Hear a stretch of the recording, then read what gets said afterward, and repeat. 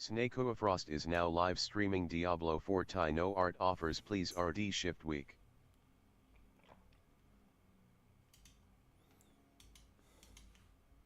Insane funding. Larry and Dev answers with what funding? Who is this guy? What is this? Please, please, please put some thought into it before you complain. This is what AAA should be moving forward. 6 years and 400 plus people with insane funding due to the IP have given Baldur's Gate 3 a big boost. It's truly unrealistic to expect this on a daily basis. That's fine. No, the thing is, like, all right, people, all right, let's say you're right. People are unrealistic to expect this on a daily basis. Well, I think also it might be unrealistic to expect people to buy a game for $70 on a regular basis, right? I mean, shit, this goes both ways. Because if one person's giving you out, let's say, you know, you're selling hot dogs, and there's one place that sells 10 hot dogs for $1, and there's another place that sells, you know, one hot dog for $10, where are you gonna go? You're gonna go and get 10 hot dogs, assuming they're the same fucking hot dog. This is just fucking insane, honestly. Like, I can't believe there are so many of these people that say stupid shit like this. Like, number one, people that like PR, get the fuck out of here. These people, like, I feel like a lot of the PR agencies that these companies hire have no idea what they're doing. Because if they did, these companies wouldn't be writing these, like, these apologies on Twitter and shit that everybody fucking memes on. So, like, how do these PR agencies even exist? Like, how do you fuck up every single time, and then somehow you still have a career and like an economy for this? It's crazy. And then one of the guys says, "What funding?" Well, here's the thing: is lazy developers see what a passionate developer can do, and they now fear them because they go at the scene on lazy and money-grabbing dev zone. Well, I think you're right, and this is the thing: is that game developers and AAA developers especially have enjoyed many years of being able to pump out shit and have it defended by shit eaters. And whenever a game comes out that isn't shit and people try that and they're like, wow, this is so good, I wish more games were like this, same like Elden Ring, right? Or like Tears of the Kingdom got criticism, Final Fantasy 16 got criticism, you know, Baldur's Gate now 3 is getting criticism. The reason why is that, you know, there are people that, because it's easy to make shit, and shit eaters are easy to police. So whenever you have somebody that ups the ante, and they make it to where being a shit eater isn't a necessity whenever you play video games anymore, well then now, you know, these people are fucking with the economy. And also, like, keep in mind, 6 years and 400 plus people, that's as big as Diablo 3, or Diablo 4. Actually, Diablo 4 was 7 years. So what's the excuse for that? Because it's undeniable that Baldur's Gate 3, like, Baldur's Gate 3 has more... Welcome to my channel. More content inside of it with just cutscenes than Diablo 4 has altogether. So clearly, the amount of time and money invested into this is not the only factor. It's the people that make the game, and it's if they know what's going on or not. Diablo 4 was 9,000 collective employees. Yeah, well, big mistake. This week, if we're talking shit about devs and how bad their games are for a year, now they talk shit about our good games. Yeah, now we're getting it back. That's what AAA is for. Yeah, AAA is for making those really big games. So, like, I don't know. We talked about this a lot. I'll read a few more of these and just go from there. Lazy developers, not just passionate, they're backed up by their management to deliver the product they want to deliver. It needs passion and thought to convince management to let you do your thing, passion and knowledge of what you're doing. I don't really care about, like, people that are passionate or not. Like, I've said this before, is that I think that it is actually, and I know that, like, I get some pushback for this because, like, everybody likes to blame executives. Because executives don't really, it's an easy, easy scapegoat. But I actually think it's the individual designers and developers that are incompetent. I do. I think that they individually are incompetent. They lack creativity. They lack the skill to create a game that is compelling and interesting, and they should have never been game developers. What will it be? That's it. Is this because of Uber Lilith? No. I mean, like, didn't Diablo today, they posted a video of the developers a developer that's like spamming normal mode attacks inside of a world tier 1 dungeon at level 50 and dying. I mean, yeah, we'll probably talk about that in a bit. Like, we'll get to it. But, like, that's the world that we're in. So, like, that didn't, like, they're like, Bobby's not making them press those buttons. Bobby's not making them, you know, not avoid CC. Bobby's not in there pulling the strings there. They're doing that themselves. Larian made a game that they themselves want to play and it shows. Yeah, it does. Executive timeframes do put strain on the creation process, but as someone who's worked in the MMO industry for years, I can say crunch time before release was because people fucked off for 80% of the project timeframe. Yeah, I mean, I don't know, like, what the fuck, like, I have no idea what happens with, like, each individual game, but I actually think that a lot of these people just have no idea what they're doing. And there's not some, you know, executive that's at fault. It's just the individual person being an incompetent employee and not knowing what they're doing. Do you think that the game is the first AAA or quadruple A? No, I don't think so. Permanent Devs made a game they wanted to play too. Yeah. Like, I think that, you know, if I make a list, right, of, like, games that, like, recent gold standard games. Elden Ring.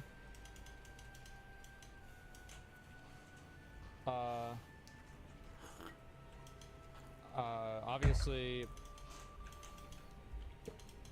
Baldur's Gate 3.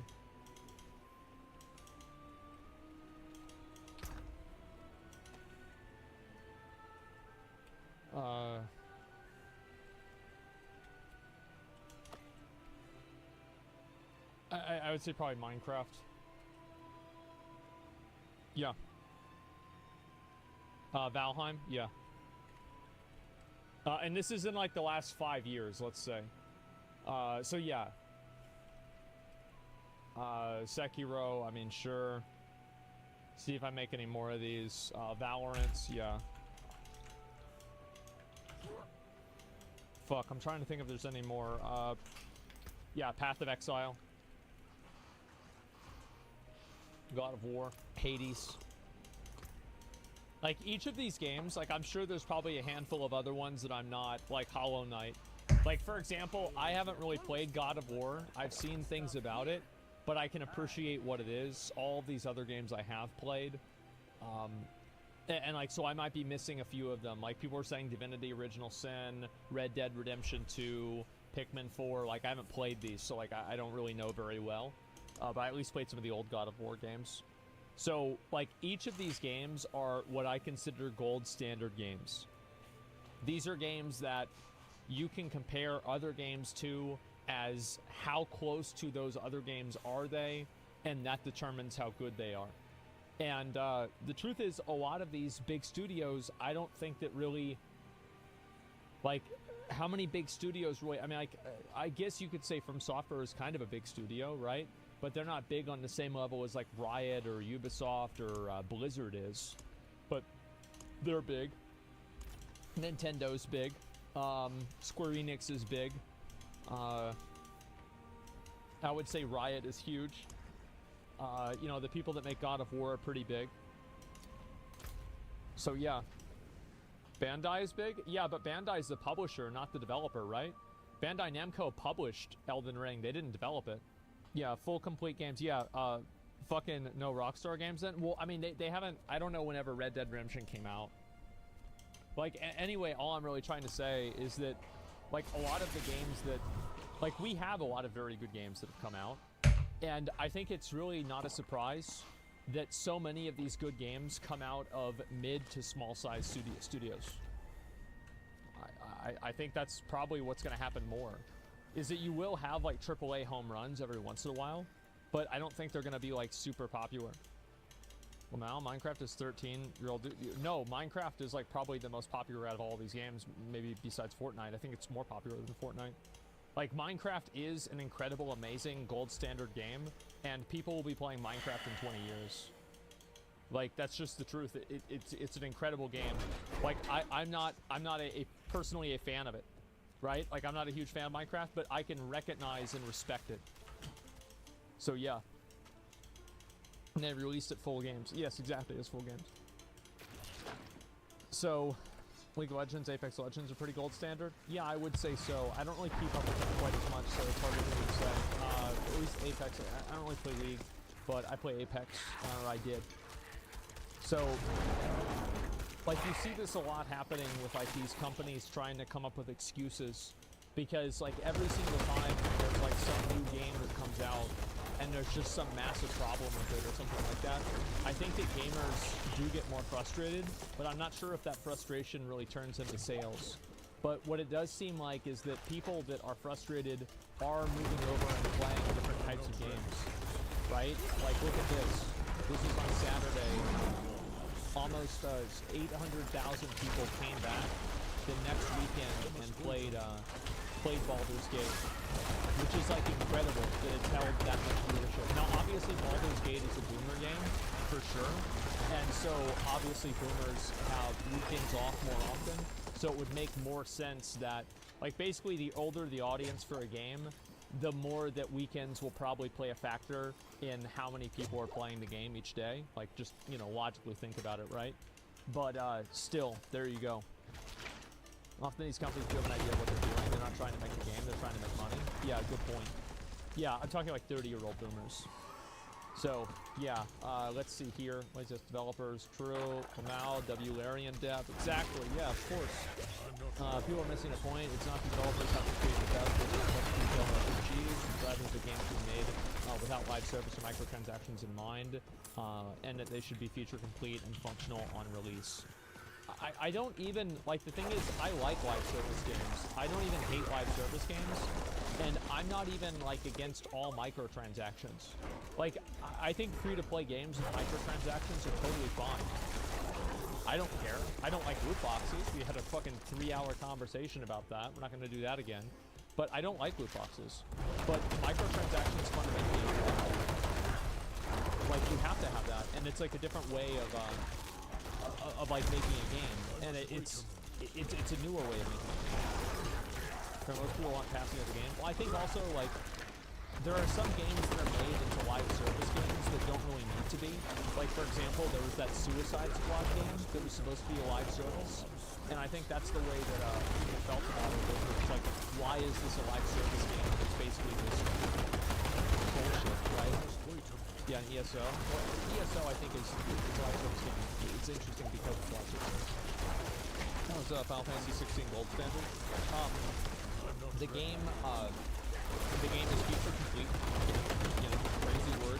Never hear that anymore. It's a feature complete game. It released without any major bugs or problems. It was a complete game, and there was nothing that was like drastically or dramatically wrong. And it was well received by the audience. So that's one. I mean, again, like, this is not. And it didn't have like weird microtransactions. It didn't have like anything like unnecessary added into it.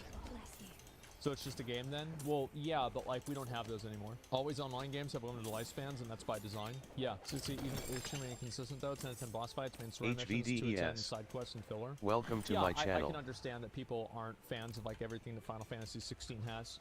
I think that Final Fantasy 17 will probably have way more RPG elements, but probably still have action combat. So I think they're probably going to have like more action, probably the same action combat with more RPG elements added into it. Like, I'm kind of guessing, and then like also like this is a bit of hopeful guessing. Like, that's what I hope they do. That from good games are true for this long. Yeah, exactly. To be fair, most people praising a game won't get to have Act 1, let alone finish the game. Well, that's fine. I mean, like, most people don't finish games. Like, for example, you know, even with like a Dark Souls. Like, if you go and you open up Dark Souls and look at like how many people actually finished the game, I mean, it wasn't even really that many people that did it. I think it was less than 50% finished the game.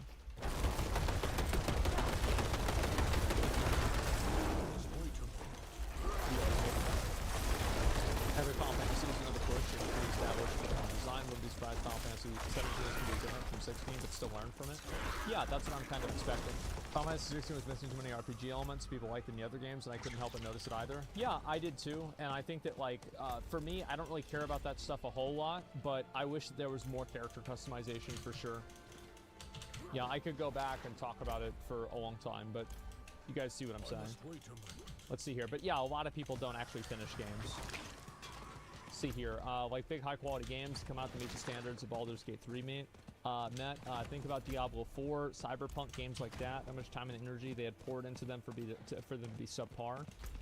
I will say that in CD Projekt Red's defense, apparently there was like a really, and this is not like, obviously like it's still their fault, right? Because it's their game, they're asking you for money, but like it's their responsibility to ensure the quality of the game.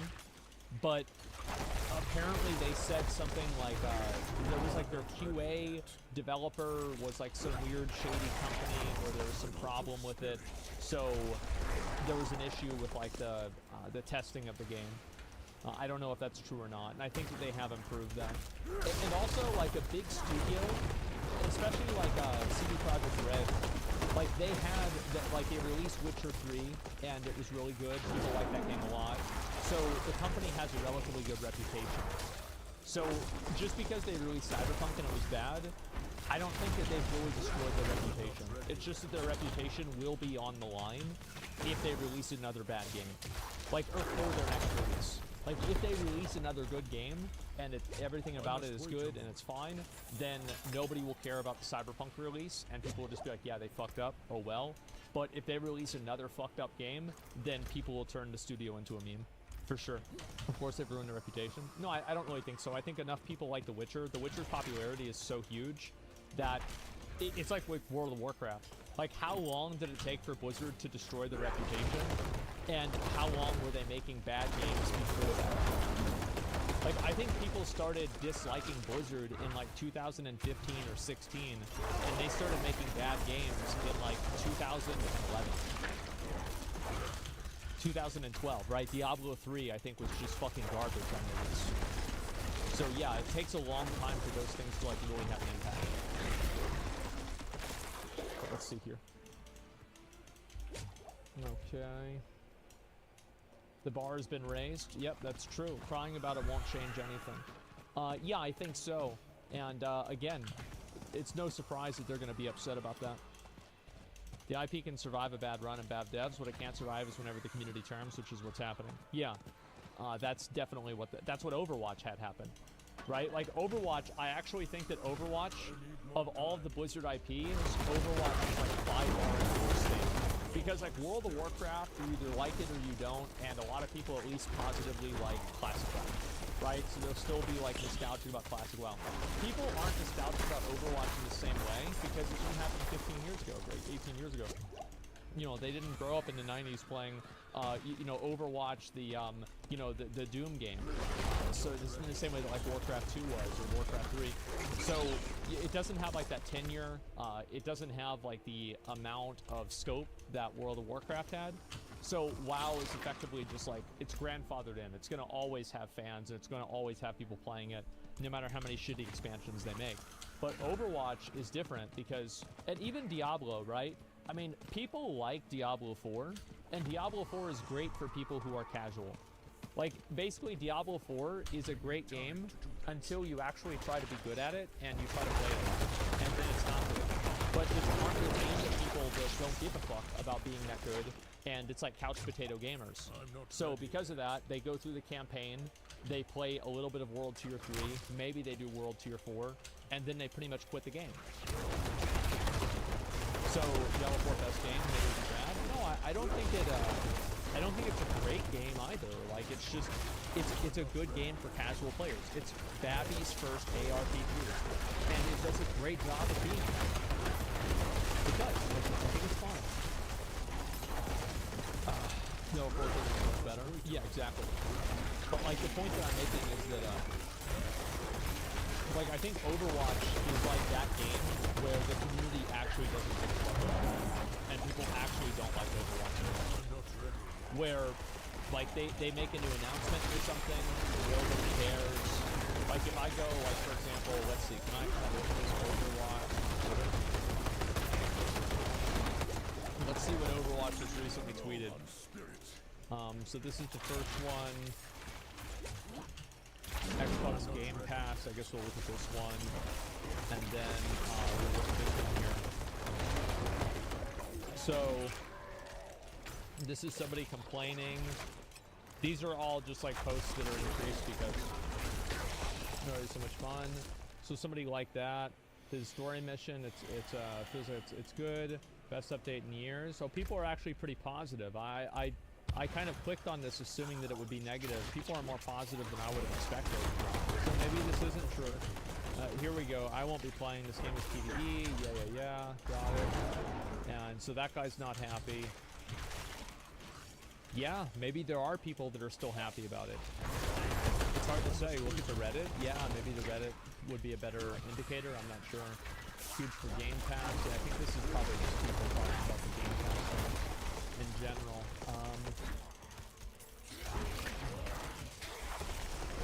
Yeah. Okay. So nothing actually too crazy. Maybe Overwatch hasn't destroyed the reputation yet, but I feel like they have. Yeah, I do. I definitely feel like they have. Gotta scroll past. Overwatch 2 is good now? No, I did. Like, I think that there is no reason to play Overwatch 2. Like the gunplay and the hero design, like it is a unique, fun game in a way. But like, there's no reason for me to like invest myself into that game. I might go back and play it sometime, but I mean, who the fuck knows? But it's because they canceled PvE. Like, that's where the problem is that they basically said, we give up on making this game anything more than what it is. So there's no, if you expected or hoped for this game to have a future, you're looking at the future right now, and that's all it's ever going to be. And that's a really sad thing to say.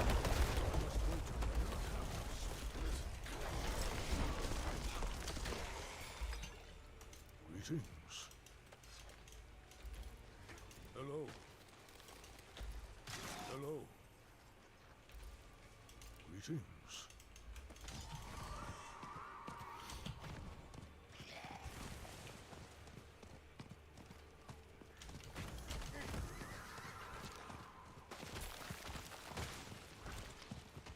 I need time to do that.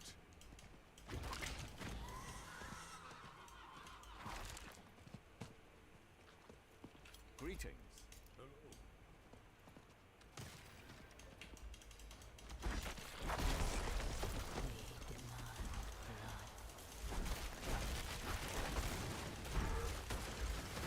Thank you.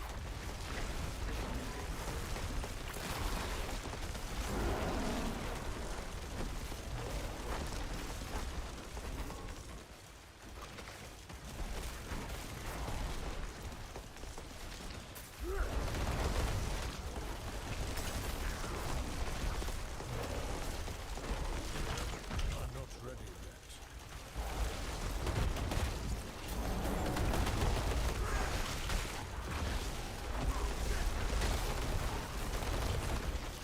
I must wait a moment.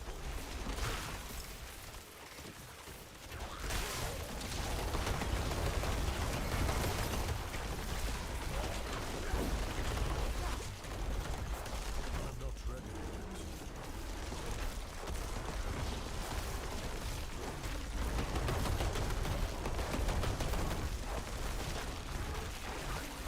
I must wait a moment.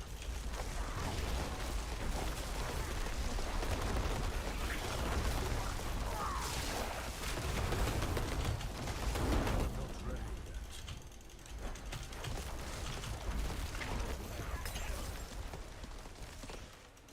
Impressive.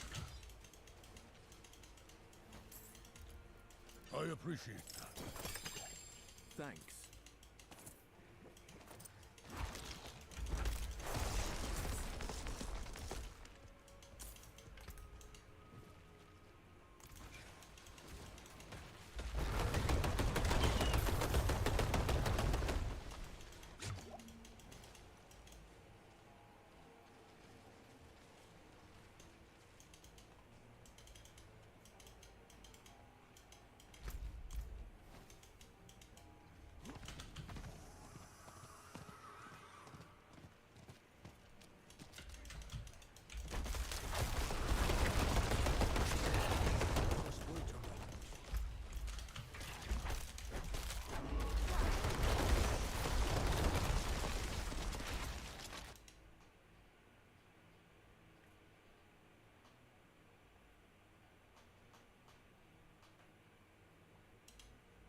Blizzard posted a video of the Diablo 4 devs playing their game. If you wonder why the game has so many issues, this is probably the answer. I don't even want to watch this video. I'm gonna be honest. I don't even want to watch this video. So Diablo 4 released the game. Sorry, released the video of developers playing the game. You remember what I said? If you were able to watch the developers play the game, it becomes very evident why the game has problems. I can taunt you. There are so many ways I can kill you. That will be your last stupid mistake. Hi, I'm Deanie. I am a senior dungeon designer on Diablo 4. How do you What are we gonna do? So today, I wanted us to play Belfry Zakara, because it is pretty cool. Belfry Zakara is a dungeon that you find on the coast of Hawazar. It's pretty cool, because it's the only dungeon that is got the kind of like Zac architecture going on mixed with. Here's the first thing. What are they playing with? Controllers. By the way, I know obviously anytime that there's a woman on the screen, there are people that smell like Cheetos who take that as an invitation to make a comment on their. There are so many things wrong with this game. I don't want to fucking see your opinion on somebody's haircut. Don't waste our fucking time talking shit. Shut the fuck up.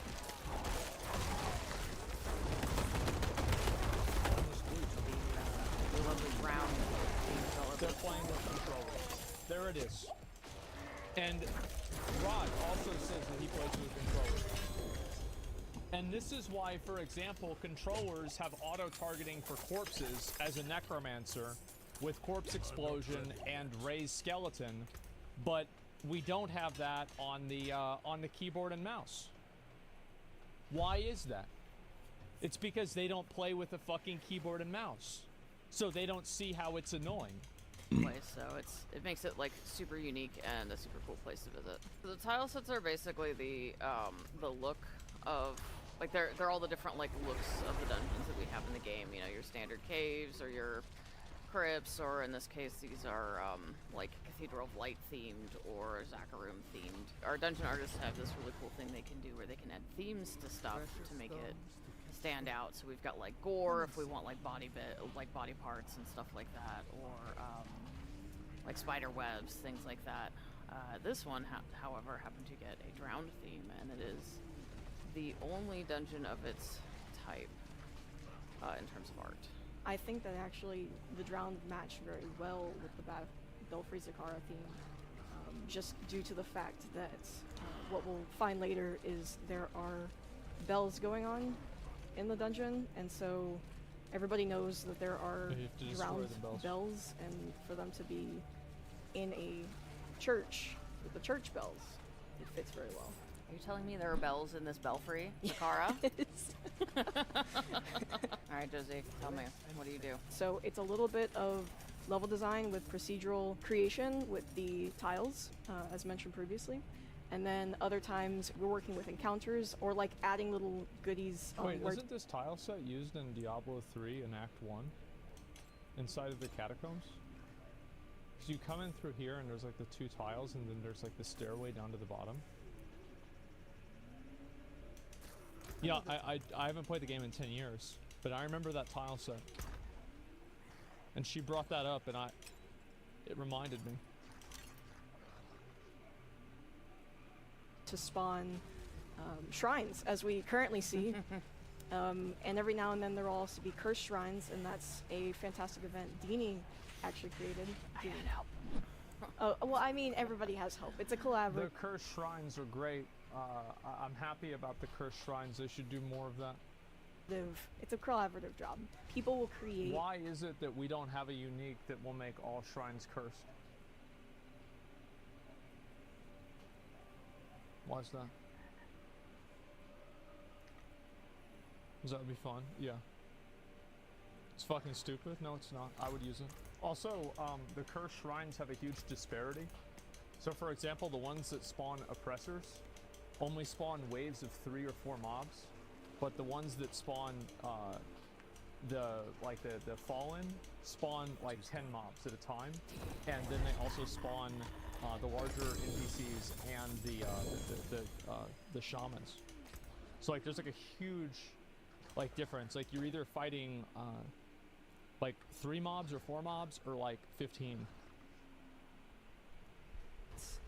An initial dungeon, and then another dungeon designer will come in and then wind up basically, and then another dungeon designer will. Well, I mean, everybody has help. It's a collaborative. It's a collaborative job. People will create an initial dungeon, and then another dungeon designer will come in and then wind up basically giving both critique and then also will make it better from there. And they'll understand, hey, this was like the core of the original idea, and keep that, and then we'll modify it to fit standards for the rest of the game on making sure, like, hey, killing all these monsters in this area is too large, so let's actually shrink it a bit. Did that guy have the day off? Whenever that part of the job came around, did he have the day off? I think he did. The year off. So, there's a big concern that I have. Whenever you have design by committee, and you have multiple people that are designing this dungeon in like a...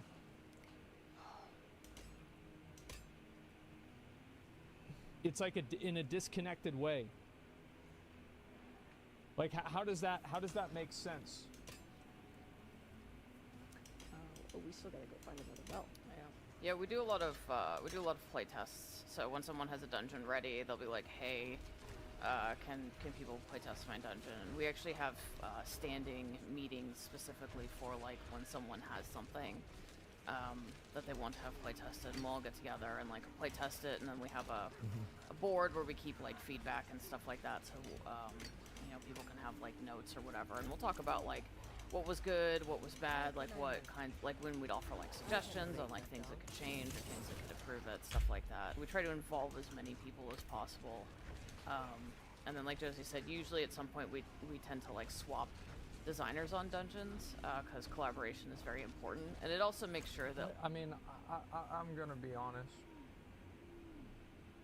like she's not even using the main abilities. Like how do you work on a game and you don't use the abilities that the game gives you?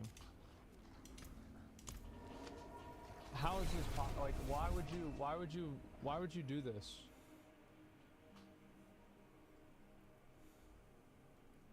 like, if there's like bugs in the dungeon later, pretty much anyone can solve bugs. Feel because mercy. Everyone is familiar with all. Welcome to my channel. So it makes the process go a lot smoother. Oh, this is one of my favorite shrines. I love hopping around. And there's a bell. Okay. Smash it. Smash it. Oh, you did smash it. Well, fine. Smash it without me. See if I care. I think the biggest challenge for this one was actually more art making it work. The truth is, the people that did the art for Diablo 4 are geniuses. I think the art for the game is incredible. The game looks amazing. The worlds look great. Like the different zones have like their own aesthetic. And the only criticism I have is there's not more. Like I like the Rembrandt fucking like Renaissance painting aesthetic of it, where it's like these could be pictures that were on the top of like a church, and I think they even did that. So I thought it was really cool. I liked it a lot. So I don't have anything negative to say about that at all. And I even like how they took inspiration again from like old like paintings and shit like that. And like the way that people drew like biblical things, right? Especially with like that picture with like Inarius and Lilith and like, all the people below them. Like, bro, that's straight out of fucking some kind of like Bible painting or some shit like that from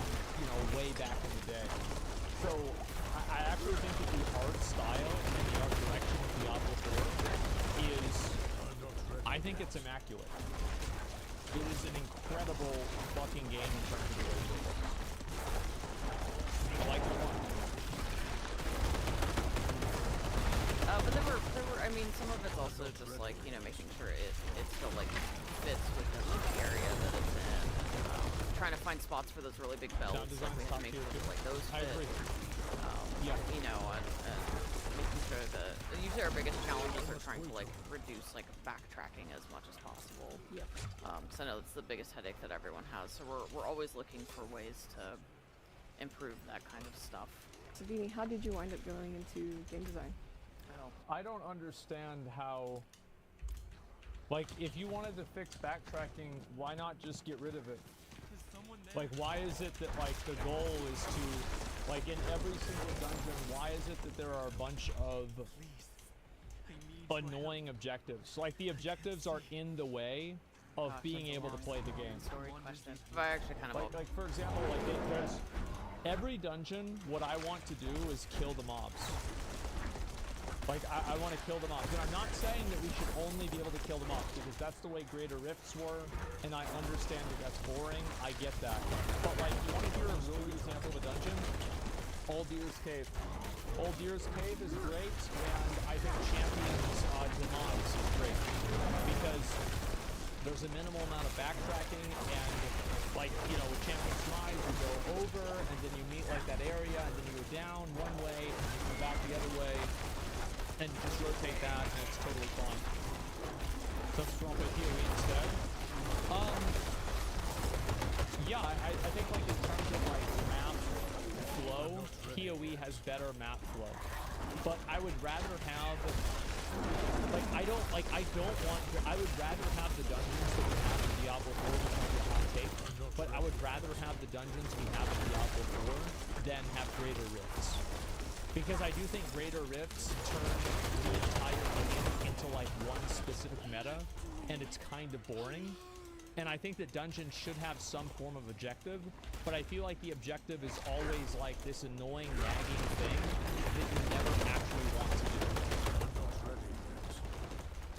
always wanted to be a game designer.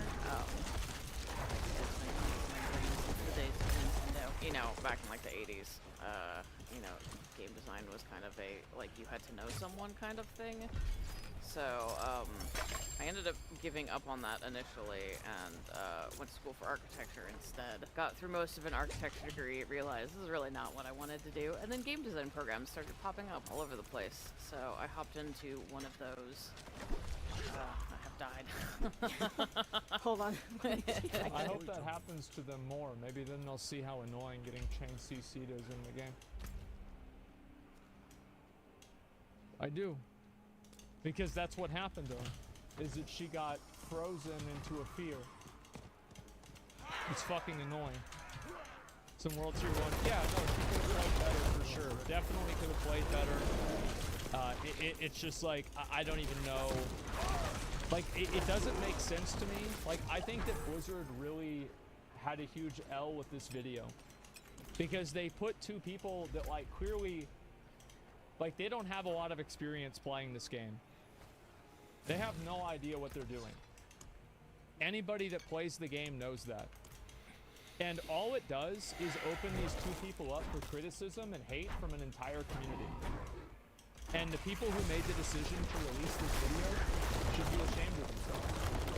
Because you just put two people on your team, regardless of whether they deserve the criticism or not. You put them in the crosshairs of everybody. And, like, look at how many people have disliked this. Look at how many people are making, like, shitty comments. Like, look at all this. Like, it's just absolutely insane. People are just totally shitting on them. And like, the thing is, like, these people are not public figures. They're not content creators.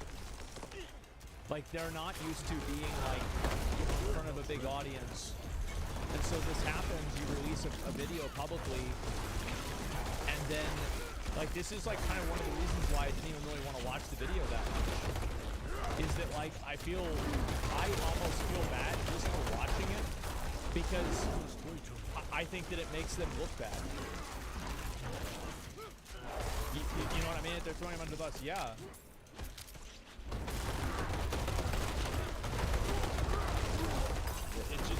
sucks. I don't know why Blizzard does this. Bro, I don't give a fuck about what they feel. I want a good game and I give them money. I don't think that you should, like, these are two things that are separate, right? I'm criticizing I'm criticizing the way that they did this. I'm not saying that every criticism that you have with the game is no less valid. But like whenever you put two people in front of the game, right? Like at level 50, you should be in world tier 2 or 3. Like what are you doing in world tier 1? Number 1.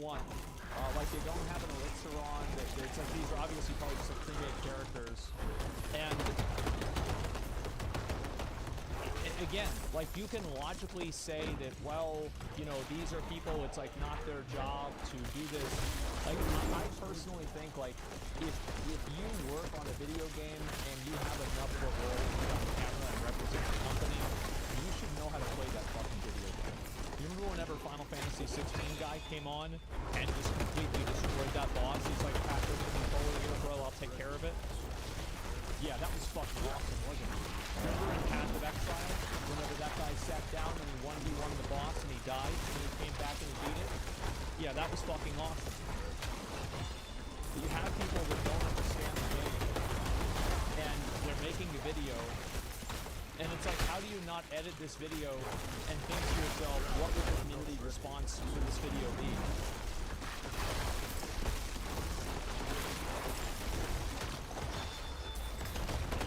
I don't know, PoE 2 did, yeah, and also the PoE 2 thing and Final Fantasy 16 thing were live. This was pre-recorded. So, like, I mean, shit. Like, for all we know, these controllers could be unplugged.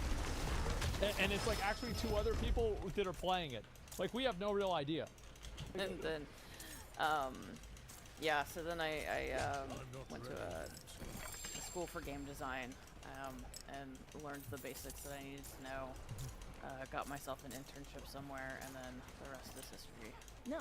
So how about you, Josie? How did you decide that this was the thing that you wanted to do? Make dungeons full of monsters? Funnily enough, I actually also went to a college of architecture, but underneath there, they actually had a visualization program, which included game design, because long story short, gaming software actually evolved from architecture software, and whatnot, and so there, under the game design program, I was able to pick up a part-time job as a game designer. Initially thinking I wanted to be an artist, but over time I just fell in love with being able to design things and like putting things together and play with interaction.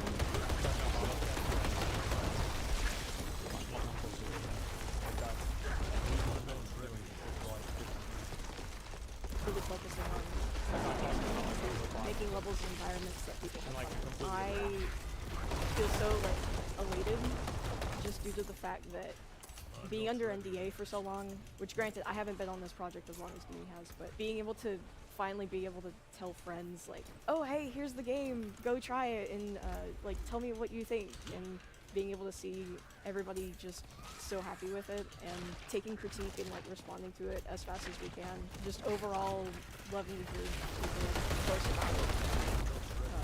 Getting to basically spot like, hey, this is what I've been working on for the past while. My wife. I mean, if all they're doing is the art, if all they're doing is the art, then I think they're doing a great job. Like, that's their job, that's fine, whatever. Who gives a fuck? But why would you have people that are just artists playing the game if it looks like they don't know how to play the game? Like, really, it just looks bad. I just, and I think it looks bad at their expense. I feel like this is such a, it's the same thing that Twitch did. Remember whenever Twitch did like that girl that thought she was like a viewer or some shit, and they put her up, and everybody started shitting on her ferociously stuff or something like that, and like I really thought that was a huge Twitch help. was like, this is a person with like a very, very small, like 10 to 20 viewer audience, and you put this person in front of literally a million people. And like somebody at Twitch should know what kind of response they're gonna get.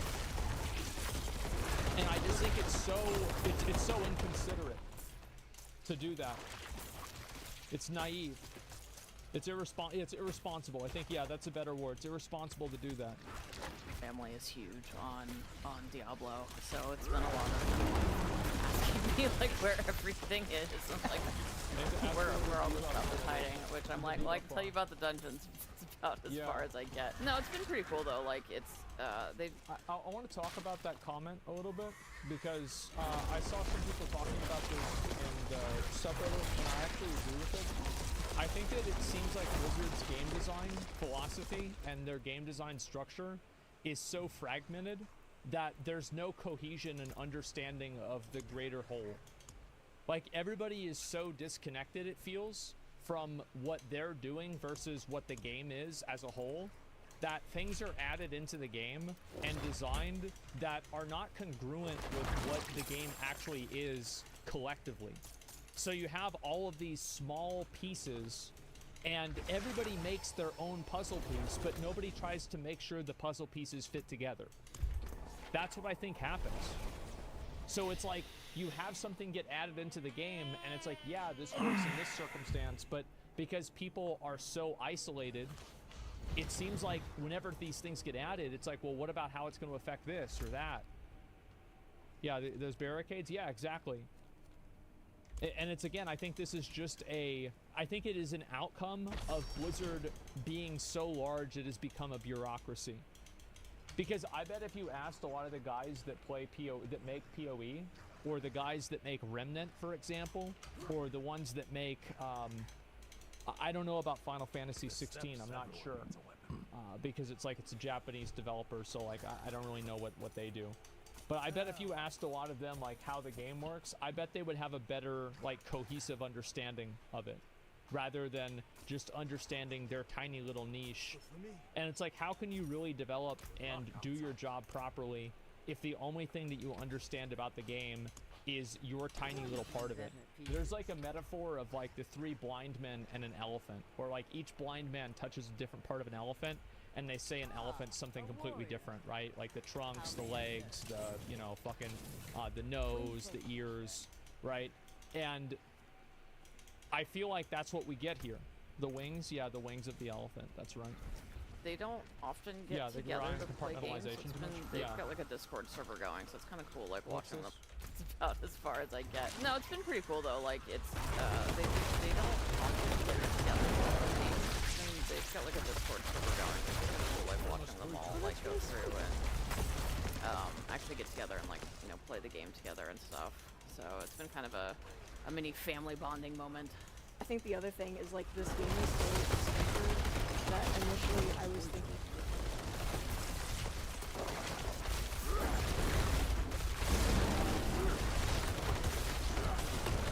She said expansive, but you know. Oh, I worked on it for so many years. I'm not gonna play it as much whenever the game fully releases, but I've been pleasantly surprised. Like, the game is so expansive. Like, while I've worked on dungeons, the overworld alone, like, there's so much content there, and there's so many other dungeons I just haven't worked on. There's always... So it's like, you see how you see that problem right there? You see that? Because this is like, so let's turn this into an example. Right now, the overworld in Diablo 4 is cosmetic. There's no reason to do anything in the overworld because of how powerful experience gains are and the new level changes in the open world. And again, I think this is a direct outcome of like compartmentalization of designing the game. So like the people that are designing the dungeons, it's like, well, they're getting what they want with this. But, well, what about, like, for example, what about Helltides? What about, actually, I guess Helltides are pretty good. Helltides is the only exception. But what about just, like, being out in the open world in general? There's no reason to do it. Content to go look Too for many too. chefs. Well, I think a better example would be like, instead of it being too many chefs, it's like, let me think of a good way to say it. It's like if you're gonna make a steak, if you have to like serve steak and potatoes, for example, right? And there's like the person that cooks there's the person that sources the meat, and the person that sources the meat doesn't know how to cook a steak and they don't eat steaks. And then the person who cooks the steaks doesn't know what kind of meat they're getting, and they never talk to the butcher that actually gets the meat for them. And they also don't even eat the steaks. And then you have the person that makes the potatoes also does. And then the person that makes the steak doesn't eat potatoes either. And then the person that that makes the potatoes doesn't eat steaks. I must wait a moment. You can see how that would have a problematic effect on the meat. You see what I'm saying? It's fucked up, yes. So we're at the ground sea hag. As you can see, she's quite the lady. No, it's a new analogy.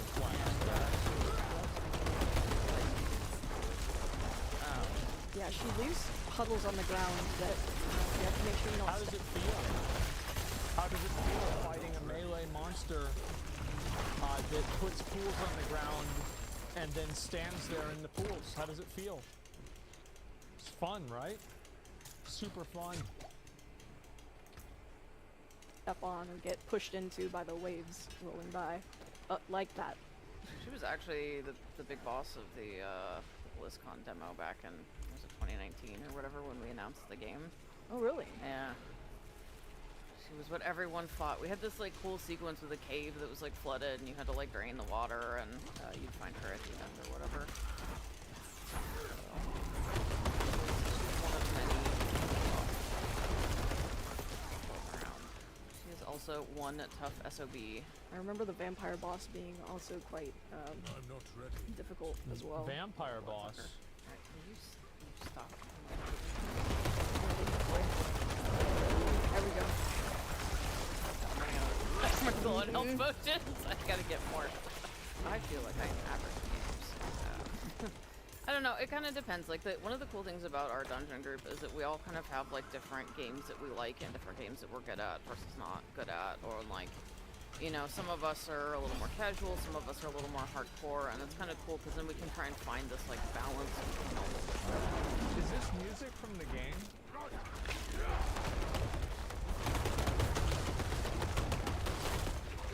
I didn't think so.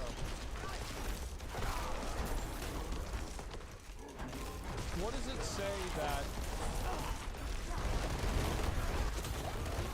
the music for the boss is so not good that even the own company doesn't use their own fight music?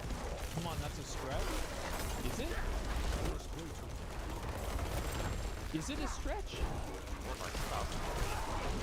To make sure that, you know, everyone is having a good time regardless of whatever their like, gaming preferences are. It's kind of a nice dynamic to have, especially when you're making content. If everyone has like the same temperament towards the games they like and how they like to play them, well then everything ends up playing out.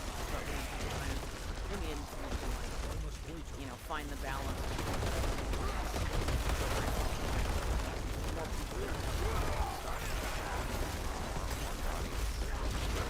Yeah. And we beat the boss! Why'd you get rid of the overworld?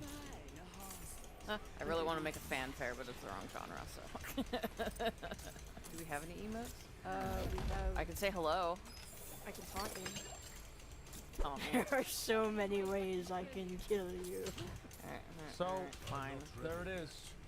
This will be your last. I will be your last stupid mistake. I mean, I just think that...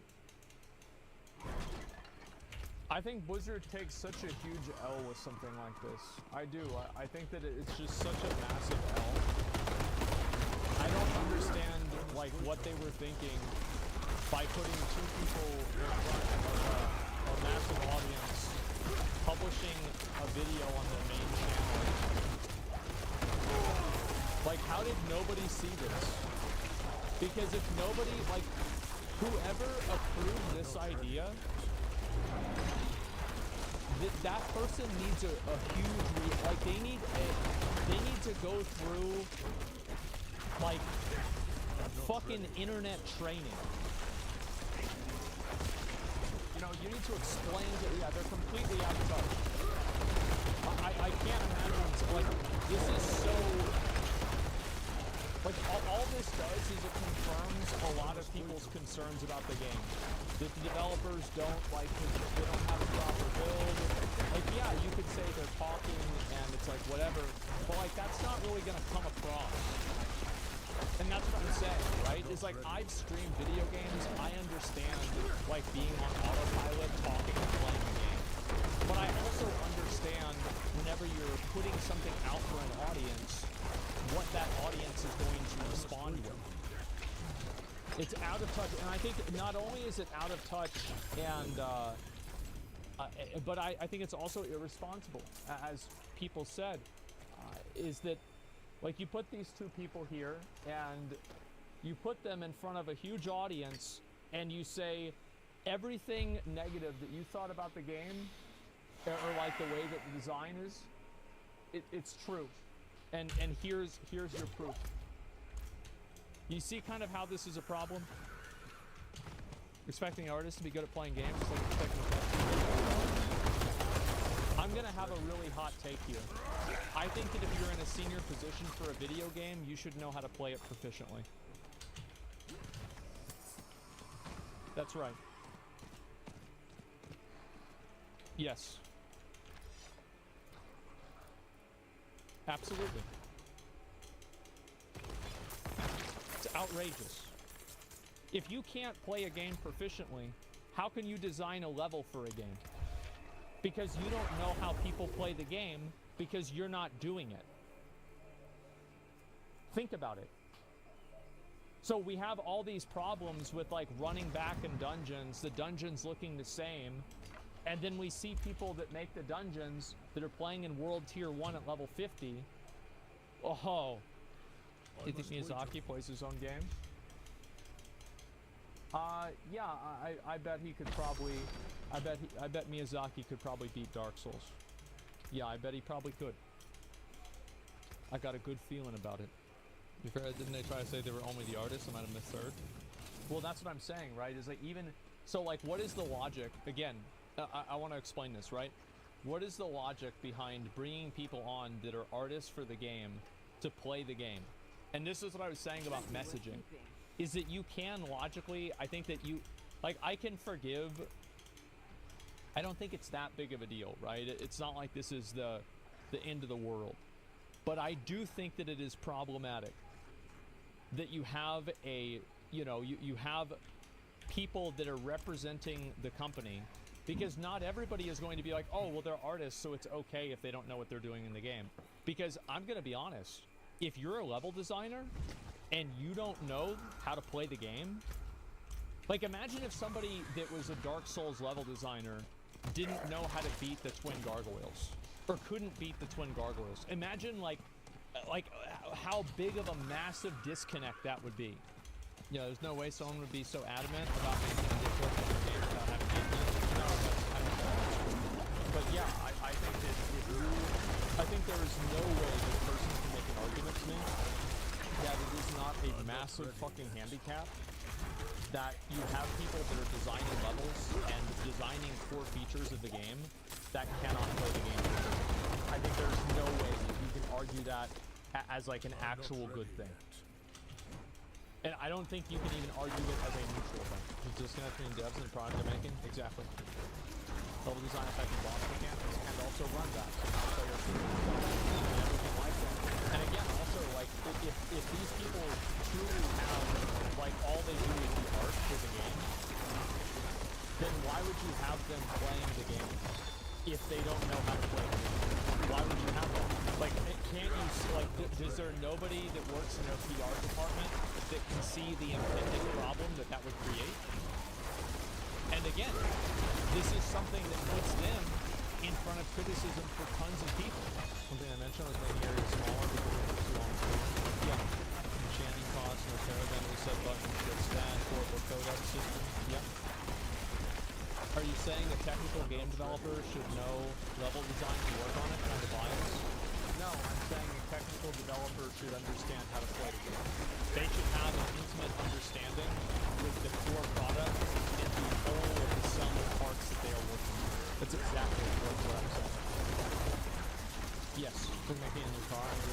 drive and promotion of the artist. So making a new car, and then the person who makes the car doesn't make the car. It's going to fall apart. If it was designed this way, yeah. So, pretty much everybody on the Diablo subreddit is not happy about this. And by everybody, I mean this has 2.4 thousand stars. I'd expect game developers to be good at games, period. If they're not playing their own game, I'd expect them to be playing other people's games. I'd expect them to be doing both. And I think that many people that are game developers do both. It's almost like level design affects the gameplay. Yeah, exactly. Level designer takes on more specific responsibilities and develops architecture, special effects, and many other points, not the game itself. It's just mental gymnastics, it is. Why are people running defense for a company that tried to put 2 people up there who had no understanding of how to play the game? Why is that? Why would you do that? Contrarian? Yeah, I guess so. Anyway, so people are not happy about that. They seriously recorded and edited this and thought it was a good idea to post it. Can I appreciate their transparency at least? As I said, guys, remember, the more that they explain what's behind the curtain, the more you understand why there are problems. There you go. I'm not ready. Honestly, not everybody plays video games. Not everybody should be good at it. Even developers shouldn't be required to be good at video games. But for the love of God, if you're doing a live stream, you should definitely put someone on who can consolidate. Yeah. And again, it puts these people in front of massive amounts of criticism by making them the face of the company for the game. I don't know. I think it's a case of I'm not ready yet.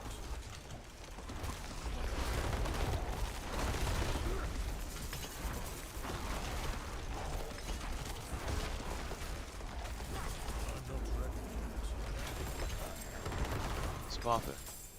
Welcome to my channel.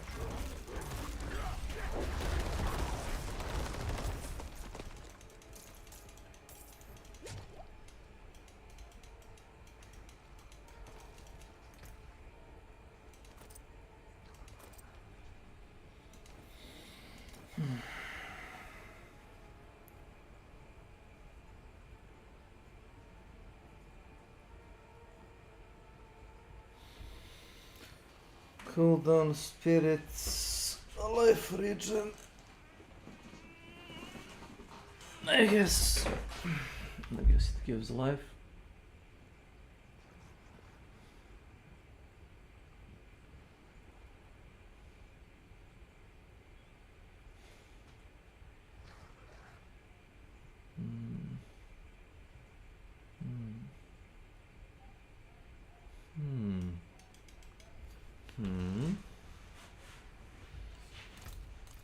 Elysian. Welcome to my channel.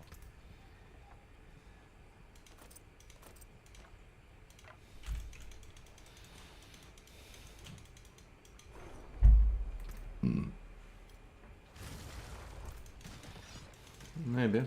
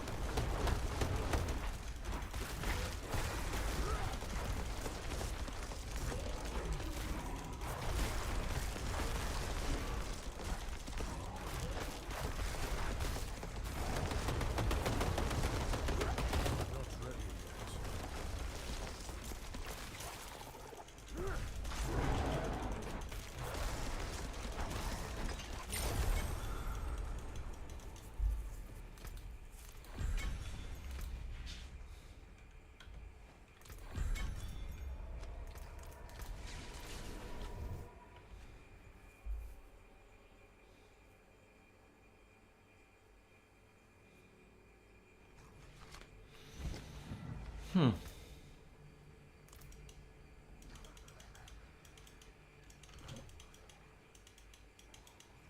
the crying and worry of school-run survivors, scaring off buyers. Let's have some compassion. I would rather have coin.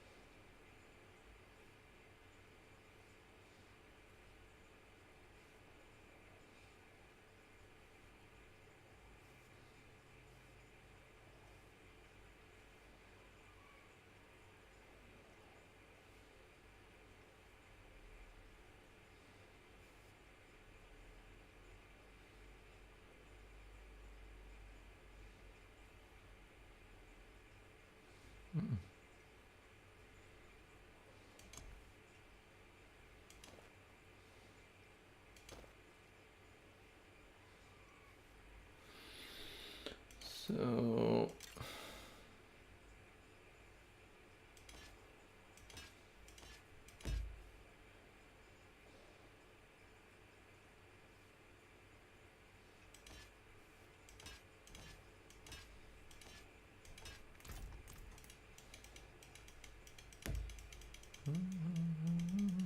Would you like something appraised?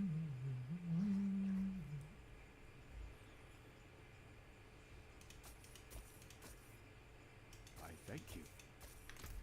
you're welcome.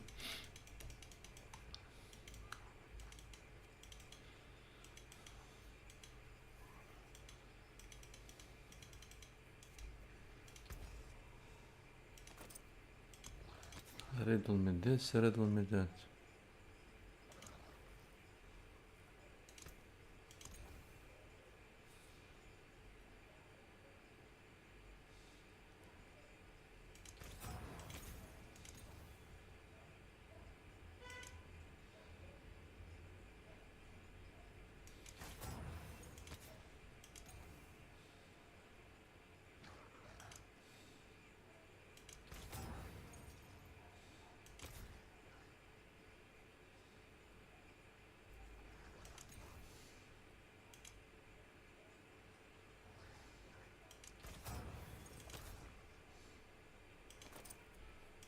That's good enough.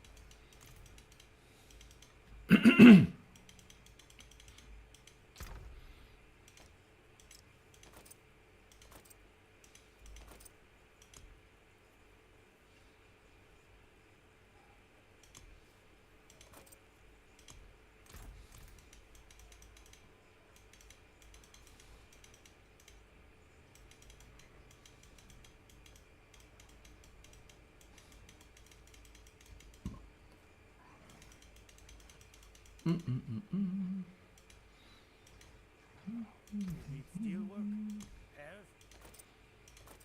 Ha! See the bar make that.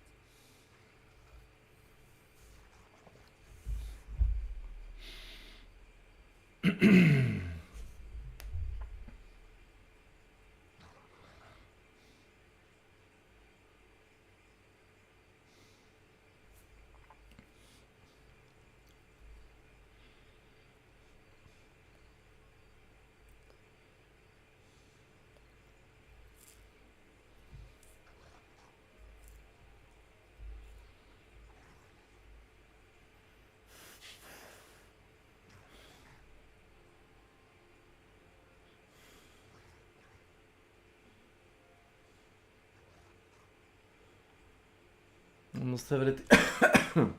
45 here, interesting.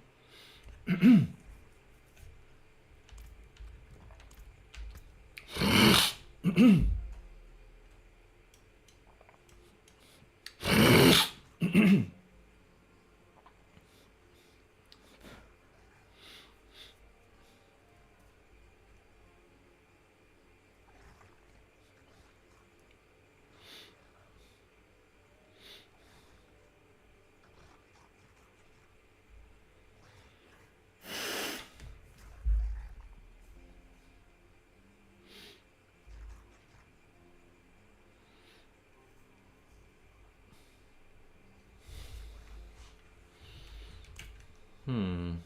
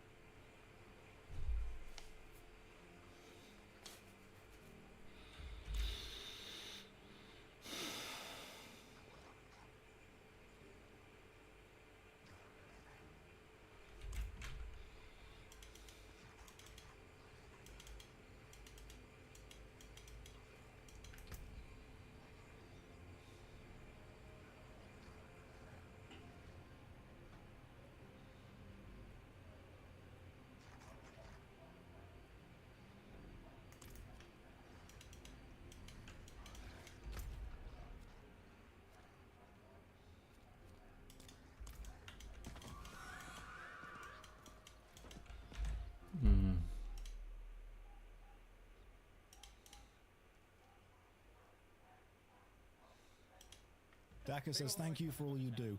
Yes, it is difficult to sit here eating popcorn, watching somebody else work. I do get why all of the reactors on YouTube do it, and this might be the start of something for me. This might be that moment where I realize, holy shit, why am I making original content? Why am I doing it? Why am I playing RPGs for hours? Why am I playing MMOs for days and then making analytical content and trying to entertain people when I could just watch somebody else who's already done it and just say what I think about it and make more? So much easier. This is the start. This is what it is. Looking forward to Lazy what Man they're mode going in to RuneScape was the start, okay? This, when they contacted me and said, Josh, do you want to watch somebody else stream and just talk over it? I'm like, I was born for this, baby. Now, I understand that a lot of people are watching the stream because live anything has the potential to be super cringe. It does. Let's be real, okay? It can be super cringe. There's an old saying, everyone goes to the theatre because tonight might be the night the wire breaks. As in, we want to see people fail. There is this lovely, beautiful schadenfreude that everyone wants to see something be cringe and terrible. So we will watch the stream and we will hope for the best, but if it goes wrong, I will be here to pick it up. That's the plan. Everyone watches Formula 1 because there might be a crash. Alright? All they've got to do is be perfect for the next 110 minutes. Not hard. You know, because last time they were talking about how there's so many more new ascendancies. I think maybe spreading them around a little bit with different characters would be pretty cool. Yeah, adding a little bit more distinction there. Like, Yeah. you know, What are we watching? We're watching the Path of Exile 2. Well, ExileCon, which is where they're going to reveal a lot of stuff about the next Path of Exile expansions and some information about Path of Exile 2. But he is right though, in the sense that GDG always. Sorry, Mockery in chat just said, I just want the drops. I've muted the site. I'm listening to a different podcast. You know what? Fair enough. I respect the honesty. I appreciate that. If you guys just want drops. Look, this isn't school, okay? You don't have to be here. This is more like university where you can turn up, sign in, and then just leave and do something else if you want to. That's fine. I'm not going to shout at you for that. You want to have this playing on the background in a second monitor? Totally okay. You can do that. We will have some kind of a narrator leading us through a story. I would really love that within the PoE2 story, and just seeing what just because there's such a big office now. Like, what can that many people bring? Cameraman within really the earning title? his cut on that zoom. what was Moist gummy. like It's in popcorn. current PoE 1, you get your characters throwaway line every so often, NPCs there, and having like a little bit more interaction with the environment. I'm excited for a potential, improvement in the storytelling side of things there, especially with the flavor spit and oozing truth. that we saw in Facts previous and logic. iterations of the PoE2 stuff that we've seen. And yeah, this stuff behind us, I don't really know if you guys can't see the top of this, but there's like a giant blood creature and there's a creepy head up there and a spine. Yeah, they've blown it away with the decorations this year. That's very impressive. That looks a lot like my temporary dungeon that I one have of the built. things I would love to see and always hope to see is cutscene story, and I think Here for the Oblivion NPC TikTok action. That short is gonna haunt me. I want to keep moving my own camera, so I'm like on the sofa with them. Like I want to sit with these guys. There we go. I'm with them. I'm hanging out. We're just four dudes hanging together, talking PoE. Just four dudes hanging out on a sofa. Do they want some popcorn? There's debris and stuff flying Hold everywhere. on, should I try and... more than what we've seen previously, and they started doing that in PoE1 a little bit with like the rework to Brutus and him kind of smashing And the camera walls cuts up. back. Remember, it was terrifying. Do you want some void popcorn? Smashing through the prison and chasing you through doorways and stuff like that. So more spectacular moments like that. Something I definitely think see a lot of for sure. But definitely looking forward to that. Void cool.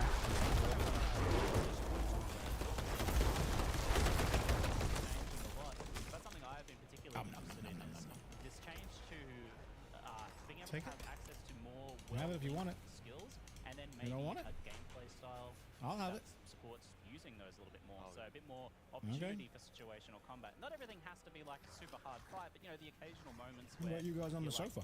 you have a little bit of back and forth with the You guys want some monsters, and that popcorn? gives you the opportunity to use that second or third or fourth Popcorn? extra well-linked that you've got access to.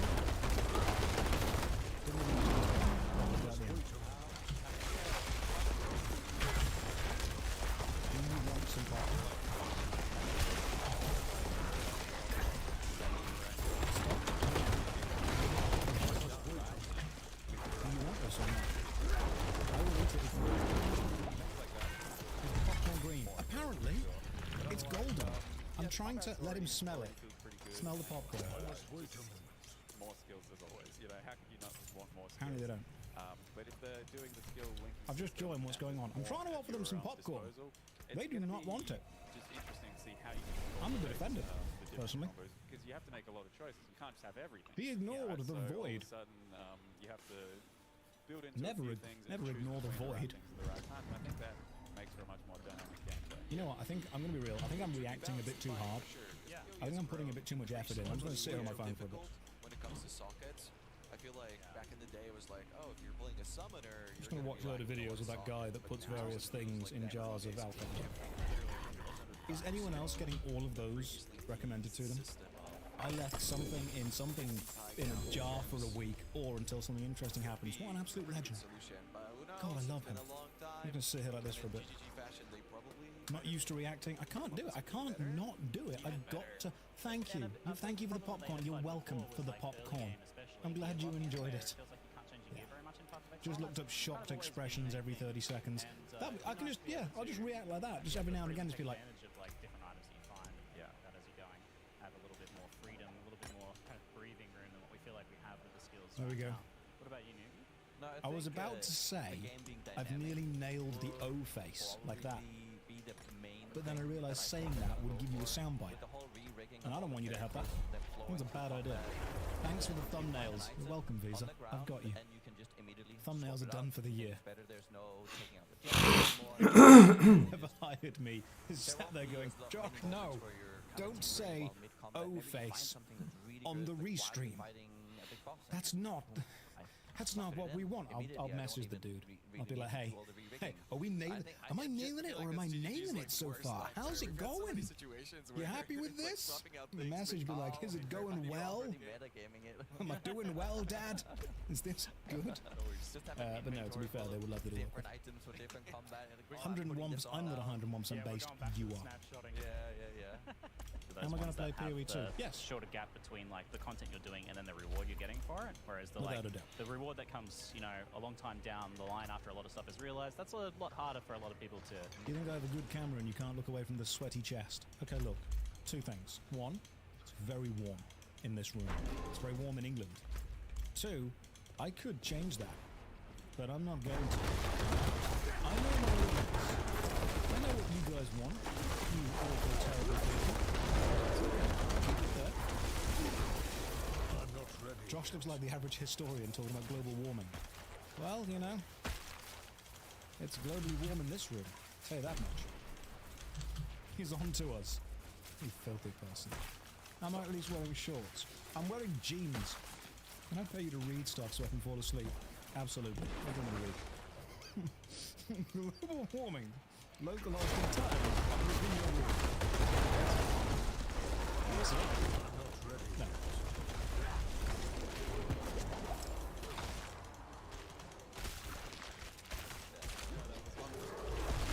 I must wait a moment. What do you guys have in the room?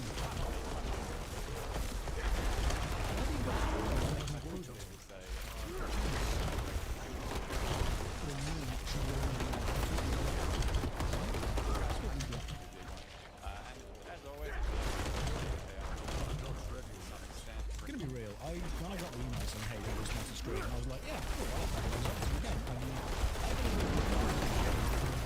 it's totally worth it to spend the time installing mods onto your PC. Kind of as over everything, Factorio, Portal. These are games that it's useful to have installed on PC. Games that are absolutely worth the hard drive space on your PC. And if someone were to do it on your PC and be like, hey, these games come pre-installed, I'd be like, alright, yeah, I totally get it, that's an understandable game to have installed. Everyone has one of those. So, I get about 10 emails a week from people wanting me to do either sporty streams or putting sponsored segments in the videos. They're like, hey, can you do this, and I turn down pretty much all of them. So when I took this one, it's because I genuinely think that Path of Exile is a game that is worth installing and playing and having on your PC. It is a new experience. I don't agree with every decision they make, but I can agree with the majority of things worth. So as soon as everyone just immediately comments, sell out. Turn down like 99% of sponsored stuff. Which is why I think it's important that a lot of the time it's integrity. You've got to keep your integrity. feels like it You've comes out very of much nowhere got to keep your for the integrity. game. This is what it changed. After that moment, don't forget to hydrate. I've got a cup of tea.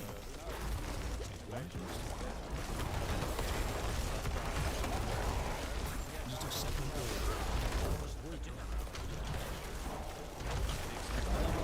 The announced eggs I can't have the host in the monitor is giving me cognitive dissonance. Let's hold that down when I start talking.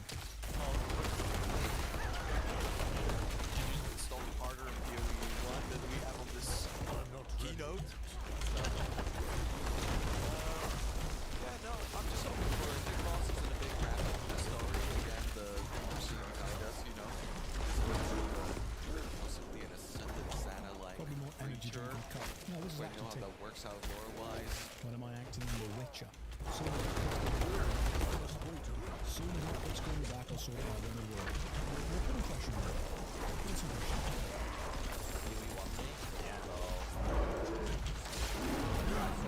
Blow it all up. It always works. What's left of the ashes. We'll see about that.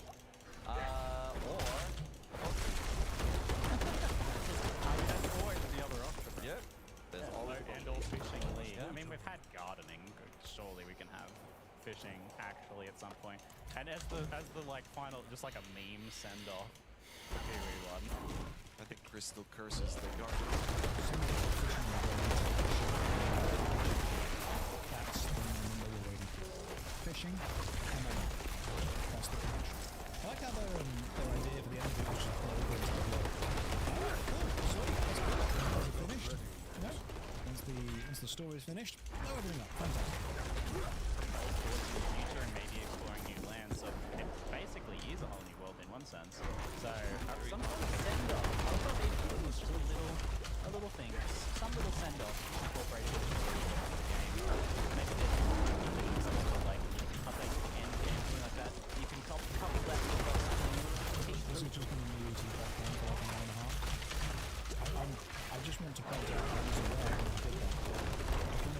I use my camera to put the popcorn into my face, but then my fingers lingered a little bit too long. I'm going to play on that throughout the stream. I'm going to see who's watching.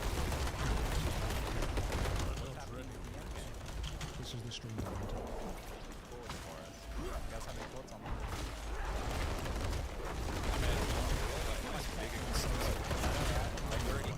Like you start out on the beach and you've got a club, right? And then you're slaying the cosmic entities from... Well, that's what I think is rather interesting. Wow, is look at that cutout. Path of Exile 1 got really big, maybe too big, killing all the gods.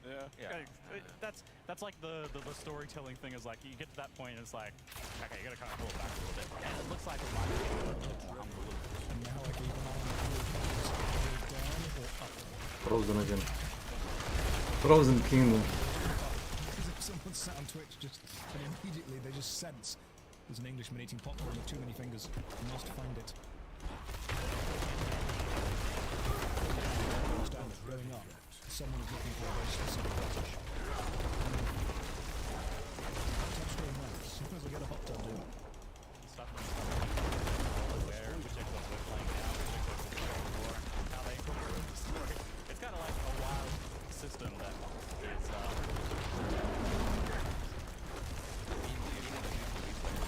There you go. Fully expected new world and everything. If they close it off in a way with a big bang, maybe it's like kind of a reset and then we keep going further and further. I'm kind of hoping for that because you were speaking very confidently about the beta and maybe no new world. Maybe we're gonna do an invasion on the world of wherever Maven's from and all that. Oh. I'd love to see that big Really? mighty boss battles. I think PoE did really well with that. And we're ramping it up every time, so the more of that, the better. Look at that.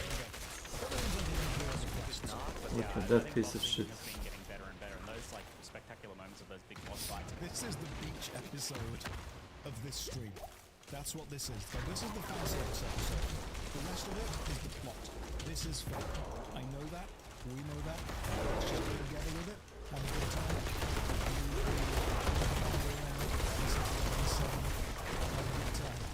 You haven't got. Please fear me. Yes, yes, yes. Definitely worth playing.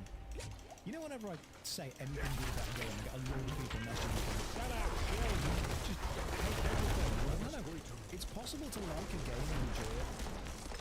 That's the whole sentence. It is possible to enjoy something. Rare, don't get me wrong, but it's possible. Eat it with your pinky and stare into the camera while doing it. Okay, I feel like I'm pretty much just supplying all the awkward fetish stuff now. We've got some time to kill. I'm sorry, can you Any, we're almost have to wrap up looking over the main stage, but any final Yes, thoughts? nice, You guys nice, wanna nice. throw? Anything you'd like to say? Turn to me. Yeah. Final thoughts. Hmm. I just want to see Patrick. I just want to see Patrick. Giving us everything. Daddy's got to go to work. I can prediction. Maybe in a TX. I would like to see it.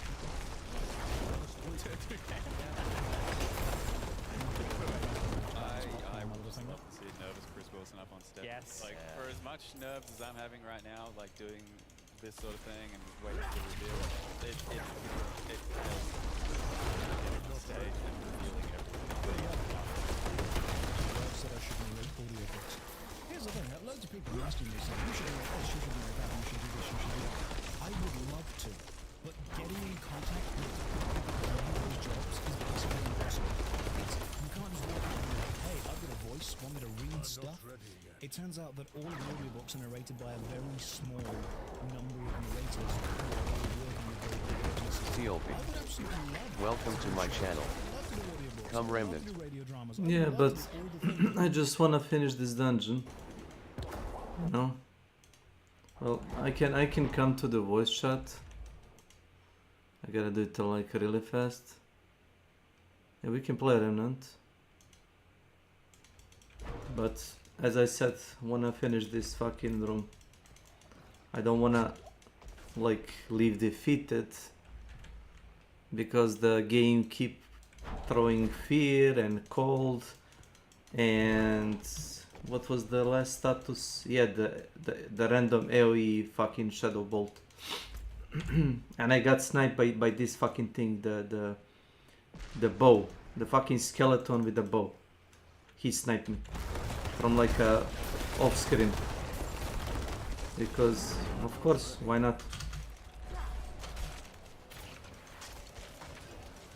Look at this. Look at this shit. Oh lord. Hello, hello. Hello, Mr. Sebastian.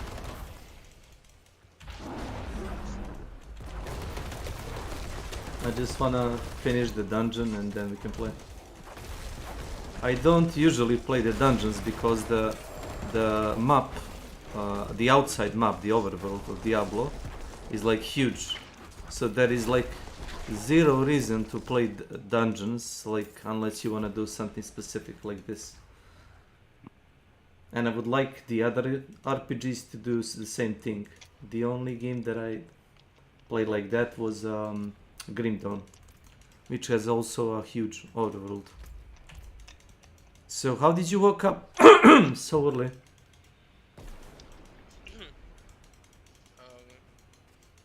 I don't know. I went to sleep at like 1, so perfect time, I think. I mean, I slept for like 7 hours or something. It's fine.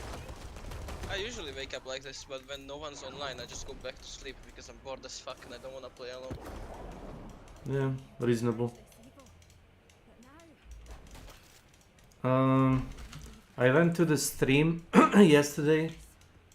Well, I tried to tell it like yesterday, and I talked to like the blue.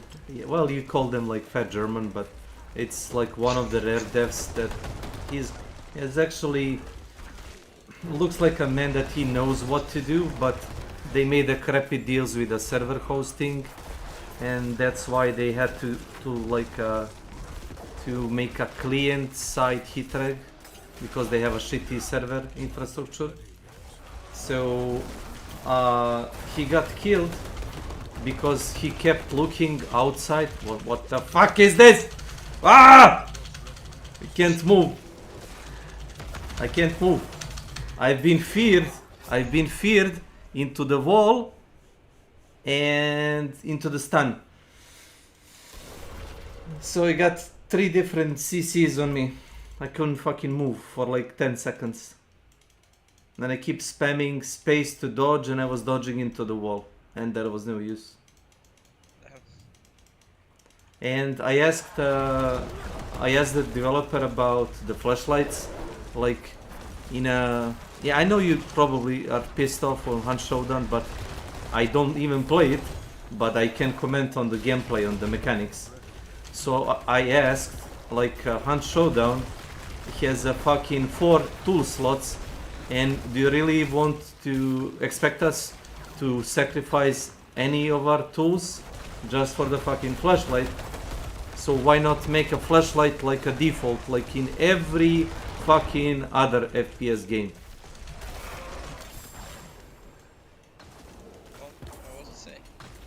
And he said I didn't expect anything, like, you know, like my message was like one of like 10 different messages and they were all in German and I only wrote in English.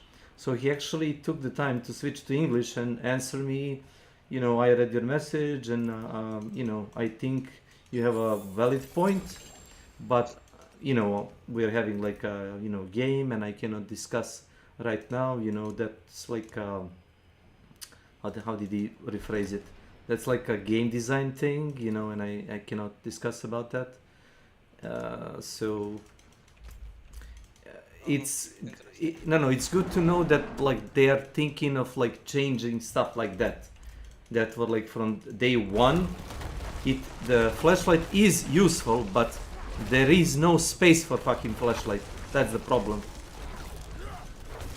People would rather go inside of the room without a flashlight than without a choke bomb or a... But they would probably have to nerf it a bit. You mean the light? Yeah. So it's not like super bright. It's like it gives lightning, but it's not, you know, flash the blinding. Yeah. Well, that's fine trade-off. If I can see something when I'm entering a room, and I'm not looking for a fucking headsman that hides in a corner because I can't see where he is. Yeah, it's fine. If I can kill the son of a bitch before he spots me.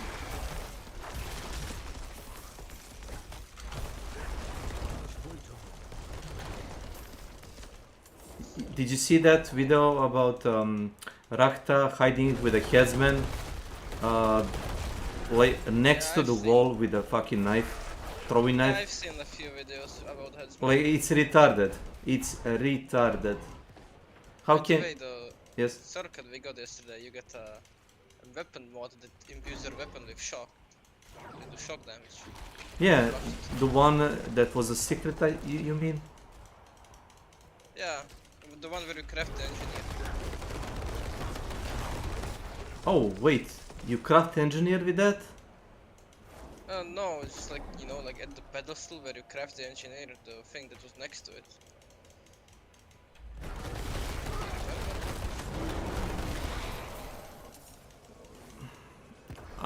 The like fucking little chip with the organic mass on it? Yeah. Oh, that's, yeah, that's a mod. I did read about that.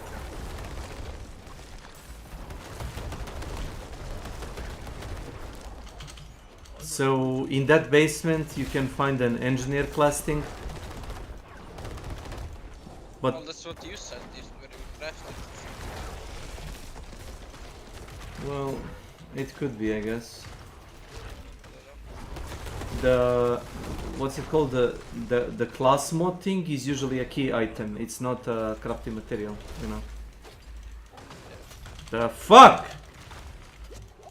It's really impossible. Like the huge enemies, they, unless you use like a special skill that makes you like untouchable,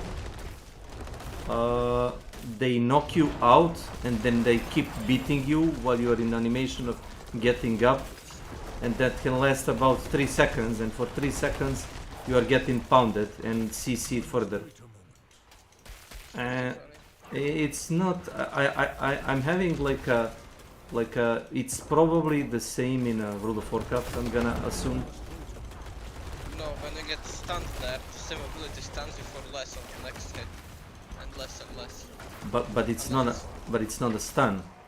You get knocked by a big enemy, and then the other guy throws like a ice, which freezes you, and then you're freezed, and the other guy throws like a shit, you know, below your feet, and then you take. Yeah, I guess it can happen, but you usually like can interrupt those or fucking stun them so they don't cast it. So.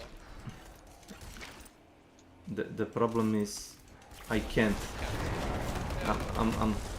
I have couple of skills that might be on cooldown, and if they are on cooldown,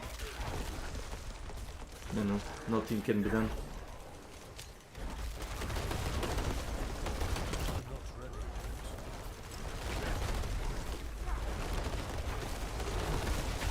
Well, this will take. You should apply status effects to the fucking dummies in the firing range.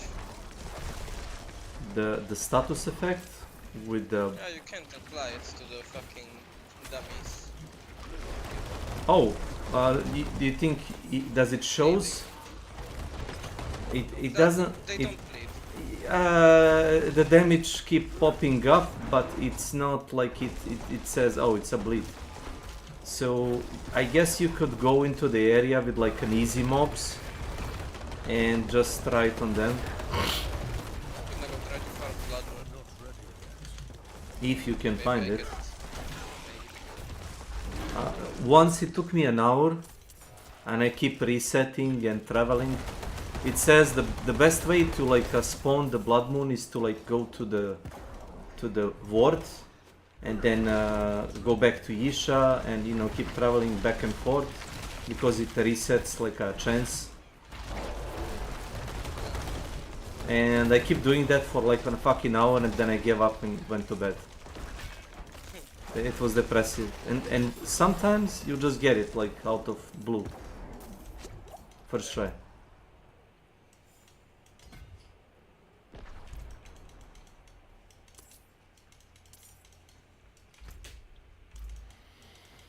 So, oh, wait a minute. Goblin. Fucking goblin.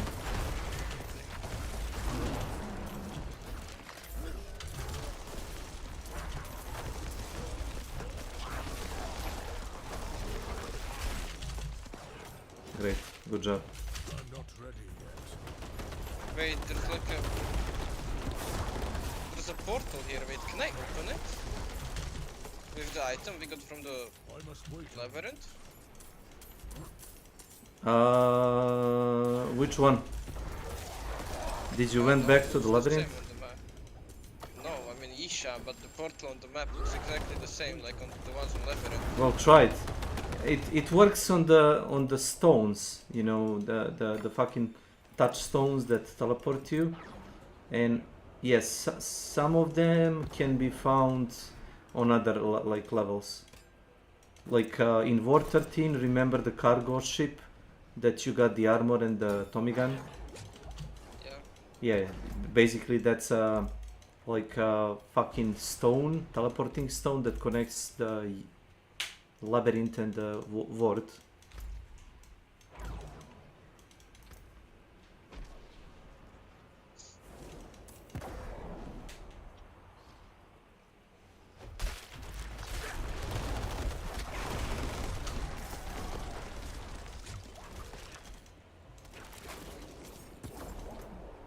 Actually, very interesting laws.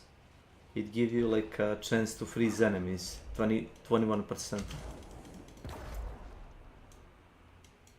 So that item only was really worth coming here. It's So you finished the dungeon already? Yeah, I found the boss. It will take me, let's see, maybe 2 minutes. depending how much shit he's gonna summon. If it's like me and boss 1v1, it shouldn't be a problem. If it's gonna spawn the ads, you know, the summons, that's then. The single target bosses are easy, you know, you just need to like pay attention to AoE and you're good. But if they summon the minions, which have their own spells,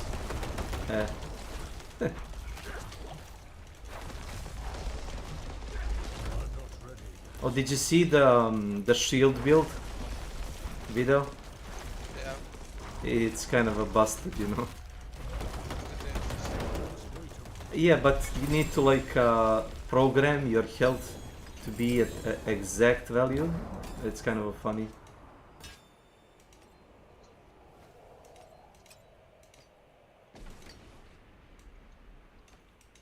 Like purposely lower your health to the exact value so you can proc the thing. Man, the amulet that makes them explode is so good. Wait, which one? If you apply a status effect, it makes them explode. Oh yeah, I saw you doing that yesterday, but I didn't get it. What was that all about? It's the trinket. If I apply a status effect, it just makes them explode for 20% of the status damage.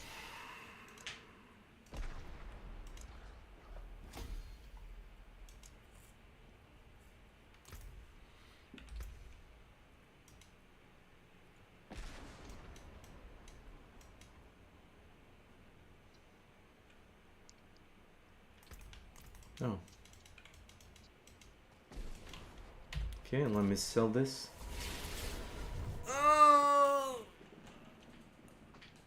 I like the games where you can go bankrupt because you keep like upgrading your equipment or you know like buying consumables, but you can also get the money back just by playing.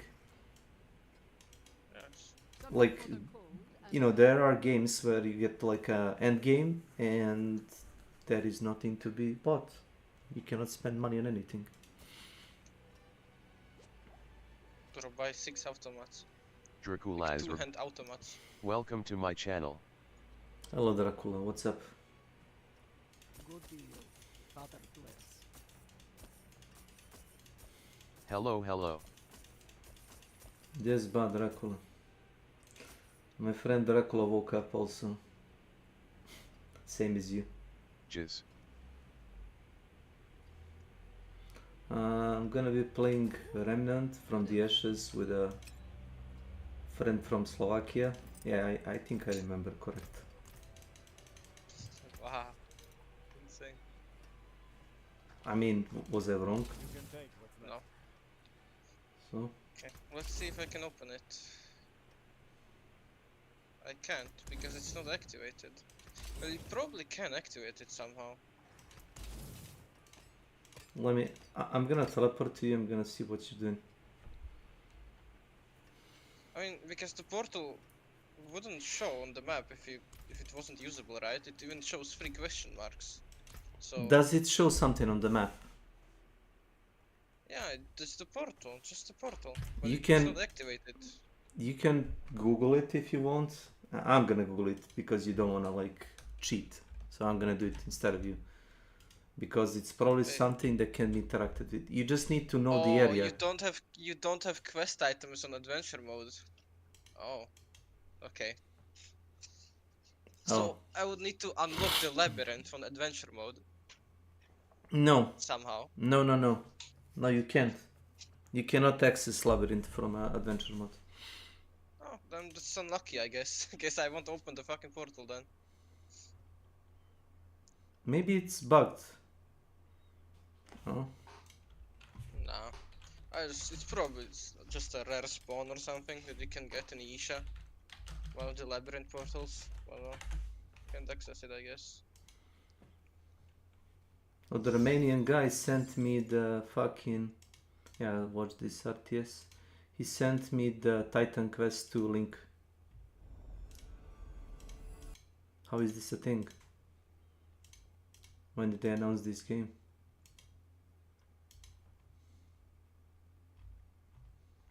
just now. Okay. Thank you. Okay, let me just change the stream.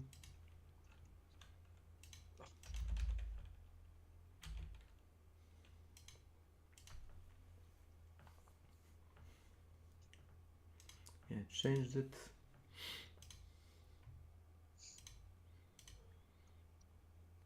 And then remnant. Do you unlock the new ability at level 5?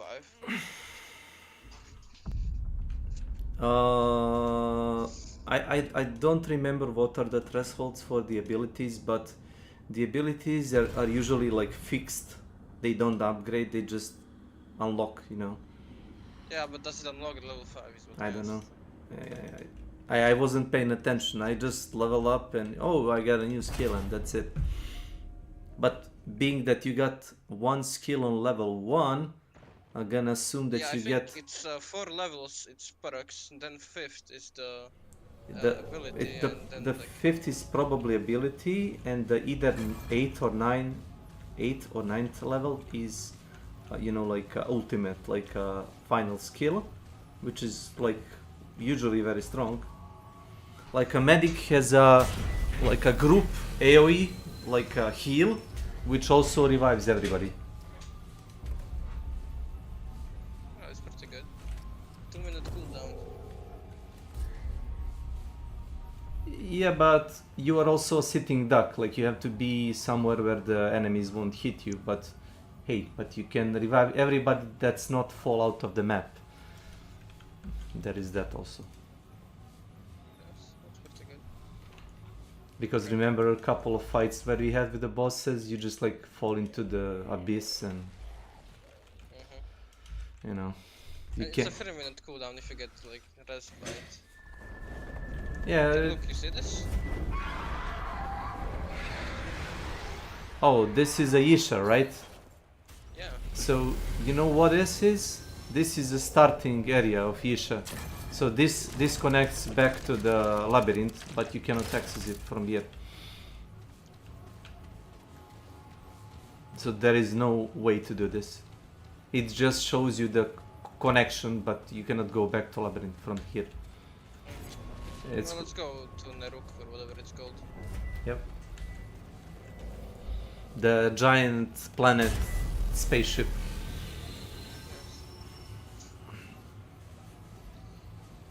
Oh, we gotta return to Ward. Yeah, you gotta return to Ward and switch to campaign. Sorry.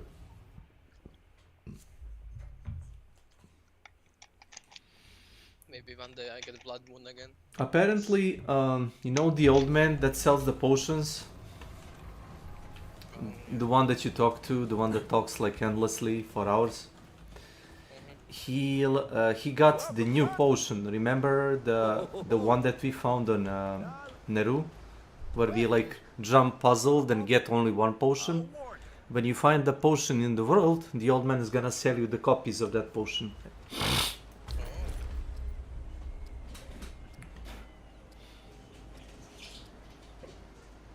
If you found it like in a world, and I forgot. These are actually 1 hour buffs, that's pretty cool. Well, the only class that can use 3 buffs at one time is the alchemist. There's an alchemist, but that Yes, sounds cool. yes, the alchemist. You need to go to Lawson, the cyber, you know, the punk world. No. Okay, come here. You can sell your Blood Moon stuff to her, by the way. Yeah, I will because I need money. Well, look at you. And I guess if you are missing, you can, you know. Yeah, but I'm not gonna buy them now. I mean, you don't have to, but you know, you have a 10 of this You here. know where to find me. Wait, she's selling a ring? Hey, you're back. Yeah, 2 of them.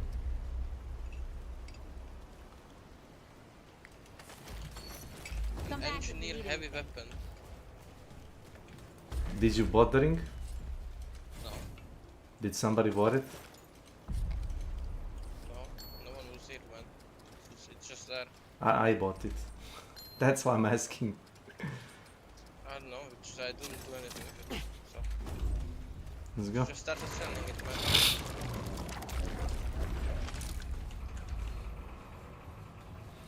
I actually sold all the ammunition boxes that I found because I needed the money. And I don't usually find like there are weapons that don't use any ammo. Like did you create the fucking cube machine gun? No, not yet. You can create it now with the quest item that you have. It has Yeah, unlimited. I looked at it. It has unlimited ammo, but every time it hits enemy, the projectile that it shoots bounce back to gun, and that's how it reloads. So if you shoot long target enemies that evade your bullets, your bullet flies like really far, and then you need to like wait for the bullet to return. It's kind of a wacky. Where do we go now? Oh, we gotta go underground. Oh wow! Why did I map close? Did your map stayed open? Yeah. Okay, then you lead the way because I can't see where I'm going.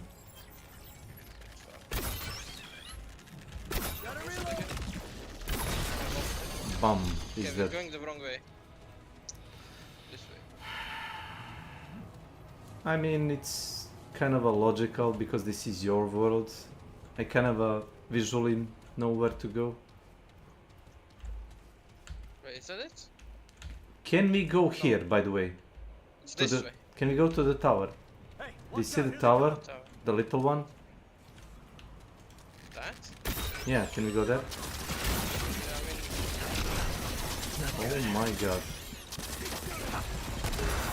Okay, I'm looking at the entrance now. I mean, apparently the...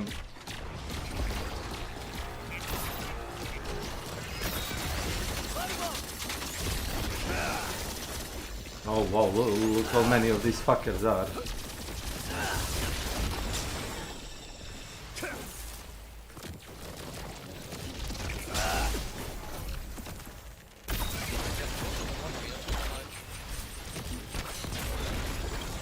I mean, I do one-shot them, but still.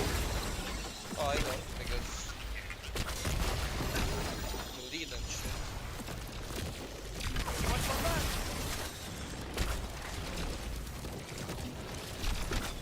Oh yeah, you do you're doing like a bonus damage if you shoot them and they are like not aggroed.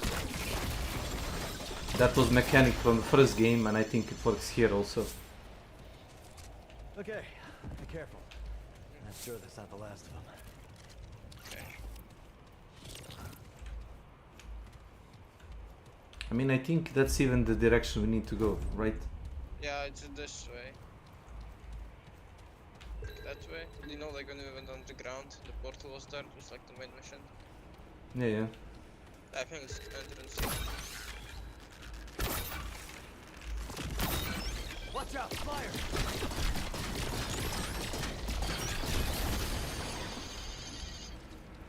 But I think you need key for this building. Can we even go inside? I don't think we can go inside. I think we can. Well, we can't even enter it from here though. So there's no way to actually go there. You know? There I is. tried. There is. Yeah, where? You already forgot.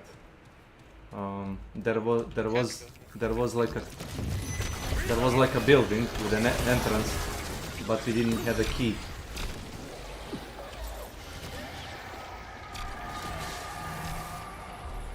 Let me show you, it's here.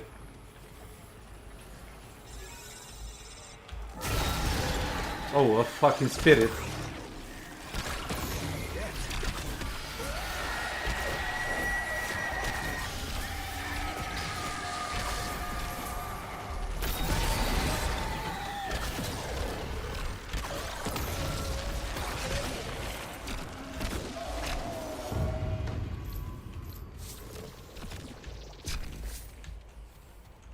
Who's shooting?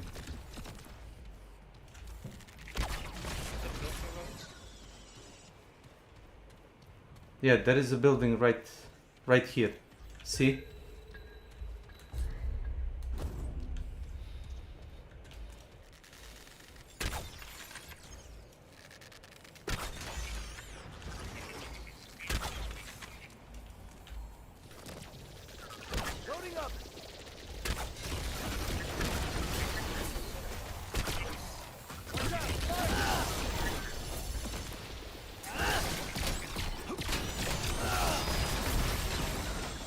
Oh yeah, you got arranged summons that shoot also, so, but... Yeah, well, not yet. Oh, but we don't have electricity for it, so... You think it's we just come back electricity? to that. Oh, it was electricity last time, so...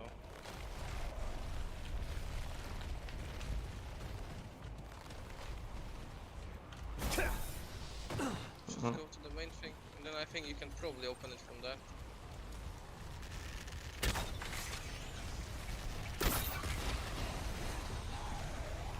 Lit. Welcome to my channel. Fuck you.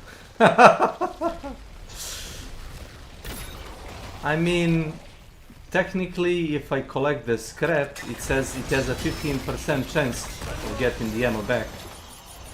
But I don't know. I didn't notice like that being like a.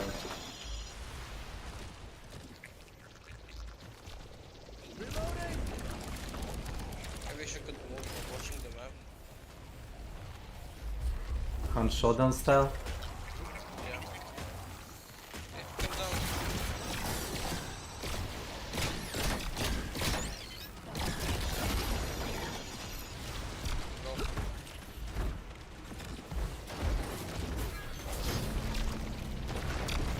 Oh my. Well, your minion got left. It's fine. I'll come back, maybe.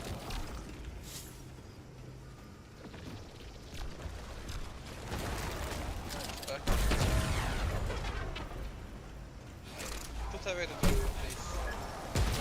I mean, you do remember that I took the trait, so you get like less damage by this. Oh, yeah, thank God. If you don't, I would fucking die. Yeah, that's I forgot which class is that.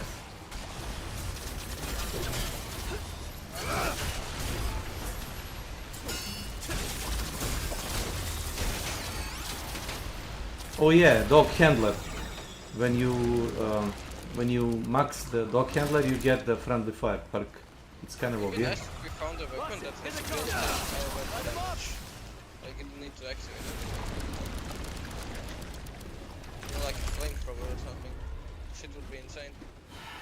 No, there is a flamethrower in the game, by the way. Okay, this way, bro.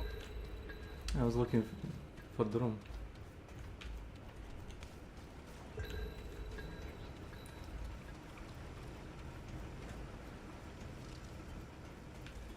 This place looks disgusting.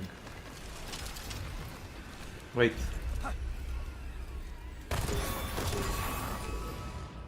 Good as new.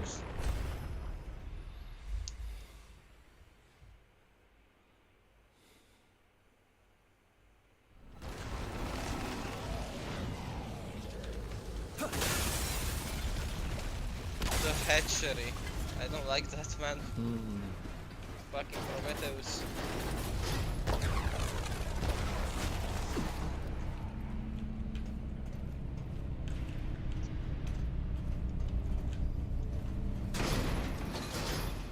Wait, let me go up.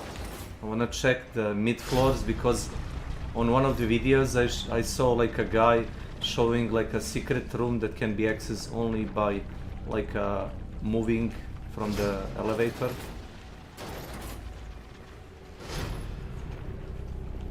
So, you know, I didn't know that was a thing here.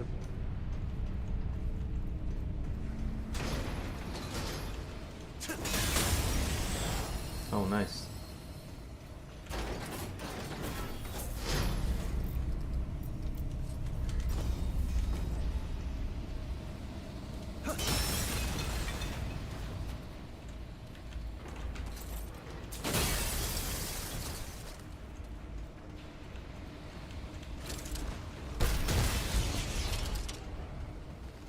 I see a purple item behind glass.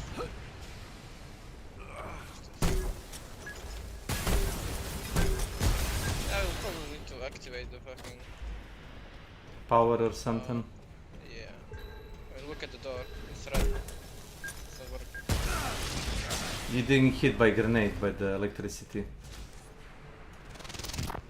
Oops.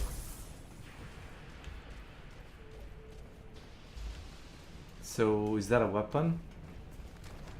It's a ring. It's a ring. Probably a ring. It's a ring.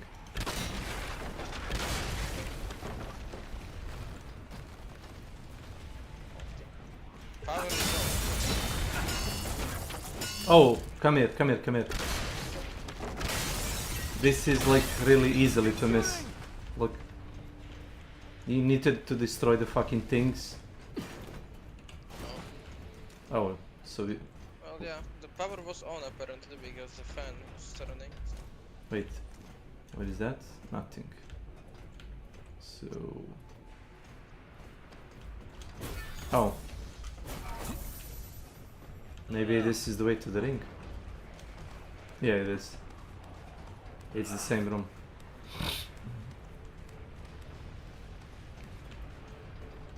Oh no? Nope. Wait, what is this?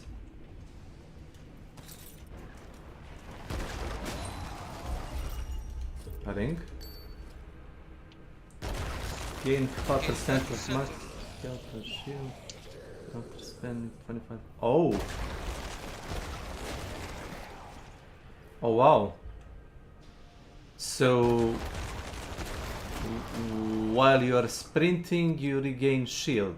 Am I hearing that correct? Or just dodging. You know, you can just roll. Give you shields. So where is that ring again? Sounds pretty good. It does.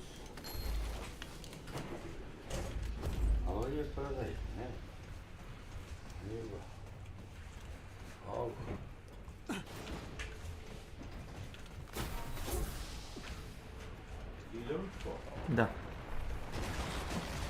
Yes, Sam.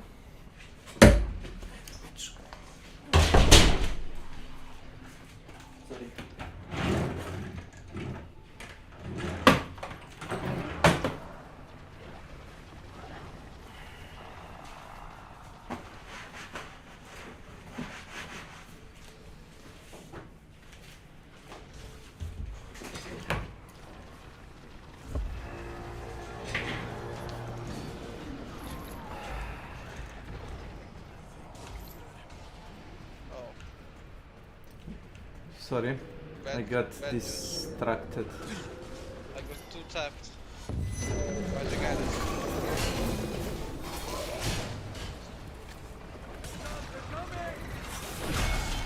Keep it up!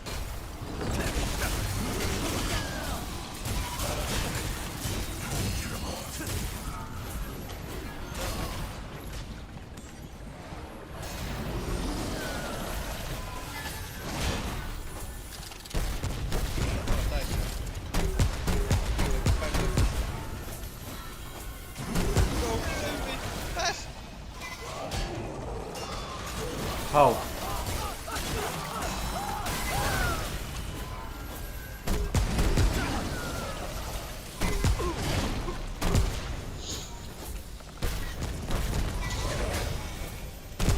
I may have bled out.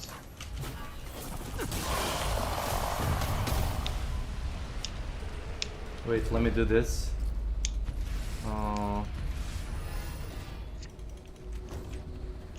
You need By to the way, the ring wait. is dog shit.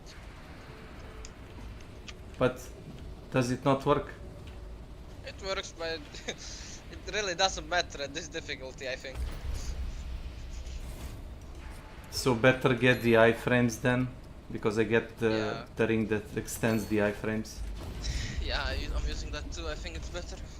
So you need to wait for about 90 more seconds and I can revive you then. Is that fine? Okay. Yeah, sure. I switch to the medic and I pick the ultimate skill.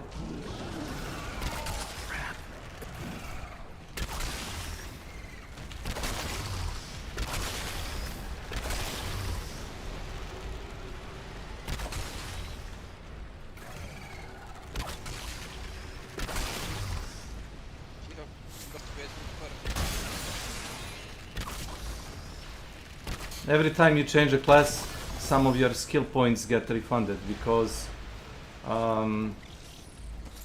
as a medic you get like a healing mode skill for free, I think. But those level with medic, no? No, I'm max level as medic. You really don't. You don't have good weapons to kill that shit. It just has a lot of health, I think. That's the problem. I mean, I killed it in like 8 seconds. If I don't die to it.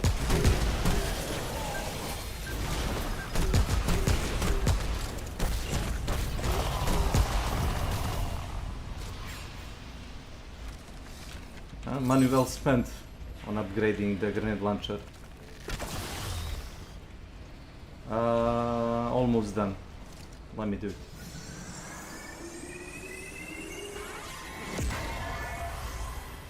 What? I think it worked. I mean, dead is dead. So I tried. Sorry. I thought it's gonna work like 100%. But let me drink the poison. So if you don't have a something to kill you, you can just drink the poison. Interesting. Oh, I'll try not to die. Try.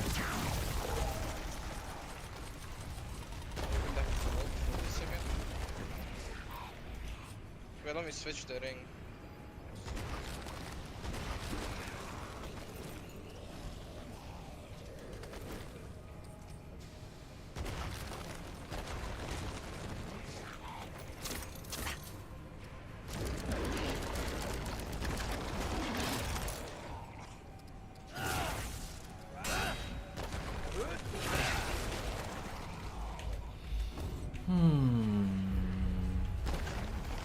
Oh, you want to go back? Oh wait, do we have to take the elevator? Oh right, I forgot. I thought it was behind the fog wall. Wait.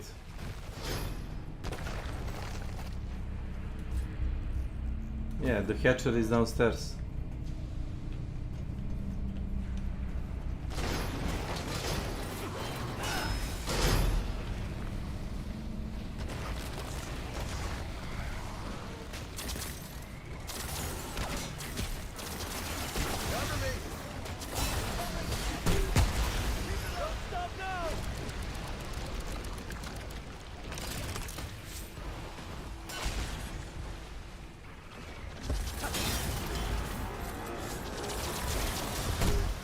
Watch it.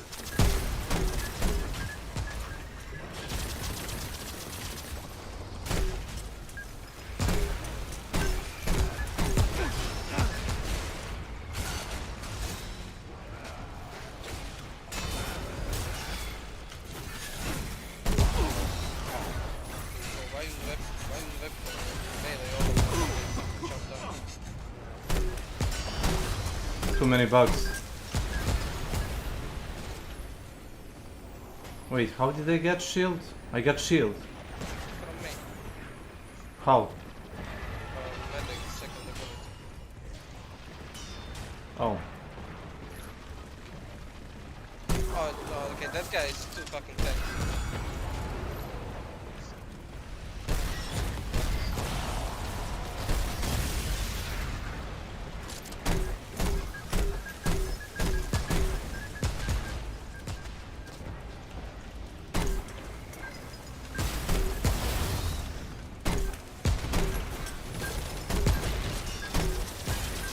Man, 1k damage did like fucking nothing to him. What the fuck? Yeah, I told you. The big guy. No. Okay, this guy is tanky, but the other guy that killed me before is not that much. Oh yeah, watch for the abyss.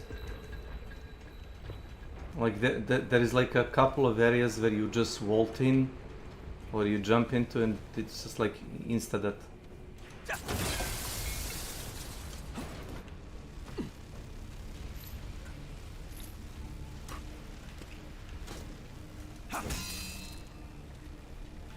Oh, there is a room with a laser or something here.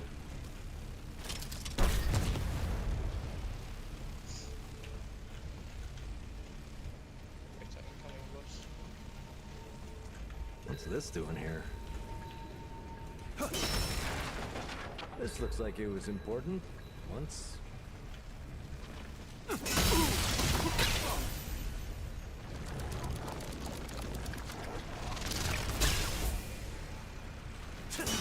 You can see on the minimap the yellow circle maybe.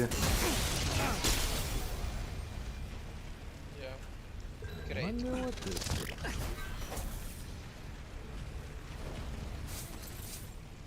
Nice. There's another one. Really? We died before. Yeah. We died.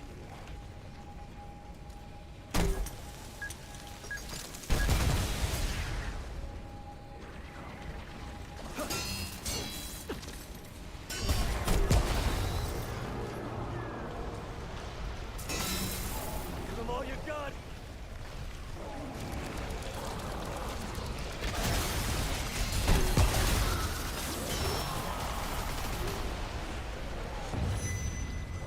Big one! Incoming!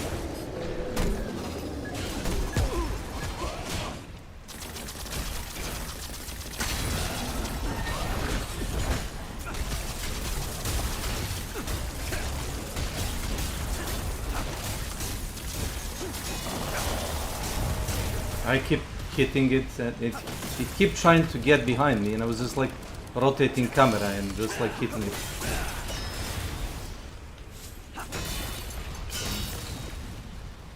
I feel they're like sometimes their AI works against them. Man, I have this game on 50 FPS, 56. Very annoying. Get ready. 56. Well, I did told you that it runs on Unreal Engine 5. It's just, I mean, the optimization is pretty shit. I mean, it actually is good because if it were like any worse, you wouldn't be able to play it. So how old is your PC? Did you bought a new PC? No, but I have a fucking 2070S, man.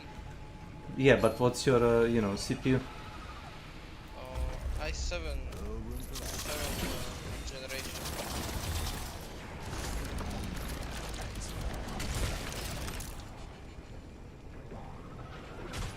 Like my PC is decent. It should like run this game at like 60 FPS minimum, and the amount of money you have to spend to like even get my PC is a lot, right? So like, what the fuck are the standards? Like, game costs 50 euro, and then you gotta pay fucking 600 more to be able to play it at a solid frame rate.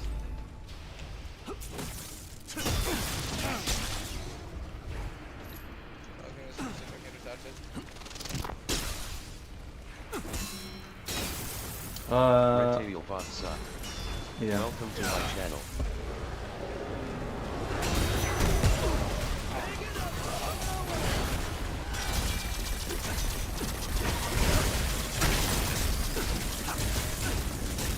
Hit it! Hit it!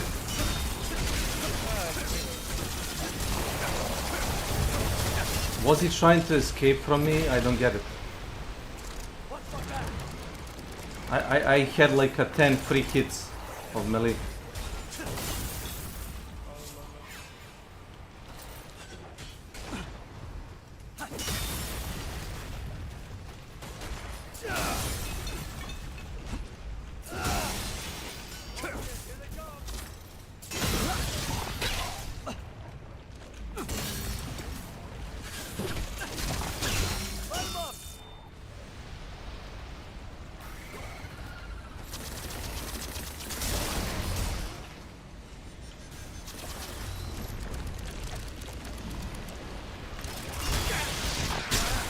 Why do you keep killing my minions?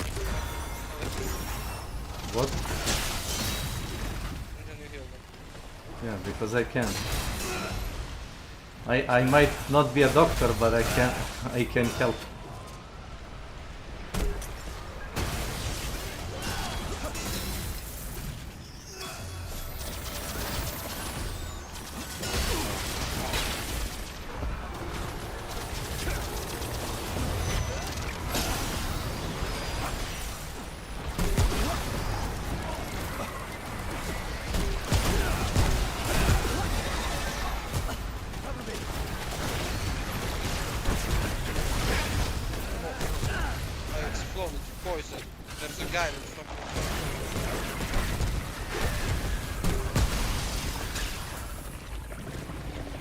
What the hell is that? Yeah, that's him. Yeah, oh my god, that's shit. Can you use the medic? I cannot switch to it fast enough.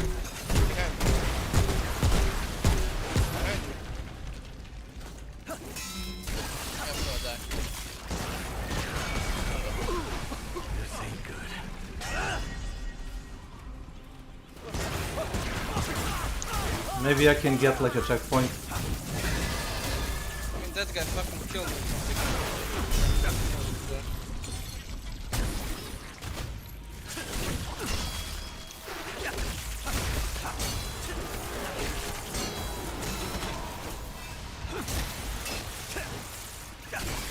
They keep coming. From where?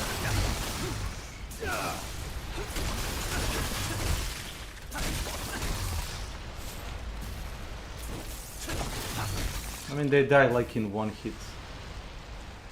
There is a crystal right in front of us.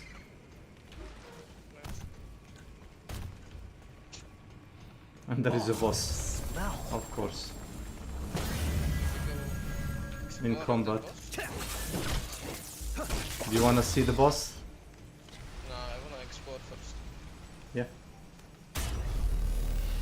Hello? Hello!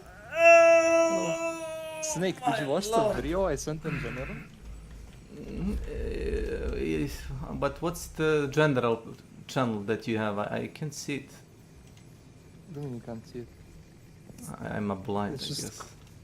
it's just called general. Wait, I'll Ah, that's one. I see. So what's this? A bird? Is this a bird? No, ignore the rat. Watch the video above that. It's like a better hunt because it's free. A Actually, brand new doesn't free look that game bad. has arrived on Steam called The Bornless. It's a multiplayer horror survival shooter, and you can think of it as a free, high-quality alternative to Hunt Showdown. The game offers two modes, PvP. I mean, okay, I think I saw Grandfather Hermit trying that on a stream. Oh. Yeah. I might check it out.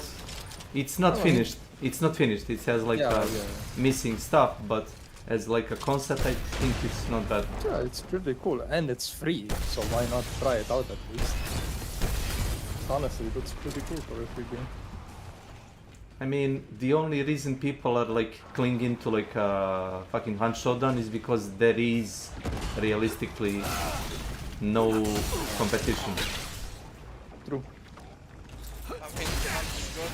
No, it's not good. It's not good. But what am I saying? Am I saying like there is no game like that with all those mechanics and stuff? And this So- game looks like a mix of, I don't know how to describe it, like COD zombies and Hunt. That's what it is. Think of. Welcome to my channel. Yeah, it's fine. It doesn't. It's not at all. Might be good.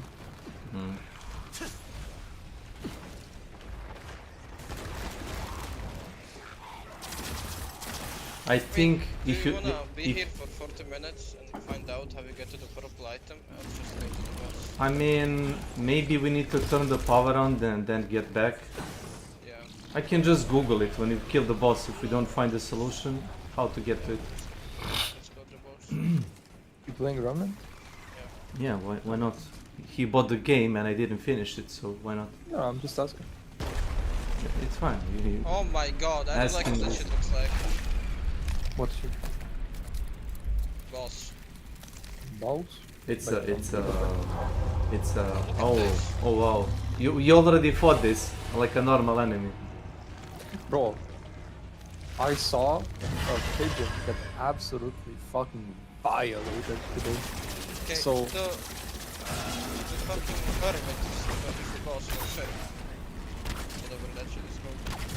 so, you know, there's two cars on the road, and one of them stopped to not run over the pigeon, and the other one did not get fucked, and 3 cars run the pigeon. It was so funny to see like one road stop, You need to kill the worm. and everyone the worm? jumped at the guy that and then the other road just didn't give a fuck. Just ran it over. I was trying so hard not to laugh. I felt so bad. The first card didn't completely run over it, like hit its tail, so it would have been fine. And then the next card full on ran over it. Fucking crazy. This is so sad.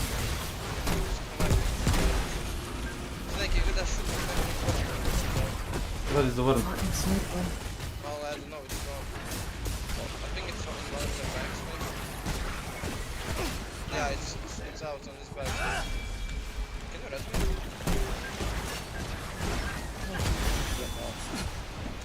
If you stop shooting, it might be fine. Nice. He's shooting. Run.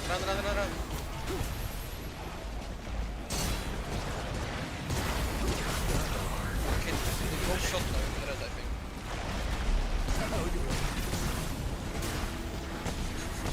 Nice.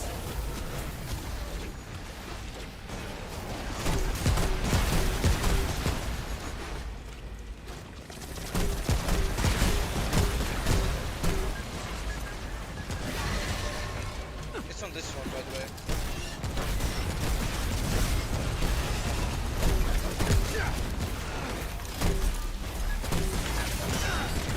He's on my back.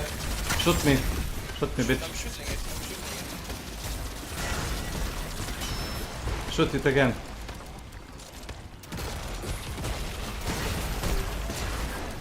I am out of ammo.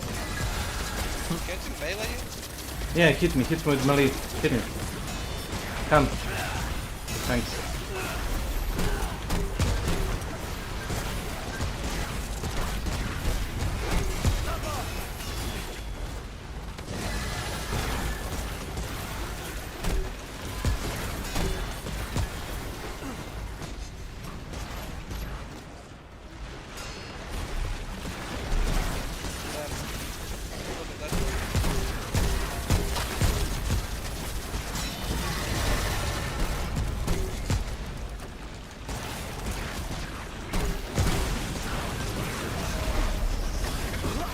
Yeah, keep shooting him. He's behind me. Where are you? Yeah, come here. Dude. Nice.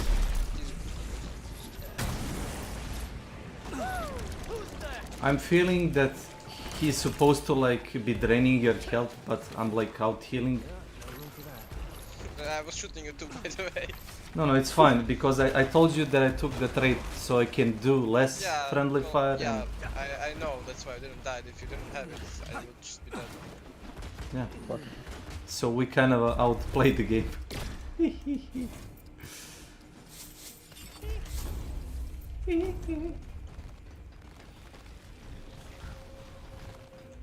So wait, do we proceed? Let me see, is this an exit? If that's an exit, we should Google how to get to the... Let me see.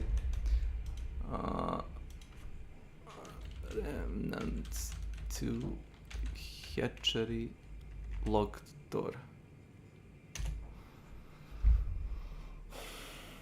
I think you can get a gun from that. Oh wow, you need the fucking ring equipped. Really? What ring?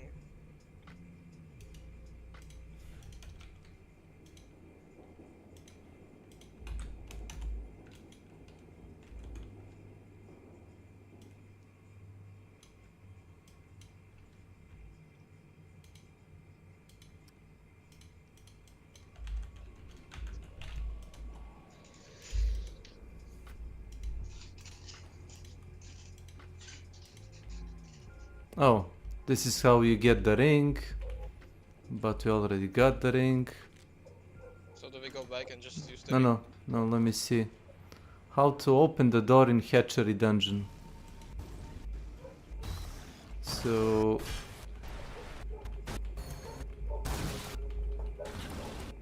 I don't... Okay. Oh, so there is a fucking cube. Uh-huh. So how do you open it?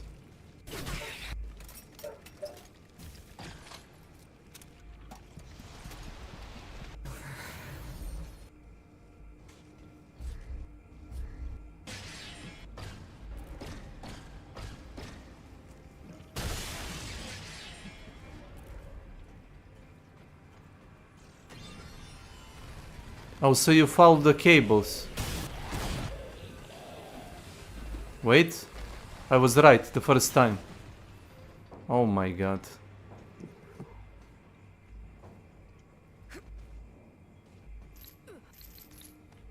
Okay, let's follow cables, I guess. Follow the cable.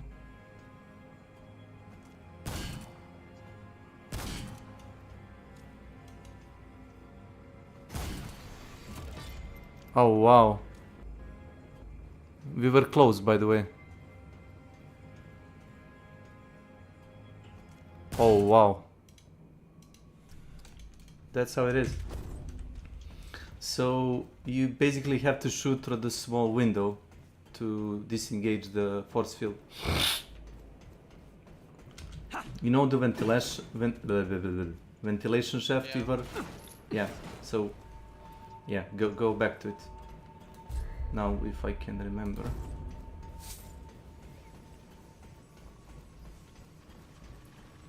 Oh yeah, the bugs respawned, right? Yeah. Great. The fight, bro. The fight is real. I mean, it's just the small ones. Or no? With a couple of big ones.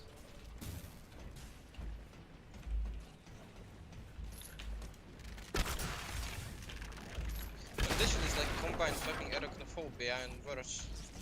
I mean, if you're scared of bugs, this game doesn't help you. It's like a shock treatment.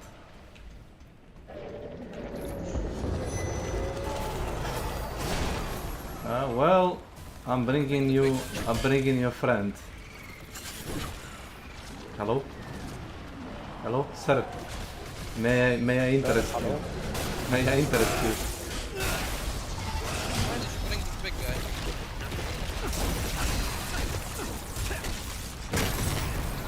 I killed myself. Why did you kill yourself? My dogs. No, it killed me. Thanks a lot. I needed you just to take him like out of me so I can turn on my buff.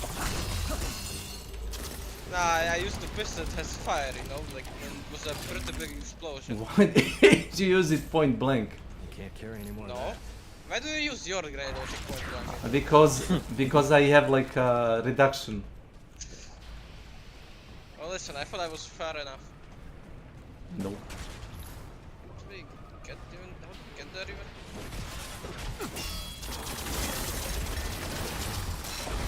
So we have to backtrack almost like to the beginning of the level.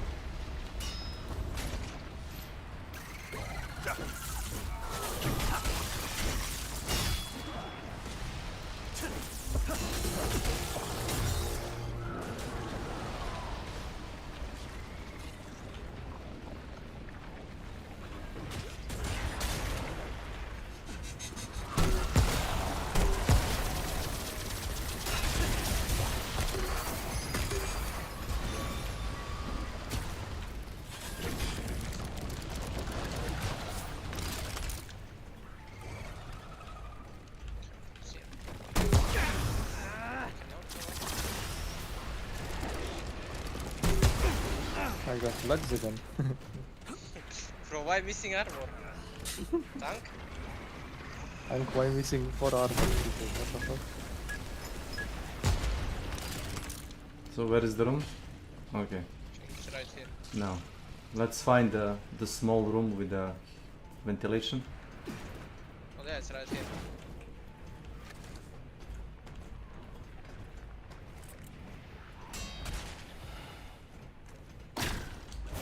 Wait, I can stand up like this? Look. You kind of bugged out the game probably.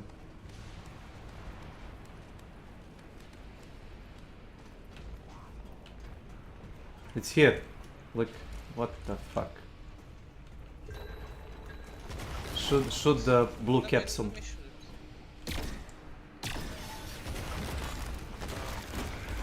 Is it open? Yeah, right. Don't fucking. Blackout ring. It's perfect. It will be nice for our healer. But dealing 20% of the weapon's total magazine based on increase reload speed by 3. Stacks 5 times. So you have to like so it's like a aggressive reloading, right? Yeah. Seems pretty useless. That's I don't know. I don't But understand how why does it's it called stack? Blackout ring. No, how does it stack? Because it says cleared on reload. How does it stack 5 times? Do you understand what is it said? After dealing 20% of 20% of the weapon's total magazine, you know. So if you hit all of your bullets, it stacks up 5 times because it's 100%. If you hit all of your bullets, then the reload speed is gonna be like really fast. So if you have a one-shot rifle, I think that's how it's meant to use. with the crossbow. Yeah, try crossbow. Try shooting with a crossbow or a bow and arrow. Okay. Where are you? Oh wow, you went ahead. I don't think it's gonna work if I hit you. I mean, you're still gonna do the damage, but reduced. Yeah, I mean it's pretty fast.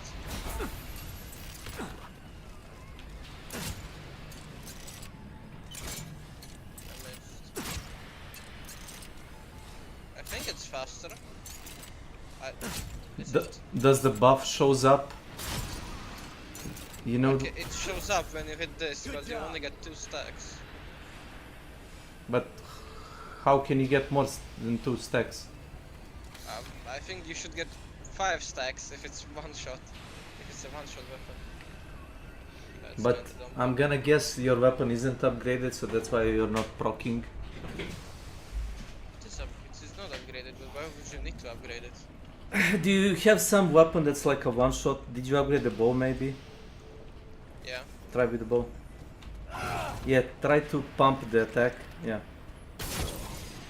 Okay, now I got 3 stacks. Yeah.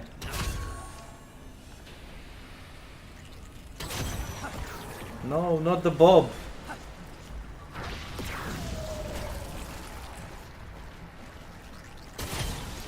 Okay, now I got 5. When you perfectly grab it, keep shooting. Get 5. But I don't think it does.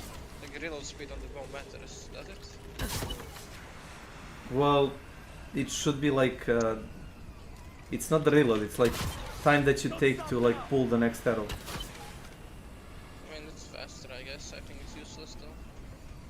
It's, I think, how much? 25%, I'm gonna guess. I think.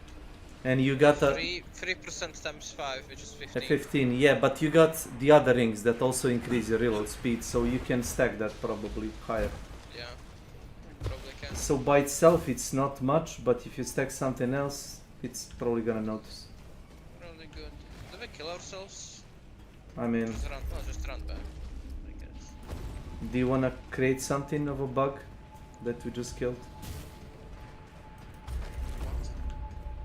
You killed the boss and you got like a little bug in your inventory. Yeah. But there's an elevator at the end. Yeah, there is also the stone. Oh my god. Sabo, I finally got the neck. Well, you already have now a I'm neck. just now I'm just missing the shield, head, and shoulders. Yo. That's so fucking insane. There's an elevator. But do you wanna go back and see what you can make? We can do it later. I like getting the shit first and then looking at it Like later. getting 20 I don't know about different you. 20 Yeah. different shit? Yeah. That's fine. Feels better that way, I think. Yeah. Sure. Boss. What? Boss? Yes. I'm just a guide. I'm a humble guide. Are you really humble, bro? I'm not. I'm just bragging I'm a humble. Okay. Yeah, I'm investigating every elevator. It's like a passion. It's like a waterfall, but it's actually nothing is here. I think we might get another item from that. I'm gonna wait for you. What item? I think last time it gave an item, so it's gonna give another one, man. We put trade points real quick. Don't do anything. Don't do anything I wouldn't.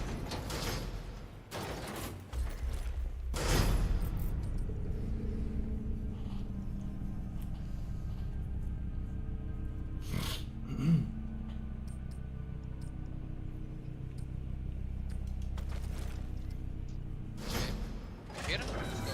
Look. Oh my god. Relics. Oh, what is the door? Hello? What? What door? Did you not see the door? Bro, who cares about the door? I'm getting a relic. A new quest item, man. Stinker's key. Wait. Wait, Al. You got 2 of them. Just check your inventory. Yeah. But it's 1 of 5. Yeah, it's 1 of 5, so we need 3 more. So, what is here also?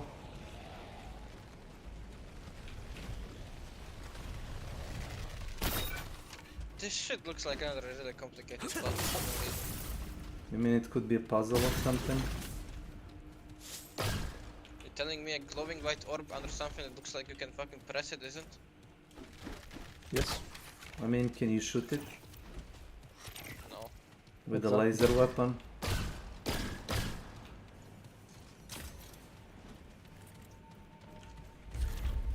Let's see. Don't motherfucker. And you fold everything. Ah, you fold everything.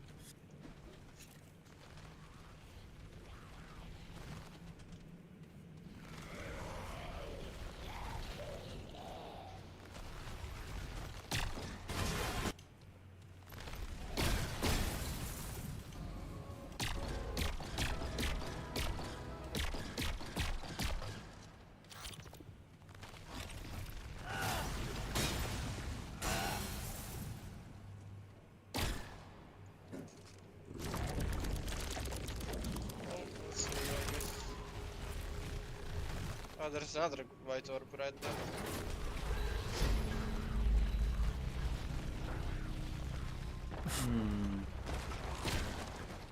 Interesting. Sorry, I was just puzzled by stuff. I wanted to check. Puzzled. Well, I guess. Puzzled. Yeah, puzzled. Did you not hear of expression? What's this piece of shit?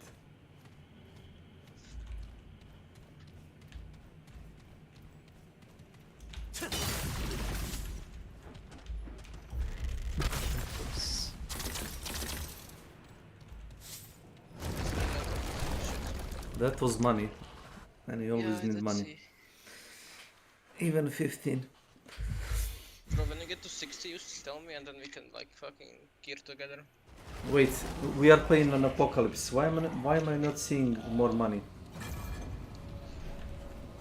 So we would get even less at lower difficulty?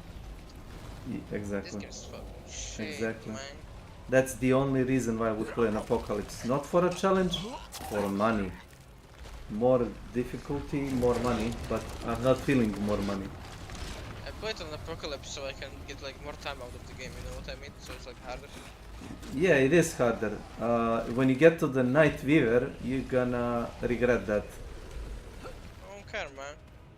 Yeah, I'm gonna fucking cheese it, maybe. No, the only way to cheese Night Weaver is to use summons, because you keep running away from the Night Weaver, and she keeps spamming the fucking projectiles, and your minions just, you know, melt up. Worth a try.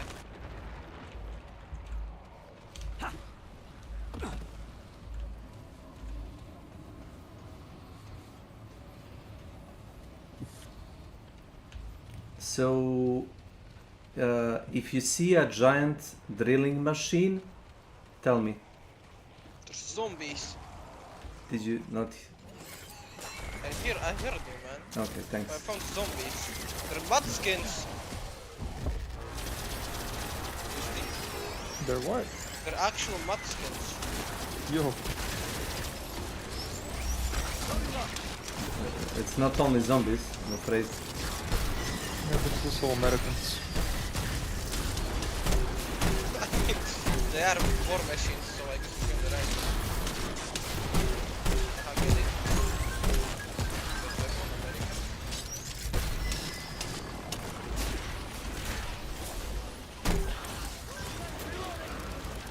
Can you heal me?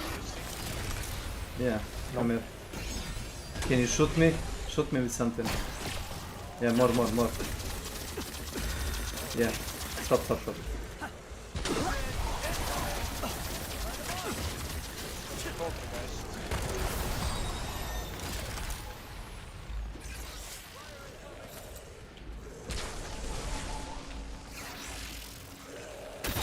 Oh, there is a guy with a shield here. That's the poltergeist. Keep it up! Oh, he's throwing pictures or door frames. Okay, look, it's the mudskin. Warframes, like the things from the game Warframe. I'm gonna let you to kill the mudskin.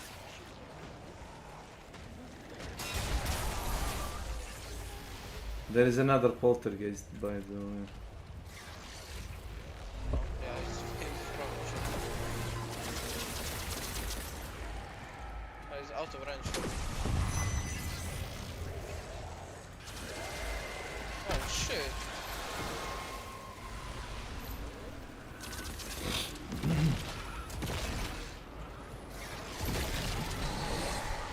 The spirit. Loading up!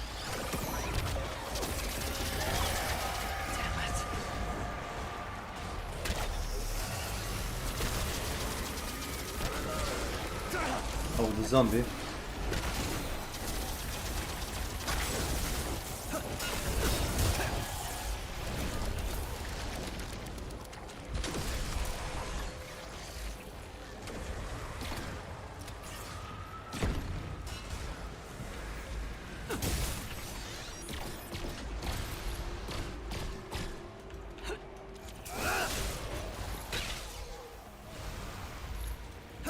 Oh. Okay, what did I see? It's an amulet. Is it my PP? Oh, I'm sorry. I just thought that rhymed. And the mudskins don't take any damage from the swords. What the fuck, they are broken? Hey, what the fuck does suppressed do? I'm suppressed. Wow, man, really? What does it do? What does suppressed do? I'm suppressed.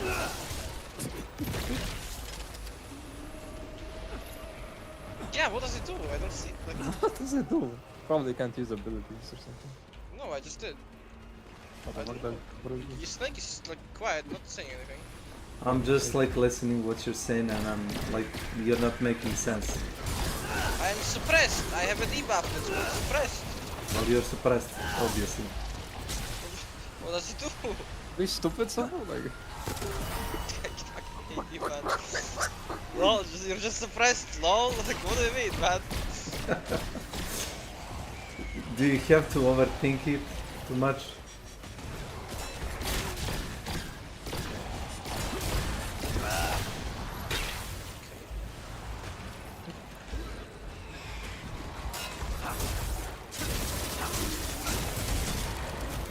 Or did you stand in the blight?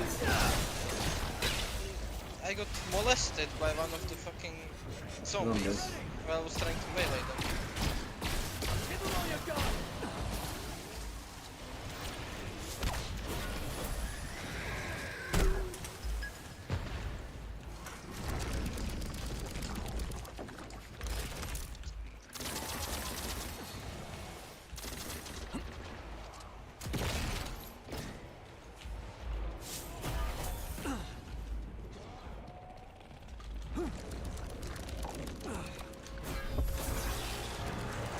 Poltergeist.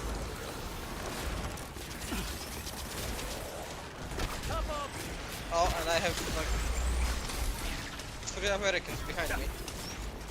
American? Okay, it's 5. It's 5.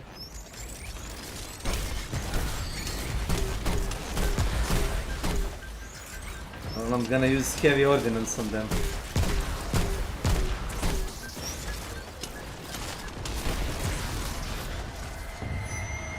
Problem solver. Ah, spirit! Ah! Molester! Help me, senpai.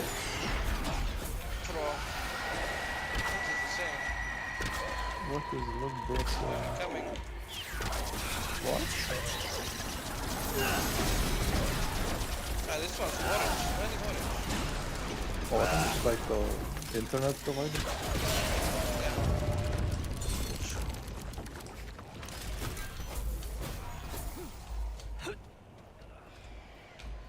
Wait, can you investigate this Thomas. platform?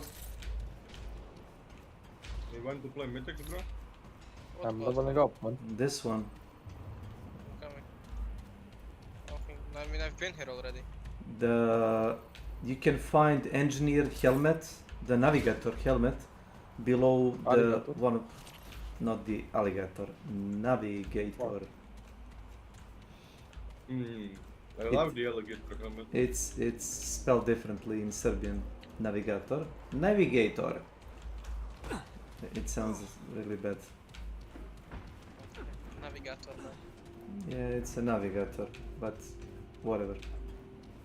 I'm going this way.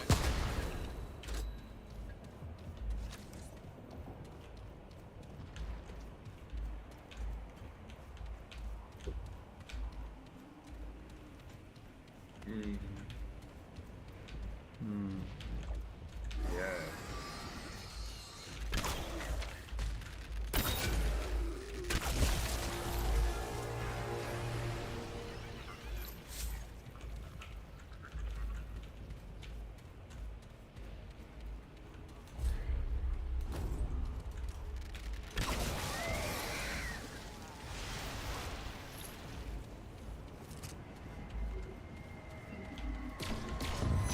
The ghosts.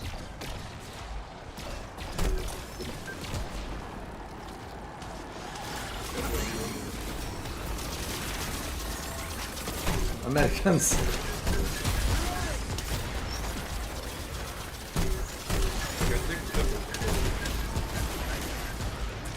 I agree.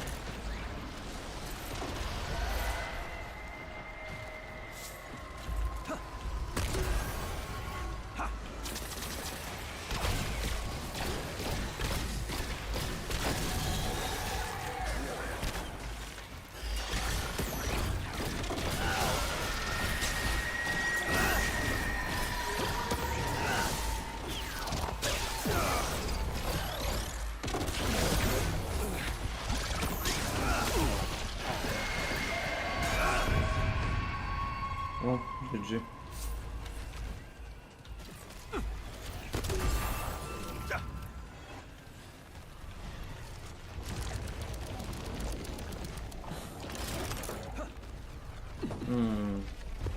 Do you want to investigate before entering inside of this?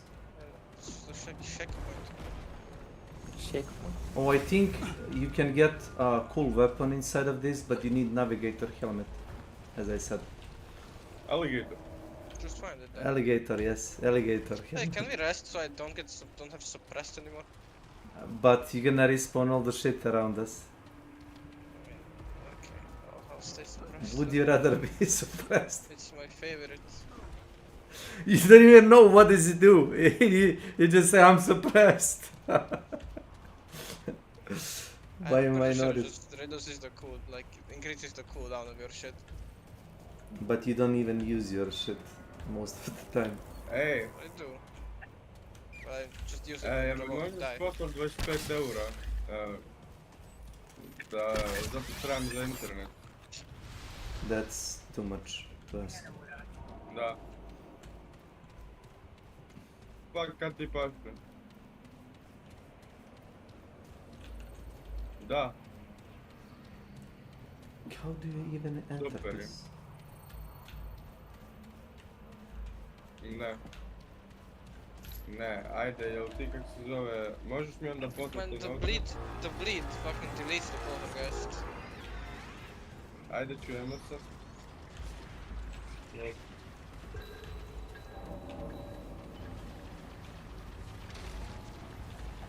Oh shit. Snake? Yes.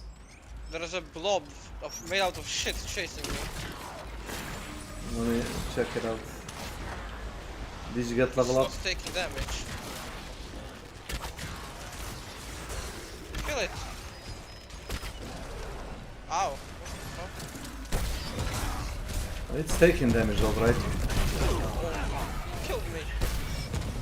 Impossible.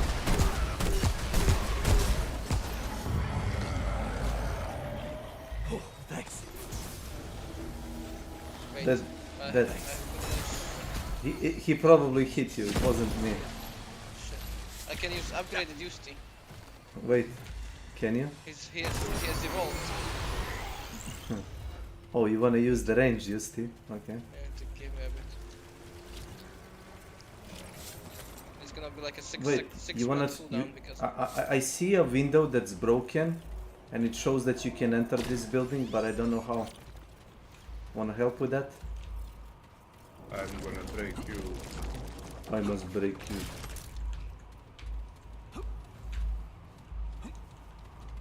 what is it? Now let me show you. There is a window that shows that you can enter inside, but how?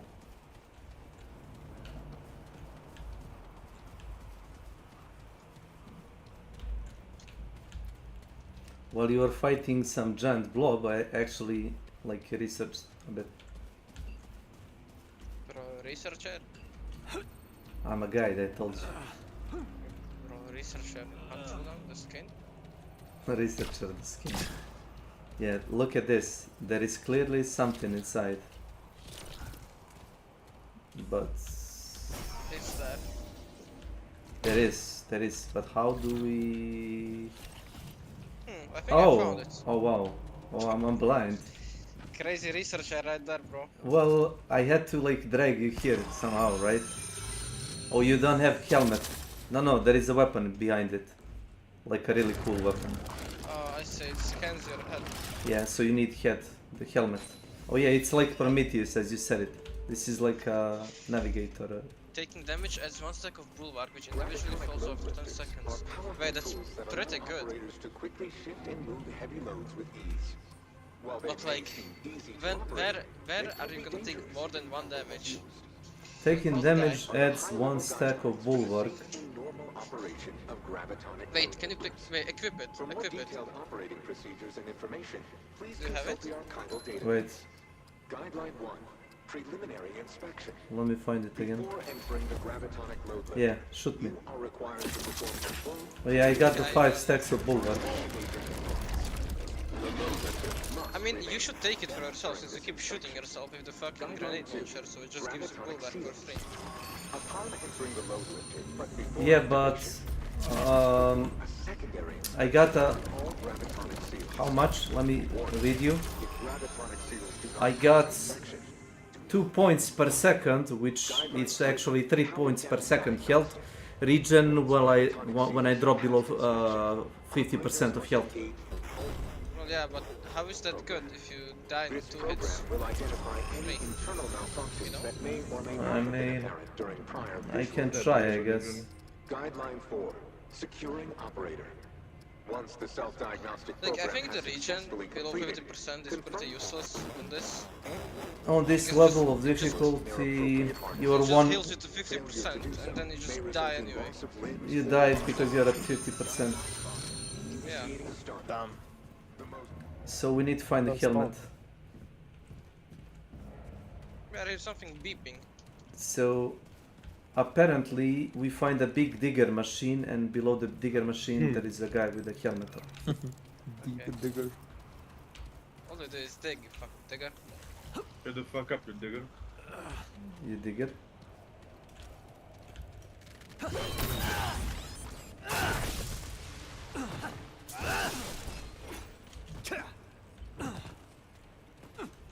I like how you have a range option with melee weapon. Yeah, did you upgrade it? A little bit. Now that's a damage. Oh, I can someone upgrade it usually. So they are really good at a lot of boss fights.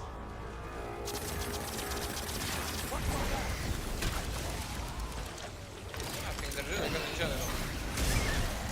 Not at every fight, you'll see. They keep, they are flying too low. You're gonna hit them more times than you think.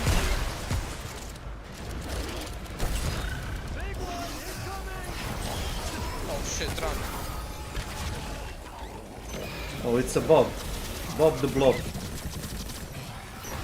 think it should have come behind. It doesn't really matter for me. Go back.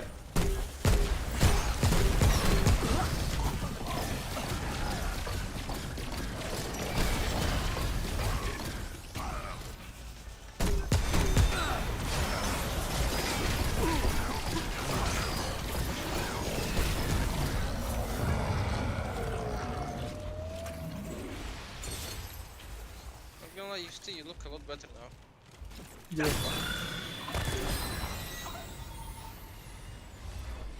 They get a 30-second buff. Really? Increase damage?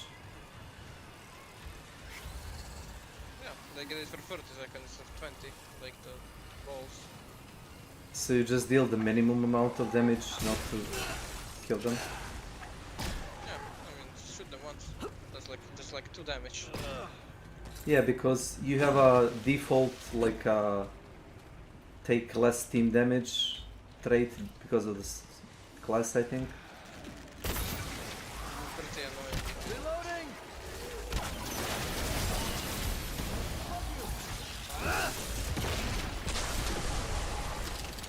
I have no ammo.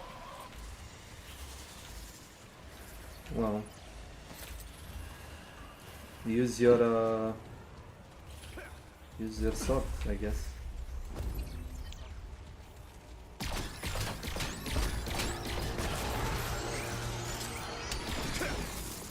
American.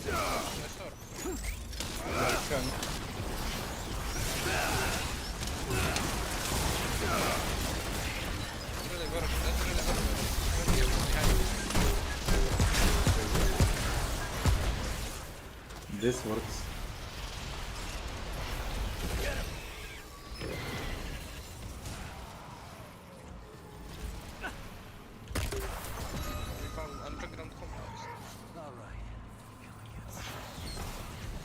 There was ammo here, but Yeah, you took it again, didn't you? no, I actually didn't touch it.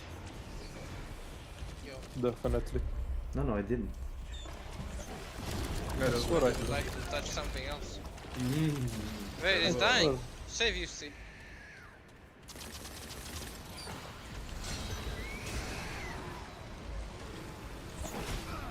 Ow. Oh shit. How did you die? I think I know what Suppress does. What? What did it do? You will have never guessed this. You'll die in one hit. It makes you instantly die when you get knocked.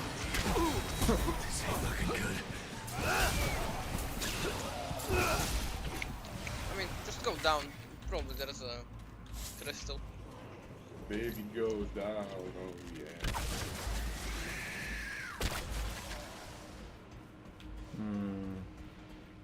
That should get done.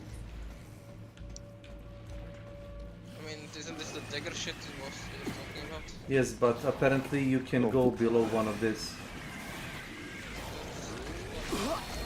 I can't anymore. I think we need to turn the force field off. Well, yeah. Somehow. I think there's a ladder to the downstep.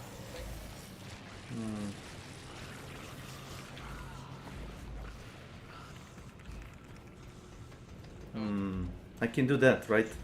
I would go there and maybe there's a finger behind.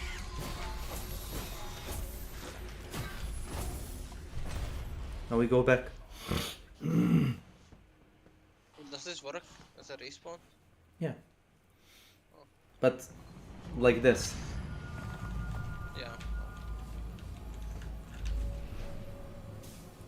Fucking loser.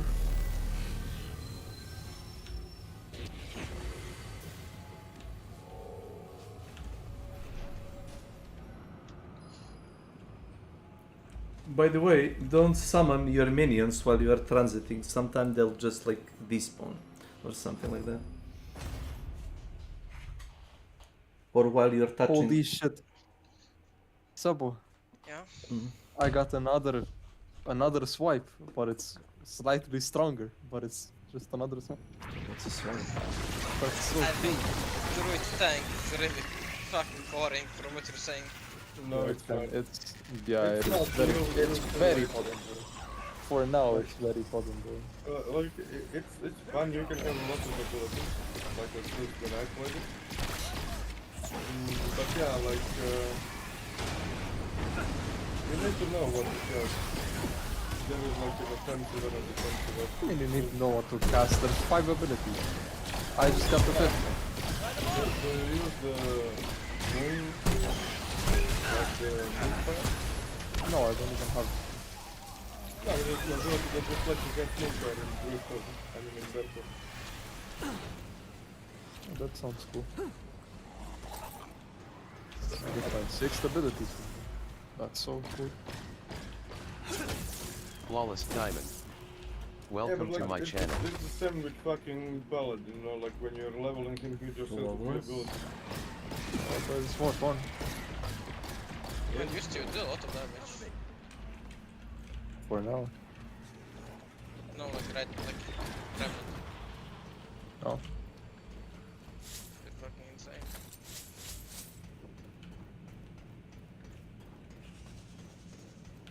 I think we just need to go there and probably disable it, like somewhere Yeah. there. Isn't there something like upstairs? I mean, it looks like a power source could be upstairs. How about you disable this now? We can try. Disable these nuts. Well, But you really think there's something on this? It's not. it could be inside. You could be right.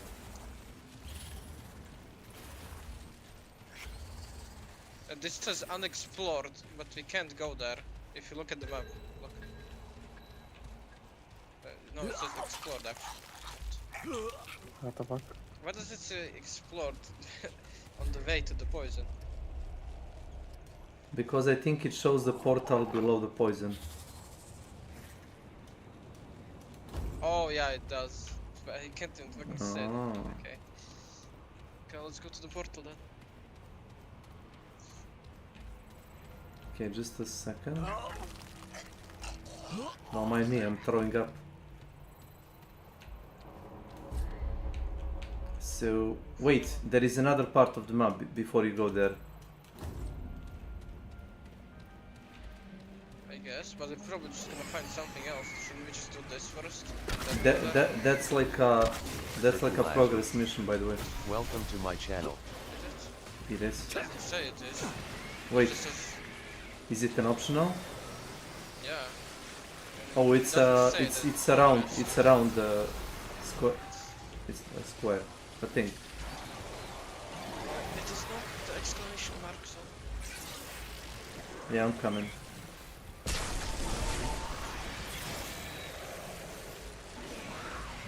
Yeah, but what does this bulwark thing do? Did you try it? In the ring? Yeah, every time you get hit, you know, it's fine because they get health regen. Well, I haven't tried it because it's pretty useful for me. You don't need to take 1 point of damage if it's like more than 1 point of damage.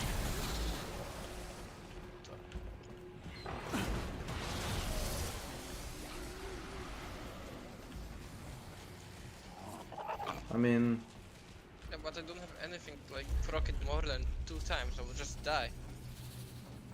you mean you'll take like 1 hit it will get procced. I mean, you have to have like a splash damage like I do and just like blast yourself with it. Yeah, but that's kinda useless. No? You can use it yourself, and it'll be pretty good.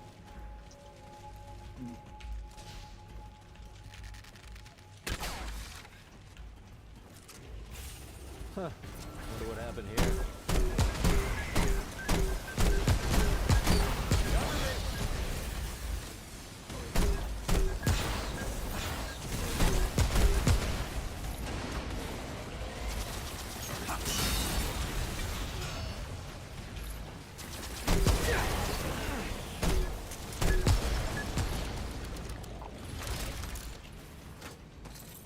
Oh, there is a console. Incoming. Incoming? What's incoming? It's incoming. Oh wow. Give them all you've got.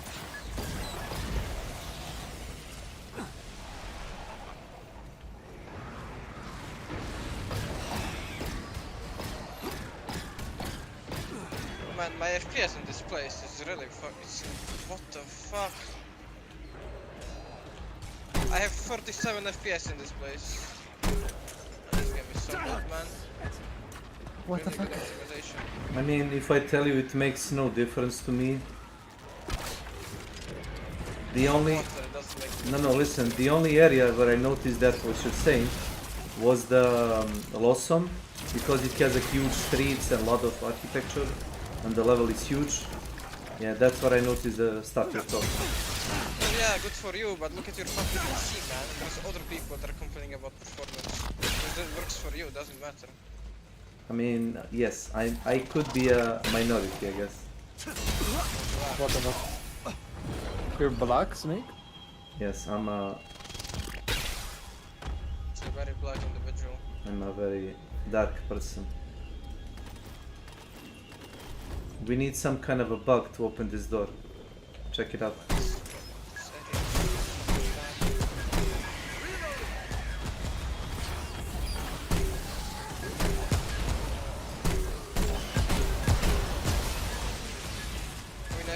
It's like this because for some reason it probably still fucking load the world above you or some shit. I bet. You mean it doesn't deload the level? Probably. Something. It's like, why would this like have such bad performance issues? I don't get it. Maybe the smoke effects and stuff. Can you stop hitting the fucking electricity bullshits? I mean, it doesn't really matter for me. It's only like you getting damaged.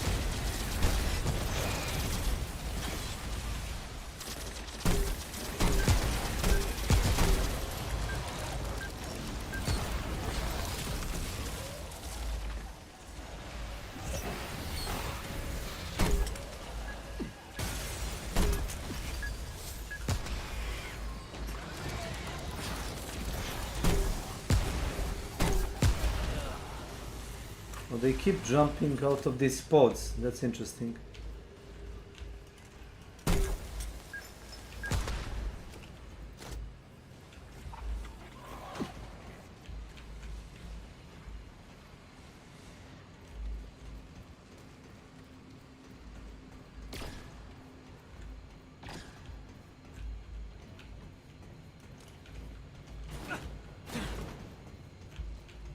Did you find some hatch or some secret door?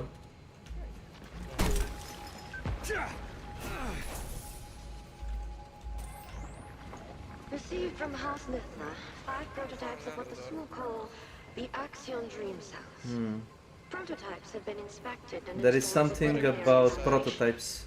Initial inspection revealed weak accretion seals on 2 of the cells.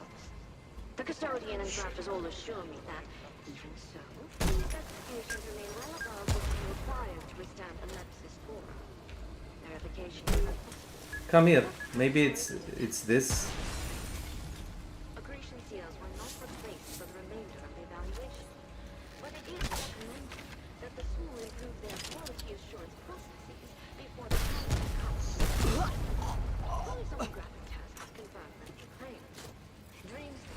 No, exactly. It's in this. I don't think you can shoot anything. Can you shoot something from this angle? Average improvement of 17% above previous zones. And all such levels are improve status physical and I mean, I guess that's it.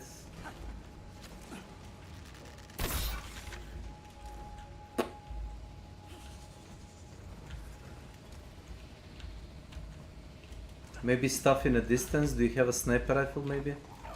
There's nothing in the distance. Like, Are you sure? I haven't seen anything. Like, you can't even fucking shoot over it. I mean, You only shoot upwards. yes, I guess you're right.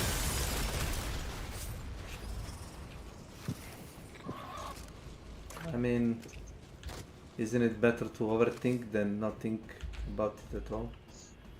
Yeah, I guess.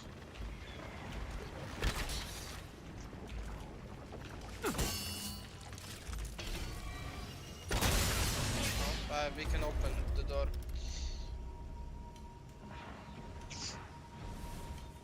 Oh, it's an eye or something. We can open the door. I mean, it's like a key for door. Keep shooting! Yeah.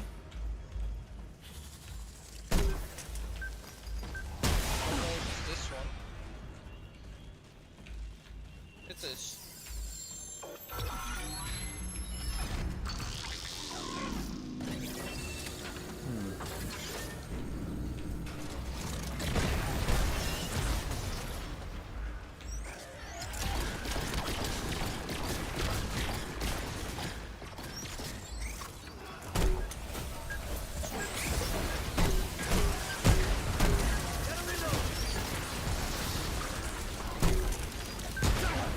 Well, in my defense, your minions block my aim.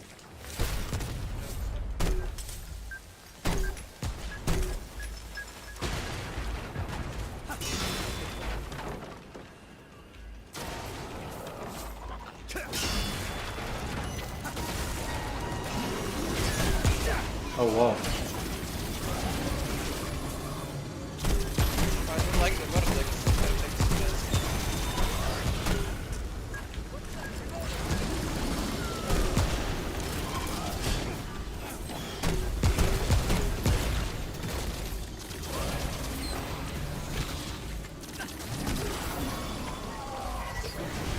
Why is it delaying its attack for so long?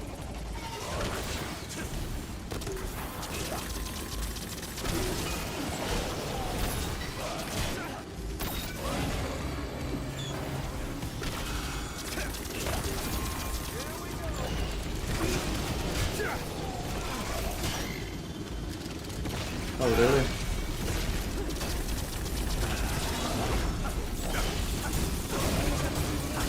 I'm just gonna melee it. Come here, fucker.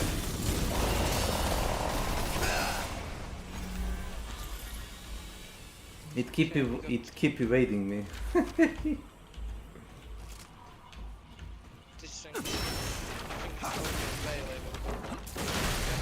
You could have killed him with the sword, by the way. Oh wait, that's pretty good. Melee strikes increase the damage of the next backdash evade attack.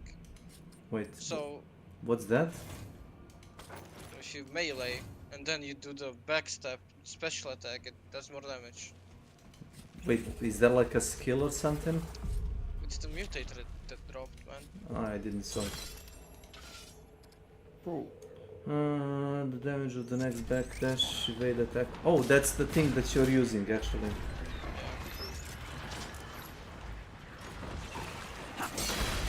Can you heal the... Yes, I can. No, I can. He died. Oh. Listen, I'm not a miracle man.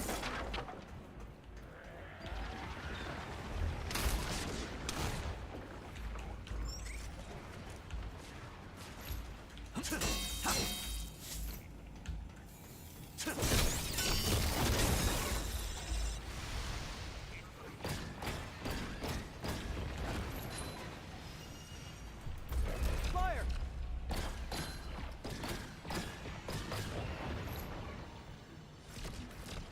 Okay, that one actually isn't bad, the ring that you got. That's...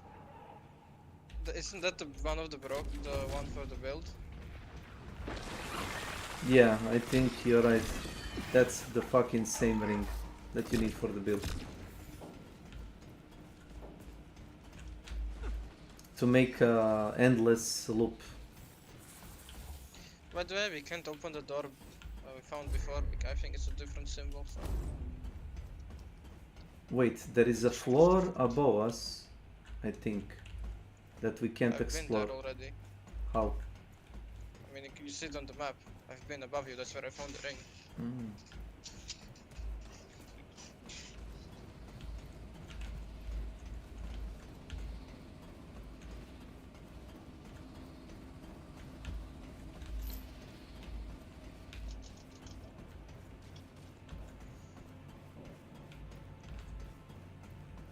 Oh. And there is one floor below also. Sorry for harassing you. Harassing. So do you like... Do I like harassing? No. Not played Subble. Your game crashed? Yeah. How? Like... I tried to change the setting.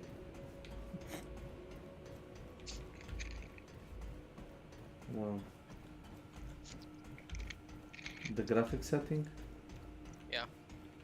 Hmm. Oh yeah, there is Try a... switching it to the Intel one. Don't do that, man.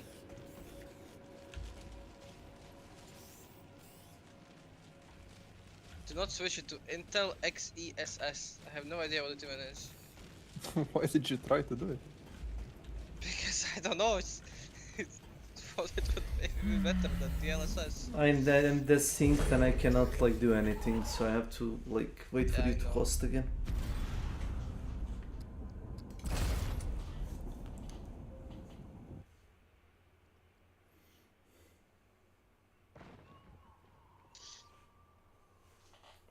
Oh, there was nothing in that room, so just go to the side.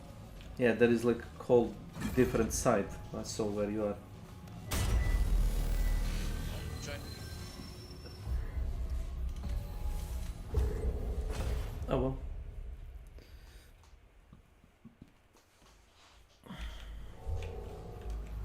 It keep teleporting me back to Yesha. I just wanted to change.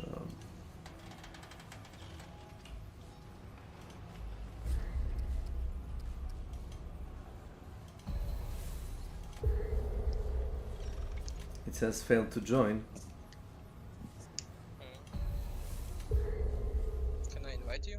No, it's fine. It works.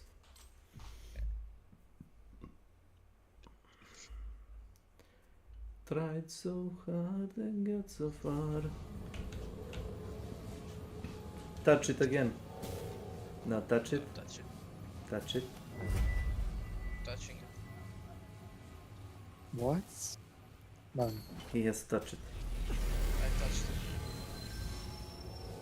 Snake came out of it. Yes. I came from it, yes. You came from him touching you? Ready. Yes. No, it came from me touching it. Oh, yeah, yeah. Bad.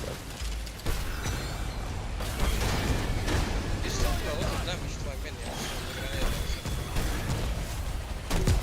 What do you say? I mean, to be honest, I should be one-shotting them.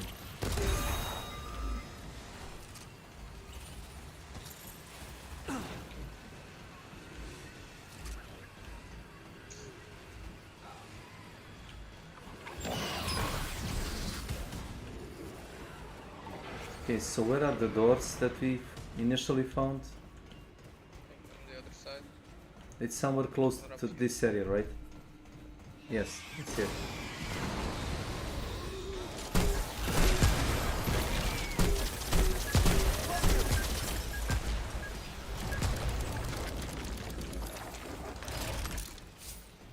It's this one, but it's a different symbol. Yeah, try it, try it. Different symbols, Nick. And I don't have the key item because the session broke. Try it.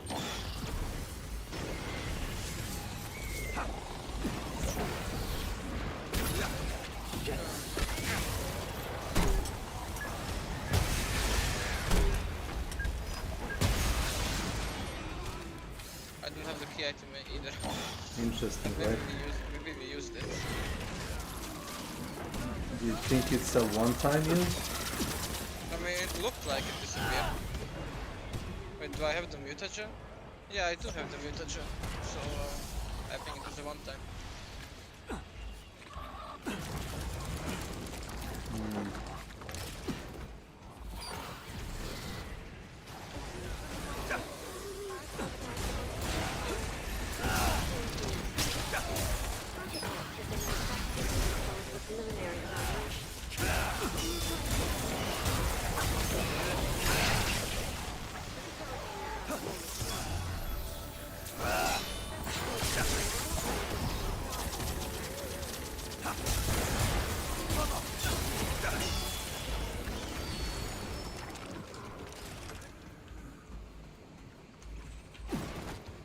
And the area is open.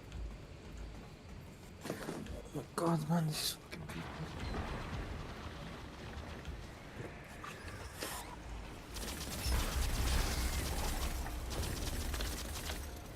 Wait, is this where we fought the boss?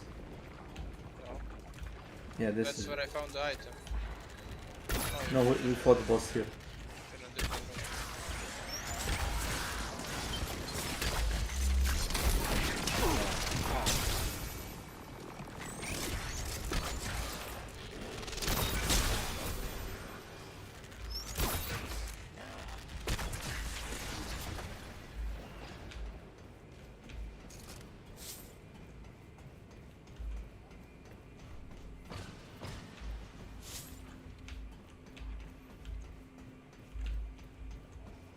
I mean, I want to invest points into AoE so I can blow more shit up.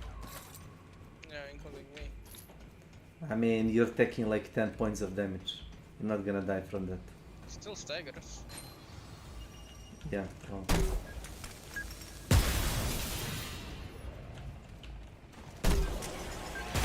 Have you been in this room? Oh no, you haven't.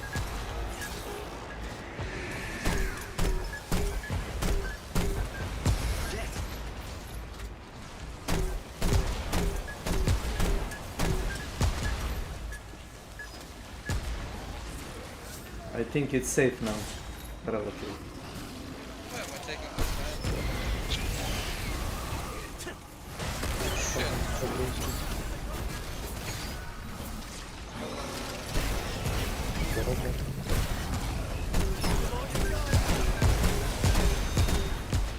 Okay, you'll take it.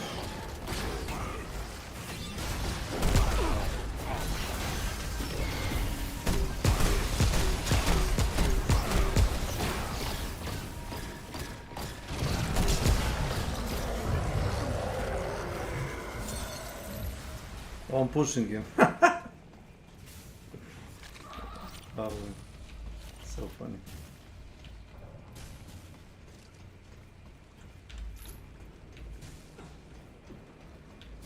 Oh, I'm on the other side. Oh, the other side of the broken door, I see.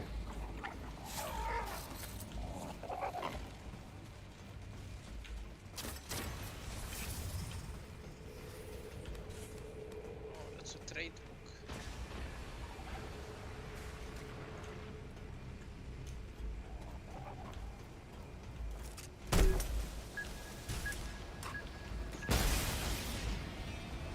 Damn, my fucking minion just two-shot the Puma guys. What the fuck? Insane.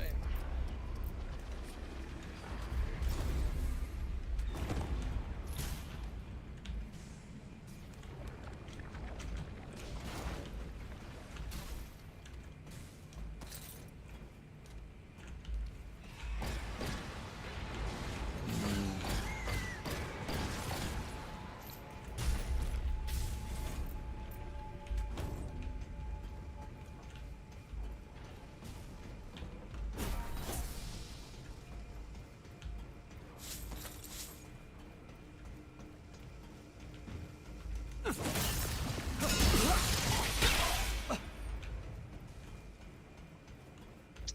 think I found some puzzle room. You found the room with? Yeah, there's like 2 switches. Oh. And the big blob again. Okay, I'm gonna die. Pulling back. Okay, I'm trying. I think they're gonna kill me. They're gonna kill you, Steve. What if I just go with Justin? Whoa.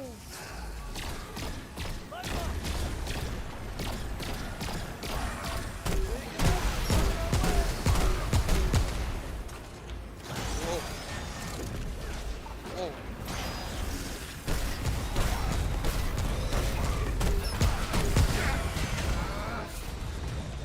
I got actually knocked out by my own explosion. That was good. Why is this so? Because the boss couldn't hit me.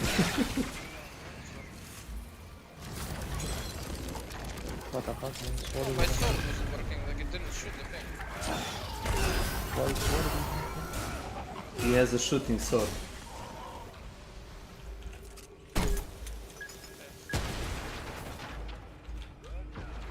Oh my god! I got a helmet. I think we pressed at the same time. Can you pull the lever? I mean, I pulled something. I'm pretty sure we gotta do it at the same time. Can you do it again? Wait. Wait, did you open these pods, by the way?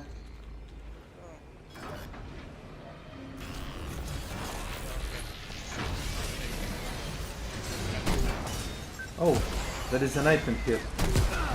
By the way. There was an item in that one too. This could be useful. Oh, now we can go back. Is it? No, it's the It's the different. same symbol. It It's the same symbol, it is. It is. Yeah.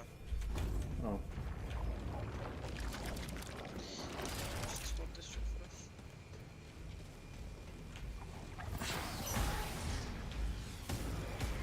I think I found a shortcut. That's what they call my dick. Yeah. It's short and stuck. Yeah, and it's right there. Did you try opening these pods? Come here.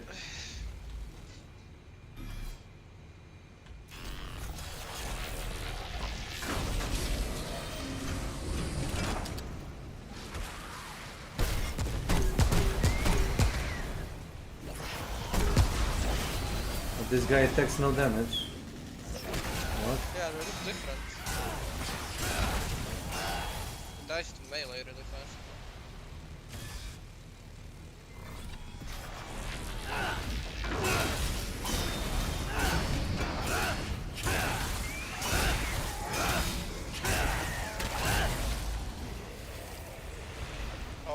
Oh wait, no. what? Wait, let me do it for you. I just pressed E randomly. I'm gonna die. No, wait. We're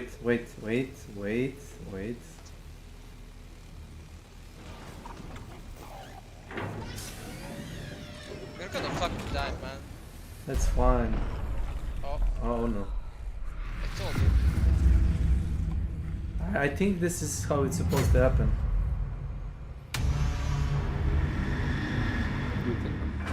Why would you ever put it, like... Oh, this is a secret. Why would you ever go into a random cryopod? Defeated corpse.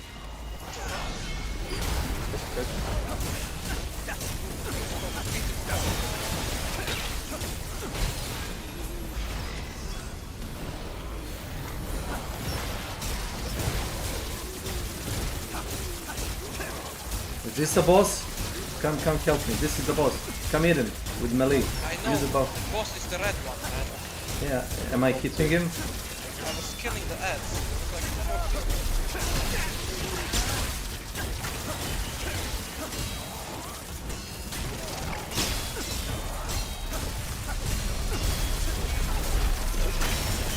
Keep hitting the door. I'm suppressed, so I'll probably die.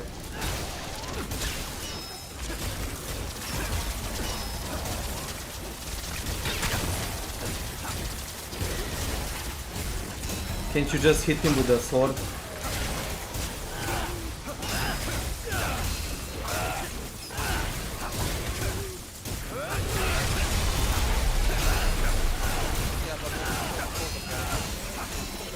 Oh yeah, we'll keep shooting the poltergeist. I'm gonna smash him.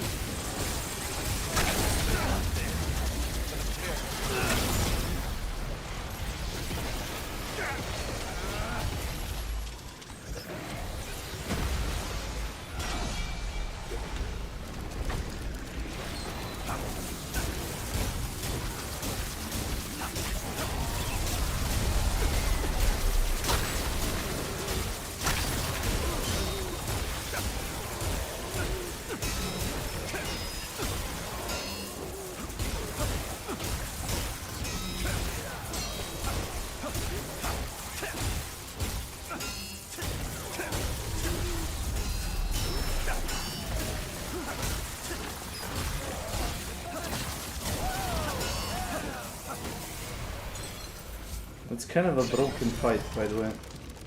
Because he's a humanoid enemy, I keep just like knocking him back. Yeah, it did help that you shoot all the heads, so...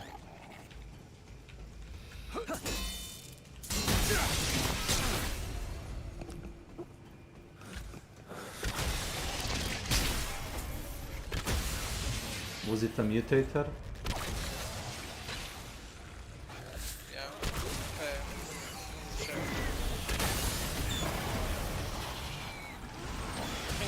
Melee again.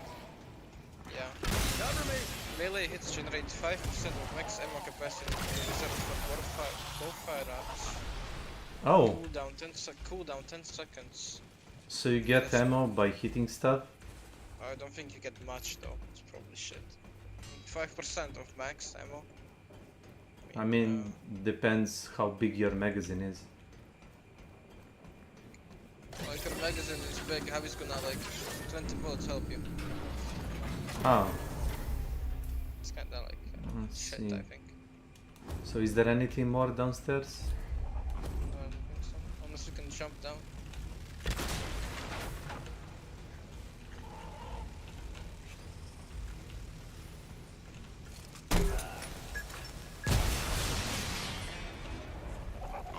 So where was the door? Huh. Interesting. Yes, interesting.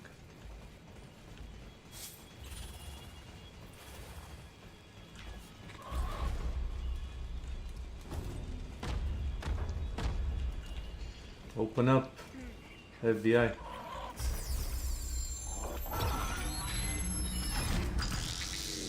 Oh, you put this one back.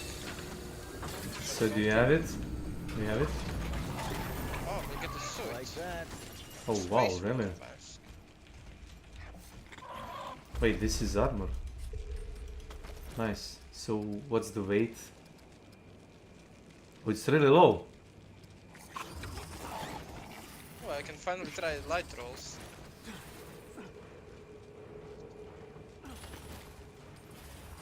But the helmet looks Two hits. looks funny. But okay.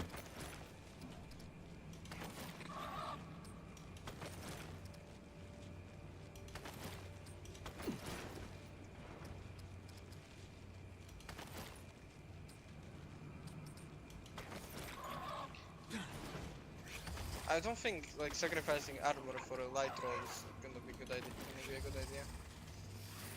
Go back to the medium one.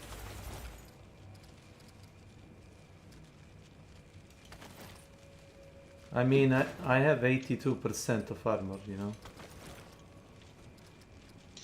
Well, yeah, you have the ring.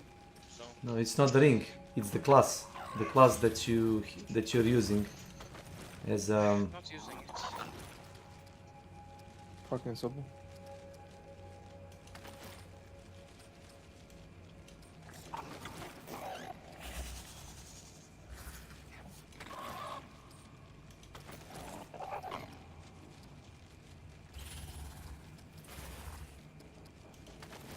So wait, does the helmet gives you resistance to the poison?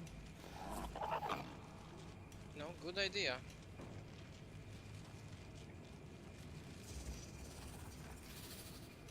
mean, Maybe we can try. I mean, you would think, right? Yeah. A normal person would. Oh, let's go. Not Sabo. Pero, suck my dick, man. Yes, Daddy. Can come outside, bro. Yes, yes, yes. No, inside, please. I don't wanna be in this 40 FPS hole again anymore. Come Listen, inside, please. listen. I'm gonna piss, I'll be right back. Ah. You're playing more into his fantasy, don't do that. Now he's pissing.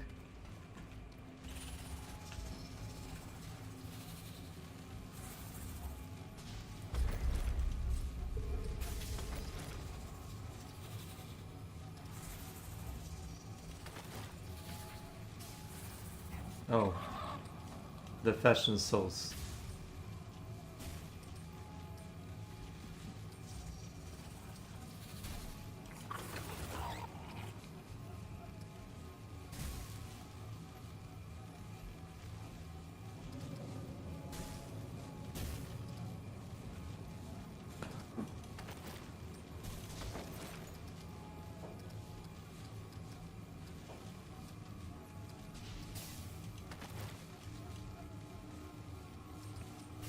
And the pants are kind of a...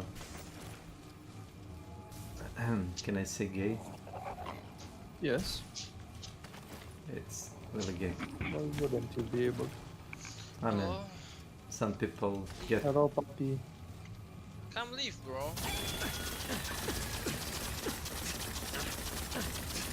Stop being impatient. Are you trying to kill me? Yeah. I'm doing the fashion. Have you ever done like a fashion in Souls games? Yeah, you look shit. I know. The helmet. I know, it's not a really good helmet.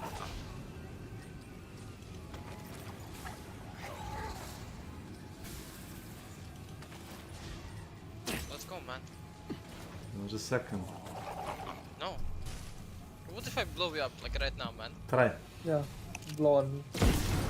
Blow your load on me. Stop being fucking weird. Shoot your load all over me. So... like in game, like your mag. Like, Shoot a different type of mag in you. The IRL What one. type? From a real weapon. That's not nice. Are you quoting, what's it called, most critical? When the guy says, you wanna see the mags? I'll show you the mags. And the guy says, you're a buffoon. It's not called mags, it's wait, was it the other way? Yeah, it's not a clip, it's a mag. It's a magazine. It's not a clip. Yes, bro. Oh yeah, there is clearly a room below us. What? Look, come take a look. Well, yeah, but how you can't enter it if you don't know how to disable the shield.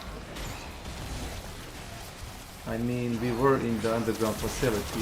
You would have thought that, you know.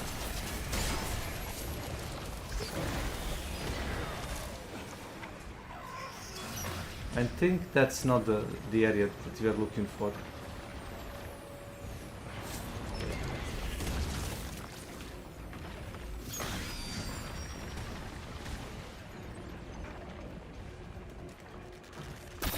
I don't think. No, this isn't it.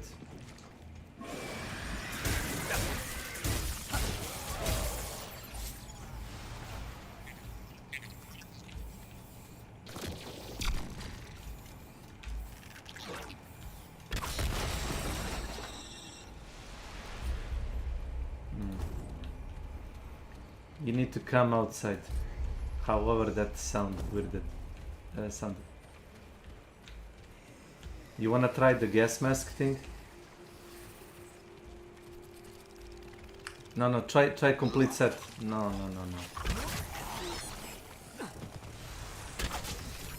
Try the whole suit. Like a spaceman. I kind of a doubt because... I don't... Yeah, you know why? Because these people wouldn't be zombies.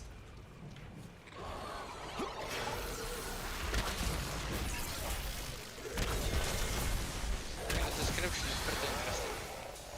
Before the humans could fly into space, it's probably not true, but if it were, they would need something like this to keep them alive. Insane. Something like this. So It sounds. the moon landing is faked? What? I mean, It is. Correct.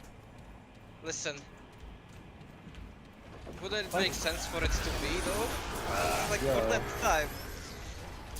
Actually true, There's, like, I don't know, man. I haven't done any research on it.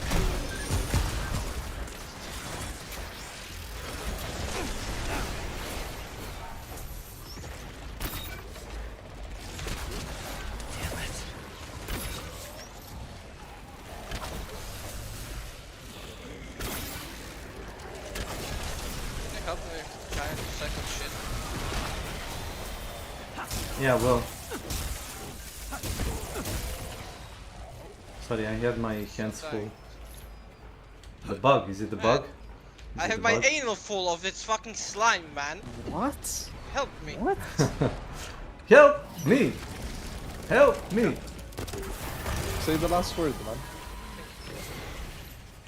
Help me who? Ah, man. Help me, dude.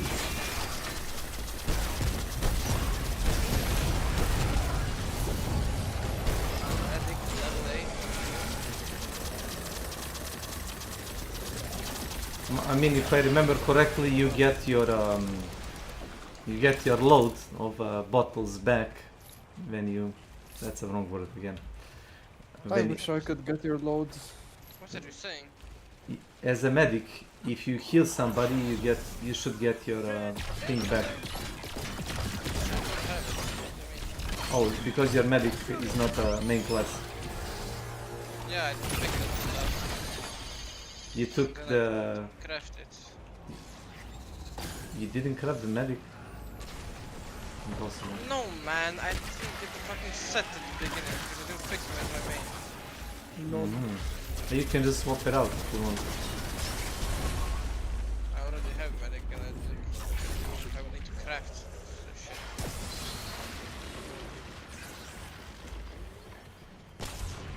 I think something is behind us.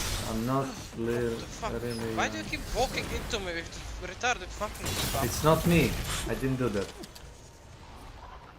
It's the voices. Yeah, the voices keep telling me to do that. By the way, you can upgrade your weapon to plus 10 now, you know, to the max, or you can upgrade your flask. With the simulacrum? Yeah. So if you want your stuff to shoot harder, or you wanna heal more. Okay. Like I don't really Welcome use to the my thing. channel. For healing? Yeah. Well, you're using mostly to, you know, help a friend in need. No, fuck you, man. You have the broken dash and you still die. I mean, that's on you. I mean, that's just one skill that you can use only once, but no. Nah, I'm trolling. No, I'm trolling. And you're also like paying no attention to your minions; they keep dying. Yeah, because like, how do you want me to heal them? With your Exactly. with the I healing, heal them every 2 minutes. I heal them every 2 minutes. It's my cooldown, and that's it. with a healing shot, you know, you can use healing grenade.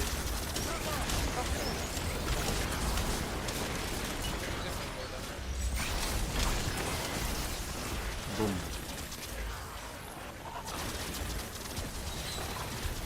Doesn't matter. I can just spawn them again. I also like it that they take like 400 damage when I use my mod. Bless you. Which mod? Bless you. Both of them. The explosion or the laser.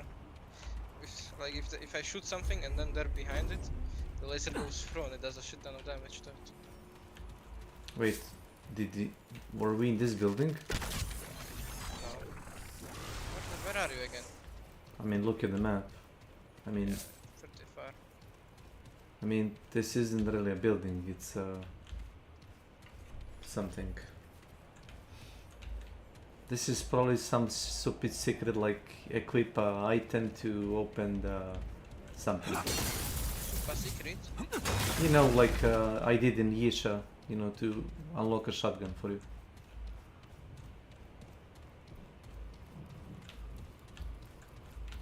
It's like the shotguns in this game are pretty bad. No, it's you know the mutators? Well, I found an elevator, so... Okay, I'm coming. There are a couple of mutators that reduce the spread of your weapon. So you can actually upgrade your shotgun to shoot like, you know... Wait, have you checked area below?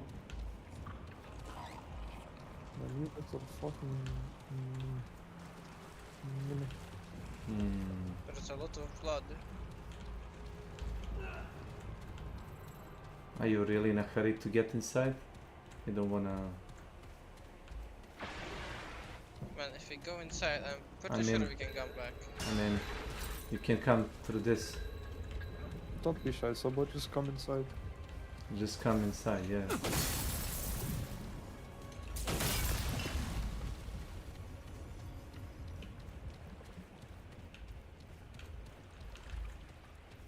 Wait, what is this? A pole. Shit. It doesn't look healthy.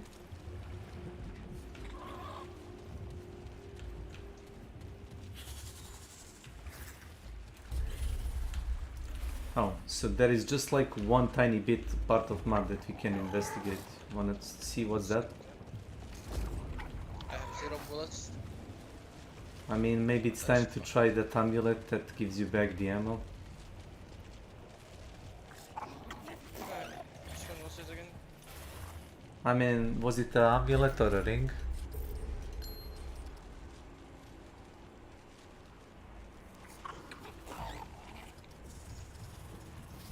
It was an amulet. Pretty sure. Already. Okay, it was a ring. Oh my god, there's so many. Oh, you don't even know what's like so many. You didn't see my rings.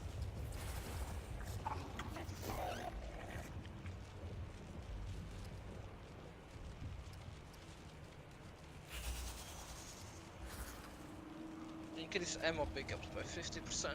My god. I get that for now. Let me take the ammo. Fuck.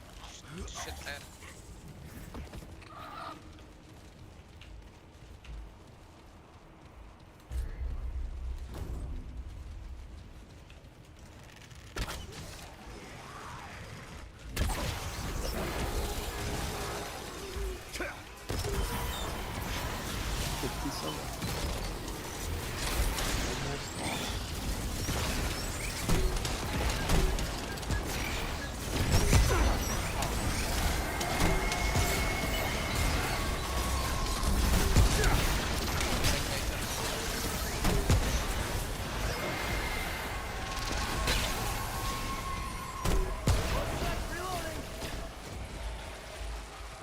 Yeah, they're like ghosts that like go inside enemies.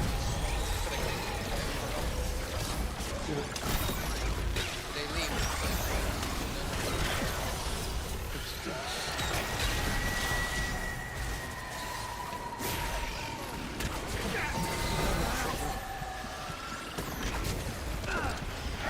Oh my god.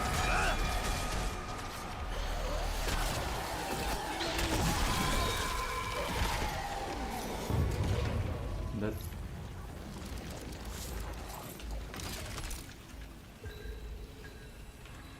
Thank you. I mean, I don't have to pick all the ammo. This weapon is really ammo hungry, not gonna lie. I mean, That's it. maybe equip some stuff. Wait, there is a platform here. Or something. It's very weird when you look at the map. See this part of the map? You can just cut off like that. It's weird.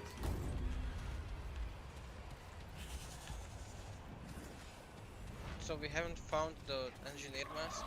Yeah, you need to find the fucking drill, and there is like a hole that you can, you know, get in under the drill. But I think maybe maybe look below these two.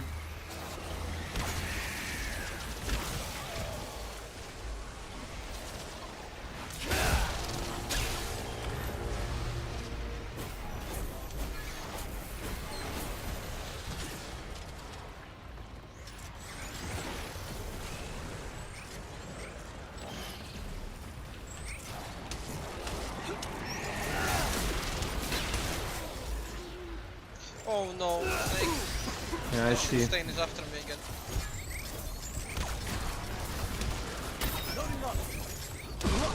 The robots. Oh, the bug. Well, either kill bug or revive me. Wait, you're dead? I'm kind of feeling down.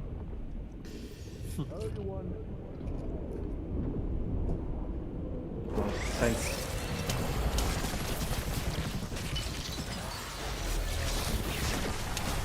It doesn't help that the fucking robot is shooting us. And the poltergeist. Whole lot of bullshit, if you ask me. Poltergeist should be dead.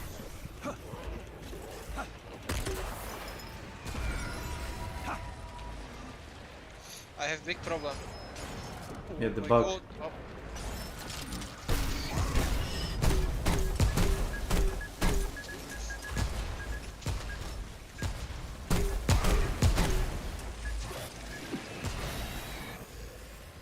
Okay, gonna res. Jumps down. This is gonna be fun. No, he's rolling. Oh, wow! Wait. I killed all of them. Really? With the single grenade? Yeah.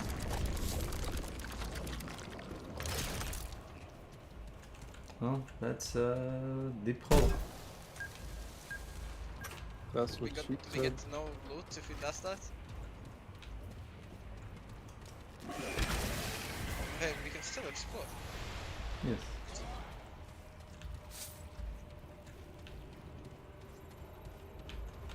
Nope.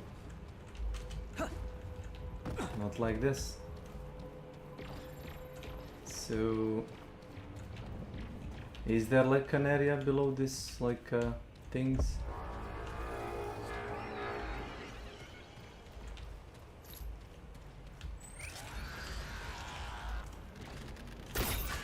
Oh shit, I don't have used it though. Fuck, man. How could you forget? Some robots are chasing you, by the way. Yeah, I can see that.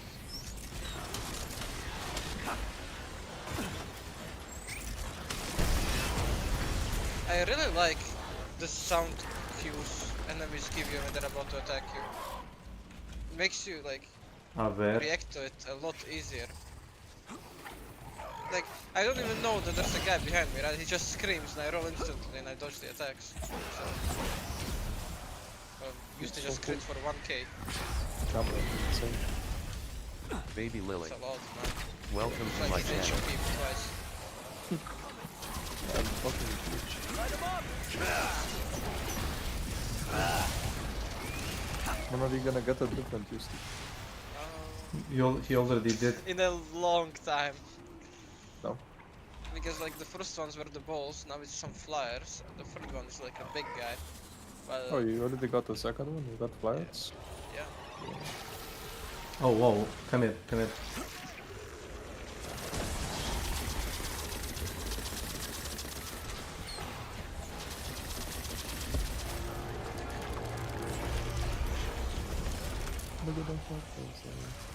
Can you pick that up?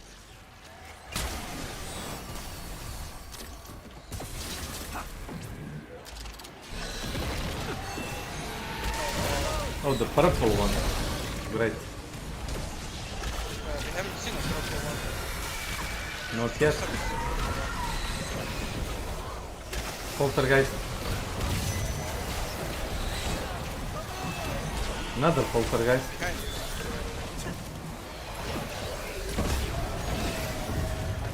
The fuck was that? Something exploded next to me. Yeah, that was my grenade. Don't worry about it. You're I unloading.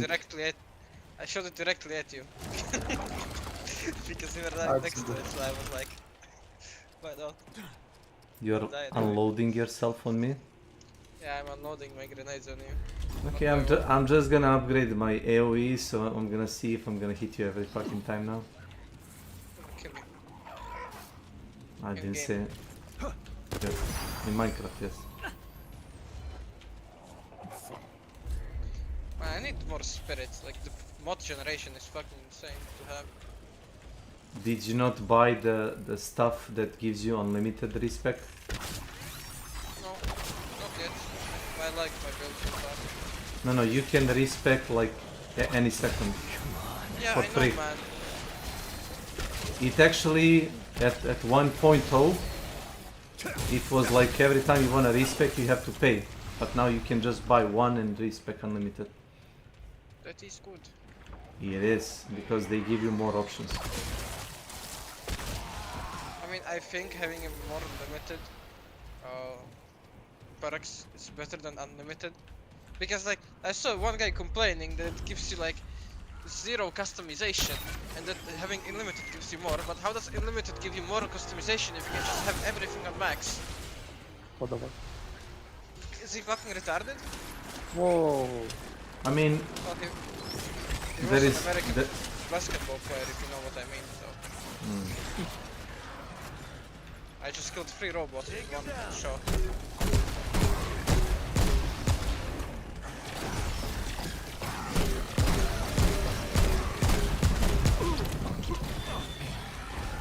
Okay, I'm gonna 1v1 him.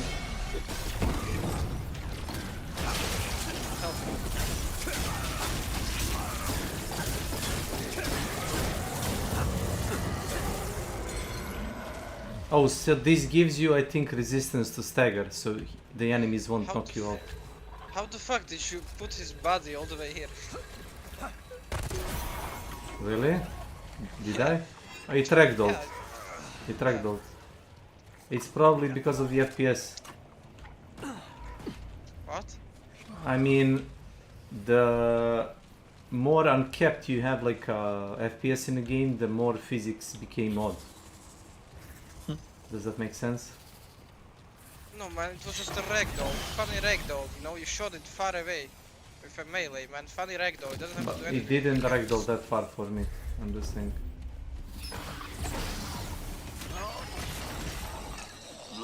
What the fuck? There was a drone?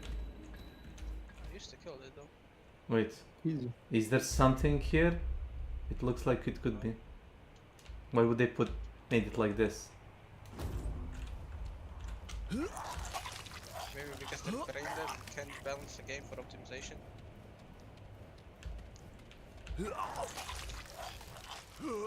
What the fuck, bro? Why you are attacking them like this? Oh shit! It's fine, go without me.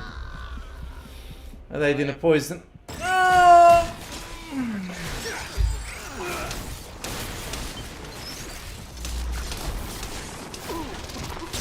Well, you might die also. Is there like an area with red crystal? I couldn't, I didn't have stamina. Oh, there is a guy with a shield. I used grenades for him, but... I didn't have stamina to dodge the AoE though. Why are you shooting your own minions? What the fuck, man? He was confused. He shot his own minion. What are you shooting me? 100%. Kamehameha.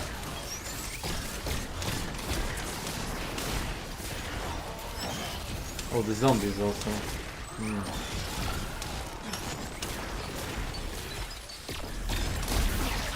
Boom. I can shoot the ball. You can? Yeah. I think I just shot it. So wait, do you want to explore before you...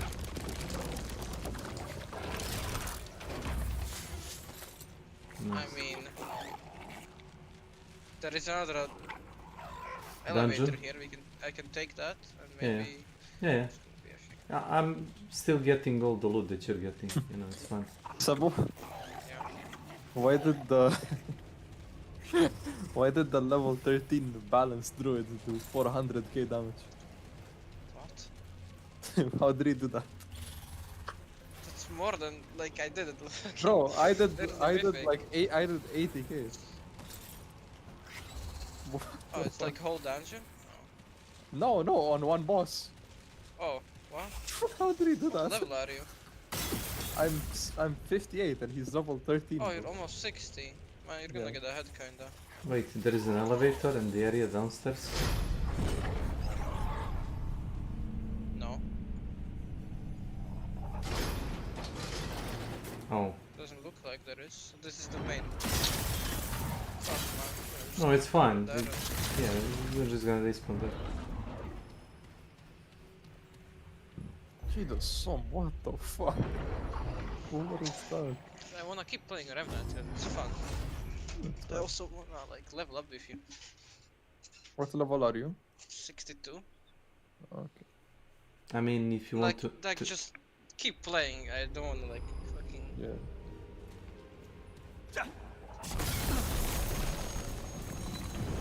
Slow down for me. Waste your time. We do only have 1 day left. I mean, I'm just gonna buy more now. No, I don't think So what do you do? Like battle pass, whatever? The game itself, like, it's a subscription based, so. Yeah. Okay, so do you It's wanna like Netflix. upgrade something? Hello? Yeah, we could. But like, I mean, if you think about it, you pay 13 hours, like what? 13 euro for a 12. month, and Yes. if you if you do it like 1 hour per euro, day? I mean, like, bro, That's not good. I think it's a bit it's worth it, but it's kind of cancer to do a subscription. Yeah. I definitely use it more than Netflix. Yeah, But I like, have, I mean, yeah. But rather would pay for WoW than like Netflix or Spotify. Do you know why the Bobby has like 3 acts? Bobby Kotick. Because Funny people man. keep giving me the money, you know? Well, yeah, man, I wanna play the fucking game with my friends. What can you do? Alright then. Yeah, but... Unlucky. Can you play a game without subscription? Oh my god. Oh wait, this looks... Space crabs! Space crabs? Is that like a Yes. new sex disease? Yes. Oh, they follow you. How much seconds? Crabs follow the caster, leaping toward enemies within 4 meters and exploding the enemy. Oh. Space mummy? What did you just say? Okay, we're done.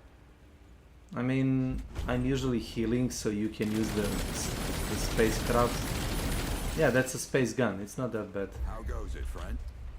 It's like a short range, unlimited ammo.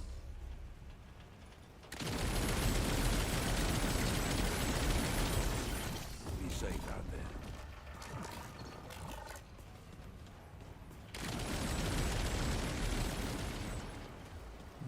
Hey, you're...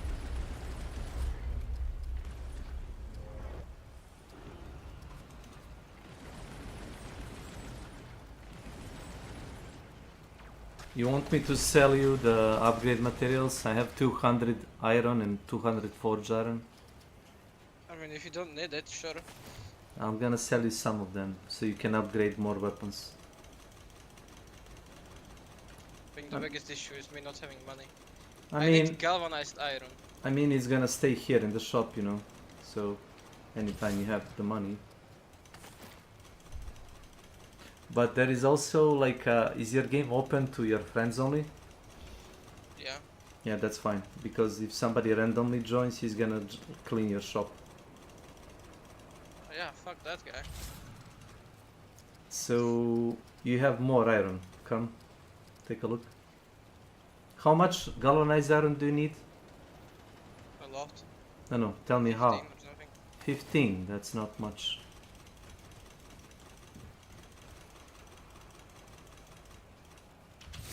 Take care There. of yourself, you hear me? Check your shop. Oh my god. Hey, Now you just need money. Questions? Tell the truth. Oh, Carp. I'm always... Well, shoot. Fair enough. I mean, I think the pistol, the space one, Hey there, friend. the one with the barrier, Let's Yes. see it. it's like really good for close quarters. It's because like for the mod, it's If you insane. need supplies, already Clears the whole got room. It is. I mean, hits all of them, at least.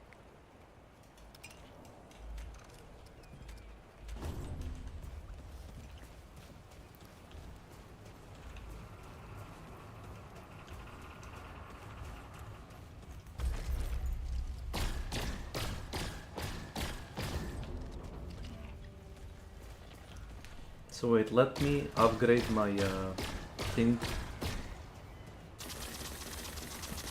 What aid? You leave that.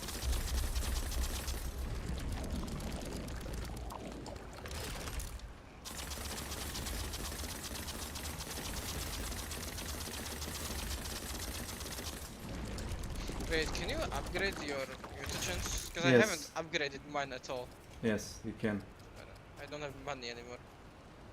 But it's kind of a costly, you know? I have so much. I'm gonna upgrade the one I use the most.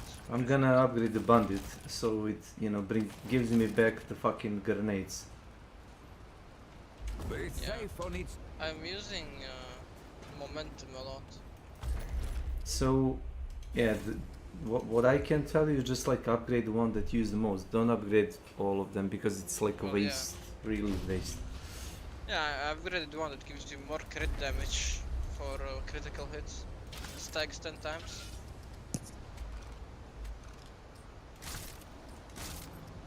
I mean, it gives pretty good DPS boost. So. Okay, let's go back. Can I upgrade my flask? No, the flask. Yeah, the fucking bottle, whatever. Oh yeah, I should go upgrade it. Do you have 1,000 scrap? No, Well, unlucky. Traveler. I Sa- keep spending everything on upgrades. They don't like it when I yeah. Do you like it so that game always keeps you broke? Till next time. I mean, I guess at least there's something to do. I mean, yeah, if you're having like tons of money, that means that they failed as a, you know, designers. Okay, come, Crystal, bro. Yes, yes, yes. I just spent 5,000 or 6,000 scrap. Very rich. No, I had like 0 when we started playing. Yes, very rich. Okay, Narud. You can select the same one when we were. I know.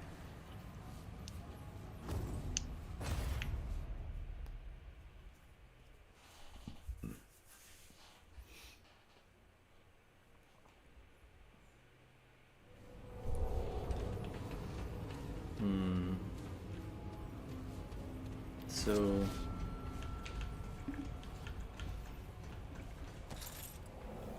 I mean, my GPU is not the problem. It's like, yeah, it's your CPU. it's fine. Your fucking Intel is dying. And I'm also bottlenecked on my RAM because of funny motherboard. Funny? Wait, are we in the labyrinth? Where are we? Oh, let's go back. No, I don't want to be here. This is like a main quest area, right? Yeah, it's the main. Yeah, we want to explore everything remember- else. Yeah, I remember this being the main. Whoa.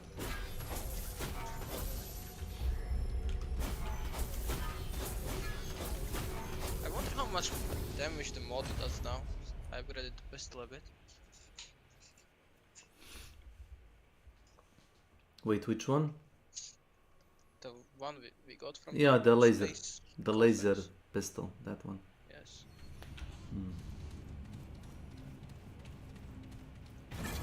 Oh yeah, we didn't took the elevator, right?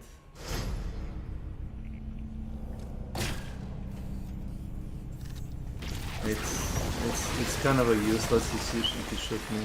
You're not gonna see any DPS. No, I just shot. Hello, Gavin. Hello, is that I'm doing something.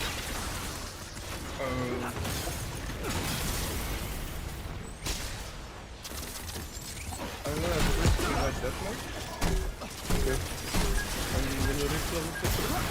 Everything level 3? Yeah, I'm almost there. I'm missing Well, Something flew into my way. I think you accidentally shot my grenade. Thanks a lot. I'm gonna guess. Bro, I'm missing like 20k. You know what happens in my dungeon right now? What happened? Like, a DPS left after the fucking frog. Why did you do that? Because he died like once at the fucking blue dragon fucking killed him because he doesn't know how to use the defense. Where was the other elevator? That's funny. Wasn't it? And it ruined my dungeon. The area is unexplored now for some reason. What? Unlucky dummy. I'm gonna go do some. Well, it's fucking not the side whole quest area. and level up. And then I'll go to Orgrimmar and fly. There was another elevator, right? What the fuck? Is it in the unexplored area? Why is it unexplored now? I don't know. Maybe I'm been on a different planet.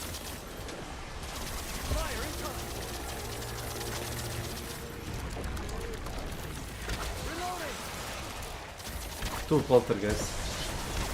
There's 4 of them.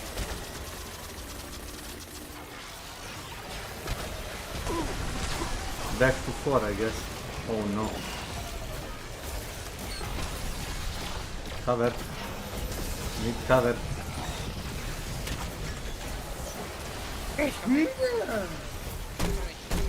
That's you.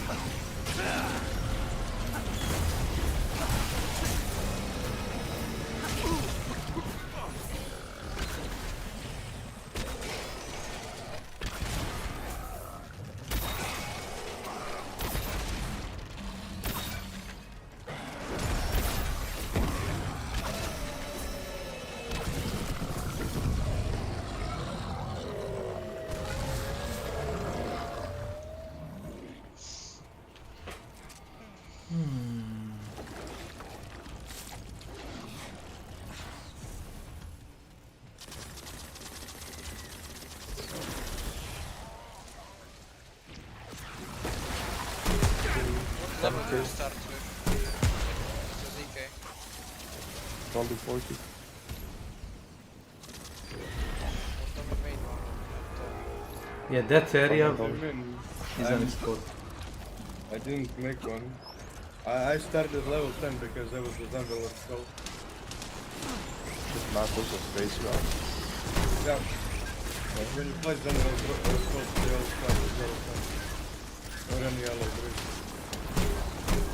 But yeah, I did it because I didn't want to play the intro. But I don't know, I think it's about level 10 or 15 when you finish the intro. Finally, dummy. So where is the other elevator, man? Oh, I found it. I think it's that one. Really? I was sorry. Holy shit, that's so far. Okay, I'm going to Orgrimmar. Why can't you put markers on the map? What the fuck? So, I'm going to take...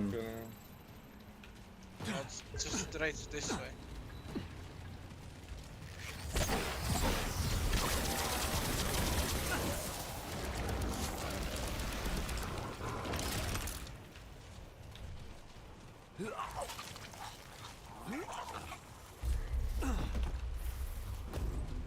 Should I buy fucking shoulders?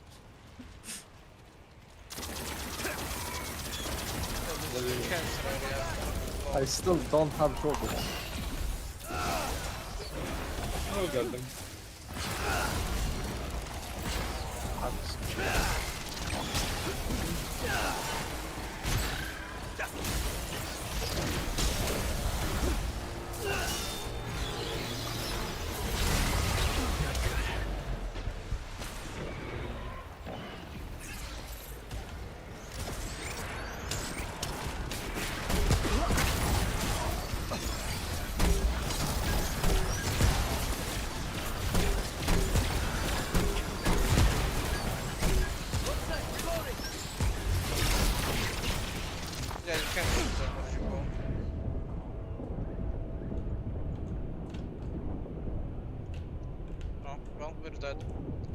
Oh, the bug. I'm poisoned.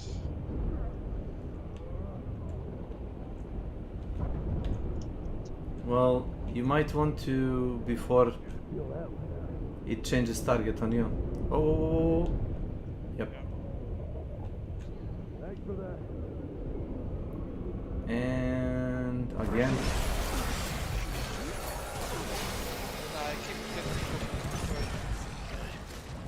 There is a poltergeist in the area, by the way.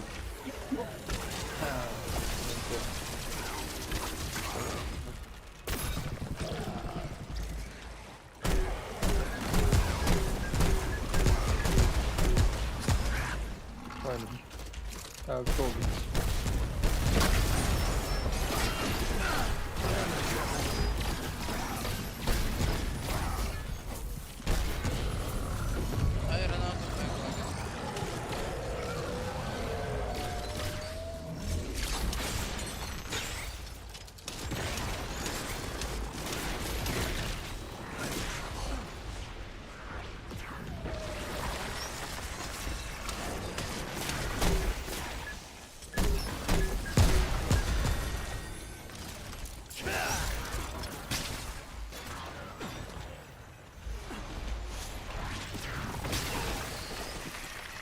Can we just speedrun through all this shit? I don't wanna fucking shoot them.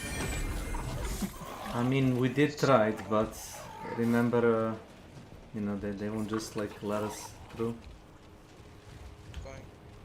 Fucking apocalypse, bro.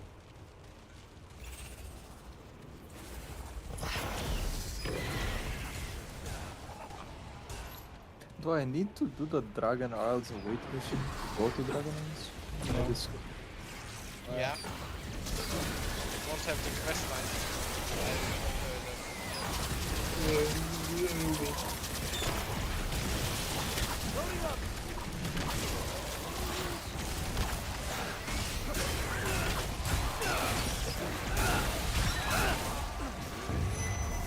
Behind us, the ghost.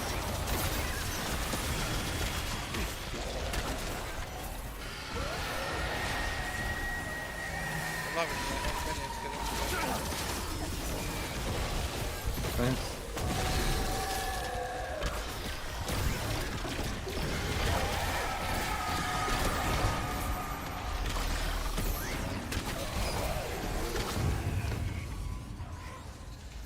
Can you heal that one? It's like 1 HP. What item level are you? Wait.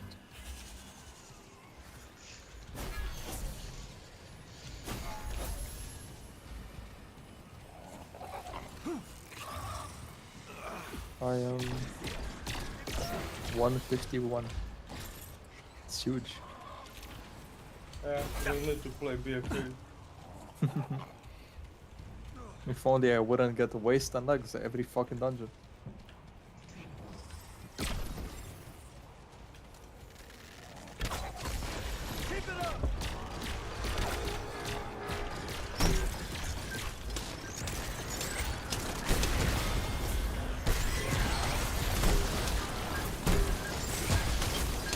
I like that you recruit these people to help you in the Oh Dragon my Isles lord. expedition, and you never see them. I've never seen any of these NPCs you recruit. Behind you.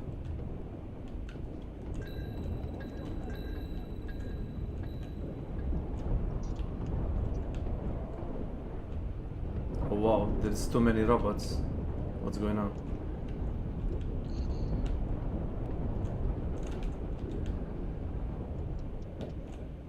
What? Thanks. Where are they coming from? Inside. And then they spawn outside. Thanks.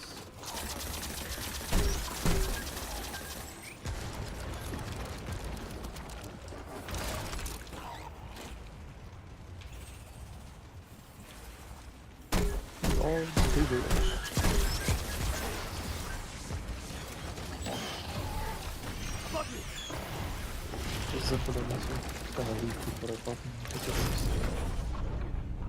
I swear, if there's nothing here, I'm gonna be fucking sad. No. side dungeon.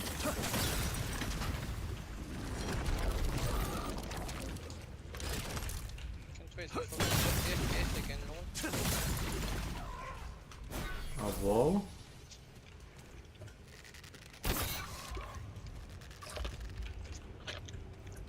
I look Why pretty we cool. What the fuck? Go do challenges so you unlock better perform. You can go to the mage tower. Bro, this armor is actually really cool. You get this for... It's like... I'm pretty sure you get this on every Zandala ritual, but it looks cool as well. What, you mean the heritage armor? Yeah, it looks really good. When you go to Orgrimmar, can you like teleport to Dalaran? I have such a cool polar. Why would they put up with the power? So you can do the mage tower. Bad. Level 60. You can do it. It downscales you to 40, remember? Alright. 50. Holy shit. I have such a... Why do pole arms look so cool? This is fucking good. This should downscale you to 50. Look how cool the pole arm is. Oh, this area looks almost the same as the one with the main mission. It's pretty cool. I don't have 50 FPS here, so I'm happy. Yo. Well, as you said it's probably optimization.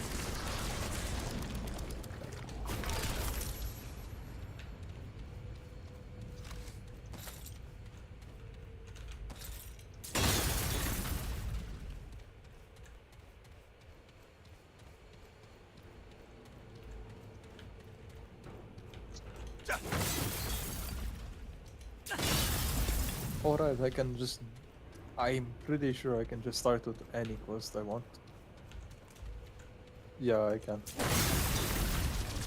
Wait, I can go do Firak.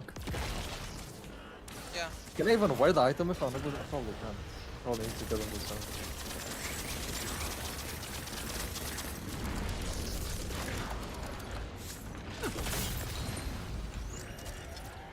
What's that? Most likely just gonna get some free shit. Something is coming. This is the wrench and all firearms.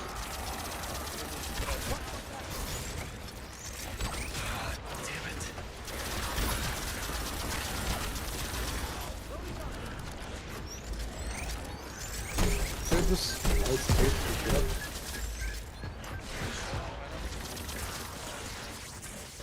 What about time rifts? 22 minutes. Fucking some fucking quests.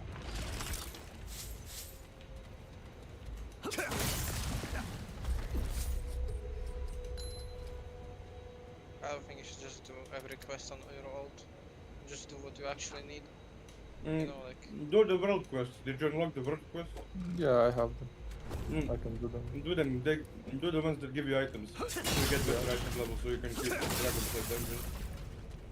What I meant is the reputation, you know. I don't give a shit about that. If you get chanting, you can just probably like... Blacksmith, do the reputation, gives you blacksmith. Super cool. Super. Oh, we got the mother of all. Hopefully people don't pull half the dungeon.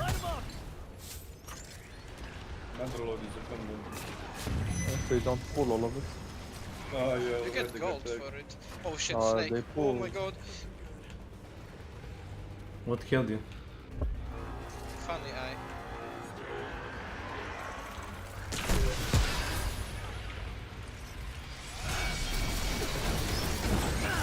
Wow, really? Really?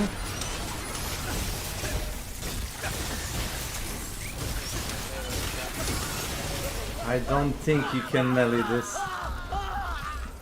It's a fucking predator bot. Did he like point blank shoot you? Yeah, he just spawned behind like me, my breath? shot me and then killed me with a laser. Always using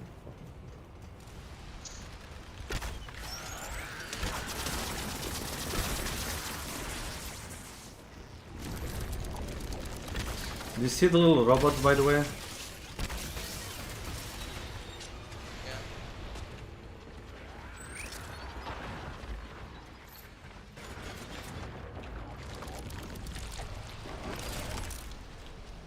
This game must be piss easy on the normal difficulties.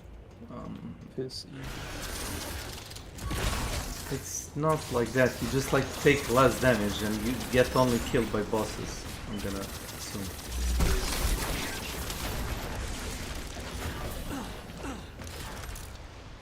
I watched too much Jasmine Gold. Fuck Jasmine Gold, bro. Why, man? He's ugly and dumb. He's not that ugly. I don't know why He's old. He's not that. Is being old a sin or something like that? Yeah. Old and bald. Bald and gold. I mean, It's gonna spawn again?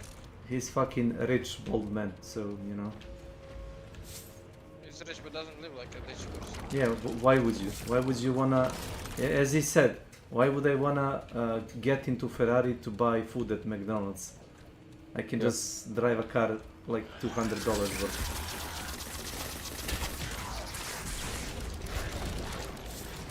Fucking black people.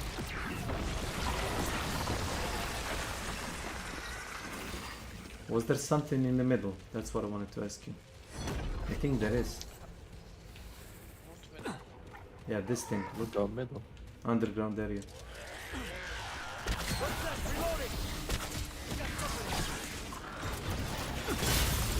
Keep it up! Go, we do the boss, man. Bro, I don't like how cracked it is. It's gonna take so It's fucking fine. You're not gonna die, probably. Oh wow. Probably. Can get there for sure. But why did no one cancel?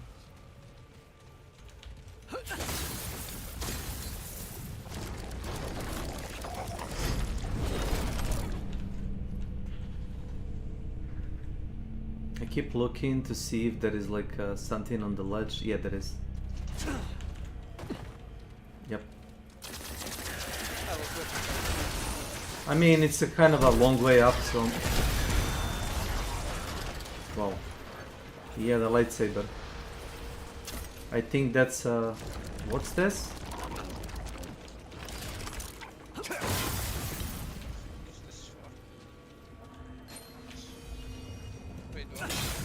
You didn't see the ring, right?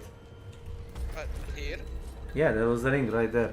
Yeah, I was trying to press E on it, but it didn't work, so I thought Okay, it was just light. okay, I got the bow that I can sell like for 4,000 What the fuck? on the Really? auction house. Yeah, Oh. Why does it cost that much? because it's cosmetic, people want it. Did you see what the ring does? No. Yeah, read it. Oh, I kinda want that. It's just a better version of what I have. What the fuck?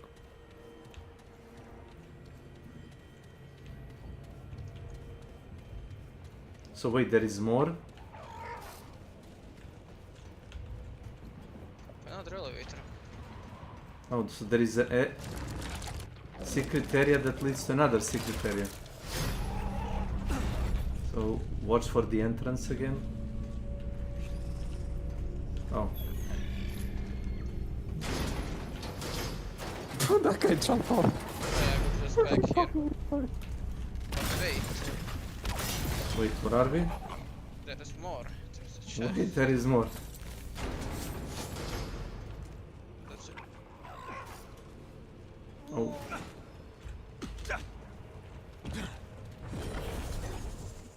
So are we back at the beginning of the game? What? No, at the elevator, man. Oh. I see. I got another one. I can sell this for... Do you have an add-on that tells you? Your UST is gonna Yeah. get crashed. Oh, that's insane. I probably could have sold so much of the shit I got. Wait, what are you talking about? Random drops.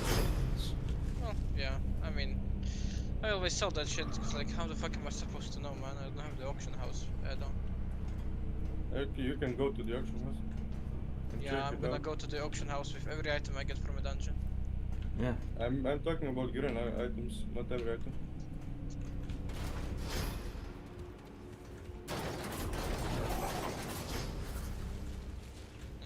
see that? It's hot. Get it. No. There's a purple shit. So yeah, look at this. Look at this.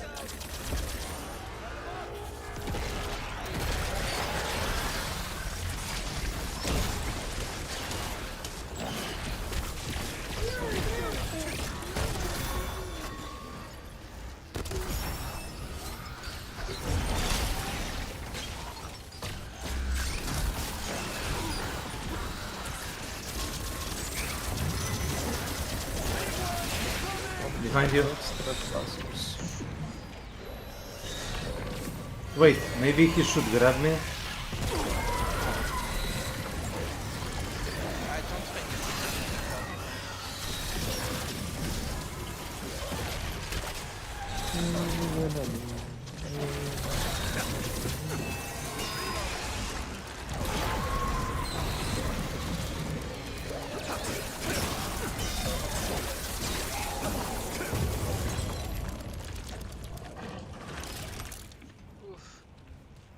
I don't think you can do this, I'm not sure.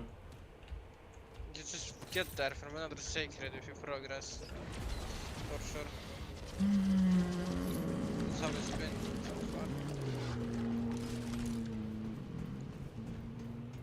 Impatient are we? Who's impatient?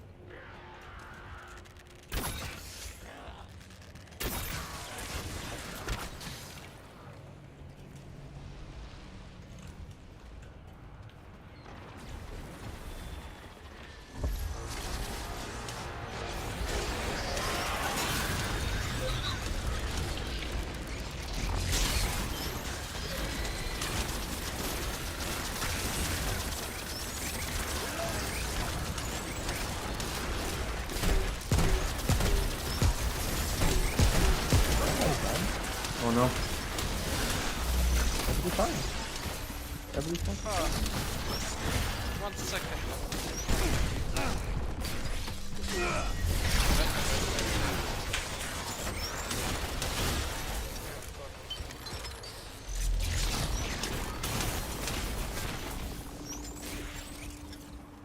Thanks a lot. They're coming. Better prepare. Thanks for that.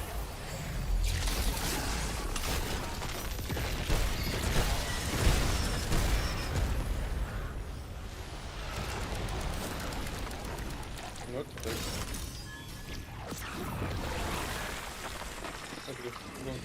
What? Who pulled? I don't know, everyone just keep every fucking dungeon, they keep pulling their fucking animals. Every single dungeon. Like 3 people managed to skip the enemies and then 2 fucking retards failed and pulled the whole dungeon.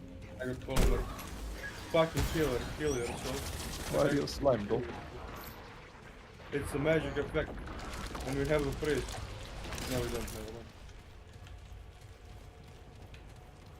Wait, don't go there.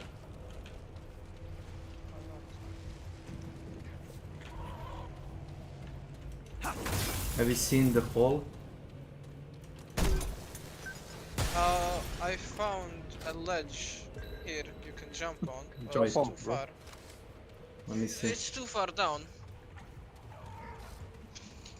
So you will die from fall damage. But it's there. No, this is like the area that we already were. Yeah, look at the map. Look at the map. Did you see that?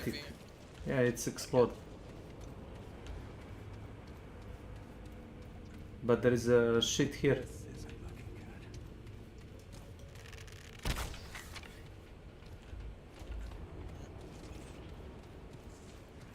I think, I don't know. Yeah, this way. That's just... Oh, he's level 15, that's what he does. More damage.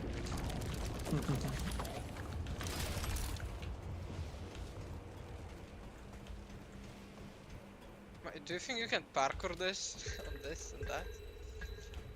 No.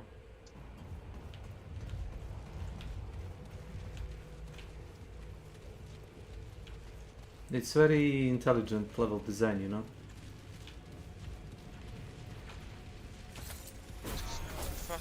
Victor. Does that sell for anything for me? We're with you.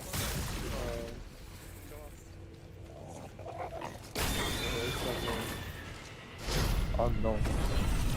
Sometimes it can pull the data, so it just says unknown. Interesting.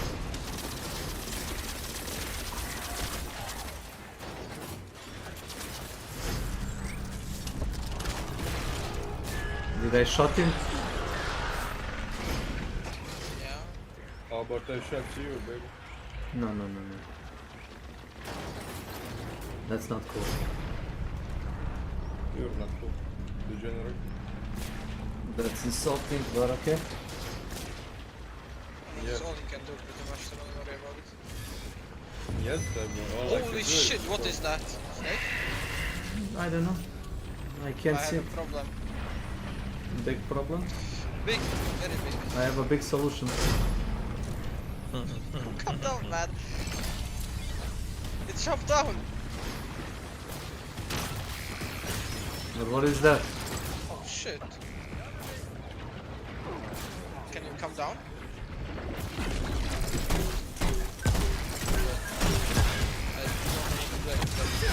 Oh my lord. What is this? What is that? You might need to do something about the shield. Yeah, there should be like electrical gun that you can use. Oh, I do. I can craft a bomb. Not good. You For wanna... shock damage.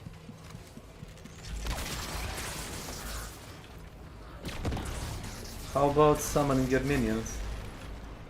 They died, man. I mean, they didn't do shit there. Oh. What would you say that about? What do you mean? They were up the whole time. I don't know. We don't know. Can we go We back don't and know. craft an electric mod then? You get it too, maybe? I'll have already all the mods.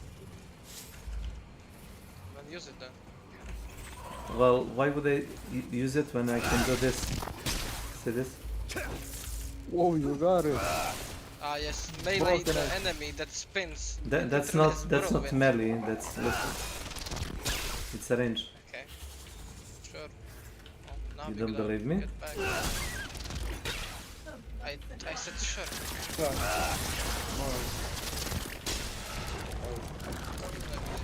Did that look like a melee to you? Man, I know it. I'm not doubting you. Alright, what's so fun this game? Yeah.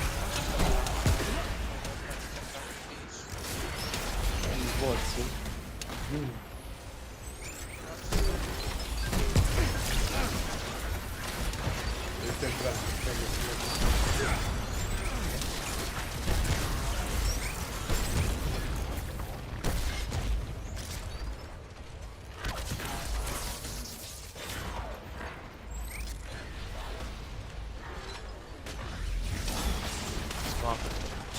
Welcome to my channel. Oh, I found him again. I'm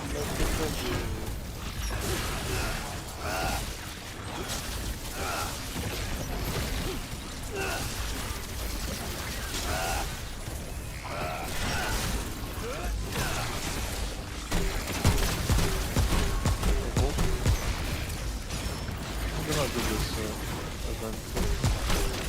That see? What event? I need to fish. I get an item. Oh, let's go to the event for the mythic item. Which Why one? was it here now? The dragon? Random. The Yeah. one that starts every, Ah, okay, yeah, it's almost there. like actually we probably can do it with this. Oh, we can. If there's people. The 5 heroics? No. The fucking time warp. Oh. I mean, it's not late, so you'll be fine, I think.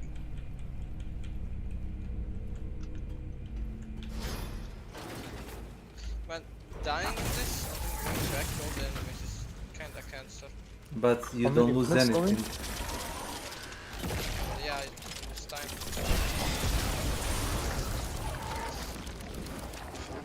I hit him through the shield. So. I love how you're just a big snap turtle. That's so funny.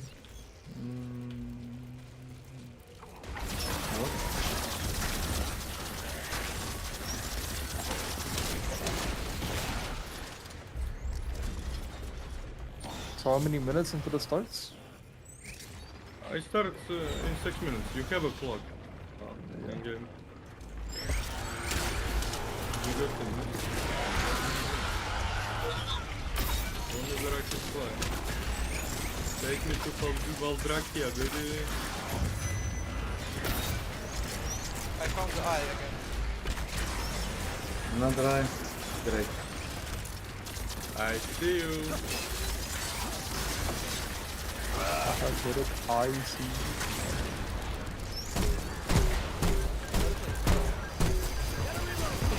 I see Seb. Oh, it's not there.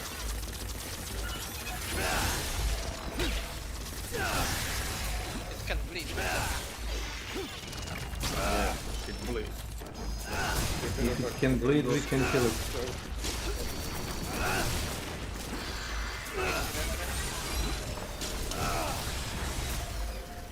Fuck!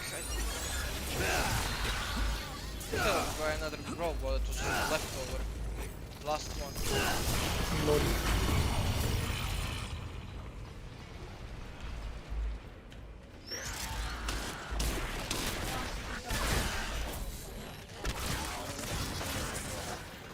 Thanks.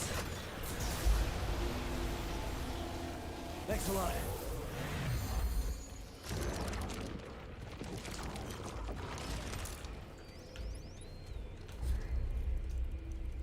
So if you look at the map, the area that we were down, it connects back to the main. Just look. It went up.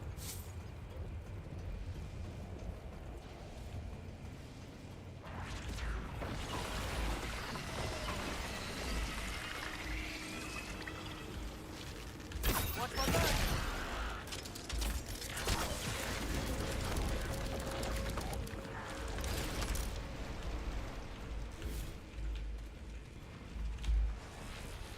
Wait, is this some writing shit?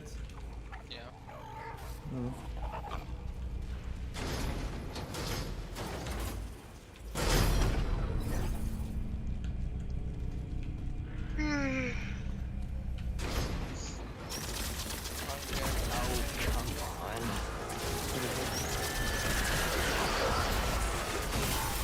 Again? I think something big spawned again.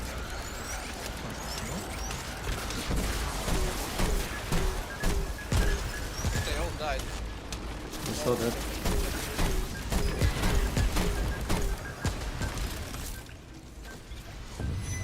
Oh, it's here again. Run.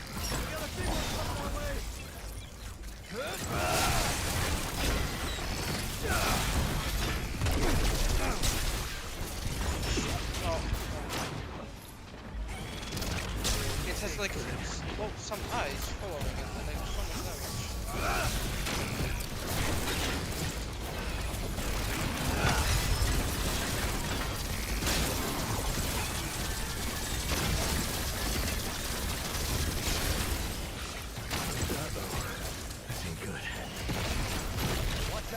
Oh my god, I did fucking 2k to it.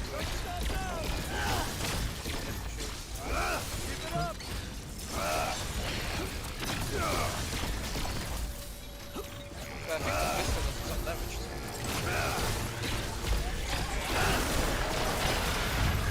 That That's the pistol do damage to shield.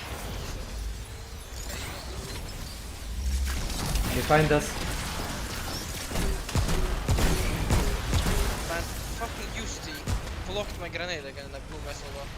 Yeah. Listen, it's I read it on forum. Like they should like give the listen the range minions. They should fly a bit higher because you keep shooting at them. Yeah, it is pretty annoying. I get more bigger. More what?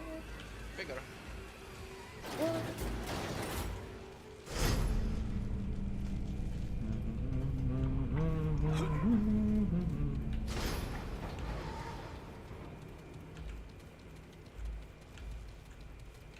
Well, Man, there is a decent amount of people.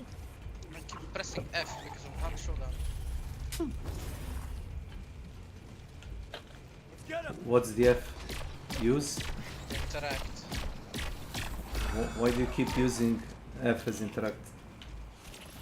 I just said it. What? I mean, I said because of hand, man. I'm not gonna judge, but it is an awful keybind, but you know.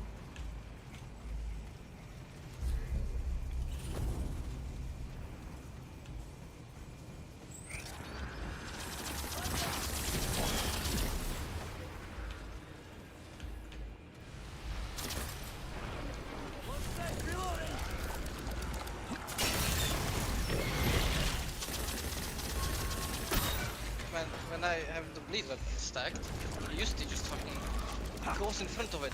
Like I hit him with it and he starts bleeding for 10 seconds. That's like 40% of his HP. But it keeps up the stack. That makes him do more damage. Oh, this needs something, but I don't know what. It needs to be opened. Probably from. Oh. When? Running low. I guess we probably get something when we just progress the dungeon.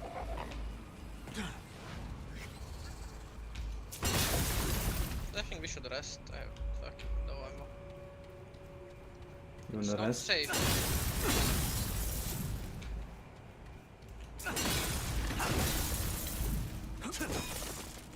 I mean, if you drink the poison, it's gonna be safe.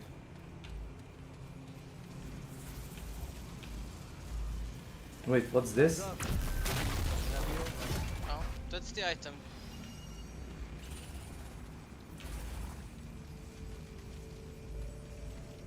Now our only option is to probably.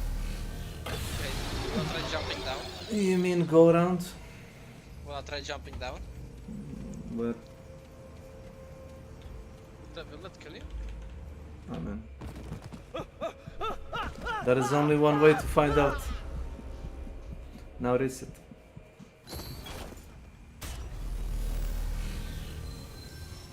Did you jump behind me? No. It matters. The expression is the point. And if it does reach you, may it grant you some measure of joy. Okay, down.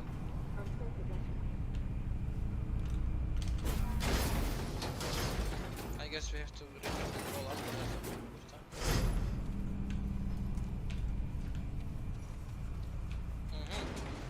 Problem. Problem? Problem. I see. So that door needs to be opened.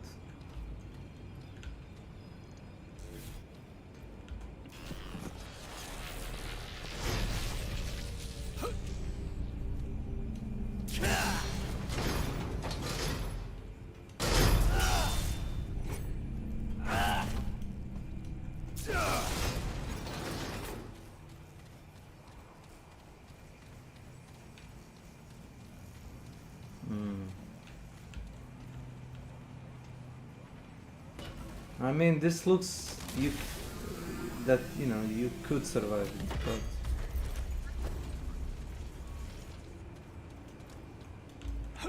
Wait, stay there. Do you have the item in the inventory? oh, Go open it. wait. Oh, I think I get it. I don't think you can do this, other than the multiplayer. Yeah, this is multiplayer puzzle. What's this? Well, yeah, because what I wanted you to do. Chill, bro. No. Oh wow, there is more. Oh wow. Oh. Oh wow. There is one more door, but I need to lead you here. How come I don't have it? No. I lost it. Because we only have one. So can you pick it up? Nope. It will lock me out of the, you know. Can you open the door from the other side? No, that's the problem. Look where I am. When I grab the orb, it locks me out, and you know we did nothing.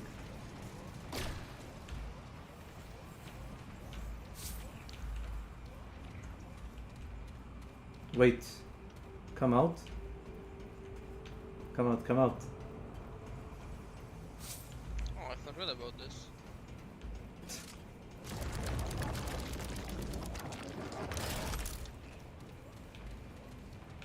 Okay, so I guess you go there and then I pick this one up. Or the other way. Pick it up. Wait, what is this one? Yeah, there's an elevator here, did you miss it? Yes. No, put it right there. Yeah, I'm not bringing that one.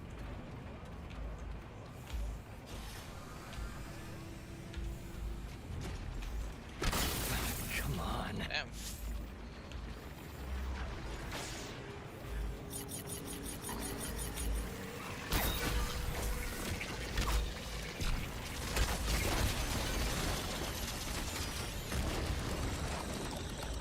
Another elevator. I think this elevator probably takes you down there into the hole. No, it goes up. Scary. Oh my god, Snake, you will never believe this. What's that?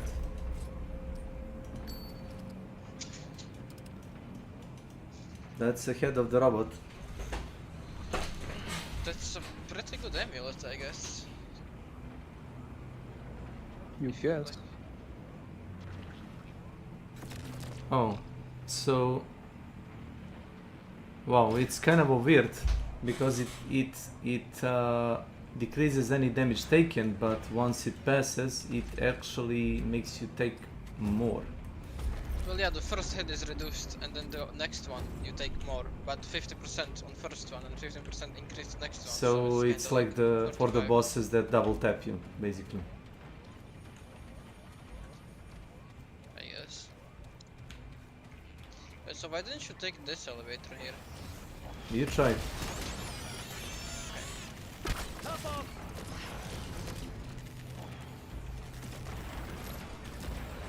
Can we use this killing? Yeah, there is a. Wait, if they kill something, I get the regen. That's nice.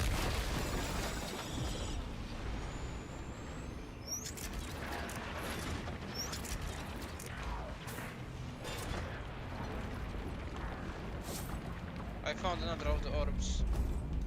The another red orb.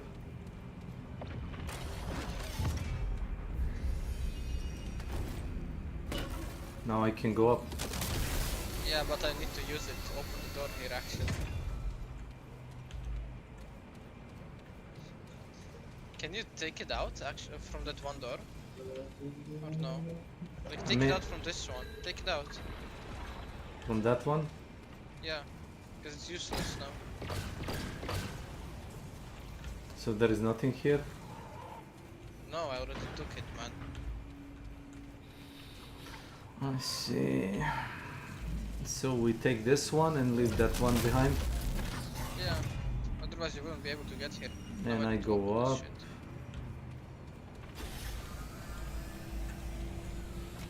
Let's go, Domi.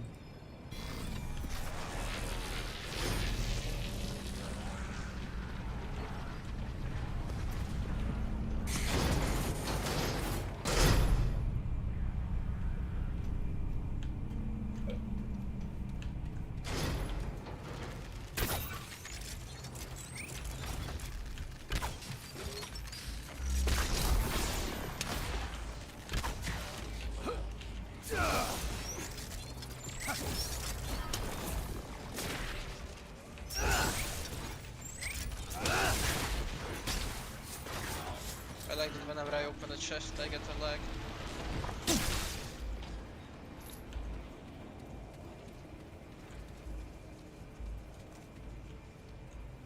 Wait, come here. I'm gonna do something really stupid. Oh. Are you done with your... It's almost done working It was stupid indeed. Don't do that. What are you killing? The last guy. What did you say, Snake? Hmm? And did you say something to me? I heard you say No, I something. was talking to you. I mean, Oh, fuck. I wasn't. I was just asking, bro. I just said that no one's talking to you, what do you mean? Fucking I solo. said I'm just fucking asking. What do you mean? And I had What do you replied mean? that no one was talking to you. What? I mean, did you like ask me, do I want to be your friend or something? What? What?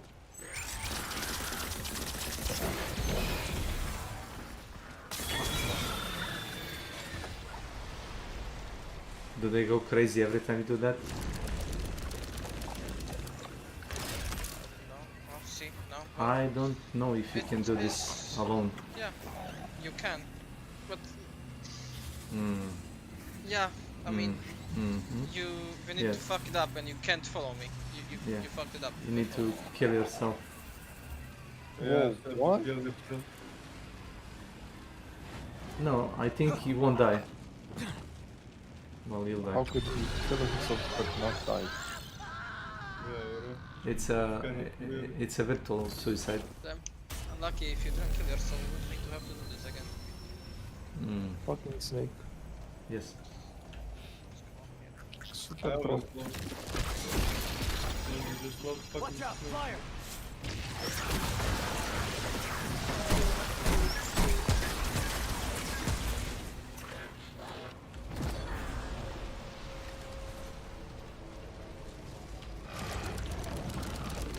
Wait, so you need to go up and I need to get this, right? Now you got one. I don't think you need to get that one. Do you? I think you do actually, yeah.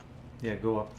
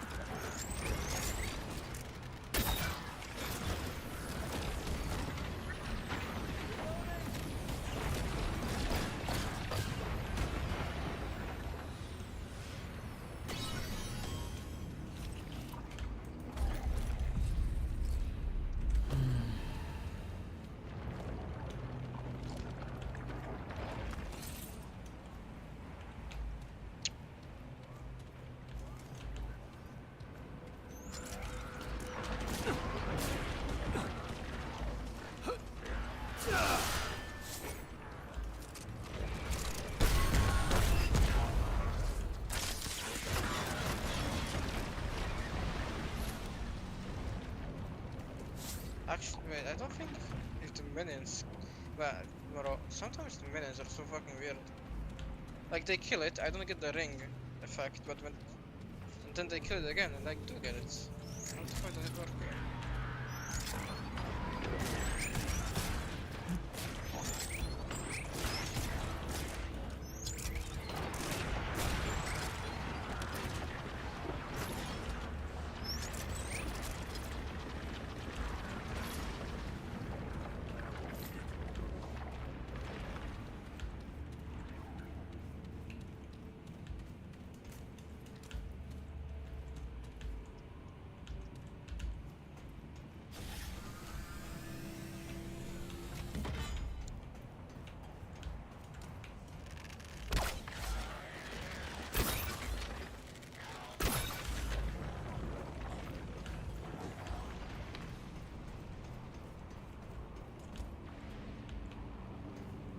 Where am I going?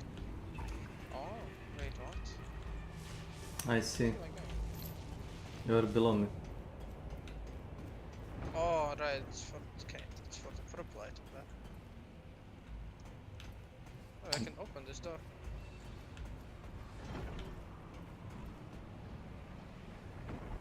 Wait, can you go to this elevator? How?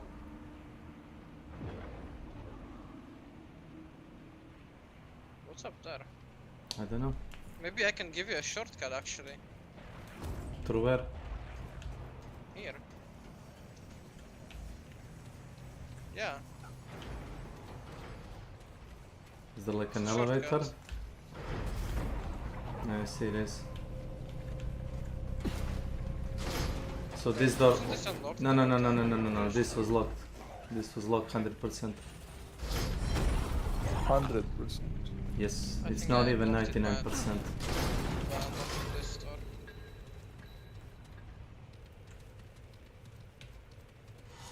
Oh no. We got a big one coming our way. What the fuck was that? Help me destroy the wall. The wall work.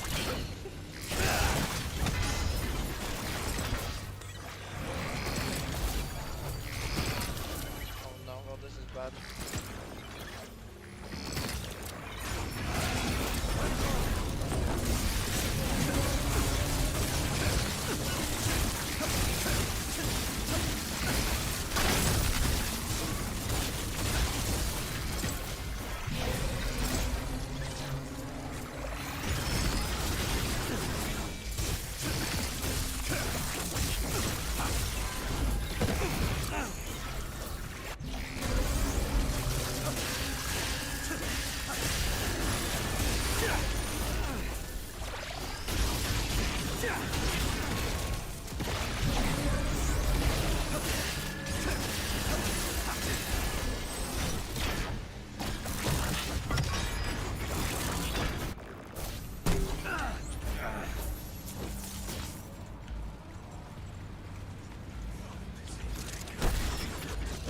That's bad.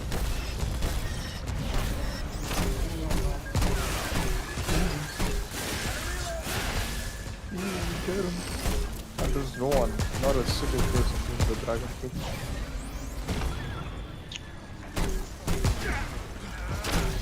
Let's see. I bet you want to fall. Why is the flip Whoa, Are you serious right now, Seven?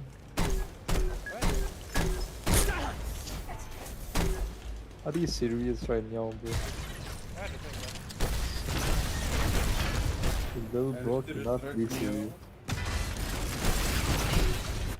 Little bro cannot be serious, bro. I think the little bots die when you shoot them. Yeah, they...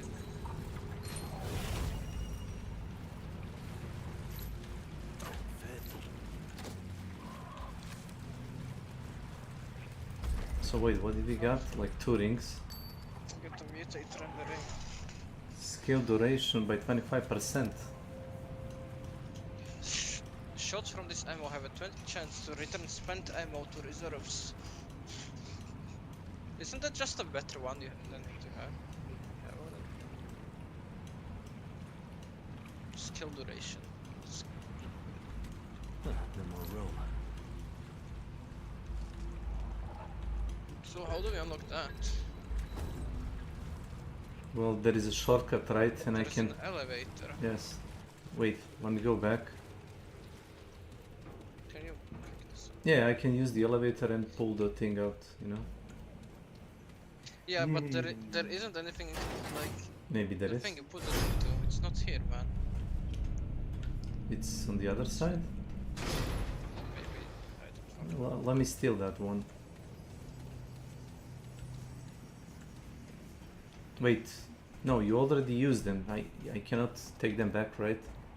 It's just a shortcut, I think. We don't need to actually like. Are you Because if sure? you look at the map, it just goes literally to the level you're at right now. What the fuck? I think, unless it goes Wait, down. no. I think it goes down. I don't know. How about I go down with There is you? an elevator on the other side. Are you sure? I hope I can make it in time, though. You wanna check it? But how can you open it, man? Can you take one of those eyes that we used? Okay, I think I have time. I should have time.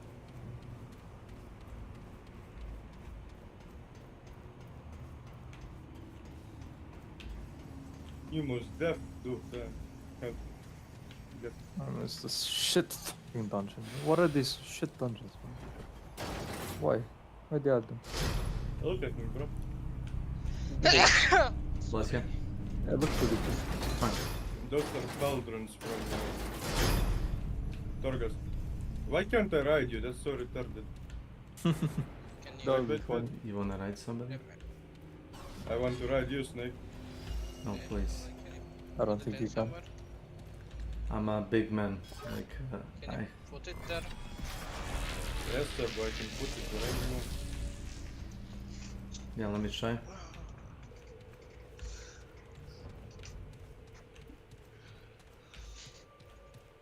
How is this boss? He's so fun. Oh my god, I missed you, baby. No, you can't. But there must be like a secret way to do it.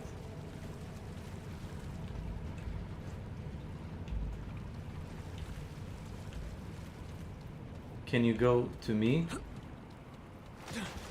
Oh yes, yes, the mechanic, very fun. Why does he run? We need to open this door somehow. Oh shit. That's not good. But how did you get that? Just jump down. Where? From this platform that I am at? Down? No, from What? up. The one where we came from. But like, Oh, I got a worse item. Let's go. did we not get that checkpoint? We did. How did you get the worst item? I don't know. Don't ask me. Let me just check.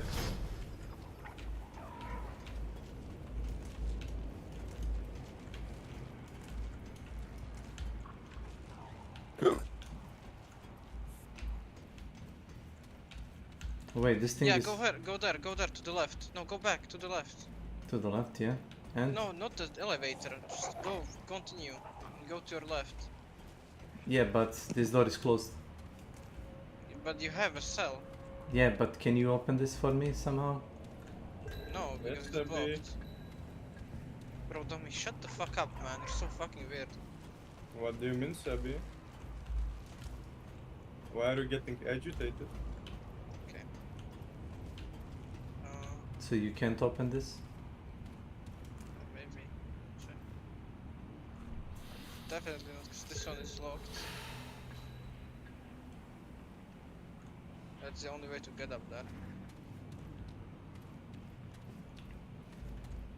Well, try it. Try what? So how did you even took this route here? I don't know. Why aggro those? Because they aggro instantly when you walk out. There must be something that we are not like.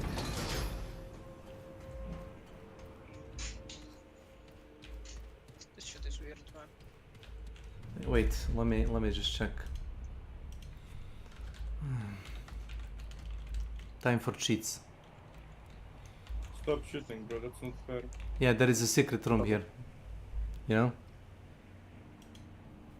Why do people prefer cheating? Because, you know, cheats. But how do you open that? Fuck. You're so unethical, man. How dare you cheat in a single Oh, player game? yeah, this is exactly what I was talking to. There is like a secret room. Well, yeah, we know there is. How do you fucking get to it? Somebody's fighting. So Oh, you it's go not- up, then you go jump here,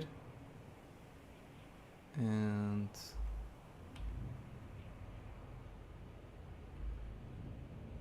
Wait, what does the worn cylinder do?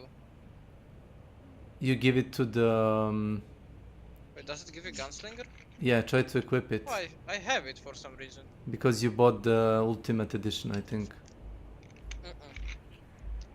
Or you I got talked, it from the old man. I just Yeah. didn't notice, I guess. you spammed, you know, when you talk to him, and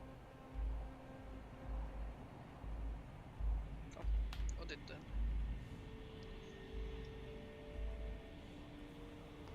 You know, there is like a lot of going up and down.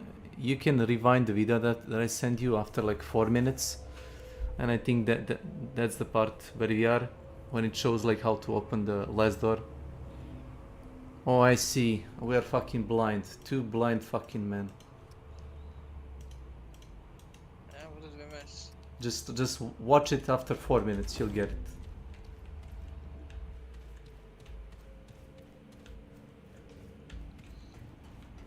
Two blind fucking men.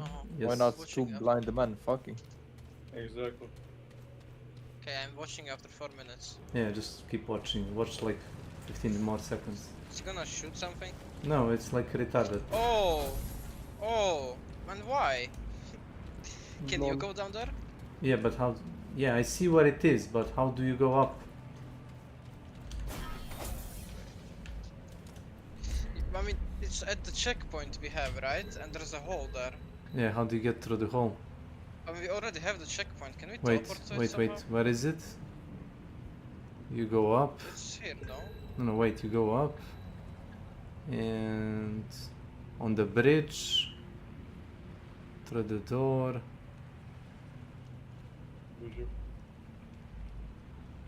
Whoa. Whoa. I did a lot of damage. This is fucked up.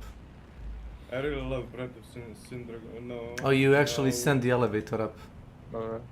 They pulled, bro. Yeah, watch at the 5 minutes 22. Watch.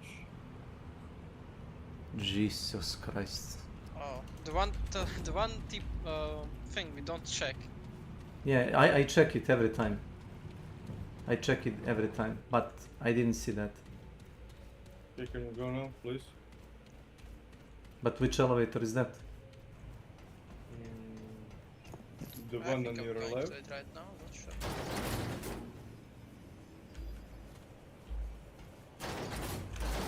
Okay. This one. Oh, Have you done You're it? retarded. I unlocked the shortcut. Okay. Okay, well, So do I unlocked the go back shortcut. up? I don't know. Wait, I think I'm gonna try putting the eye here No, you have and to. go to the elevator. I forgot. The elevator seems like it goes down. Yeah, Rob, it's gonna it be goes so down, good. Rob. Man, if we have a death knight, it's gonna be so Yeah, good it's because going we down. can pull the mob in triple. Yo. Okay, where am I? Right next to me. I'm on you now. You are on me, What? yes. He's on me. Damn. Go back or something? This is the wrong elevator. No, this is not the one. Send it back. Yeah, we can just. Yeah, I'll send it back. I love the level 13 monk spamming the fucking spin and doing 400k. Don't forget to take out the eyeball once you leave. Pretty fucking funny. What's he spamming? The thing where he spins Oh, yeah. 400k. Like, bro, I fucking hate that game. I just break that. Yep. But Take it's the fun. eye out, Snake. Like tanking with Brewmaster is really fun. Did you not go up? No, wait. Okay, I'm gonna fucking The elevator didn't return when you did that. just pull it back. Just take this shit out and leave it. Wait.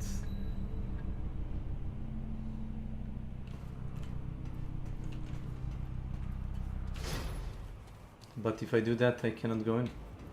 Wait, I can. Yeah, but I can. we don't need that. I love it when someone does that. Okay, almost fucking died. I mean, that's what you're supposed to do. Yeah, but maybe not shoot me. So do I jump down? Yeah, you're supposed to kill yourself, bro. Guess. Is it this one?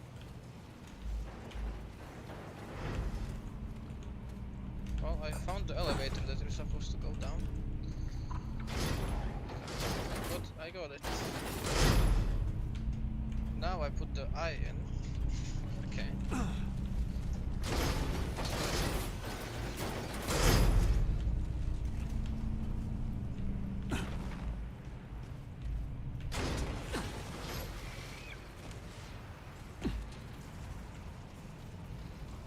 Uh-huh.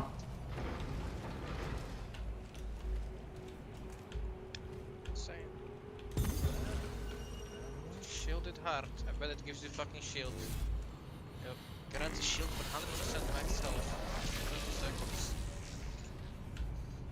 Doesn't sound that bad. I mean, What's the cooldown?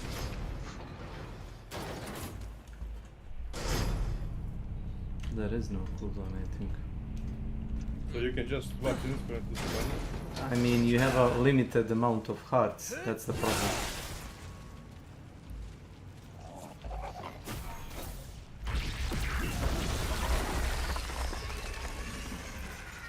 oh, I guess we kill ourselves. What poison? I don't have any poison.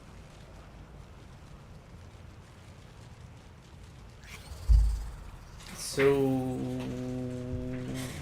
yeah, this looks interesting, like as additional option. Well, let's go back. How much? Look at this. 40% was Breath of I'm gonna kill Syndragosa. myself by the elevator. Fucking Syndragosa.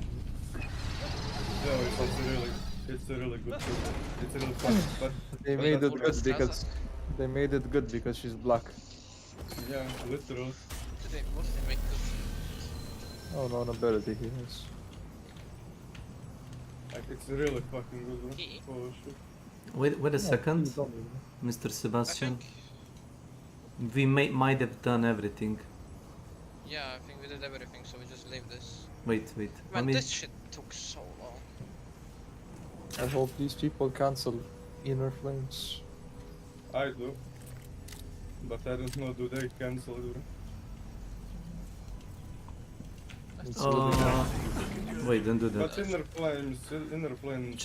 Check that. There is a propulsion loop. If you don't have damage, it item. is. Yeah, but doesn't just like give them like. Well, if you look at the page that I sent you, over and over again, and it happened to me 7 times. They healed to full HP 7 times because one cancelled it and we didn't have damage. broken wall which can be found. Oh. Yeah, let's go. I think that's like there is a chance to find this ring. It's not guaranteed. Well, I don't wanna be in here anymore. Let's just fucking leave, man. Okay, it's fine. That's this is enough for me. For this level, I don't wanna be here anymore. You're depressed. Yeah. That's not good. So young, so depressed. That's how it is nowadays. Leave Dango. Leave Dangon? Dangon. This was easy. Oh, fun.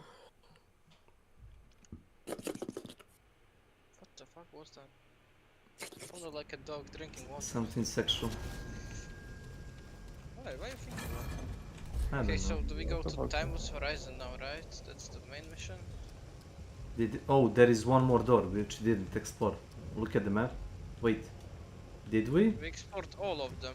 But why does it says like a question mark for me? Not for me. I don't have a question mark anywhere. Why is Ferox Fury 10,000%? What? Why Let's wouldn't screenshot it that. It was 10,000% and it went down really fast to 20. I think That was that's pretty just fun. bug. Oh, obviously. But you know. Fucking so good. What? That one already. I love fucking Soul. Very cool.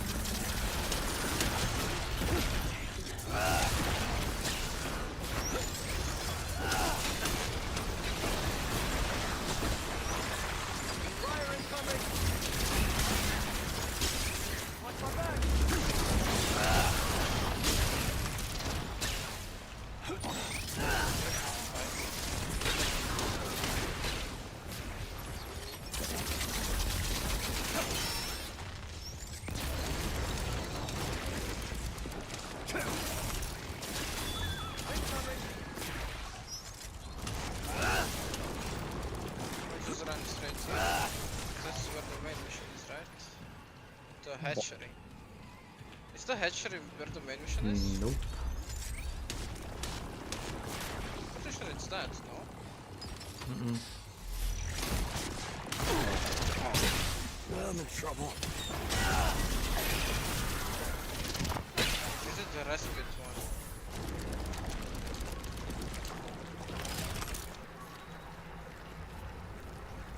I don't think I can accept right now. Are you fighting Pyrrha? No, I'm fighting Yeah, I think it's a lot of enemies. Astropov's respite. Actually, I think you have a teleport to there, you know? If you have a stone. You have a fucking teleport checkpoint, you know? Yeah, probably. I need to go to this one on the left. To actually go there, so.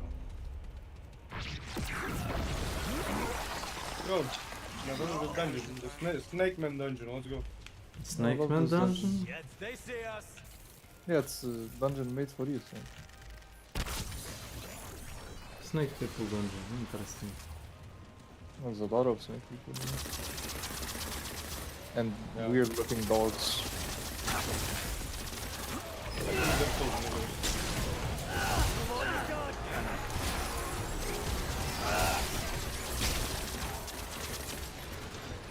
Fire incoming.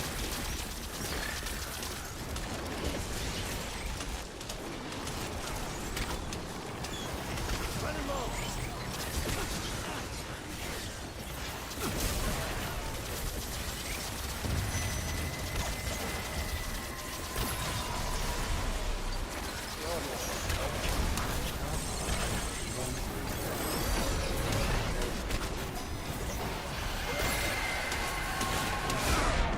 Oh my god. He just jumped into this guy.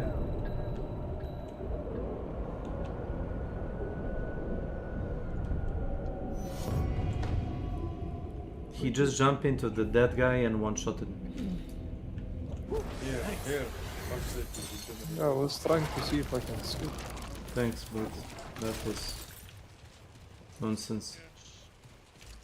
Nonsensical. Nonsensical, exactly. Yeah, this is the area where you want to go. Look at the map.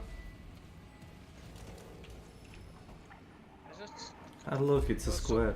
I did say hatchery. Oh, this is a fun boss. No, this is actually not the fun one. I don't think that's You'll see hatchery. it when we get to the fun one. This is called the I hatchery. know it, man. I did this shit 14 times. Yo, bitten. See? The hatchery, man. Wait, we did this? Oh, but we didn't do the next area, right? Yeah, we can teleport to next area. Phantom Wasteland. Can we teleport there? No, Phantom Wasteland is where we came from, no?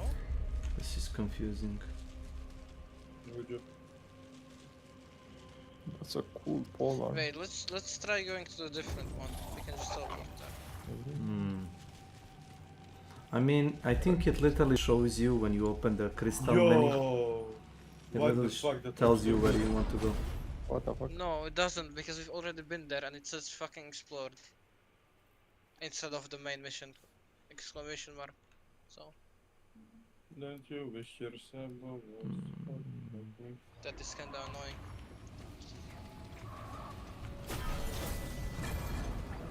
Oh.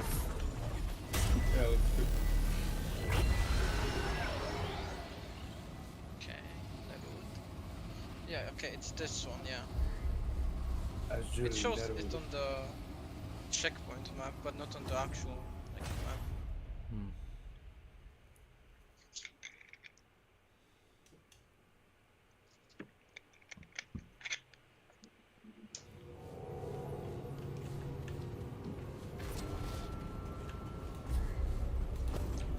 Yeah, that's it. It's similar map to the one that we just were. Yeah, it's pretty much exactly.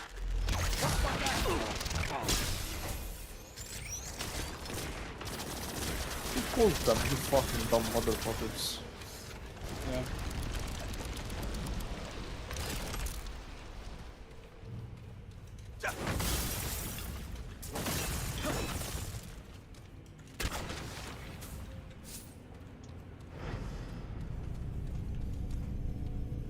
Anything below? Nope.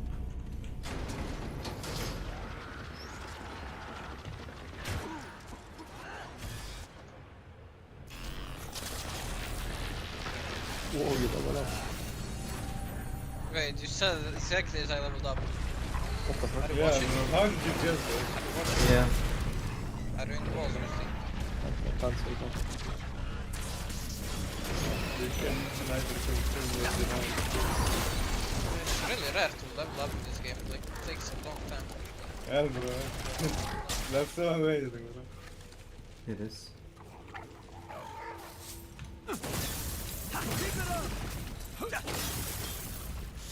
Wait, so did I unlock the medic ability? No.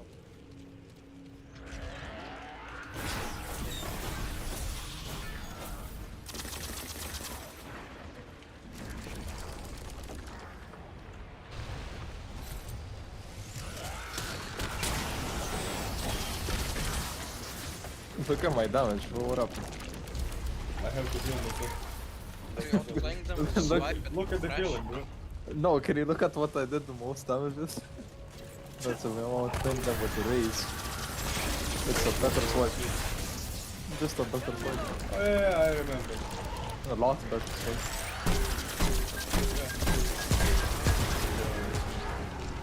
This is the fun boss. Sorry, he died. I really need this.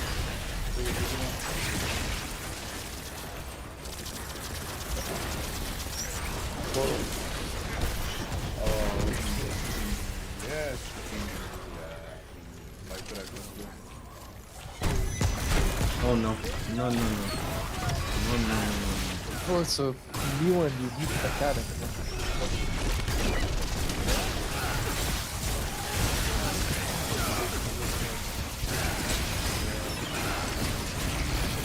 It doesn't even do anything with the fucking game. It's absolutely. What's the point? Should do much damage to it, or is it because I shot the eyes? Yeah, I think because you destroyed the shield. It has a lot of shield and like little points. I was just attacking it with the melee. Yeah, the melee I think is strong. It's shock. I think it's Look shock. at this, man. It has to do We shock have- damage, right? We have phases, bro. We have to kill the mobs. And look at the healer. The healer is staying away from the ice, so it doesn't hit as well. It looks Mythic unsafe, definitely. Wait, there is an area behind us, by the way. Where? Look at the map. Huh? Do you see it? At the start? Yeah, literally here. Look at my DPS 2.0, bro. I've been there though. Oh, you've been there. Okay. The last boss is even more fun. There's nothing. Especially when the healer doesn't know he has to heal it. Yeah. I'm the only one healing it. At see. least I have good healing. Thank God. Okay. I just wanted to, Yeah. you know. I did this expansion with my Death Knight. I Do didn't not have see healing. what I explore. Sure you do. Yeah, but it's red. Wait, doesn't it? You have to like level up one character to the max, and you can make Death Knight then. I don't think No. it's max. I think it's like double No, 40 or 50. level 30 or something. But Well- yeah, it's like that for a lot of classes. Not classes, like characters. Get on. Did you just saw that?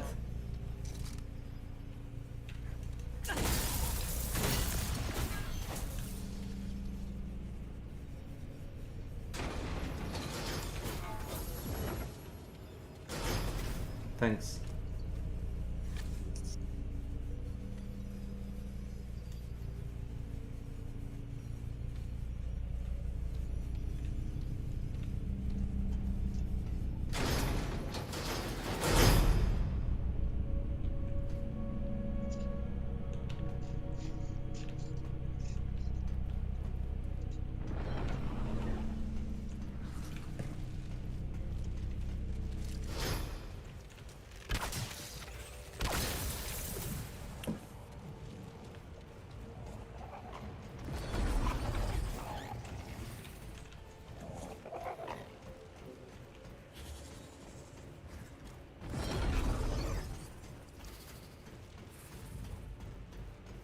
Watch it. Here they come. Is this a missing texture piece?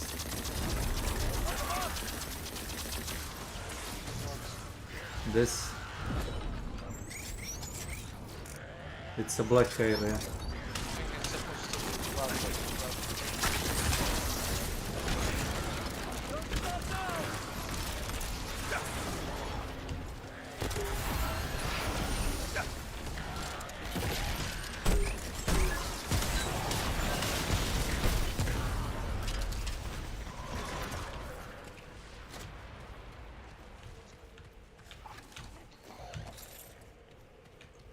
What's this red mist thing?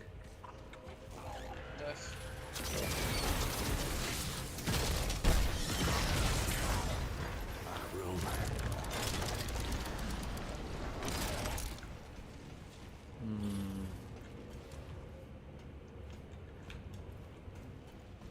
Nope.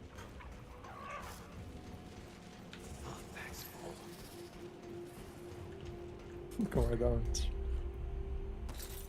Yeah.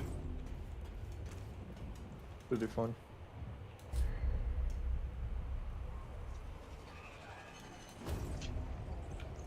Wait. Oh god. Snake? Wait. What?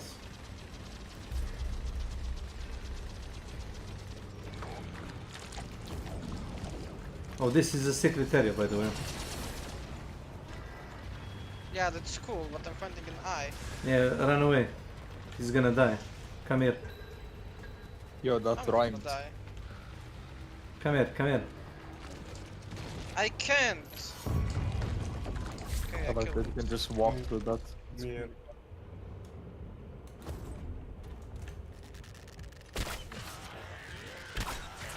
I fell down, I can't get out. I fell down and I cannot get that.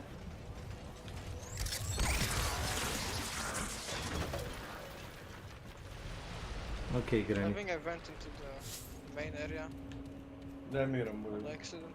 I don't think I'll be able to get out. God bless you. Sorry. That's fine. You snooze, you lose. Straight up.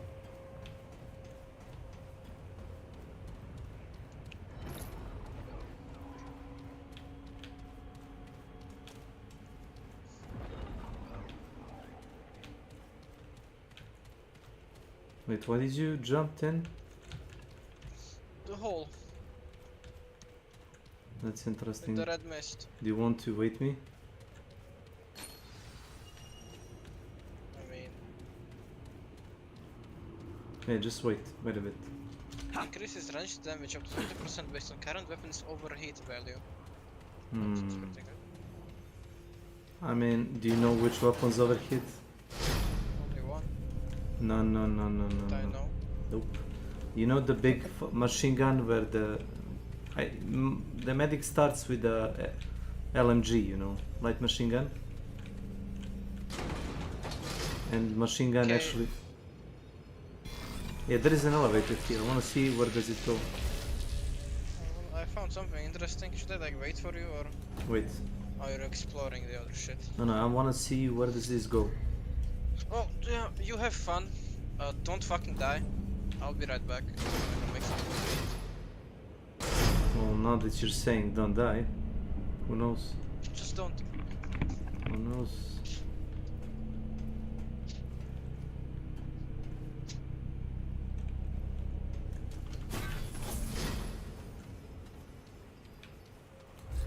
Oh my god.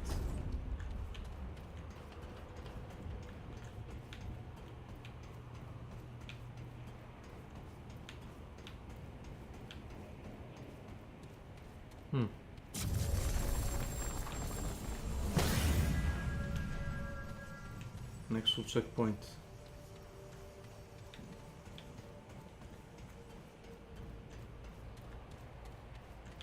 Oh. That's ominous.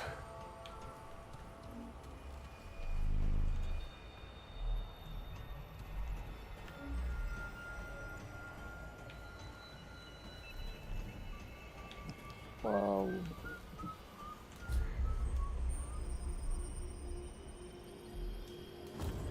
Oh, I want to got the gold. Yeah, I got a cool sword.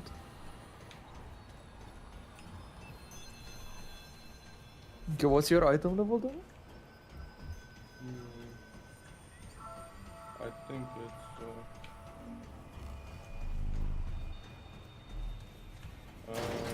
let me see. 188. What's yours? 176. I think we can do a dragon fight. Very soon. Probably 180, I don't know. Isn't it just W? Yeah, 180. So I need to, I'm gonna go do a fucking world events for an item. That should be enough. Yep. Yeah, it's definitely gonna be enough.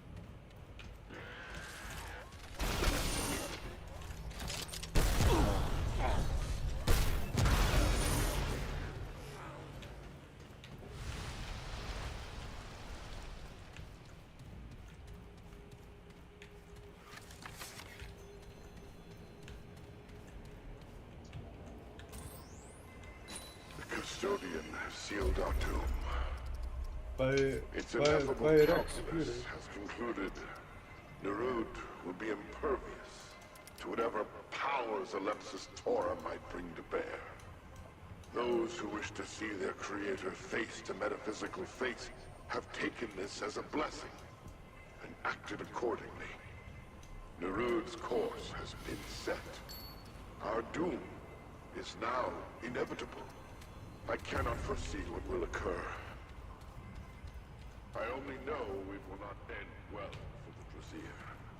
The Custodian's calculations may be rational enough, but they are incongruent with the foresight of the Astropaths, those for whom the Ember has granted sight. Alas, our insight is not enough to sway our people. It is irrelevant now. I have been overruled. There is nothing more. And perhaps I am wrong. Perhaps, although my very bones say otherwise, our Creator awaits us within the... Let's go.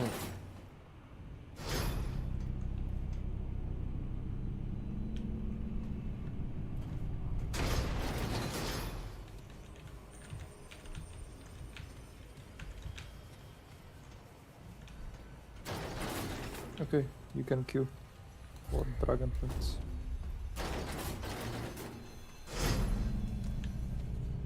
It's at 93% if you want to come here first. Where? The dragon? As of spawn, yeah. Is there any people doing it? I don't know. But it's at 93%. So... Hello? Come on, close. Hello? Ahoy. Oh, you found the navigator piece. I mean, Wait, not mine. yeah, I found the rusted piece. I thought it was battle engineer, but probably not. It's an amulet. Yeah. It's an amulet, and I found something else.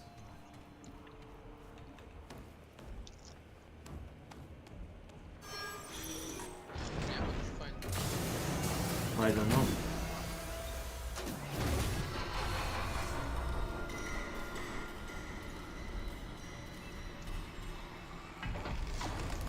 I found the boss. Let's do the moment, bro. Oh my god, we're gonna die. Did you get the checkpoint? Yeah, there is one. Okay. Oh, Should I kill myself? I mean, you're gonna get... Are you fighting it? Yes. Don't! Just kill yourself. Kill yourself. I mean, they're gonna kill me, don't worry.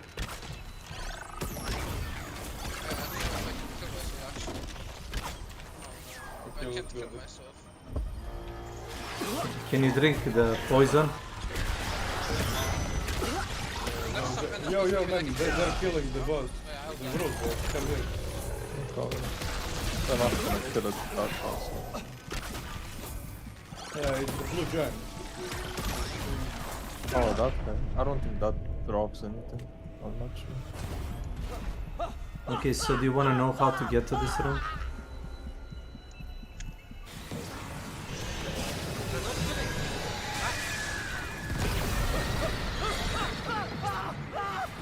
So they teleported. This is interesting. I don't think they tested this in multiplayer.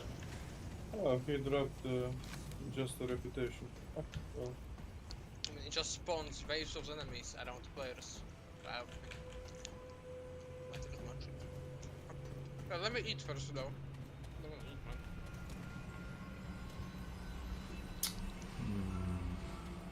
Yeah, give me like 5 minutes. I sat in a fucking chair and that chair put me back into this room. What the fuck? It was not really pleasant.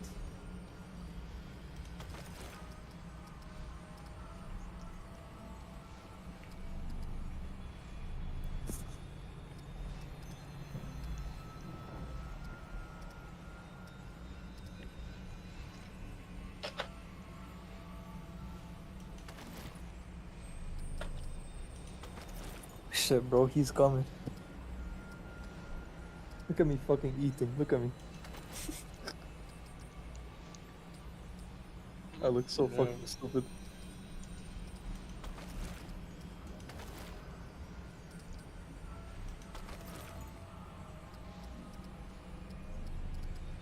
Restores 10 health per second. If you eat it, it gives you 2 stamina for an hour. It's fucking huge. Is it? This is probably broken at level 1. Level can increase your health by 2000%. Yeah. Oh fuck, he's here. Anyone is there? I bet those ritters from fucking metal use that.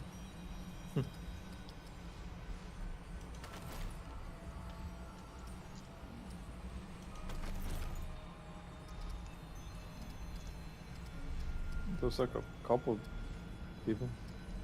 He has 7 million though, I don't think it's enough. Yeah, that's cool.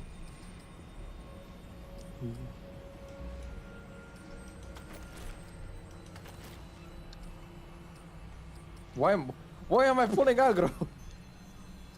Who knows?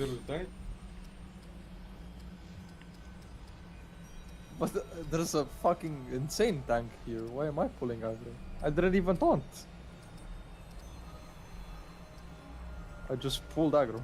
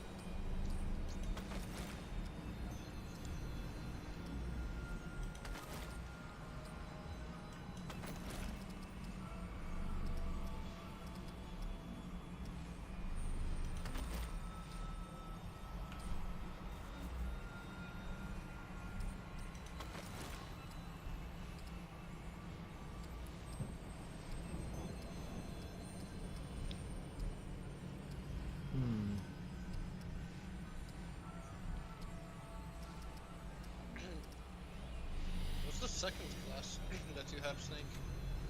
Yes, Snake. I leveled 3 classes to the max: medic, dog trainer, and the dog handler. Dog trainer. Yeah, dog. But I'm asking what you have right now. Alchemist. So I can drink 3 bottles to buff myself. But the problem is I don't have 3 bottles. Oh shit. No, but this is not. This is damage, man. Feeling that.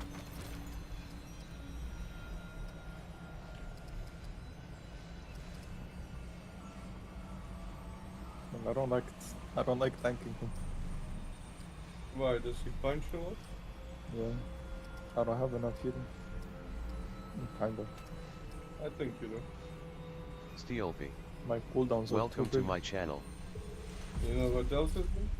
There's maps, bro, because they have cancer. Fuck.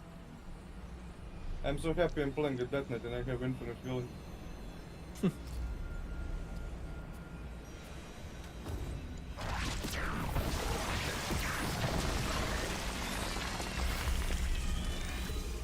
He's almost up.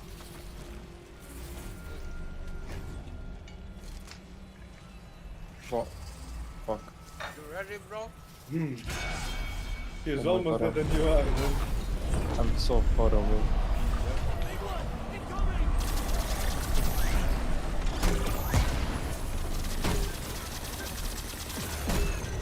Is he dead?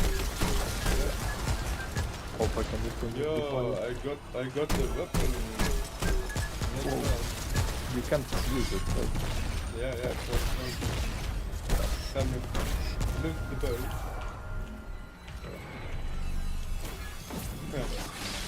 I like how I see him next to him as well because it's like I can see him go. Yo! Well, Bro, look at me, bro. Yo, what the fuck was that's that? so stupid. That's a pretty cool mechanic, what? I like this.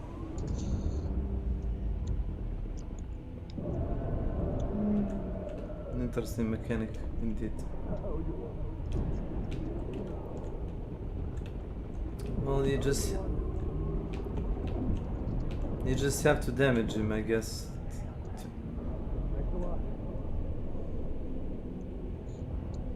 Feel that later. Got company.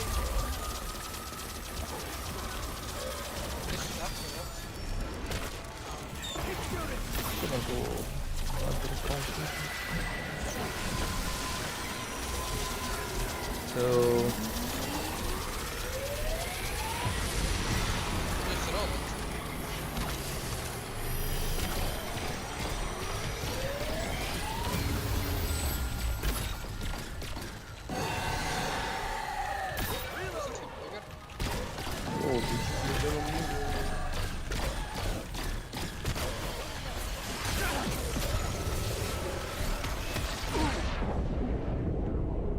oh wow, I got shot by his crystals point blank.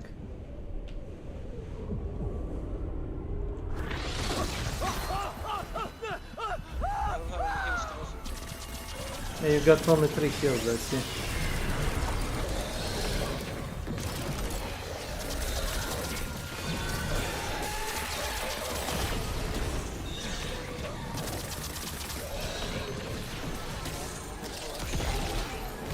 Don't.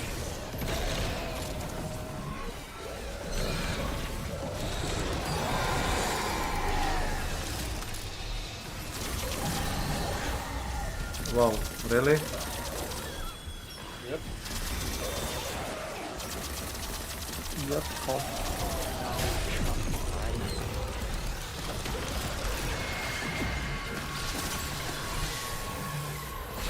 Oh my god.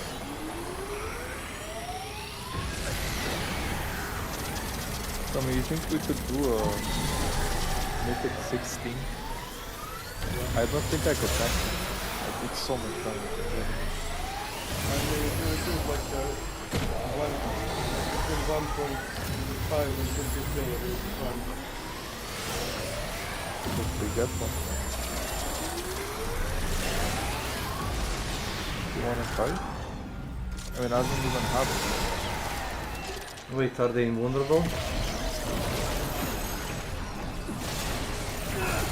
Because I keep lowering it. I have 12 all the I mean, we can try to level up.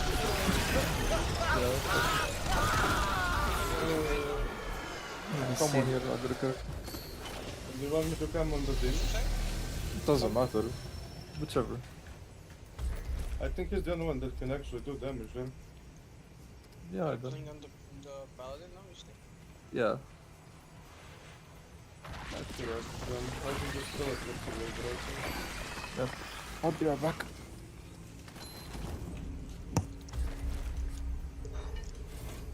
Come snake, bro. Yeah, let me see if I have any buffs I can use.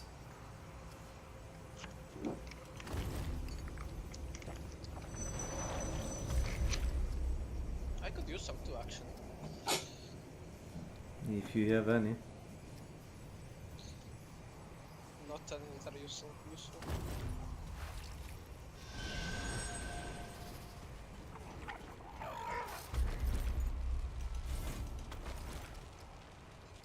Let's go.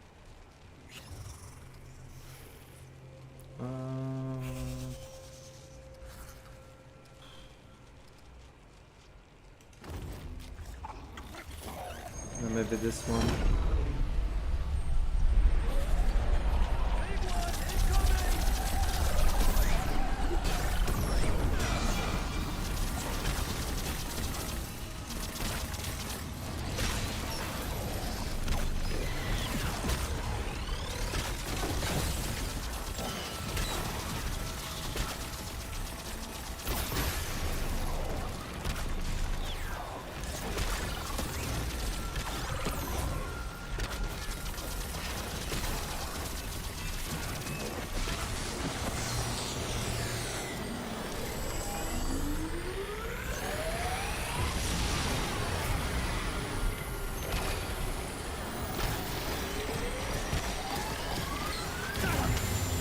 Wow. I actually rolled out of that.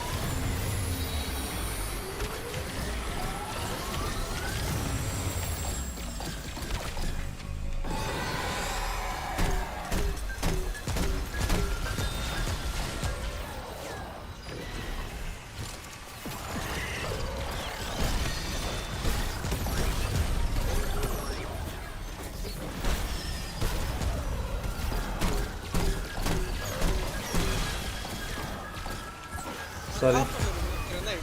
Sorry.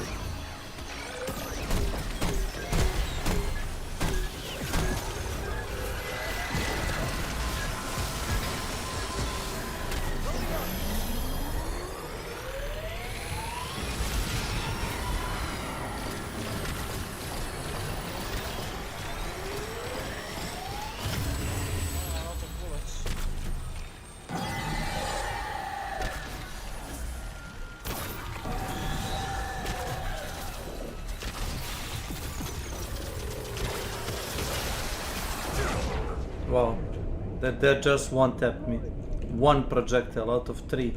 He shoots a spray and one projectile kill me.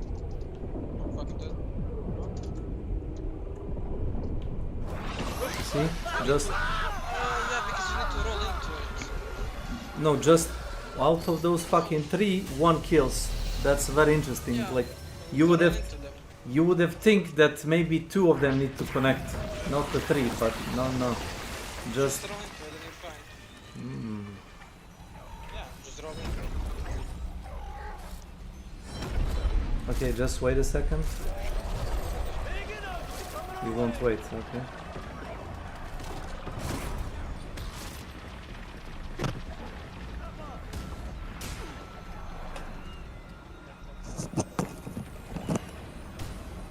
Hello.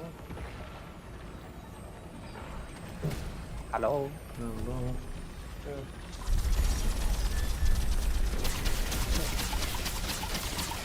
Why does he keep looking at the wall?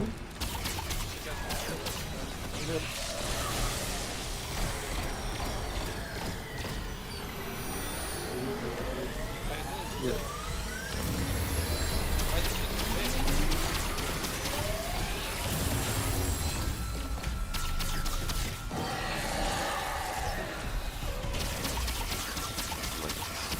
Welcome to my channel.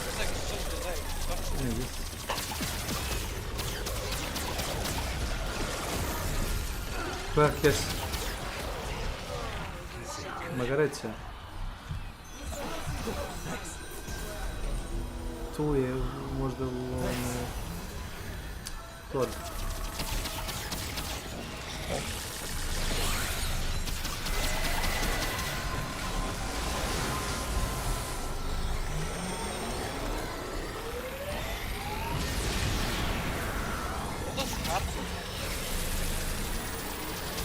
Zašto?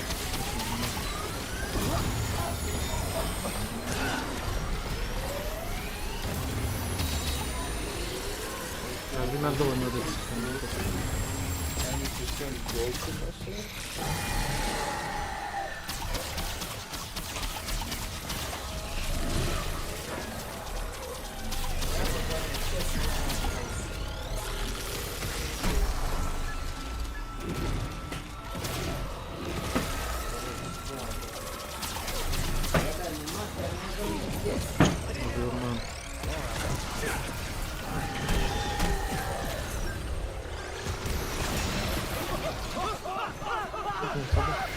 Nema potrebe za ovoliko odjeće, razumiješ da mi je full normalno odjeće.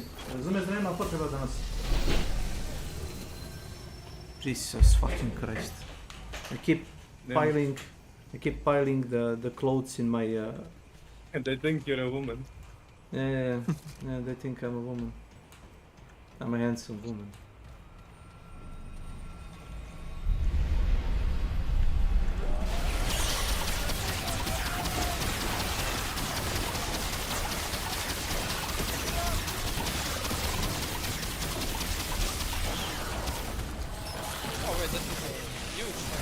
Yeah, that's a free ammo from the ulti.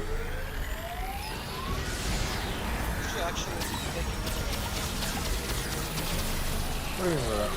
What's wrong with the grenade though?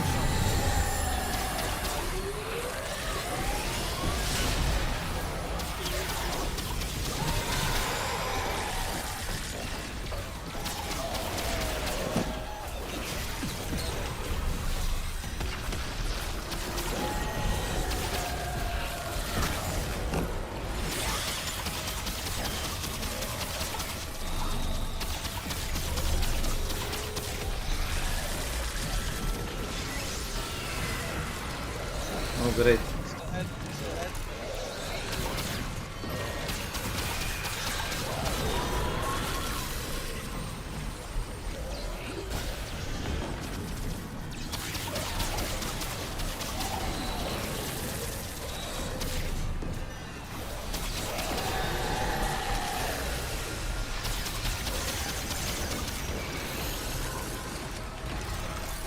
Oh, he has a new weapon.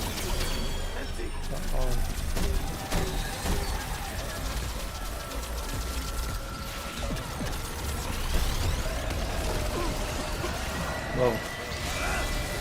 Thanks.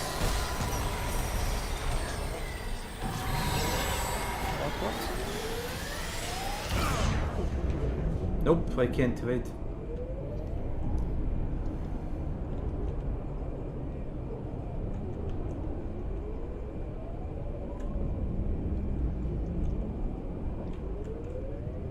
No, we have to wait. Try now. Fuck, I'm reloading.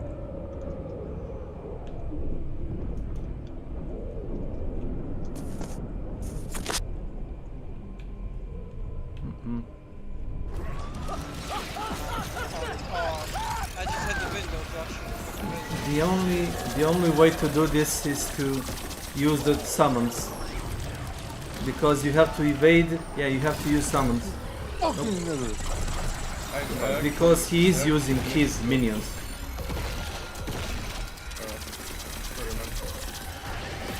What up? I need to go because this is going to work and I can like I can do it for 30 minutes.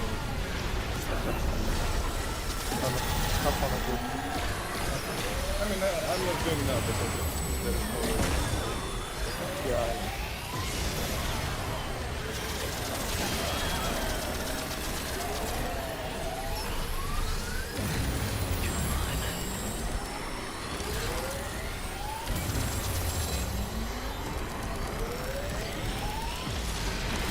Bro, why do these people keep applying and canceling this? Where did that come from? The last one.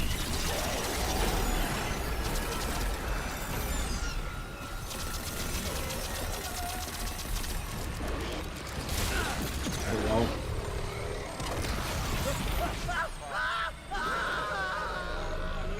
I dodged every one of those attacks and now the last one. Yeah, I told you.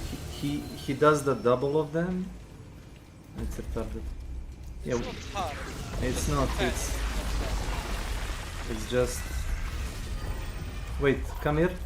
Come back.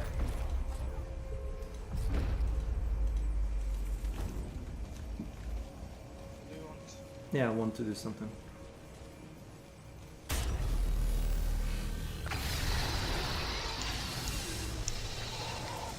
Look. We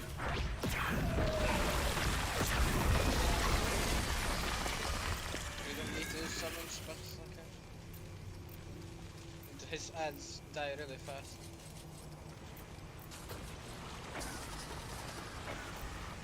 I think they're gonna block more than actually help. I mean, they're not usually, when they're aggroed on a target, they don't usually follow you around the boss arena.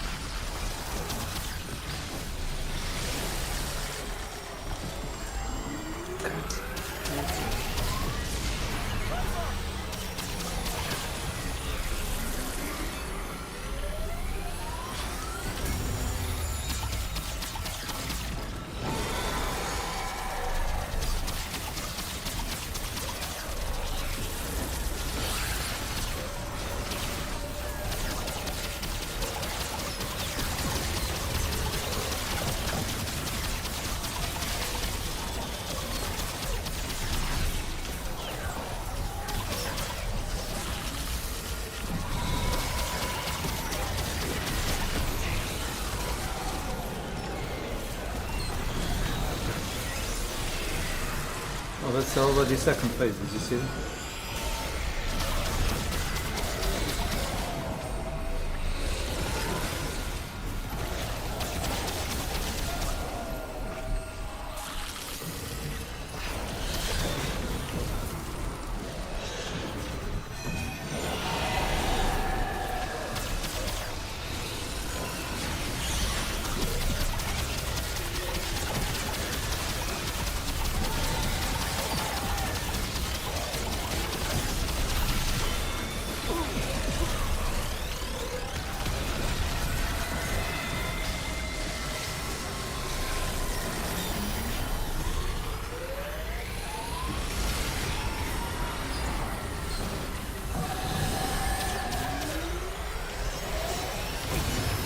I wasn't even close. I wasn't even close. I don't know how we counted that as like a hit. No, it's not. It's gunfire game. Same thing.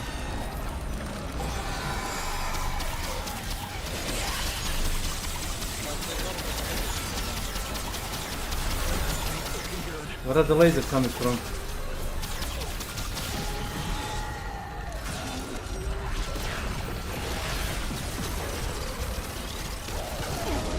Wow.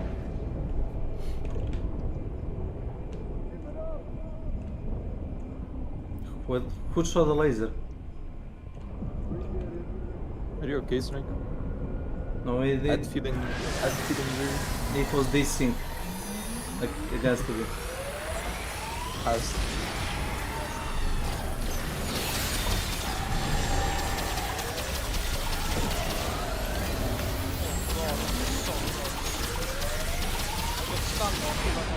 Because I shot it to kill the ads, and then I almost died to the laser. Do you have minions to summon? But I couldn't. No, see.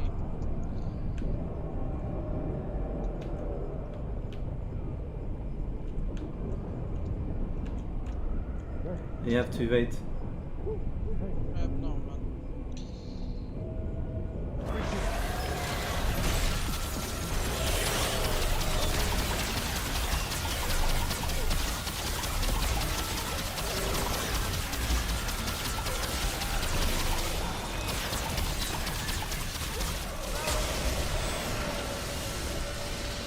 Thanks for revive. And stay down. Pretty easy boss.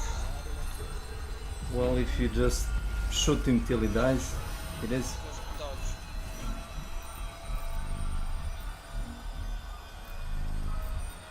This part unlocked, right?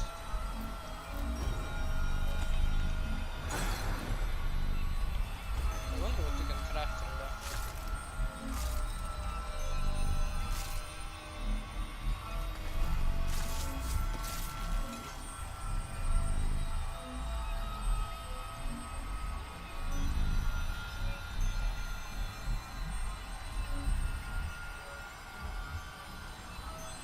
Then I almost zero fucking with no hit that boss.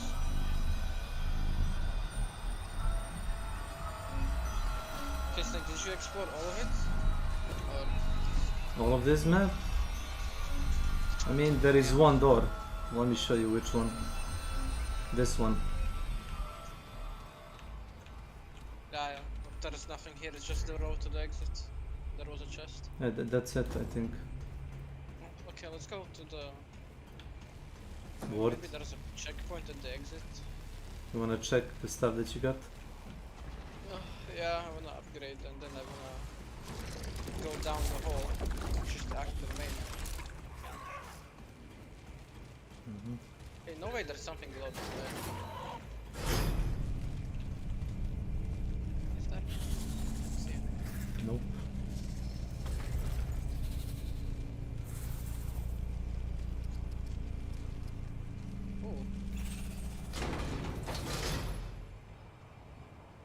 Oh, but there is another key here.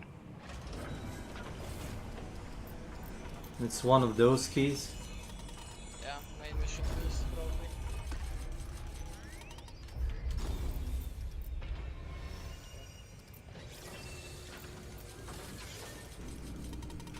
All is left. Go down the hall. Okay, I'm coming.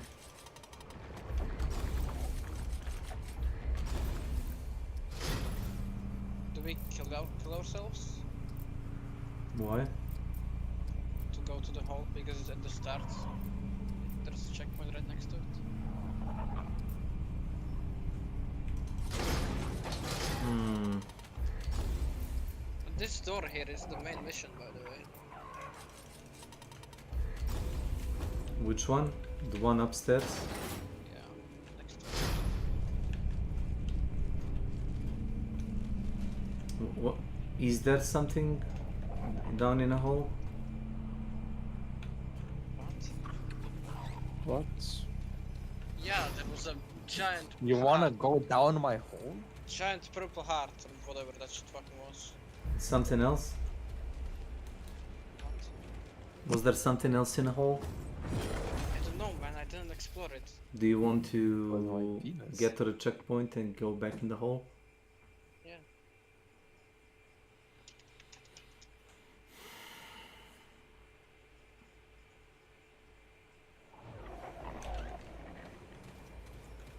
Fuck is this? I don't know. Outside. I need ammo. Oh yeah. Okay. The name of the thing is the hatchery, by the way. Everywhere right now, so just wanna go back. Oh, I understand.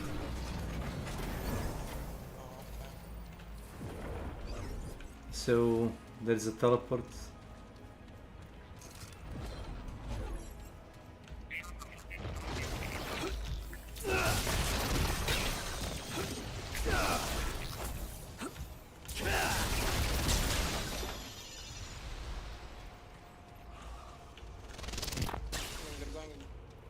No, no, it's correct.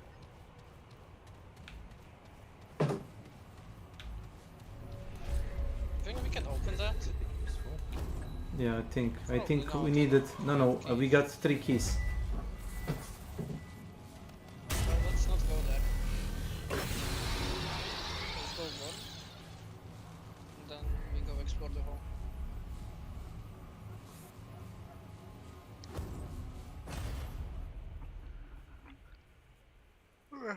How can you make a spaceship out of the whole planet?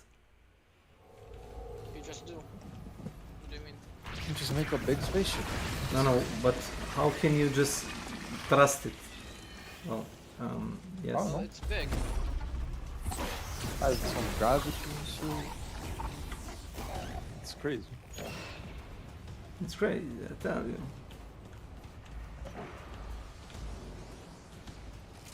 The pestilence of coal.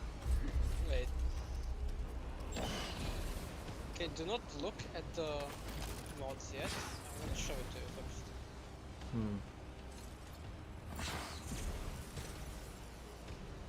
It is pretty interesting.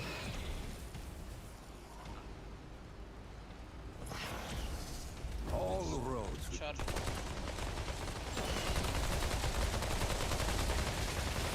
What the fuck is that? The Tommy gun. What did you shoot? The Tommy gun. He shot missiles with a Tommy gun. No, it's not the Tommy gun. Oh, it's a space gun. Look there. It just shoots missiles. The mod.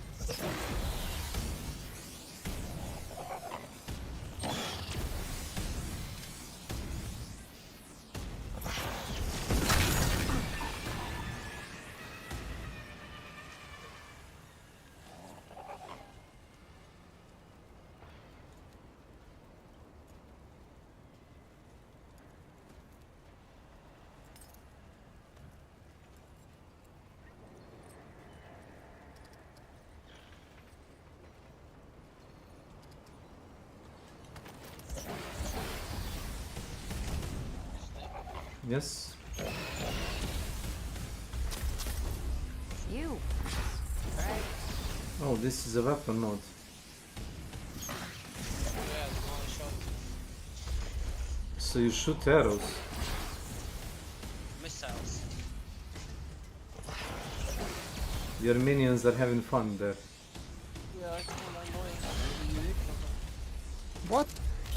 Oh. No.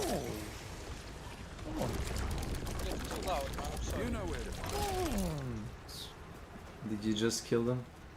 No, What the fuck, dude? I would never. Man. The Soulbinder mod sounds kinda cool. Do you have it? Yeah, I have it. When you have a group of enemies, it just bundles them together. Yeah, I know. It sounds pretty cool. I mean, But I can't really put it on any of the weapons I have because they have a pre-existing mod. no, because you are using only weapons that are like boss weapons. Boss weapons cannot be... That is exactly what I just said, yes. Yeah, but that's why you don't use boss weapons. Not both of them, you know, like you want to use one normal weapon. But I like both of them. So. Yeah, I like all of my weapons, but you know, you gotta... Sometimes you gotta make sacrifice. Like, how can I do this? Interesting. How can I do this? Yeah, you can do that. Yeah, with what? But I have perks for that. I have perks, but can I heal you with perks? That's old you know? Questions? Be sure to... I can upgrade my relic 2 more times. Yes, you can. Oh, you can buy a new bottle now at the old man because we got. Well, you take care now. How can resets all trade points. It costs 2.5k. Yeah, buy it. Feel mercy. Buy It it. costs 2.5k. Welcome to my It's channel. unlimited use. Yeah, but I don't have it. Don't have money for it, and I don't want to reload anywhere now. So. Hey, you're back. Because trust me when I tell you, you're never gonna buy it. I buy it when I need it. No. Whatever.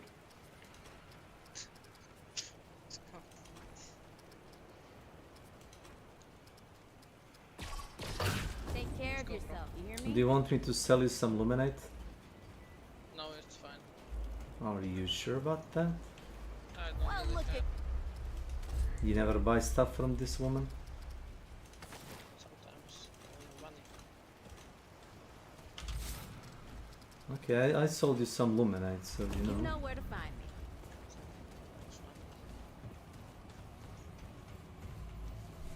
I need to call my dad already.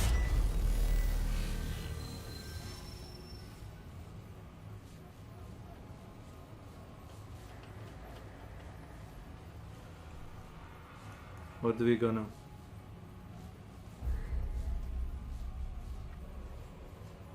I keep piling the clean clothes at my at my locker at work, and the problem is I only have like too much clean clothes, and my mother keeps like, oh, you better bring some more, you might need it. Like, no point. No, every mom does that. I mean, Every woman does that. I'm gonna assume that you weren't like born from a like clone, so you were. Yeah. Yeah. So where is the hole?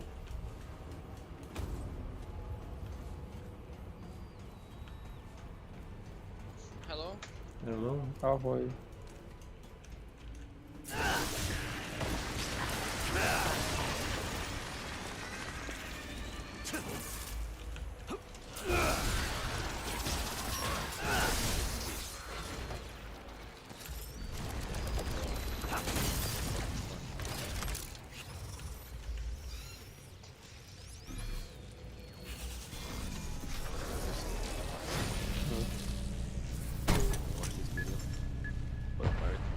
It doesn't sound so deep.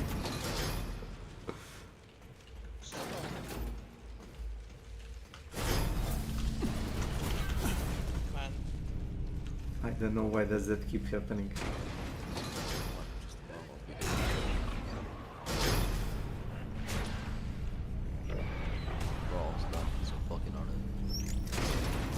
Normal American video.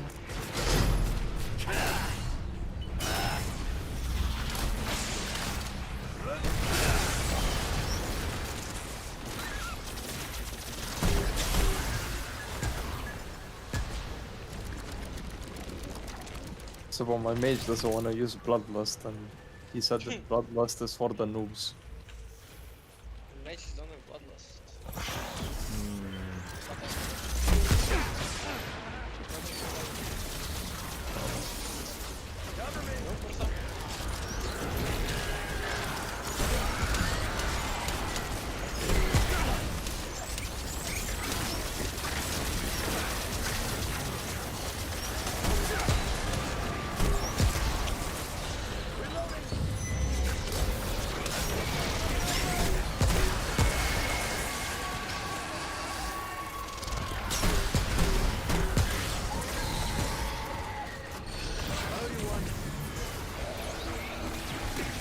Oh, fucking spirit.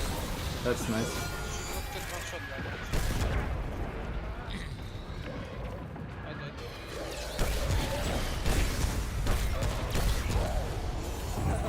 My medic leveled up, let's go. Oh, thanks.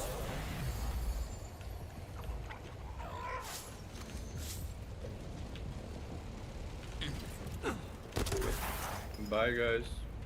Bye bye, don't worry.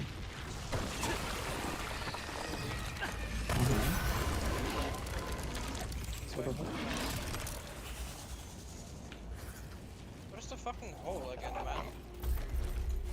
Somewhere here, right? You want to see my hole?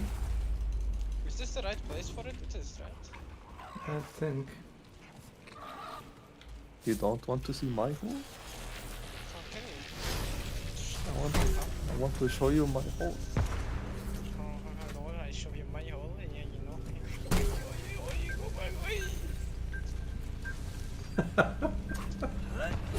And I think he wants it.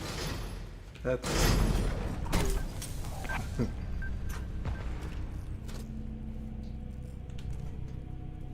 you want to see my hole, bro?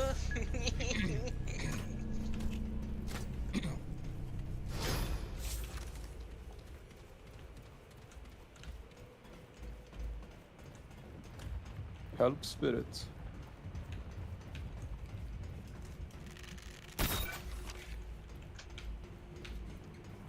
I think it's right ahead of us, yeah.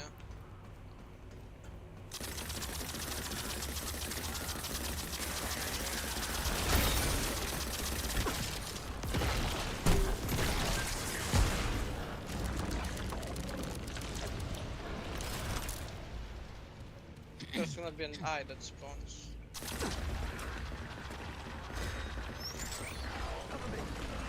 There's gonna be an eye that spawns. Why not a me? Well, I, me. Why don't I? Why doesn't me spawn? Why does I spawn? Oh, I think this is the place where you get the engineer class, you know?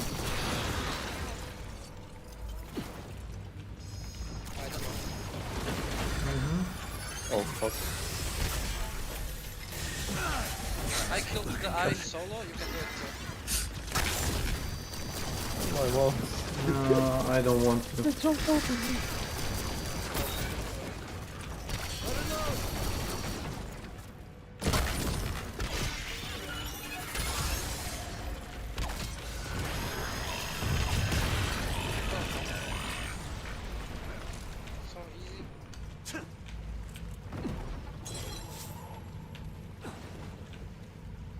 I mean, if you actually see what's behind those doors, bro, it's fucking cool. Look at that shit. It's a force field. Yeah, it drops an FPS to 40. Wonder what that is. Oh, you have to interact with that, you know? Can't. Can't. Oh, now I can. Good job.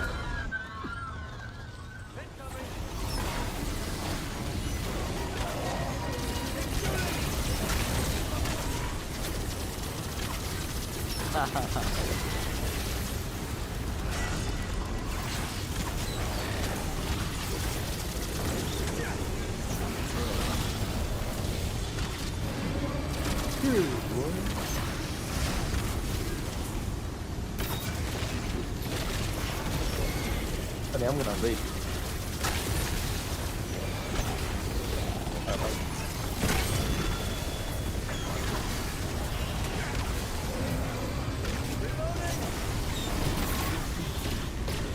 Honey, did you know inundate is a word?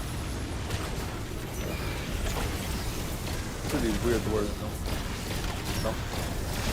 Like in English.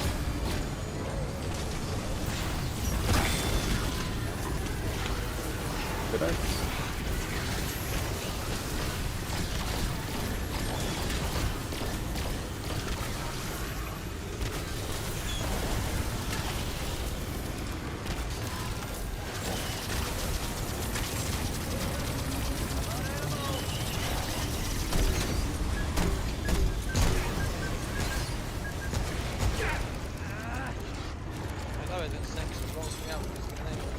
Oh yeah, by the way, if you didn't pick that up, you wouldn't be able to pick it up again.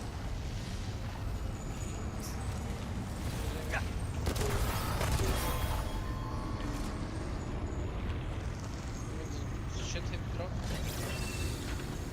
Mod use applies slow status on enemies. By the way, did you use this?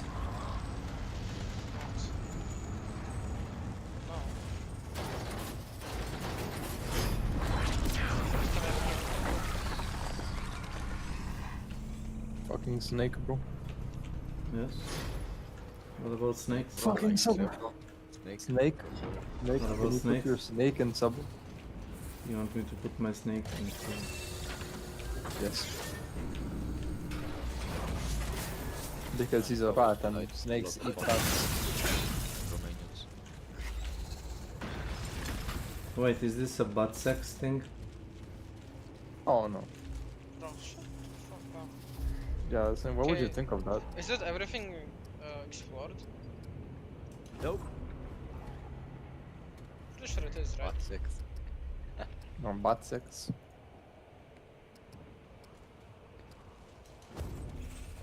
I'll play some right now. What about hunts? Any if you wanna play hunt? God damn. I got raped. Well, let me see. I think Astrofat respite. Let me see. Oh god. I don't Don't grumble.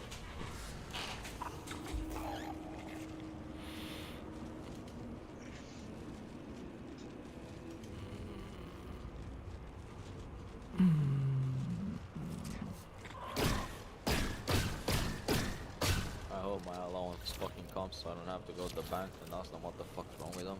And if they're fucked in the head. What the fuck? Imagine you worked and your salary isn't coming through for some reason, and then you start to debt for 3 weeks. I mean, it could have been that, but luckily it's just an allowance. Is that luckily? I mean, I can buy shit, but yeah.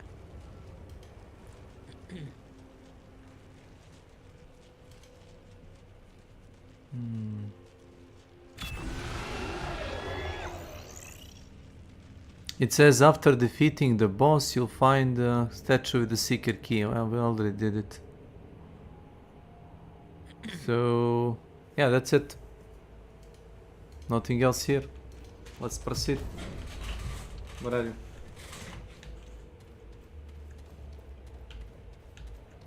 That's it.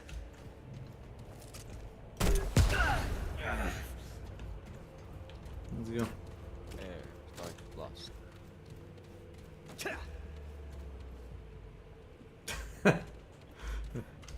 Okay, that's one of the ways to go down. Wait, what? Did you see? How are you? No, but how are you alive? Did you do the same as I did? I just rolled.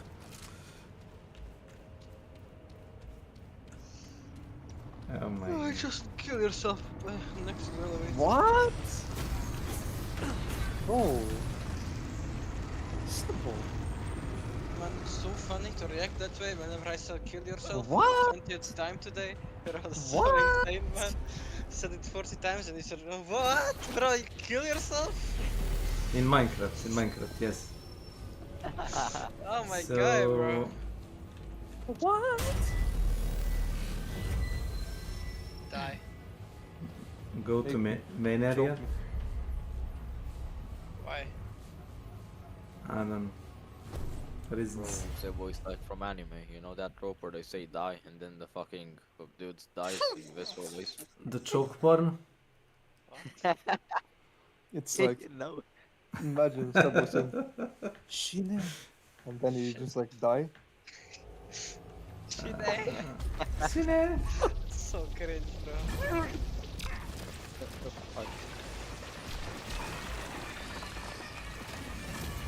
I hope I don't like this one. Hey, look at this ugly ass fat fucking bitch. Look at her then. What do you think of her? Man, I can't. It's fucking fat and ugly. I got a secret token.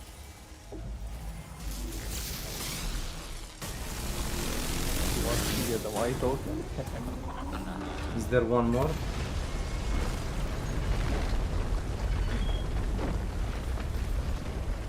We still haven't found out anything about the pod, by the way. The pod? It's a huge gate. I mean, you didn't need find out anything about you need the pod, helmet. Sabo? That's the problem. I told you already. How about the Zaza? You can reroll what's the fucking the Nerud, I and you know. can search for helmet.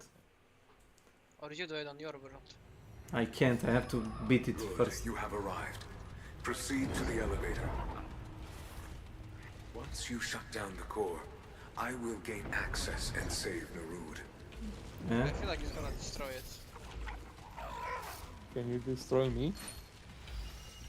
Powers. I mean, do you remember, you didn't found the log, the custodian, the guy. He actually tried to warn them, but they didn't listen, so they fucked up. Let's go down. Or up. Bro is gonna die. That's a bit slow, man. What is Man, this? you're too fat, man. For millennia, the Draziers Oh, sought answers this is to why a it's simple slow. question. Are we alone? So, what the fuck? Nerud was built to answer this question. I was built to care for Nerud. Kalratha led Nerud through the currents of space and time to We have the something origin else of to energy in increase all your its regeneration. forms, to Alepsis Torah. Yes. The anomaly was unlike any on record. Massive in scope, purposeful in its composition. Yes. It appeared chaotic, but also intelligent in its design. Talratha warned the Seekers. He guided Nerud to the gates of heaven, yet refused to step within. No. Sorry, I almost died. But Talratha was overruled. The That's Seekers custodian, saw in Alepsis Talratha. Torah an end to their quest. The guy An downstairs. answer to all their questions. And now, only I remain. What the The fuck is fate that? of Nerud, all Brazier, rests in me. You have arrived in the core. Use the console there to shut it down. I really do not like how that looks. Once complete, Thank God we I can gain killed him. access and save Nerud. The main guy is inside. So you can find the fucking override pin and put it down. Look, do you see the bottom? Yeah. You see, if you put the override pin, you find the guy that's inside the capsule. I wanna do that. But you don't have the override pin. So... And I slept. That's fine. I slept.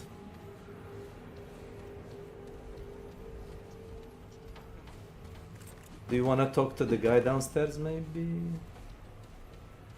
There's no one downstairs. There is a custodian. Do you already forgot who is? There's no one when there's literally not a single NPC on the map. Yeah, there is. Remember the guy that we talked to? You don't remember the guy? I do remember the guy, but he's not here. He left? He's not here. You see it on the map, bro. And it's slow as shit. I'm not doing that again. Okay. There's no one. Open the map. Do you see an NPC? Well, I don't. it's not showing anything on the map for me, so... No pin, sadly.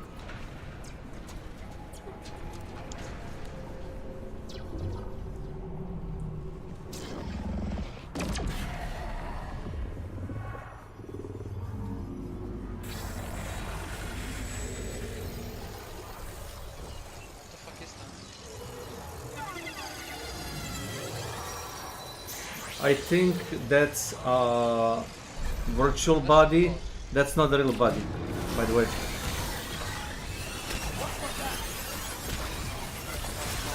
What is this Toho bullshit? What the fuck? I don't like this.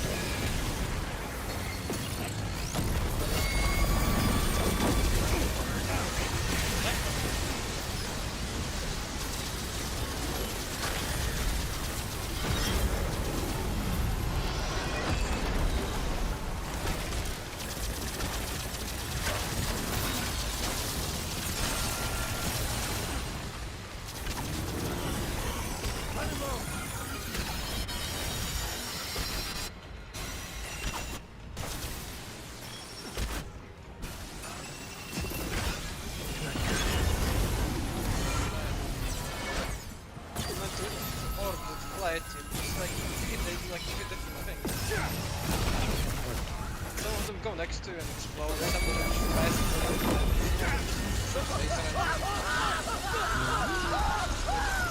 Very confusing fight. I didn't say impossible, but definitely.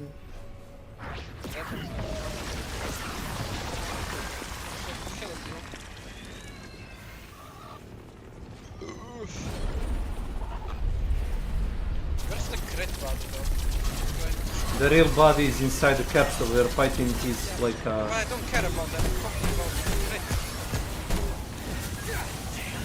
Oh wow.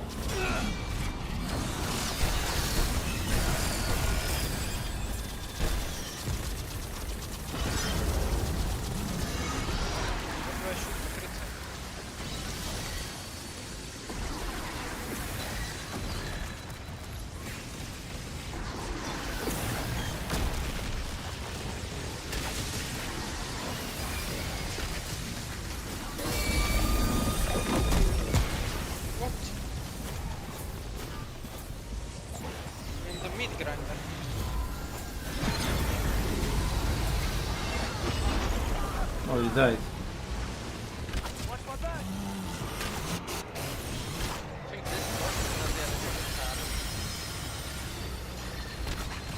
There is like too much stuff you need to pay attention to, I'm afraid.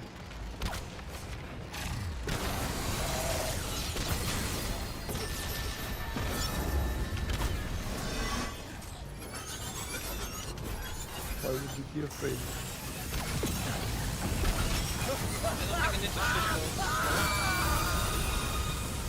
What do you shoot? You just dodge those.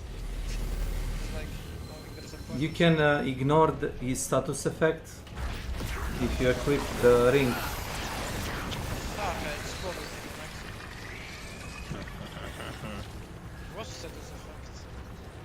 Did you not see the suppression? No, I don't have the ring. You have it, but we both picked it up. Oh, what's it called? It's called suppression ward.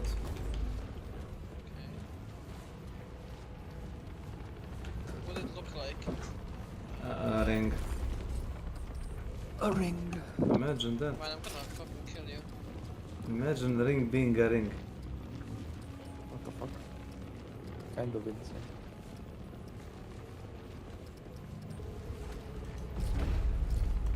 Crazy, right? I don't have it. Crazy. Oh. Wait. Could it be downstairs? Remember where the... It's the one you buy, man. Oh, remember you have to buy stuff? Oh. It's the one you buy.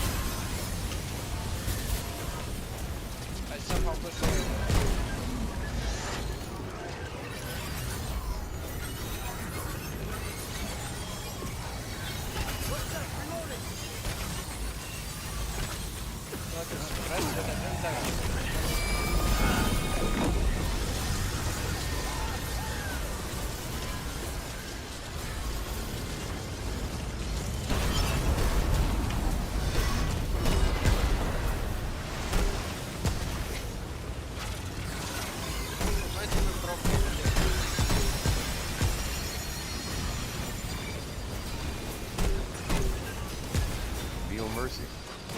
Welcome to my channel.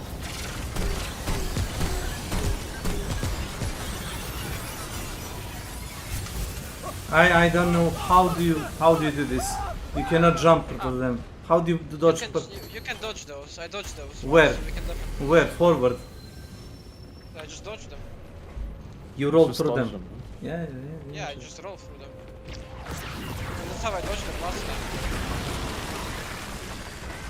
Oh, here comes the big guy. I don't think he's gonna do much. He's I gonna don't die know. in seconds to the hand.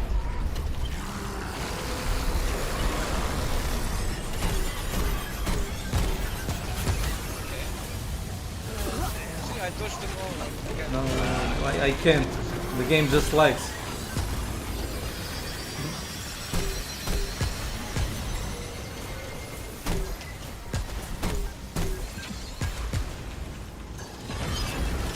Nah, but like the green orb says that you are fucking cancer.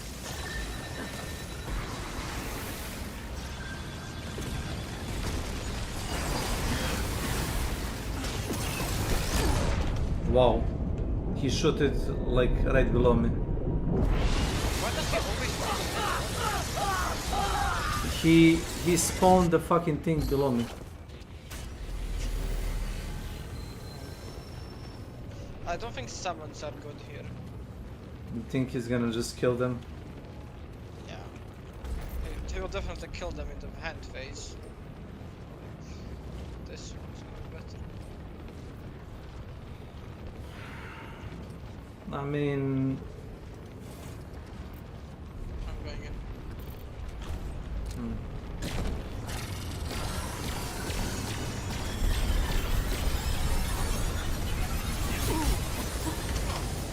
Gosh, I mistimed it so hard.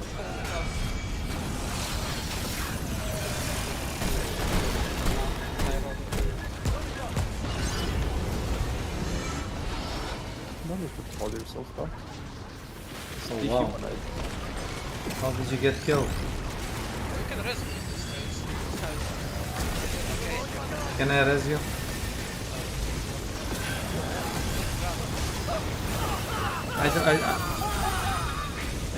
As I told you, like how can you, like there is a fucking 4 lasers coming right at you. You can dodge that. Yeah, you can. I did it twice.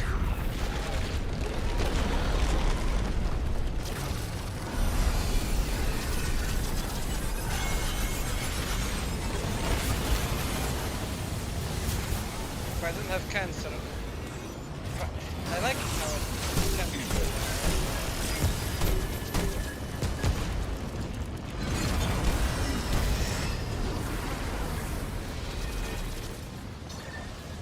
This phase is fucking weird. I don't like it.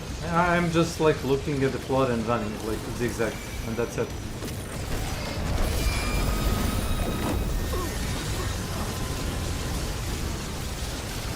Fuck off to that.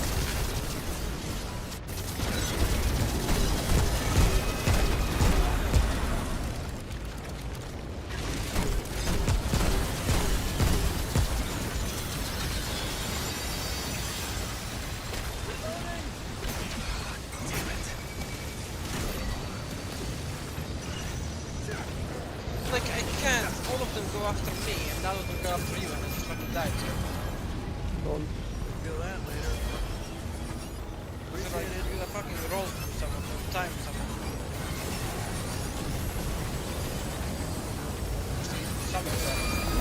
I mean, he lasted long enough, to be honest.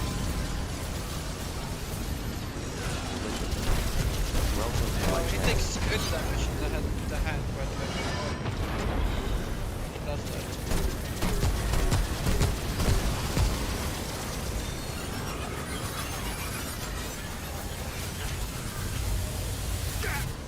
Okay, I dodged all of those again. Yeah, the timing.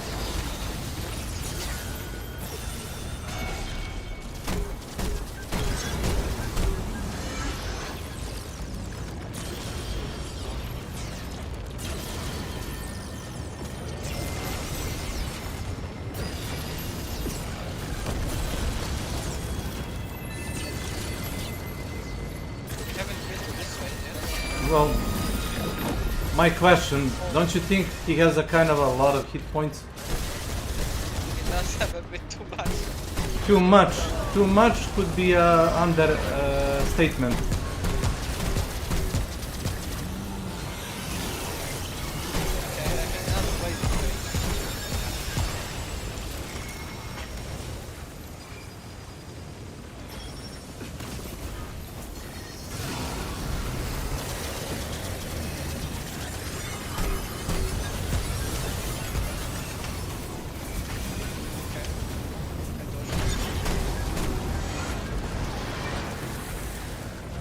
This is the worst phase by far. It's not, it doesn't really, it chips away your hit point, but I have a passive region, so... But I don't.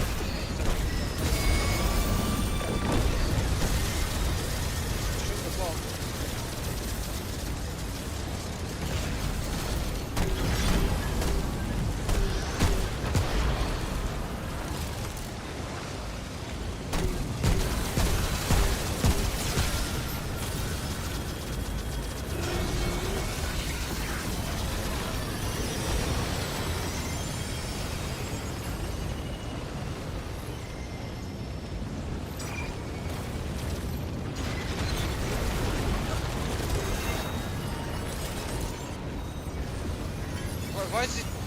Why is it delaying it so much?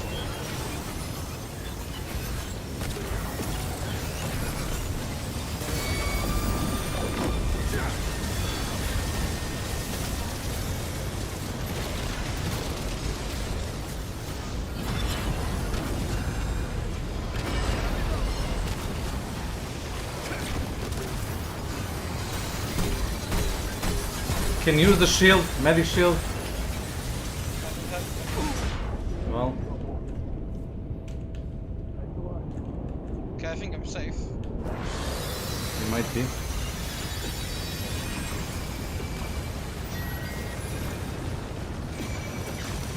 We need to roll through the ones that are charging. Otherwise they will fucking get you for sure.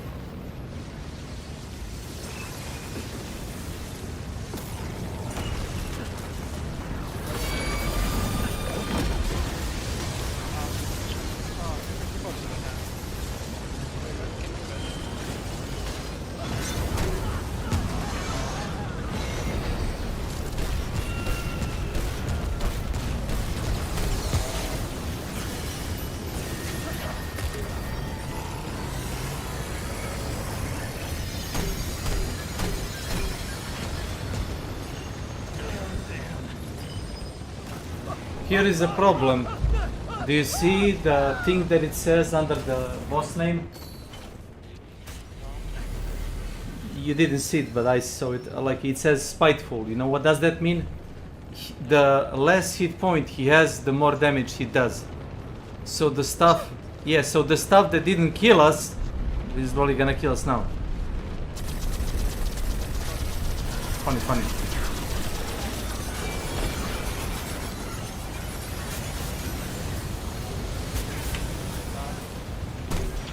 How do I always fuck up?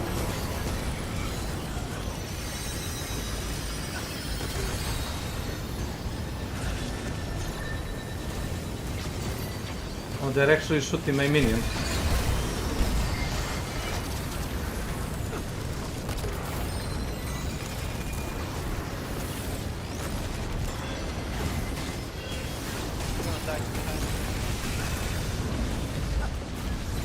Where are you?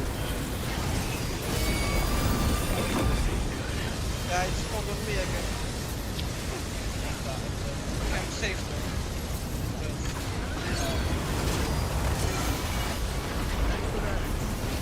I'm right below the hand, by the way.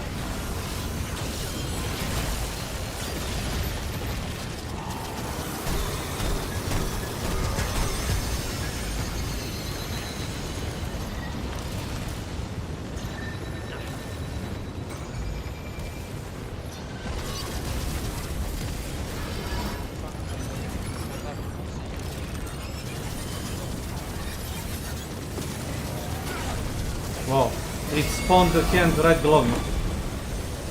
How do you avoid that? We need to Interesting. It's really scuffed.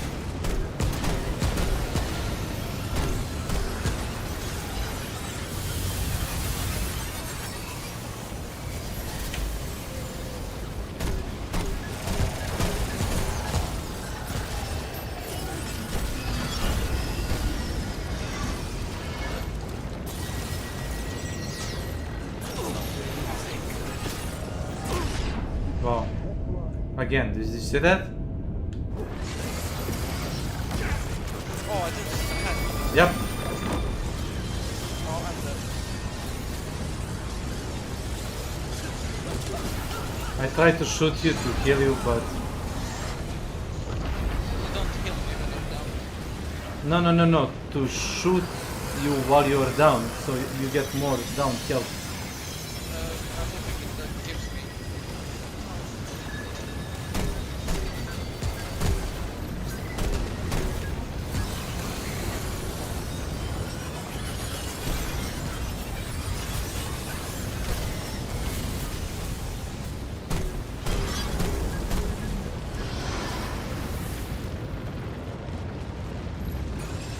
I think we did die. I mean, I know, but I'm just trying to see all the... what's it called? You gotta roll when you hear the like sharp sound. It has to put the hand.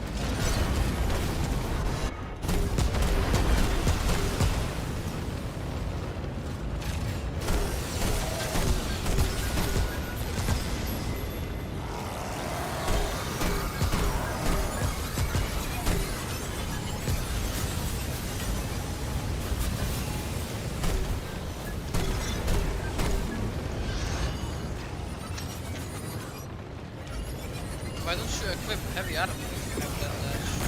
The fastest roll. Why don't you equip heavy armor? Because it still drains your stamina when you dodge.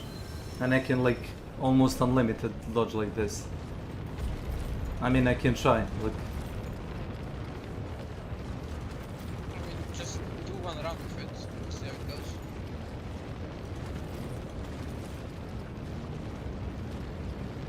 Wait, where are the gloves? So it's this. That's the heaviest can get, you know.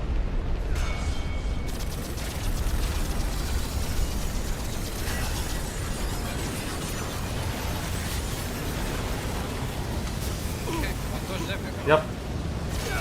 He hit me twice.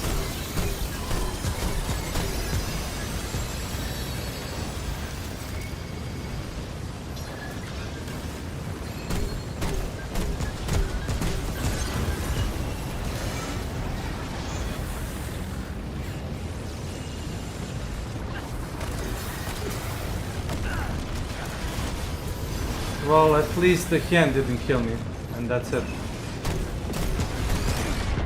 Well, this one did. No, that's bad. And this is like the heaviest armor in the game that I have so far. It has 200 armor points. So would you believe that?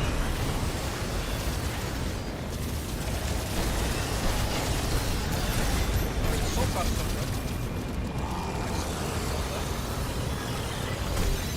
I still have my best. That's all going back to you.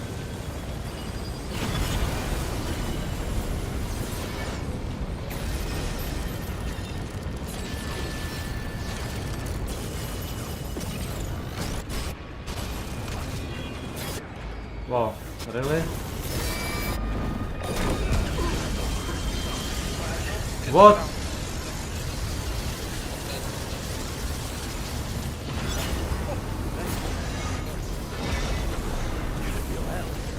Wow.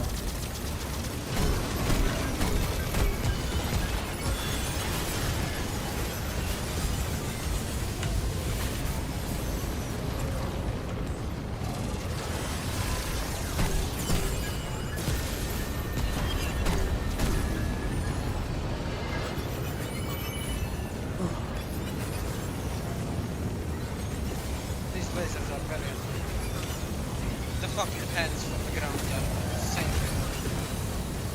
Red.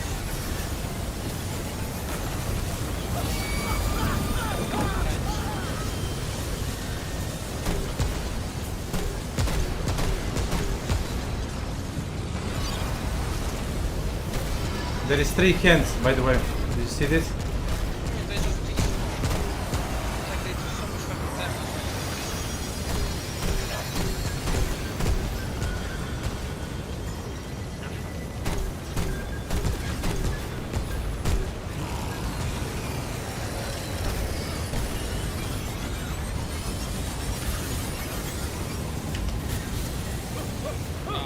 I actually went through them to get teleported back.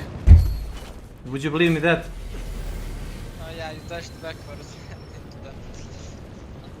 I jumped through them, and because of the, I don't know, the lag or whatever, it pushed me back.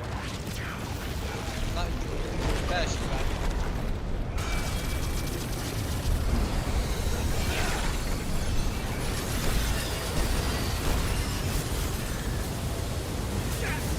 Wow. Interesting. Very. I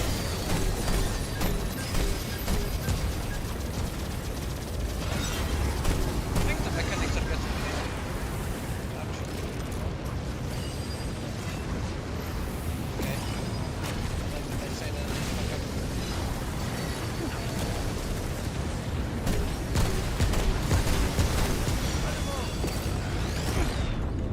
What? Why? What why? What why? I'm being pulled from one end to another.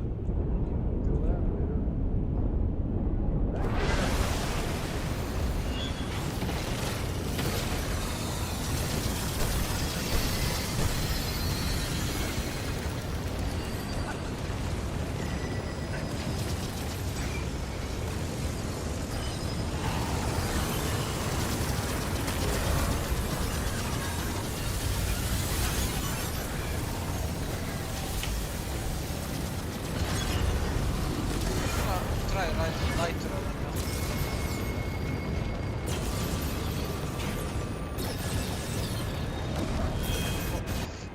I always forget about the hand.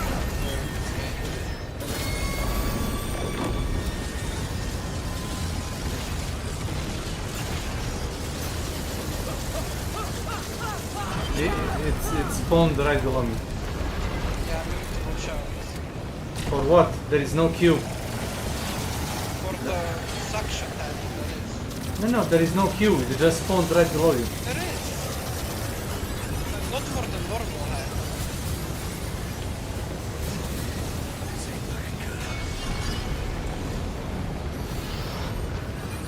I don't know.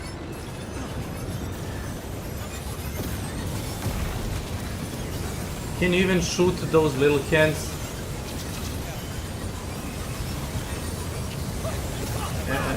Yeah. Really? But there's no There's no critical point. sort of. There is no point. Like, does the main body take damage if you shoot the... I bet that.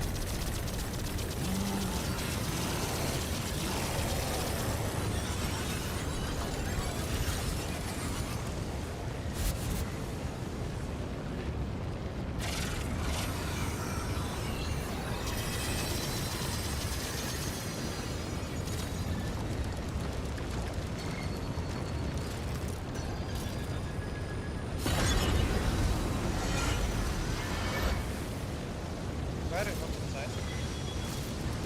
Because I want to do something.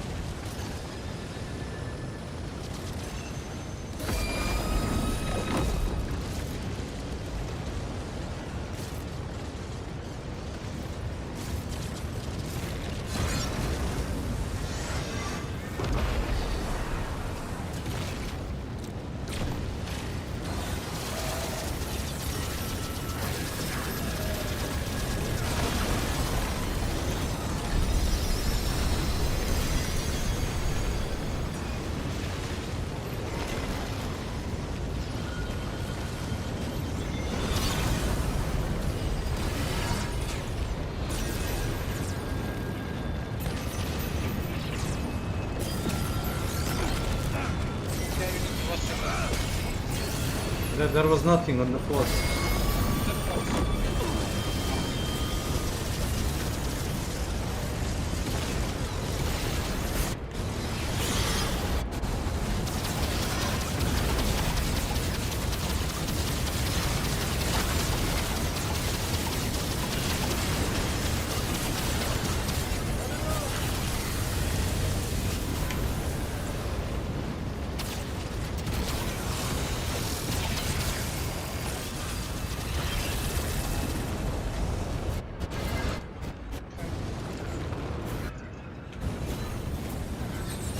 Literally the fucking sun. What the hell?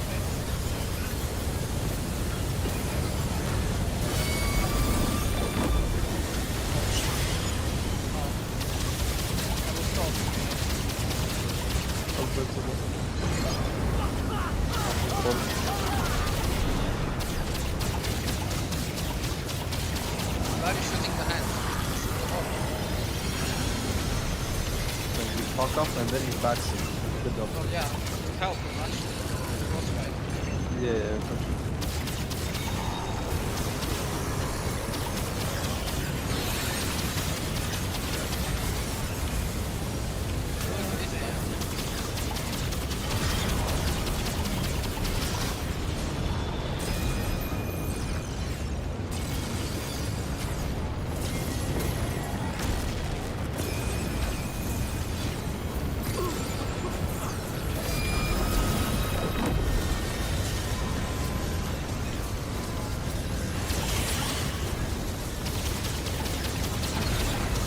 You fucking...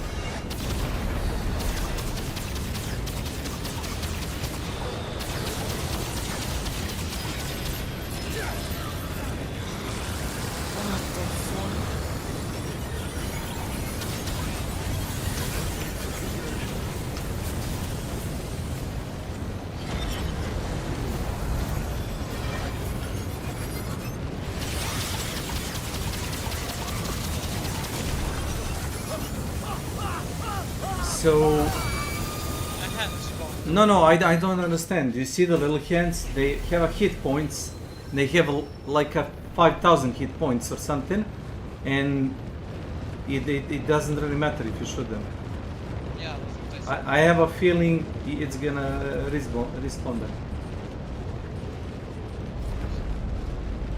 Yeah, probably.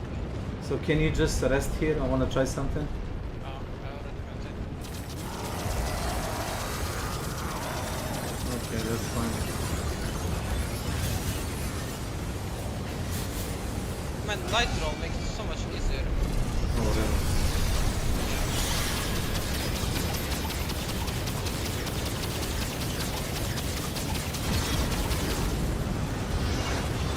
Because you go further to it.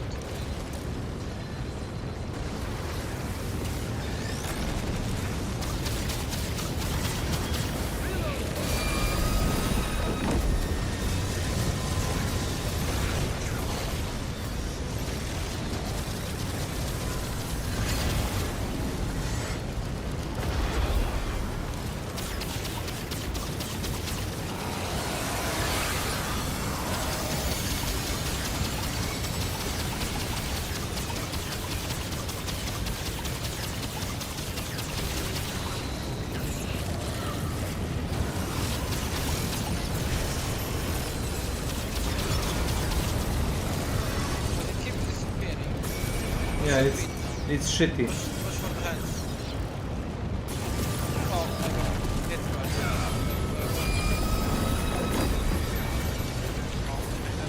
I rested instantly to the hands.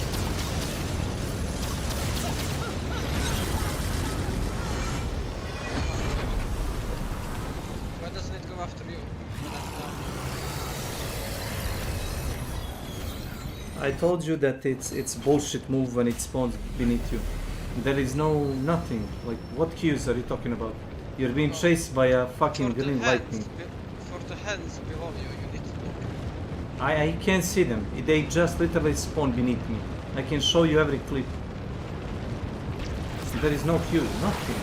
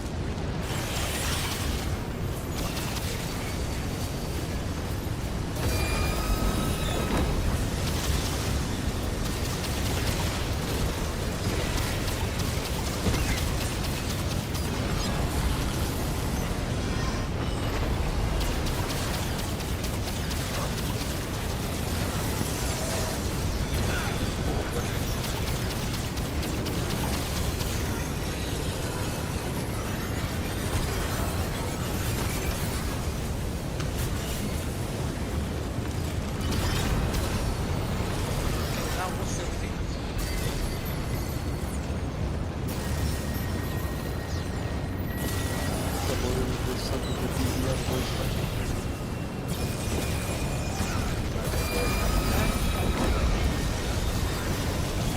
Right below me. It's bullshit.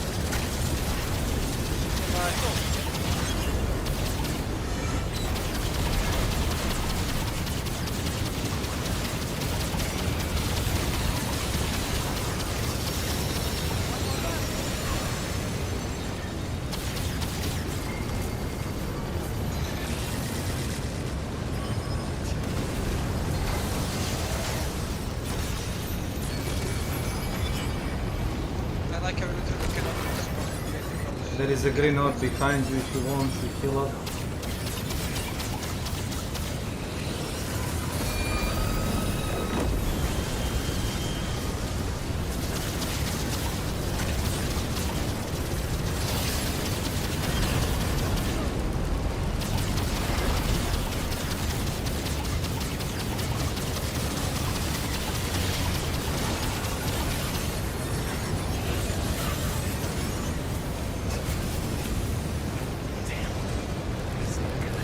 Thanks for that.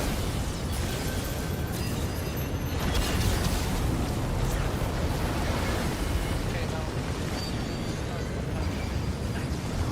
This phase, just don't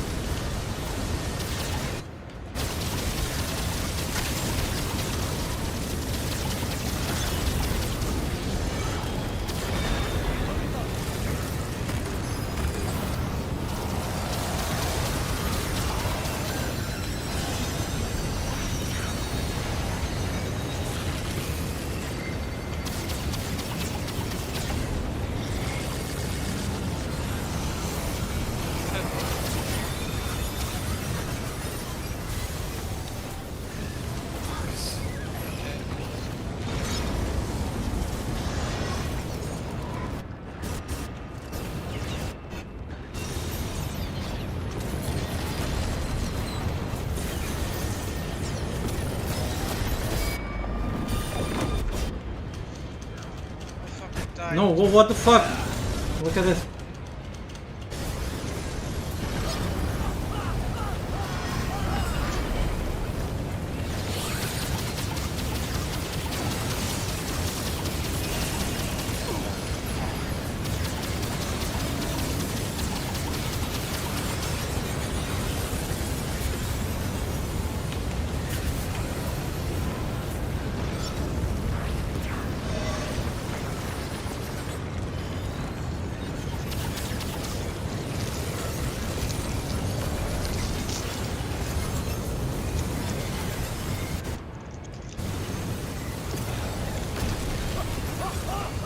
Did you see that? What? No, what Q did I have? Yeah, there's no Q, that's just visual. But I teleported from my position to that one and I got hit. It's retarded. But when it's night, you can look at the screen anyway. No time. No fucking die. Your hands are covered.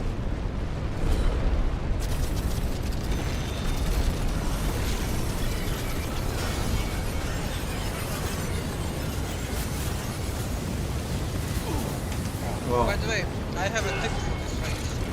So, Yeah. you roll when the lasers are approaching, like the side ones. Don't try to time the ones that are moving, just roll towards the ones that are on the side. And then dodge from.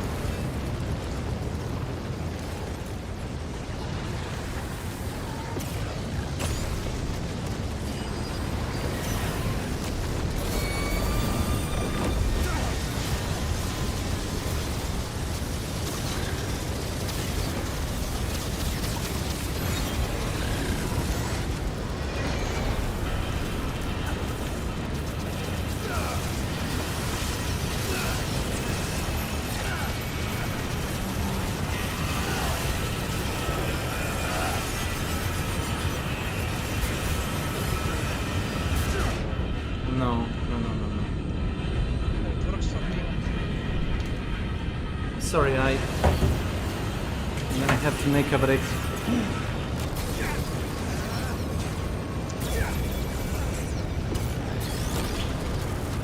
you want to make a break, don't divide it.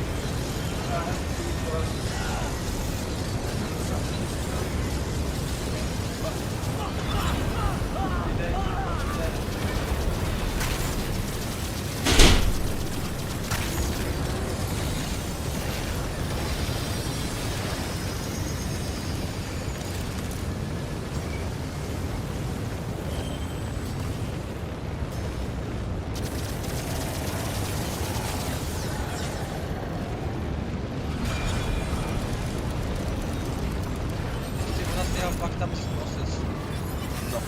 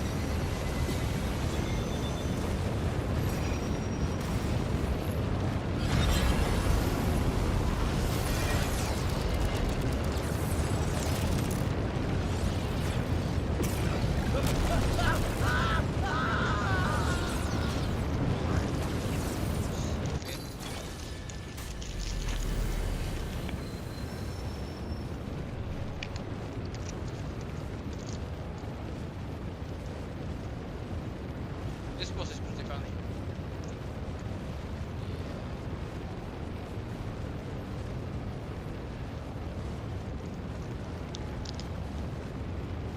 Why did you screenshot the panda?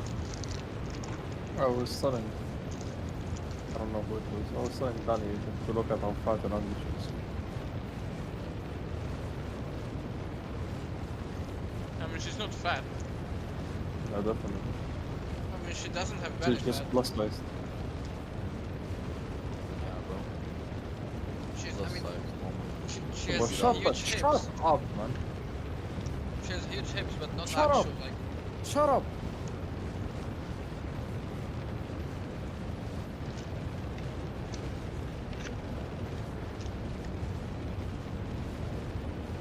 Bro, he's fat, yes, Lord. Yeah. In Korea and Japan.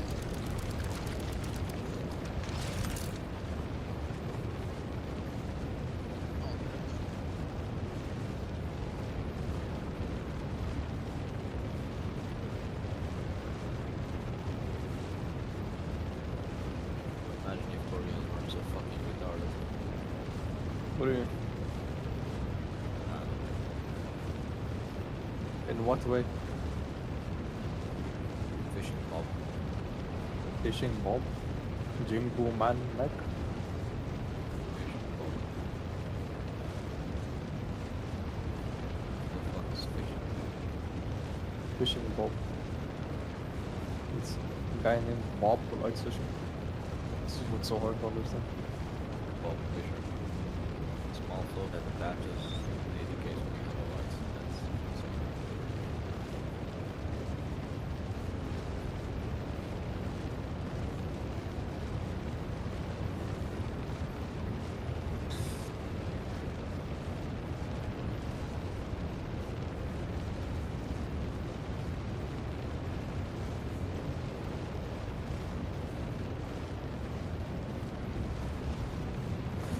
Danny, I'm gonna rape these people, Danny. I'm gonna find where they live. I'm gonna fucking murder and slaughter all of them. I'm gonna rape them.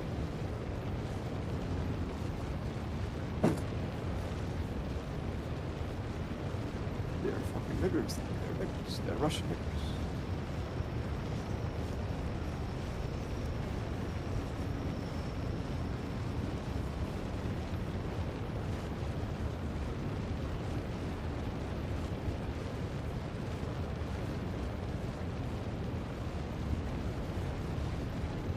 Why did I join you? I saw Russia. It's my fault. My fault I joined you. I saw Russia. Go and I'll bring my boss to the grave and start stealing the fucking flowers. I didn't go read.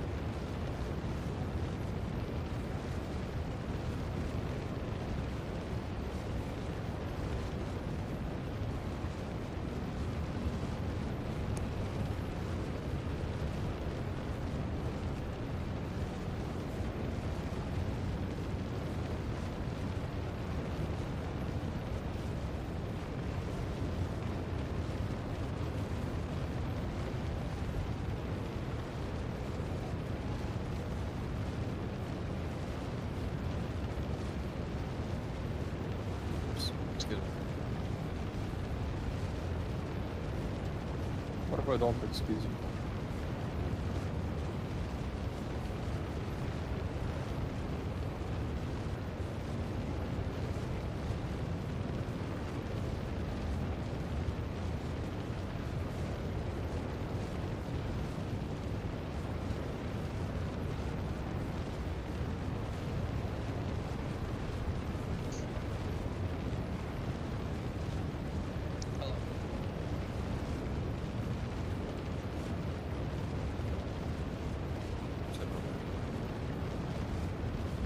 S.W.Frost?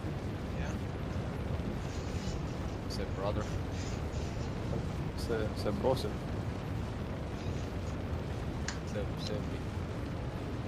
Sempi? Senpai? What?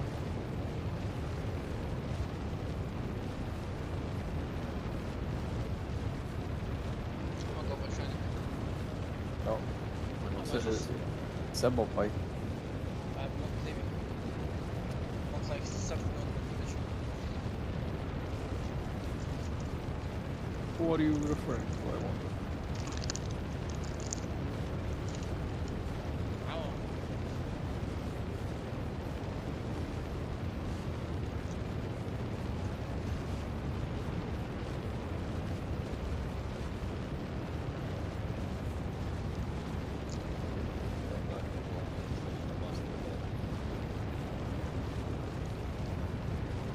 Black people only a Zix when it comes to basketball?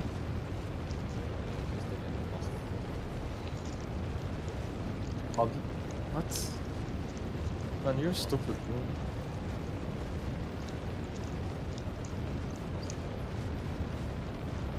Basketball?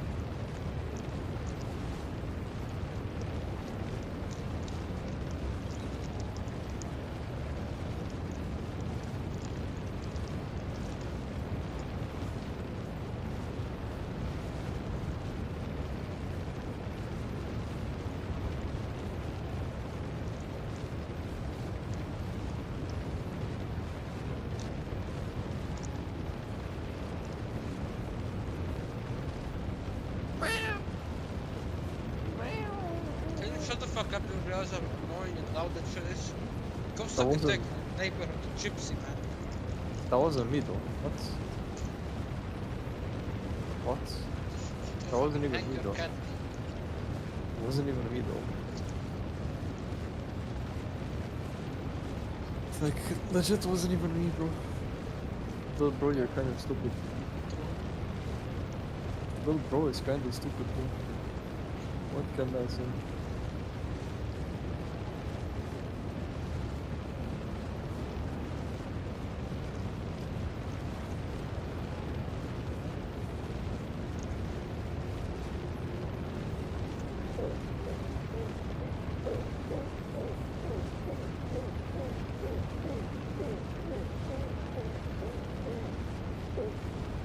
Can you stop being annoying?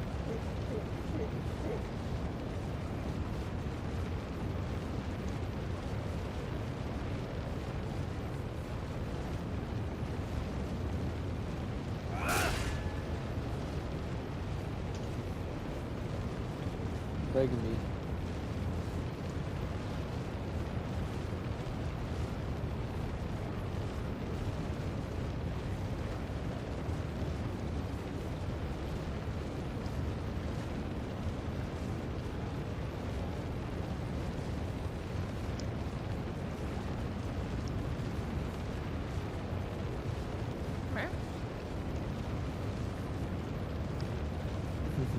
Unbelievable.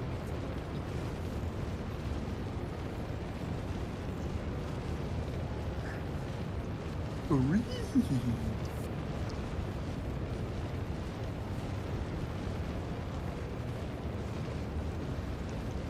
are a nigger. You are a nigger. You are a nigger.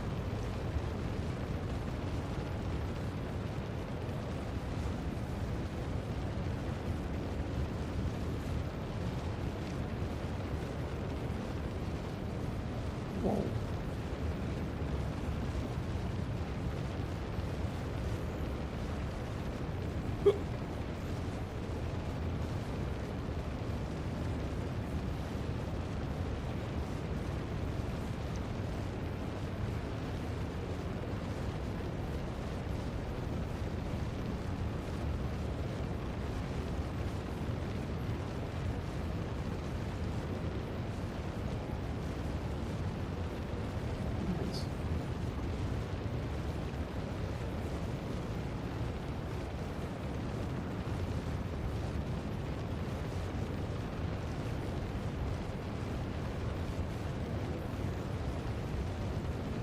What the fuck is that? That's so fucking ugly. Holy shit, it hurts my eyes. I tried to look at it for like 5 seconds. It hurt. It unironically hurt my eyes. They flinched. It's so. What the fuck is that? Look at it. What the, man? I can't look at it. It hurts. What the fuck?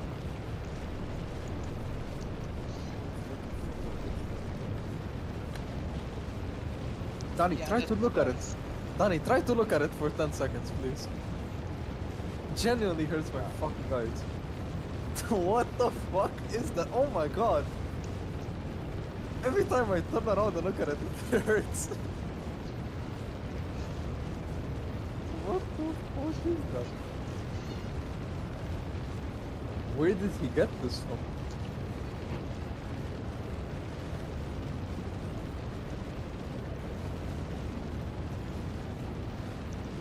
Oh.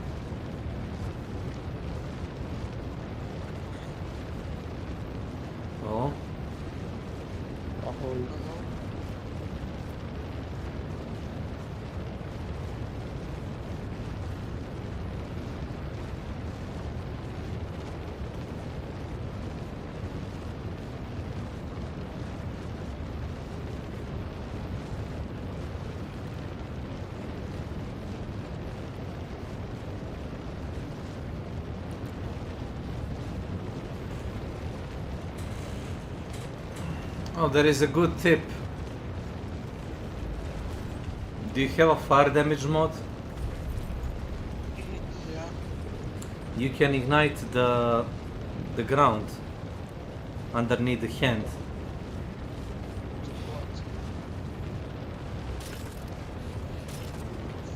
Does it do auto damage too? Yeah, it deals like it constantly sets the ground on fire, and it deals heavy damage.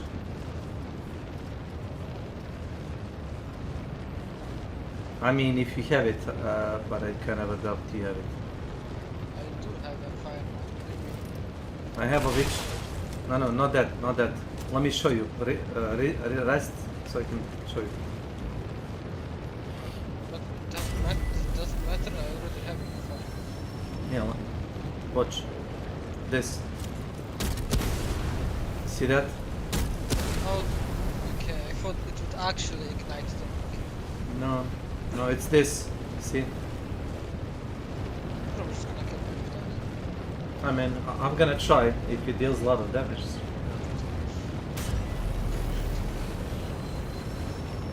I think I got that mod on the fucking Blossom.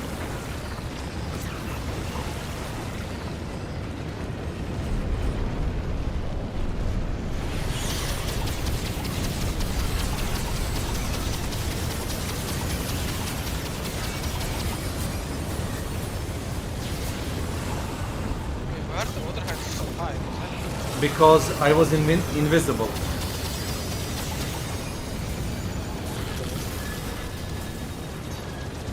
That makes it harder though. Don't do that.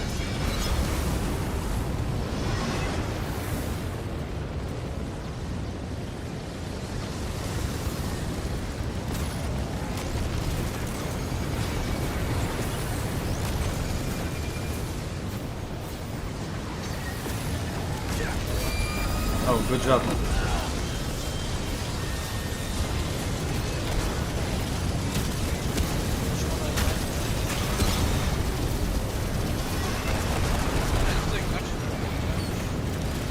That wasn't bad, actually.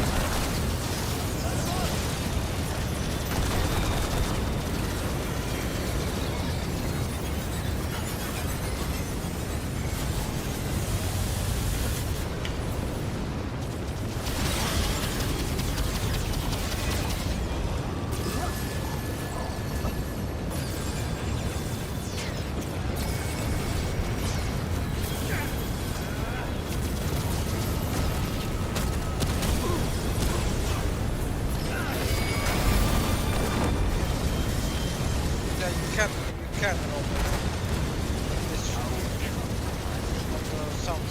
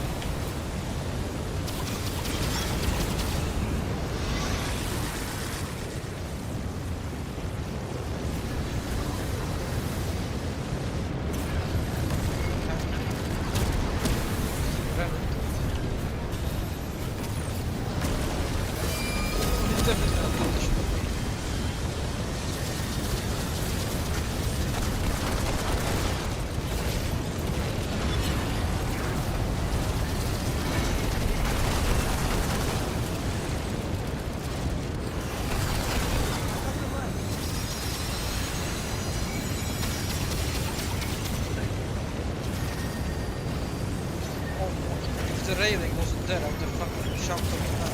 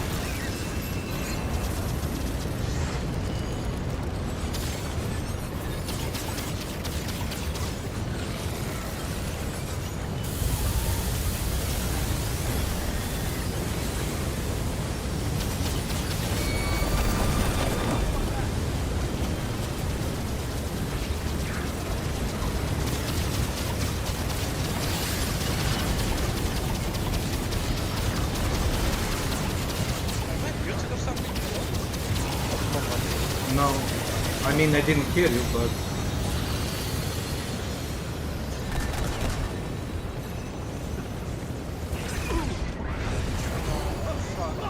how did you die at the same time? How did you die at the same time? By the way, do you have? You don't have the witchfire, I'm gonna assume. No, man. Do you have some damage over time? Wait. No, tremor. You know what's the tremor? That doesn't damage. I think it will damage the can when it's, you know, up. Yeah, but it doesn't damage. I mean, I did really good on the can this time. Fucked up again. I killed him with animation. Shut the fuck up.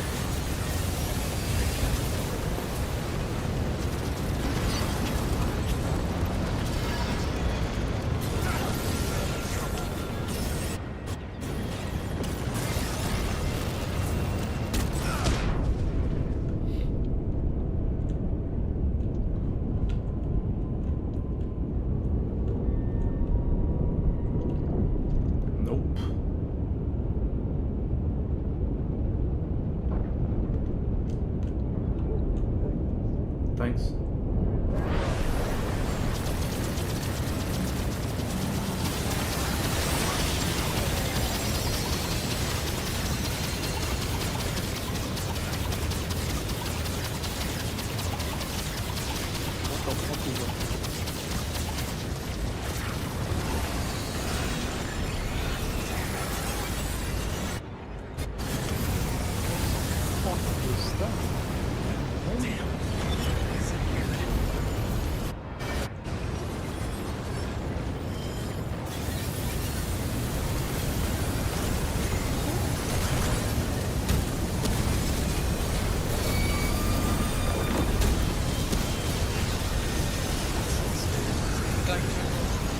Sorry for the fire.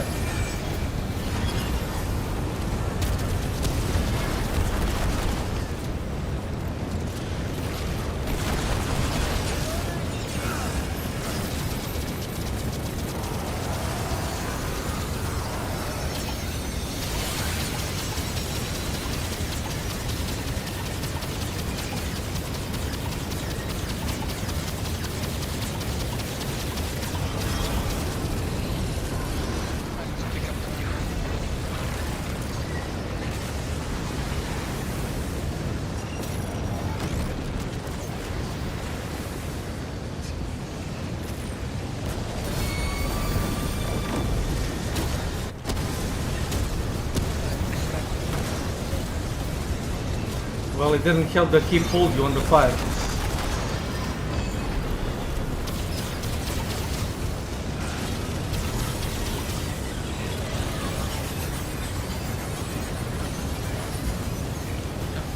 Next time we proc our like the left shield, like normally I think we should do that.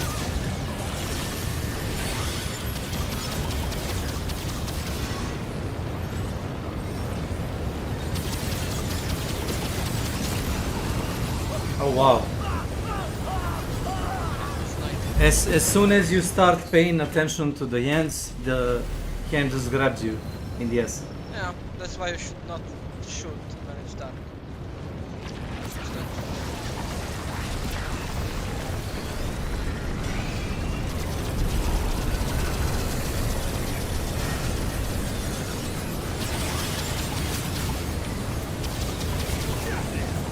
Wow. No? Okay, The let's reset. three lasers shoot me at once. died. Like, listen, You died? How did you die? yeah, I killed myself because you broke the death cheats, man. You just died. Oh, the laser kill you right away? No, I'm talking about you. You died, so just reset. You know, I have a valid strat. You go inside and you evade the first lasers and then we can talk. So you go. Fuck. No, listen. No, One. he's fucking himself up because he can't dodge them. No, not the first one because I'm in the middle. When you're in the middle, it's kind of hard to avoid them.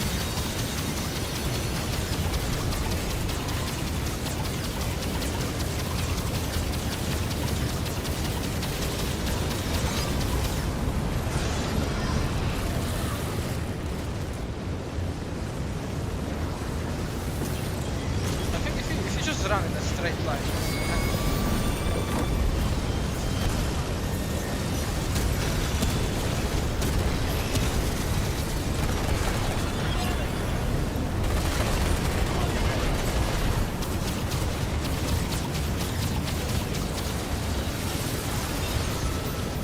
I like how we can for some reason we don't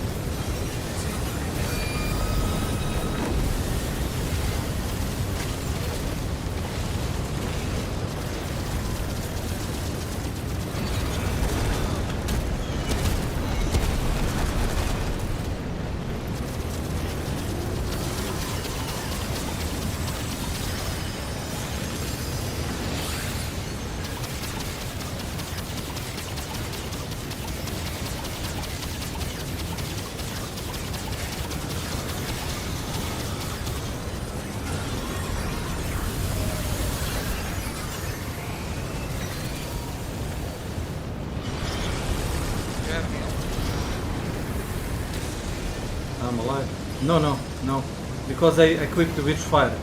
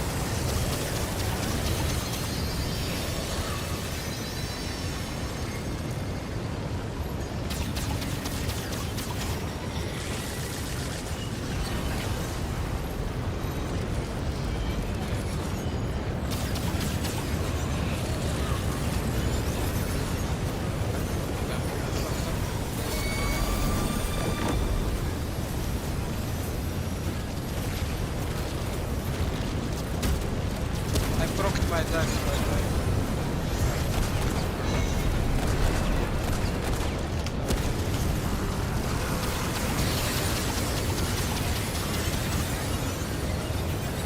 Do we have a shield maybe?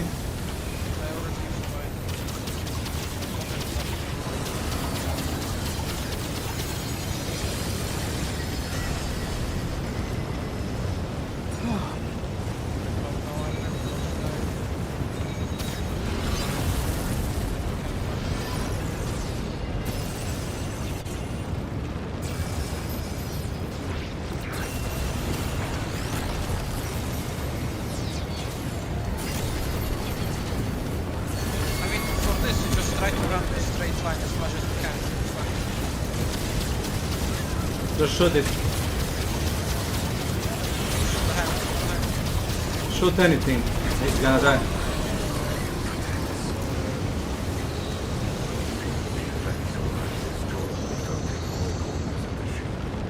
The sound is still bugged. I'm still hearing rumbling.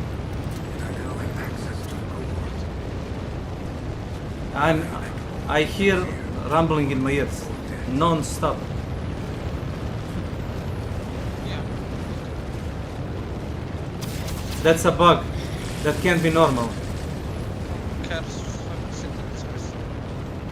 I hear that when you fight Night Weaver summons the fucking bugs, the little bugs, and the little even if you get killed by boss, every time you retry a boss, you're gonna hear like a fucking noise of like bugs, even if they're not like in a level. It's a sound bug. It's annoying.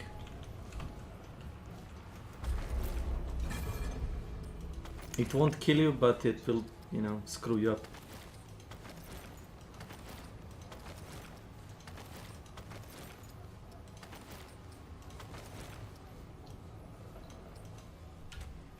Oh, GG, I guess. Wait, what did we get? Oh. We got something, I Oh. guess. Yeah, well, I mean, it looks pretty cool. What is it? Wait, I'm gonna show you.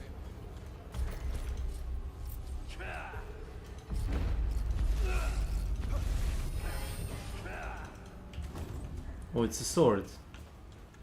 Oh yeah, there is a alternate kill on that boss, where you use the fucking microchip or something, and you put it in the console. Oh, so you're a ninja now.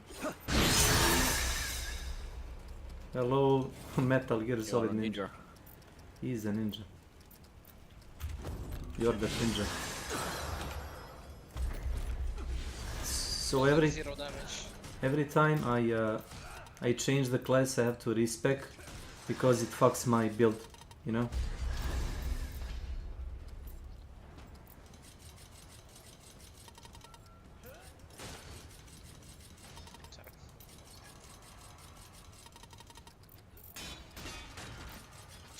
Look at how goofy this looks. Just a second. Now let's see. Look at how goofy this shit is. Oh, the staff. Yeah. I mean, this is pretty good tactic. Whoever wrote it, like, it's the DPS, because we are trying to evade not getting killed by the hand. We are not like dealing like a maximum DPS. When we fought him like legit without any like help, we took him, I think, about at half health.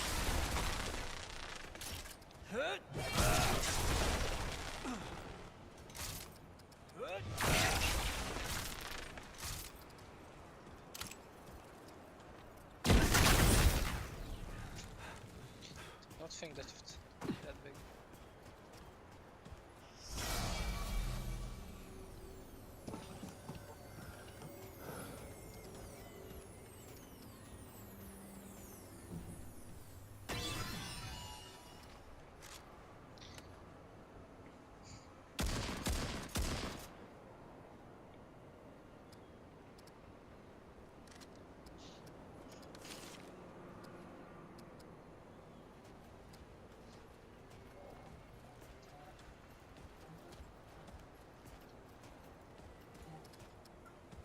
Oh, increased range damage of this weapon. Nope. Range hits. I don't know, maybe this.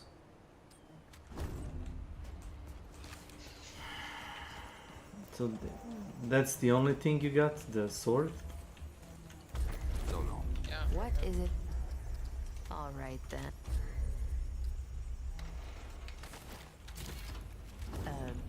Bye.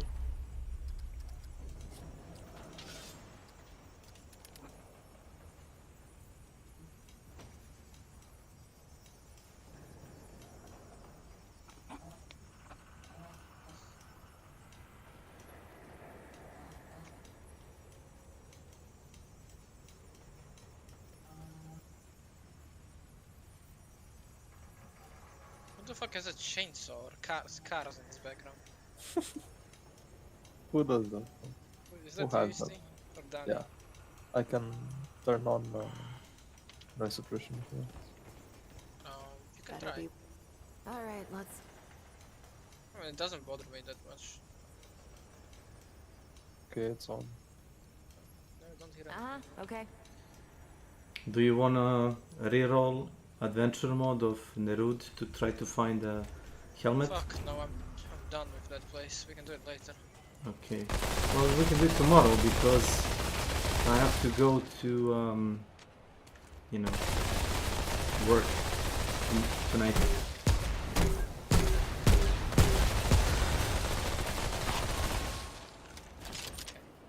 How good is this show?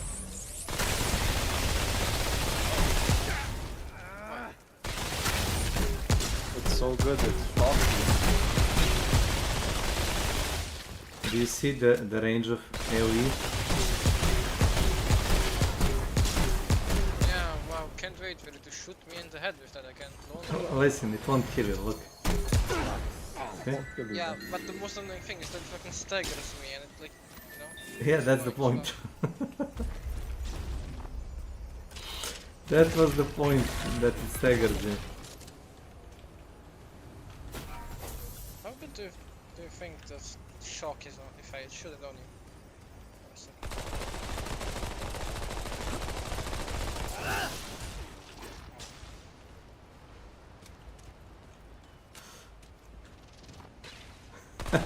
Nice roll. They're fine.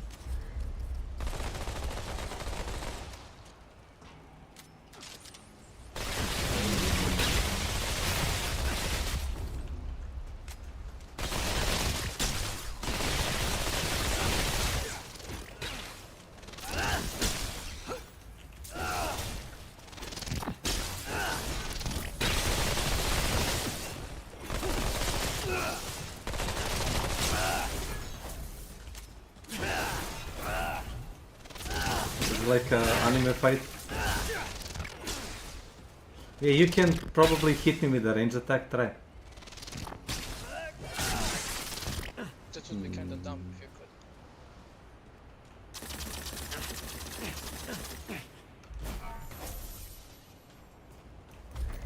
could. Okay, so I guess you can...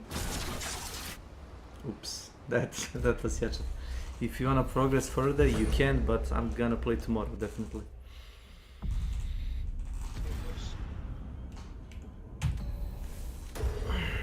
Not too bad you don't wanna, you know, farm the fucking...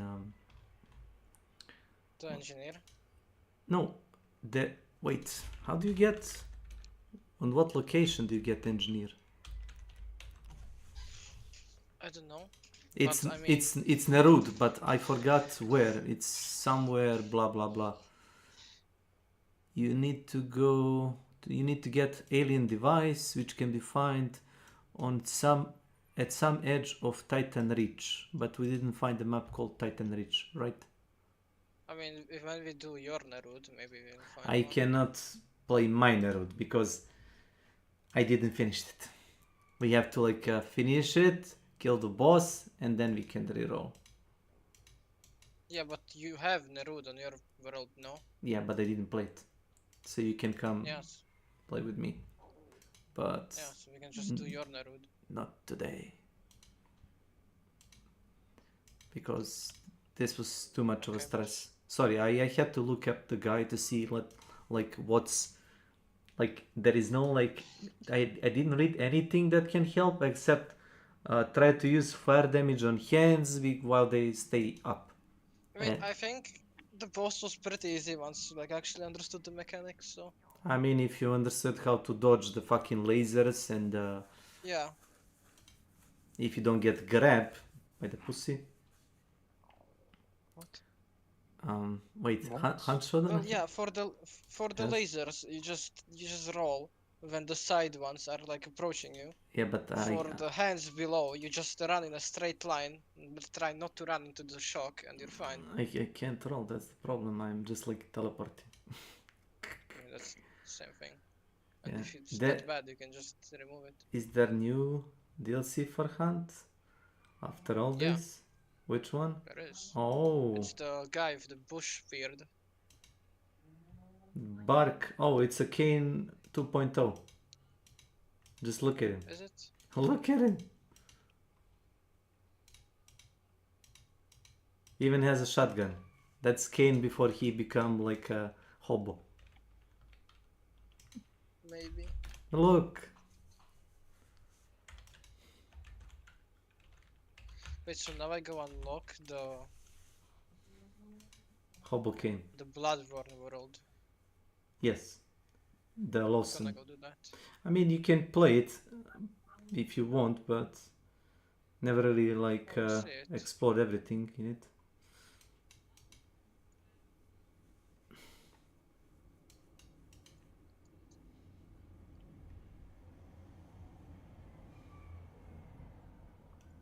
Oh.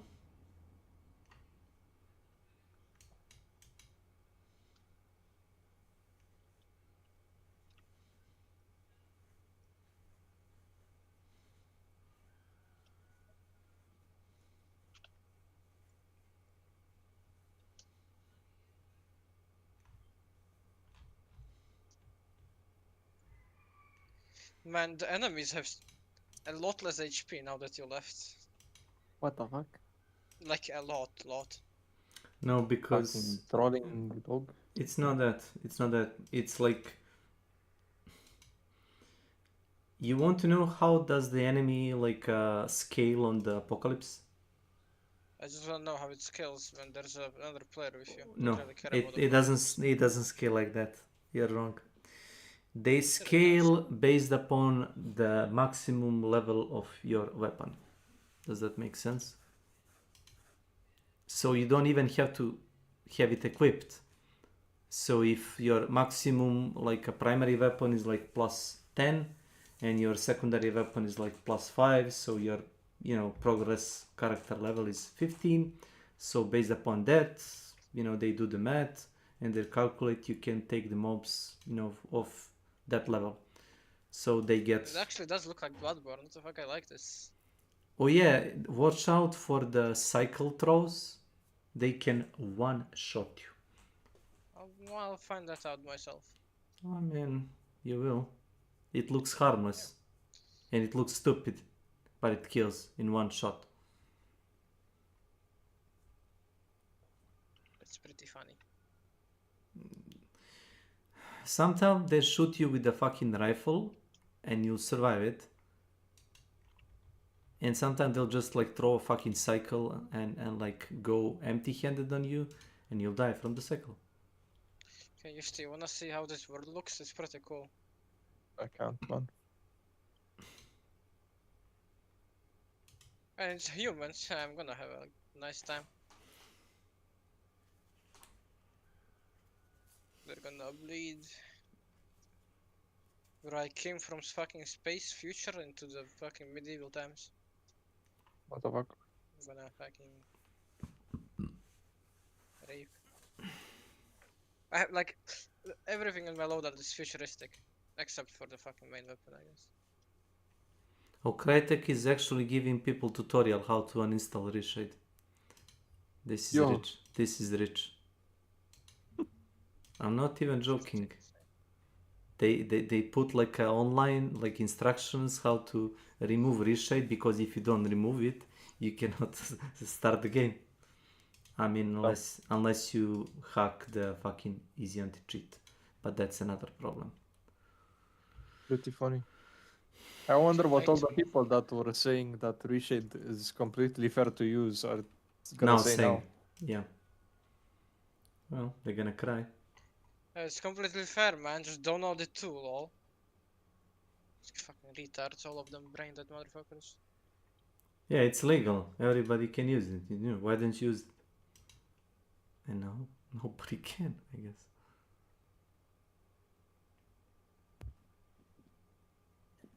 Can't escape my aim. Fucking dies instantly.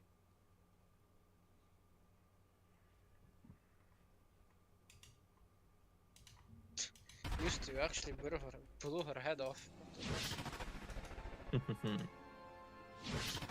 You know what they say. There is, the robots and the fucking drones, they're nothing. They're like easy mod. The the enemies in that world are like human size, and there is like very little number of them is like a huge hulking, you know. Okay, don't spoil it, man. No, I'm just telling you the difference, because the fucking robots are predictable, you know. And this, no, it's not really. Just fucking kill them. Just headshot them and they die. Well, depending how strong your weapon is. They don't have armor. They're gonna die. I one-shot one. You would be surprised. Yes. I one-shot them. Nope. I do one-shot them. You want me to invite you to my dungeon on a Lawson? Lawson? Like yeah, the place from no, it's called Amsterdam? like that. L-O-S-O-M-N. Lawson. Why would I Not care what your Lawson. dungeon is?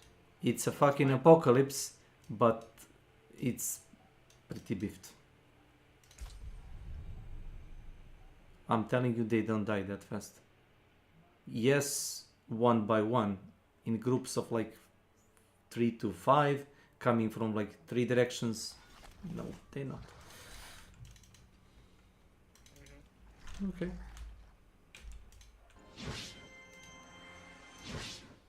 It's safe to say a lot of lives were changed in 1987 with the release of RoboCop, Paul Verhoeven's deliciously violent, weirdly funny work. You killed him? Art.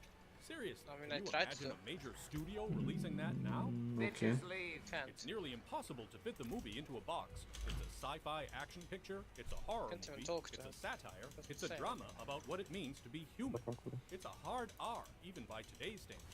And yet it also targeted kids with video games and action figure tie-ins. This movie had a toy line from Kenner. You won't catch us. You'll be hiding out in prison now. The 1980s were a hell of a time. It took a while before the inevitable happened. A RoboCop remake finally saw the light of day in 2014 from Brazilian director Jose Padilla. Although at one time, Darren Aronofsky was supposed Wait, to they were take the killing helm, Yusti. packing a I was wondering PG-13 what the fuck is and happening. a sensibility Dude. that's worlds away from the original. The remake sought to update the same basic story of a badly wounded cop who is turned into a machine, while keeping at least some of the cleverness and social commentary of its predecessor. We know RoboCop is able to make There's mince a rat. out of just about any adversary. It's stuck in the human ground. or It's actually mechanical. bugged. But what happens when he's squaring off against himself? There's only one way to find out. Face off!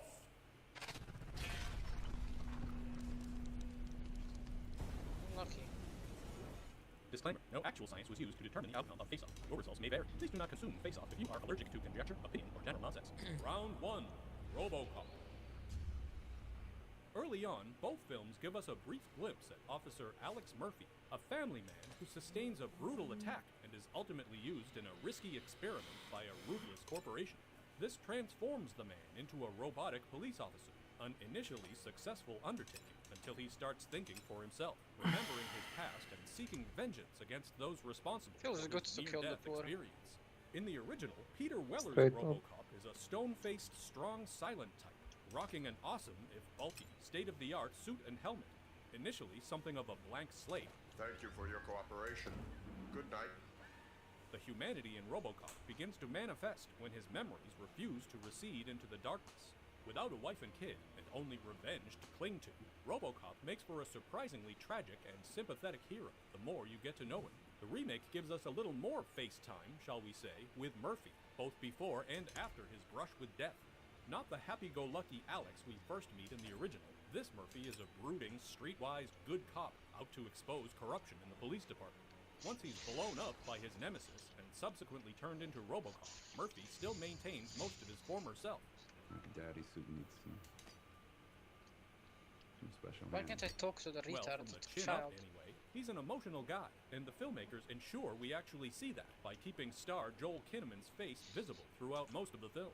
The new RoboCop design is sleeker and more agile, but it's not nearly as intimidating or captivating. He just as ran the behind the original corner was. and disappeared. While Kinnaman is just fine in the role, it's asking a whole lot to make this a close contest. With Peter Weller's restrained and touching performance, combined with the overall cool factor of the first RoboCop design, making this version of the character just too iconic to ignore. This round goes to RoboCop 1987. Round 2, supporting cast. Both RoboCop movies give Murphy a bevy of interesting characters to interact with, and both versions fill those roles well. In the original, Murphy's main ally is Officer Lewis, who knows Murphy all of 5 minutes before she's treated to the horrible sight of his gory demise. Nancy Allen suits the role, making Lewis a likable presence who can also hold her own. There's also some great character actors in the film, most of them playing slimeballs, like Ronnie Cox as the despicable corporate shark Dick Jones, Kurtwood Smith as evil gang boss Clarence Boddicker, Just give me my fucking phone call. and Miguel Ferrar as power-hungry robo-creator Bob Morton, all so perfectly cast you can't picture anyone else in those roles. Not to be outdone, the remake has a fairly impressive supporting cast featuring some prominent It's so hard. Michael Keaton I'm doing mythics. It's so hard to do level 16, bro. Holy shit. gives his usual I'm doing 16 110% already now. as the scientist who regrettably No, brings not on that character, you fucking dog. I Man. How would that be know, possible? I know. choose the scenery as a cynical Fucking cable dog. newsman. But yeah, it's insane how hard it is. The cast is rounded I out get with one familiar shot by faces. normal enemies, like Jackie Earle unironically one Haley, shot Michael K. through Williams, my and Jay cooldowns. Baruchel, which ensures I just that get the one RoboCop shot. remake is at least 800k having an damage. interesting performer on screen. The original makes no ensemble is sense. unforgettable, but the remake Mhm. assembles a pretty top-notch cast itself. So, just to be fair, let's call There's this like round one a or draw. two that I can dodge. But that's it. Round 3, villains. The other one's just one hit. Look, I love we're it not when gonna it's mess not around even like a here. skilly While the shooter remake to has just a die few to auto loathsome attacks in figures WoW. crawling Sometimes around, it's funny. the original gives us some truly wicked bastards to root against. Not even their own mothers could love Would these rather die to a Only mechanic about 200 15 times minutes than into the fucking original, auto we meet attacks. Clarence Boddicker and his crew, a true know what I mean? rogues gallery of trigger-happy psychos. Though we don't know Murphy or his killers very well at this point, the gang's sadistic execution of the police officer immediately makes us completely sympathetic towards Murphy, while guaranteeing that we will greatly anticipate the gang's inevitable extermination. That said, it's kinda weird that Clarence turns out to be a pretty amusing guy. Maybe you could, fit me in? In another scenario, he might be fun to hang out with. Higher up the crime ladder is Dick Jones, and he's no less sadistic, a seriously rotten fellow who we can't wait to see in cuffs, or worse. There's even a mechanical baddie in the scary shape of Ed 209, which is almost like Dick Jones's attack dog, and even though it has no human brain calling the shots, it has evil written all over it. The remake's version of corporate sleaze comes in the form of Michael Keaton's Raymond Sellers, and while he's as cruel and greedy as you would expect, we don't really end up hating him the way we should. There also is not a new Clarence equivalent in the update, although Murphy has a beef with a Euro trash gunrunner who does not make much of an impact. There are some corrupt cops in the mix as well, and Jackie Earle Haley resonates as a nasty stooge. But really, there's no comparison between the two movies in the dirtbag department. This round goes to RoboCop 1987. Round 4, Action and Violence. Here's another case where it's not much of a fair fight, but we'll give it a go. As previously mentioned, the original film is rated R, so very R, while the remake got restrained with a PG-13, and the proof of both ratings is right there on the screen. Even during the action-heavy 80s, RoboCop took things to another level with its massive amount of bloodshed, giving us not one but two insane death sequences in the first half hour. Murphy's own slaughter, and Ed 209 turning poor Mr. Kinney into beefaroni. Beyond that, we see RoboCop shoot about 24 guys to death, an epic battle between robotic gladiators, and a final, very satisfying slice of revenge served deluxe style against Clarence's crew. And that includes the utterly grotesque yet strangely hilarious toxic waste death of Emil. Predictably, the remake relies more on straightforward action than off-the-wall violence to engage us. And while there is a handful of entertaining sequences, like when RoboCop has to put down about 20 automated coppers or square off against the updated Ed 209s, the movie never really rises to the occasion on this front, with so much of the action looking very digital. That's not a phenomenon isolated to the RoboCop remake, of course, but you know us, we'll take squibs and toxic slop over CGI motorcycle chases any day of the week. This round goes to RoboCop 1987. Need something for it? Round 5, Visual Effects. About 27 years separate the original RoboCop and its remake, so naturally some difference in visual effects quality is to be expected. But bigger and more expensive doesn't always equal better, as you're probably aware.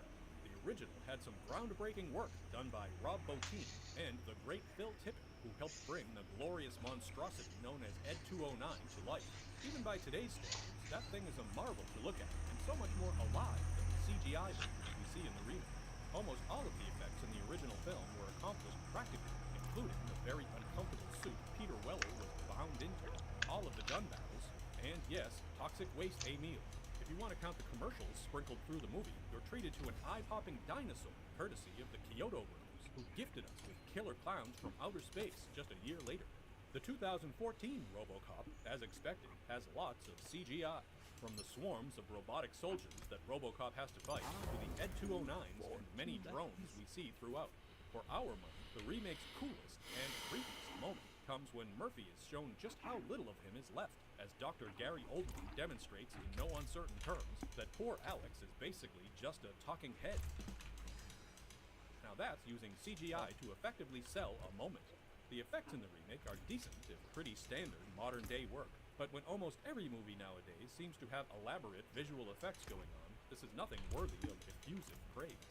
Since the original is more concerned with real-world violence than flashy visual effects, we'll count this one as a draw. Just don't tell Ed 209. Round 6, Vision of the Future.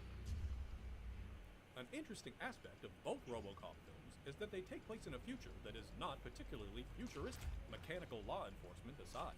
The Detroit in the original is a real hellscape, an industrial nightmare city overflowing with murderers and thieves, a place that Omni Consumer Products wants to transform into a yuppie utopia. In this world, OCP literally owns the police department, and the number 2 guy at the corporation is willing to sacrifice public safety to greenlight his faulty security. I hate to say that it's not all that far-fetched. The remake similarly doesn't get too high-tech, although it has its share of cool gadgets. And in this era of drone warfare, the idea of robot soldiers patrolling a foreign land doesn't seem like a stretch.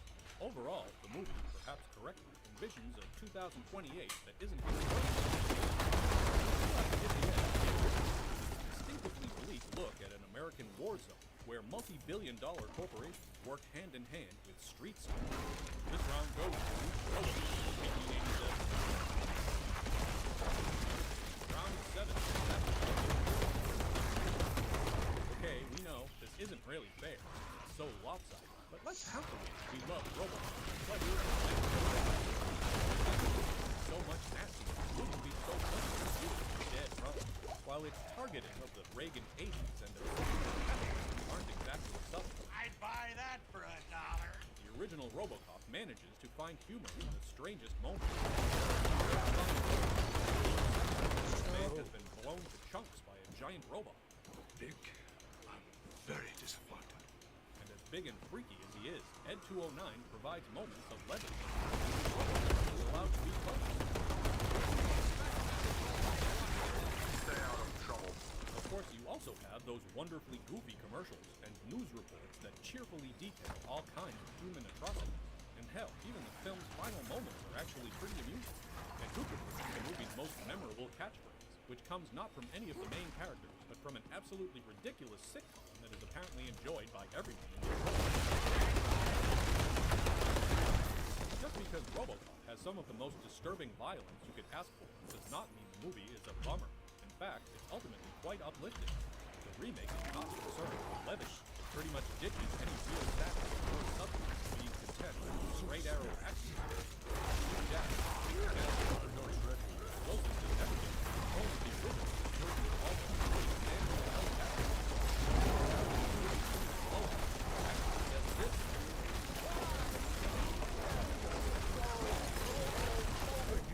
These moments of absurdity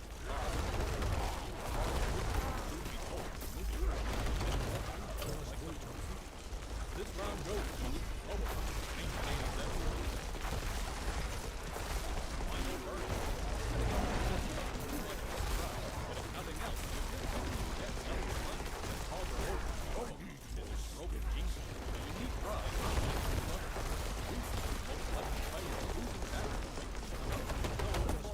And dare we say, a little more would have gone a long way towards making this a close battle. Now, hit the road. Winner, RoboCop 1987. Bitches leave. Impressive. The beast lives within you.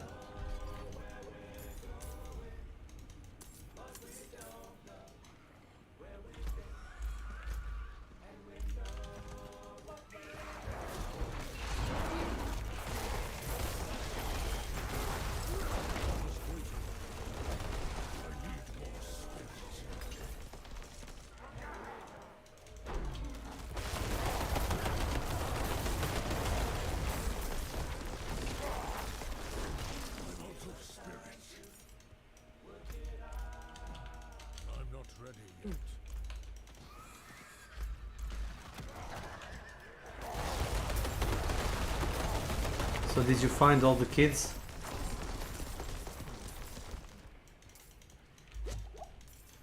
No, I stopped playing. Oh. I'm not ready yet.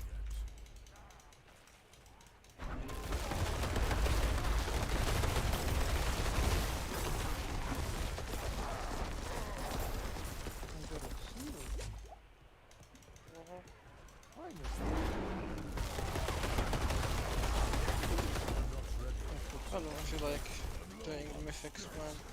If it's not all of us, like, fuck me, fuck the game. Making group, like, stone, and people just trolling, and can't remember the retarded.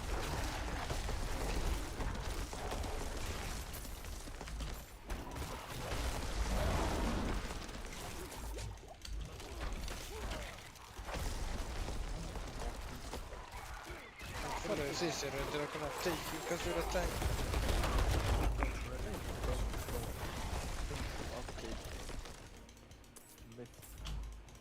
So you get that. What did you say? I got the thing to upgrade the myth. Direct from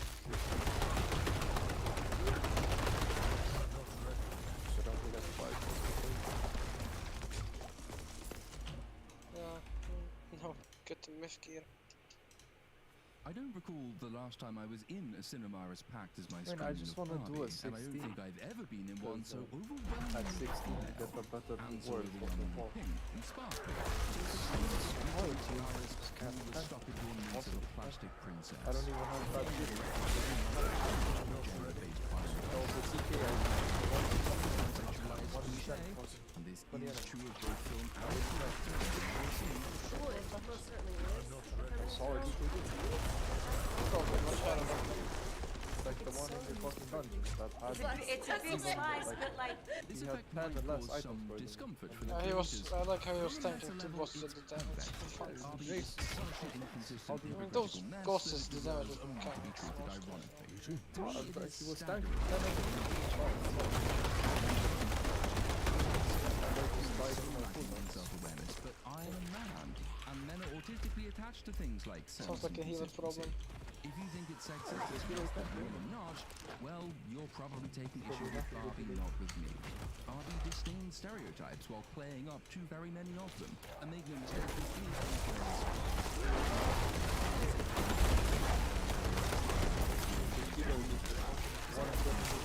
boyfriends, I was one of the few people there not wearing pink. You could probably have held the theatre's combined total of testicles in one hand, if you're into that sort of thing. It felt a bit like the where our strong two masters have taken over our infrastructure and put it to their own nefarious and potentially genocidal purposes. My world is dead. This new culture is strange and cheap and regrettable. Nuclear bombs are wonderful and dangerous achievement that ushered in a force dance, a kind of subatomic stability, immensely world-shatteringly destructive, but quite widely available. It ensured that Armageddon would be a neutral affair. The destruction it offered was egalitarian and equitable. The same, however, is not true of women. Women possess immense and unique destructive power. If all the scheduled in one cinema were the same, the atom would split. Ladies would have fused into one monstrous Hydra creature that even Godzilla could not have stood against. It's doubtful whether the world could have survived such an event. Men are essentially powerless to stop firepower of this magnitude. We're saved Instead of- because whatever that's their such a public big masquerade, whatever projections they make, whatever totalitarian systems of oppression they place their externalized frustrations on, the people who really hate That's women and seek to myth. subjugate them are almost invariably other women. Maybe. They invent many comforting myths It to is, distract because from you this can upgrade to 445, and that's max. Traditional sexism, male chauvinism, toxic masculinity, but really, the greatest element of the patriarchy is intellectual. And men can only sit quietly hoping that this maxim holds. There's a reason our far-sighted Chinese cousins threw so many baby girls down the wells during the One Child race. They feared that when womankind woke up and united in the world, It's missing one Barbie is a source of hope. To be sure, the potential for matriarchal genocide is there, but beneath that is more evidence of the error bred in the bone of every woman. Barbie doesn't think very highly of men, to be sure, but it doesn't like females much either. Women make up half the population in most developed countries, but they have only themselves to blame for their perceived oppression by the masculine minority. If they didn't equally to the men's, which is to say astronomically more than the men when measured against the revenue they generate. Equal pay for equal work, and equal pay for doing less work. Any given cause of the feminist fashionista Boris, šta je sad? Kako podovikivanje ovdje? Šta je? Dobro.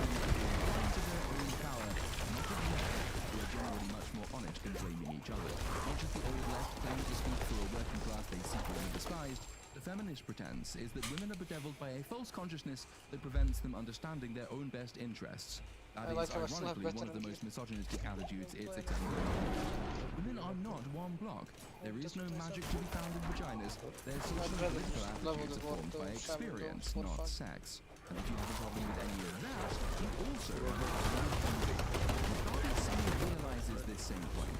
It does have one or two things to say against lazy feminist assumptions, even if it has rather more to say against patriarchy that is long dead.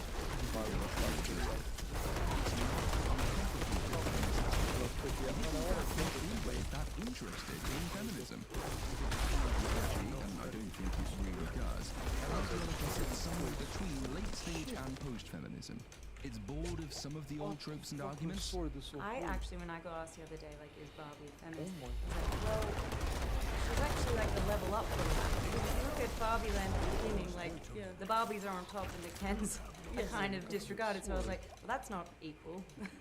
So whatever the opposite of misogynist is, actually Barbie's like, so yeah, when it's balance getting out, it's like beyond Factors emerge as an incomprehensible mess that it can't delineate between arguments and assumptions. For every feminist trope it nominally discards, there are 5 or 6 that it assumes are mere facts of life, Well, if it's not shirking trans the world, labels then and it's keeping the Dragonflight. content. Instead, it anchors the bone down and prevent it taking off with that most important of things, an alternative. Because Barbie doesn't really have anything to say.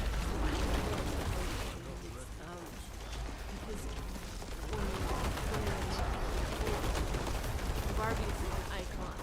As Margot was speaking to, it's both. She exists in the both and, not either you know. It's diving into the complexity of it and not running away from it, but like looking at all the thorniness and stepping into it, and also looking at all the thorniness and what is an appreciation of what women need to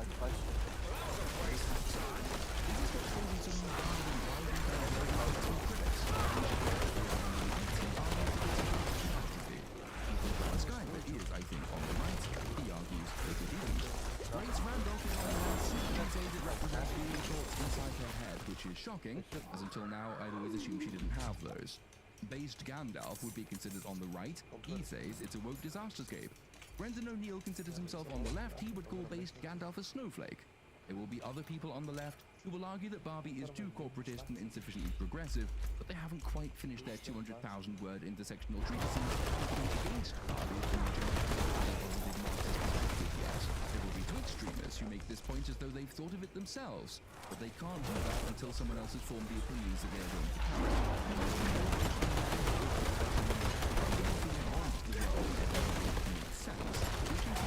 inevitably become a debate over premises.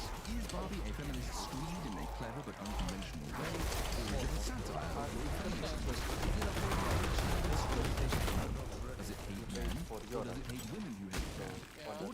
men who hate women who hate men, or women who hate men who hate women who hate Binds and men? pickups, The so I answer is crafted all and that none of these instead of binding things, to as we will myself. shortly see. Barbie has half I don't know. thoughts and semi-realizations that lead it to what you know quasi-satirize what it's certain assumptions. But the half it doesn't think Shadow or from realize something prevents it from crest. following satire through. When you go to a crafting method, it's If you ever try to read ideology into Barbie, are doomed to fail because Barbie doesn't really have one. It has half of one. It's amorphous and intangible. Created to its critics can get a good hold of it. It knows what it's against, it doesn't have much of an idea about what it's for. Today's conversation on it is probably the most interesting because they don't typically fall into this trap. Ditch's take on the film's fixation of motherhood is especially interesting, and we'll come on to that in more detail a bit later. Adam is right in that the film is something of a Rorschach test, I think for the reasons I just laid out. The reason that video is it's not that the conversation inevitably spends more time on the politics and on the film itself as I have because so much of the film is its narrative, which makes it doubly frustrating that it lacks a positive identifying message. There really isn't much film to speak of in the film in Barbie. It subordinates all the major components of craft, story and world building first and foremost to its theme. Dominated the theme as it is supreme in it. All the main characters are led properly and represent theme, not plot. The progression through the world is meant to illustrate a positive to begin with. The film's message to men and women is simply in the end, be yourself. The question follows,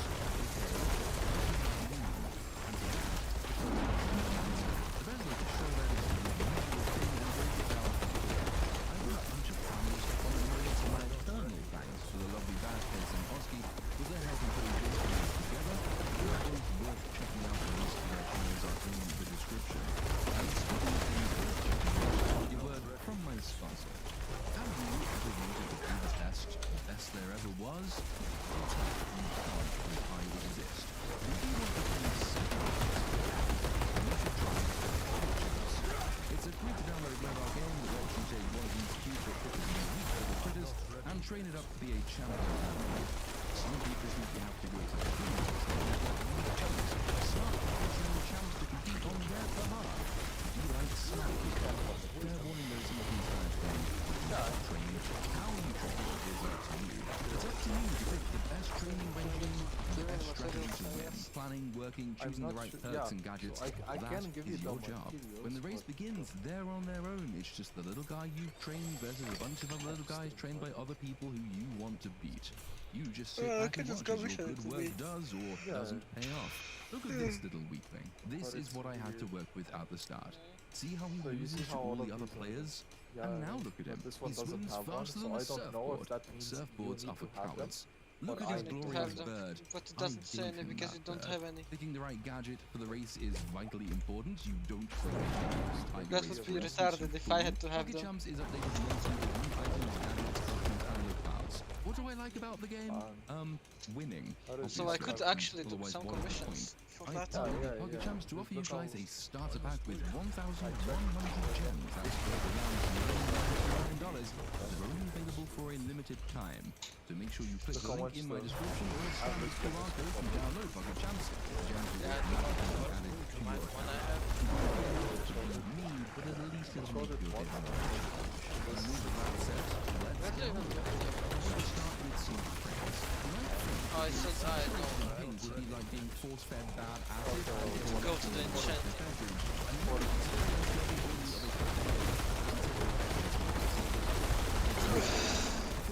I broke down. We have a locking session that's expired.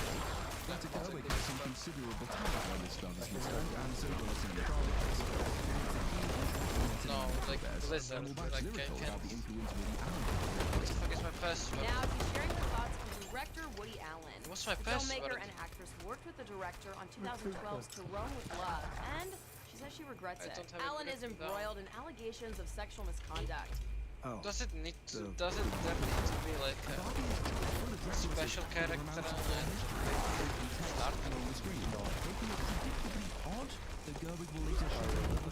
Oh, I have an English keyboard.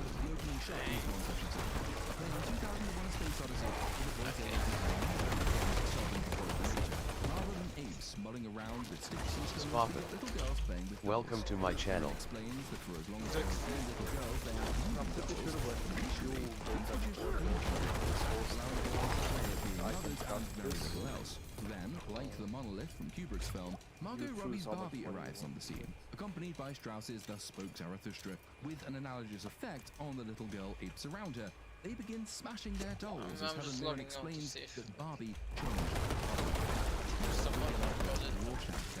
and the introduction of a theme on which the film will never be anything but pleasing. Ulrich knows, or at any rate she ought to know, that in 2019, the film just depicts the ape acquiring knowledge, but also his first use of that knowledge, that facet that defines the human as distinct from the animal kingdom, deliberate, conscious violence. Weaponry. The analogy the film is drawing is with motherhood and the desirability thereof. So the writers will look, and has looked, at the opening scene and say, what about the feminist attack on the mothers? They're teaching little girls to kill babies, they cry. Here's how I can relate it all to abortion. The leftist, by contrast, looks and has looked at the opening and said, hey, this represents freeing of women from the shadows of the restrictive motherhood. Freeing women from these notions doesn't mean they hate children and mothers, but now they can choose to be mothers or not. But at this point, the leftist and the rightist aren't critiquing the actual theme, they're extrapolating from the theme and reducing the result to the arguments they are presently obsessed with. The film isn't that easily reducible. Motherhood plays a persistent thematic role throughout, and it's not by any means. It doesn't always say, we're going to have a brief and abortive, that was a pun, a brief and abortive sum-up between the mother and the daughter that is all about intergenerational feeling and the feeling of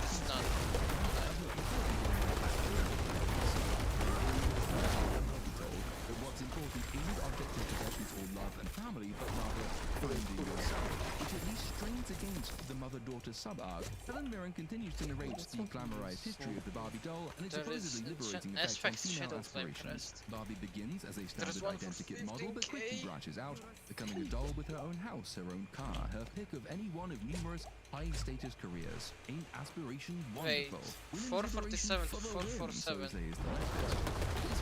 That's the best one. For positive representation in media.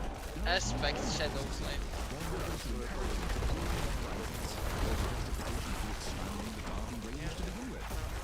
How unlucky is that they get the recipe for that, right? They've done that.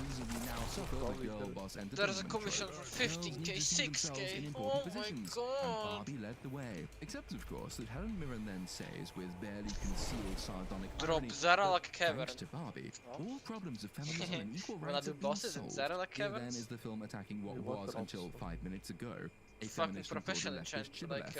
Because these problems have not been solved. Representation has not achieved the successes sold in its sales prospectus, and the film is aware of the fact, so, you see, it's satirizing feminism. Or is it? The narration ends, and we get our first look at the Barbies in the Barbie land. It's visually striking, it's hellish to my eyes, but hellish with a point and a deliberateness to it. Again, props to Gerwig and her team for leaning fully into the hyper-surrealism of girls' dreams. We see the Barbies in all their of them walls, are probably dream alive. houses, No smiling one's and farming being this happy shit. with each other. And there's so many commissions for that. Imagine I actually get the drop for it. I'm gonna suck my own dick somehow. Explains, when you're playing with Barbies, you don't go to the trouble of walking them down the stairs, you just pick them up, and you put them where you want them. Essentially, what we're watching is a day in the life of a Barbie being played with trying by to a farm young them, girl. right? All of them So were alive. we think, and so the film thinks for the moment. It's creative, innovative, it's well shot, it's fairly humorous, accompanied by the first of many set-piece songs that in this instance is deliberately trite and cheap. A lot of stereotypical girl music is just like this, but Gerwig has a narrative use for stereotype, and it's at its strongest during the first 20 or so minutes, before the film begins to grapple with reality, which is when things begin to really fall apart. We get a slight hint of the problems to come, though. Ellen Mirren explains that the mechanics of Barbie World are predicated on the imagination.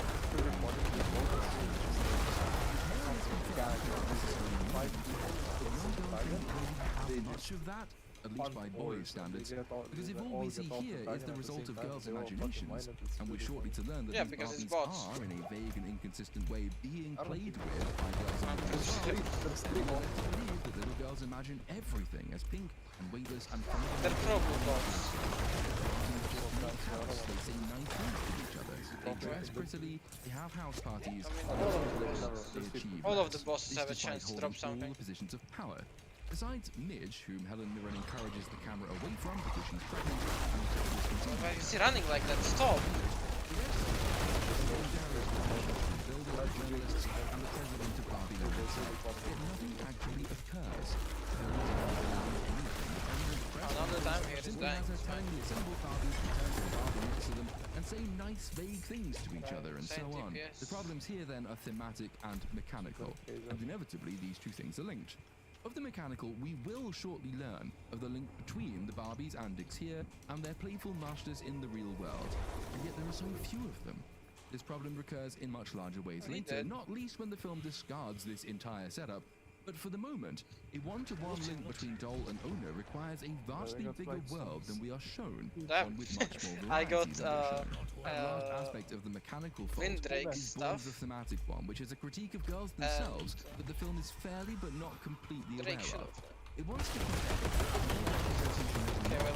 problems of the real world, but this manifests in an implicit attack on girls' paucity of imagination. This is slightly ironic, and feminism generally has been known to complain that we don't value girls' predilections and interests as highly as we do boys, while at the same time arguing that those predilections and interests that do exist are the undesirable product of socialization. We shouldn't value working in oil derrick more than we value teachers or therapists, but it's bad that girls are socialized into wanting to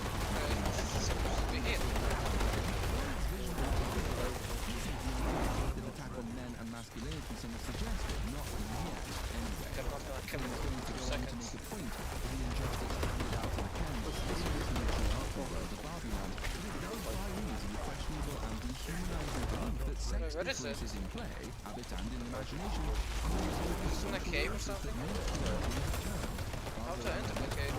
Innate psychology. To say that girls only want to go into teaching because that's what society demands of them is basically the same as the hole. Teaching is final, which requires that almost every culture on every continent for the entire history of mankind has socialized boys and girls in almost exactly the same ways.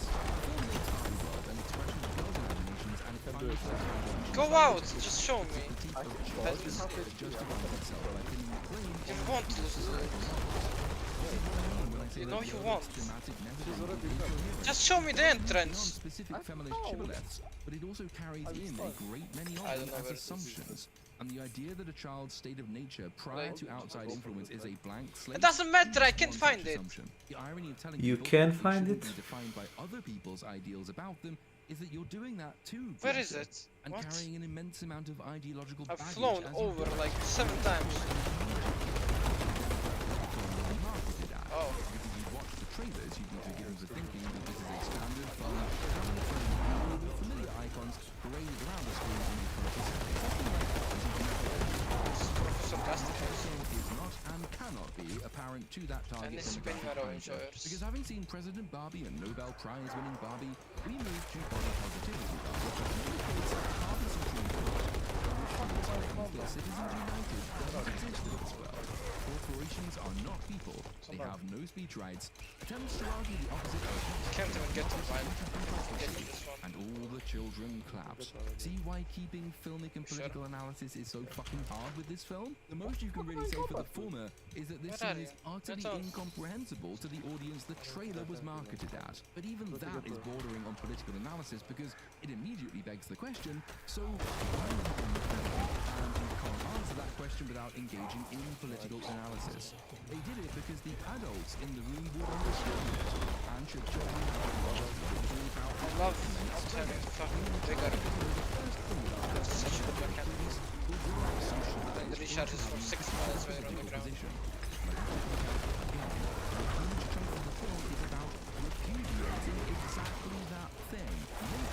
It doesn't recharge back.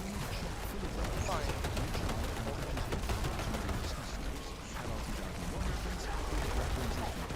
I'm not gonna get the time done.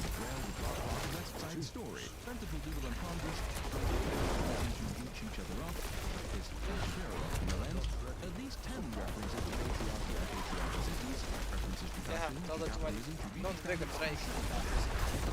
Creation of power, and a reference to political activist sloganeering against a bill denying farm workers the right to strike. No, I'm not making that up. It's really in the film. Some of these references are good. All of them, though, Welcome are to my annoying. channel. They're annoying because they're playing on what can be, what What is should this be, boss a now? valuable aspect of filmmaking, and one we actually need much more of. 100K. Things that go over kids' heads. Beaching you off is a good They thing. just killed it. When later on the Ken Oh, starts wait, threatening, wait, I'll no, beat you that's off. 5 million. If I wasn't severely Stop! injured, I would beat you off right now, Ken. I'll be trying to do anything. Okay, got it. Anyone who wants to beat him off has to beat me off first. Both of you are the same people. While Puritans like Shapiro read that as an incredibly overt and risque gay joke that punishes the children. Yes, of course, the children are going to get when subsequently That's parental rights, if you will. Even on Congo is the perfect example, and there's a long history of it in kids' entertainment. Pokemon is Okay, I full of typed them, about. and I guarantee you didn't get them when you were 10. I must wait a moment. She can violate my rights. I don't know how they can get out of this one. Since the last time I played the personal.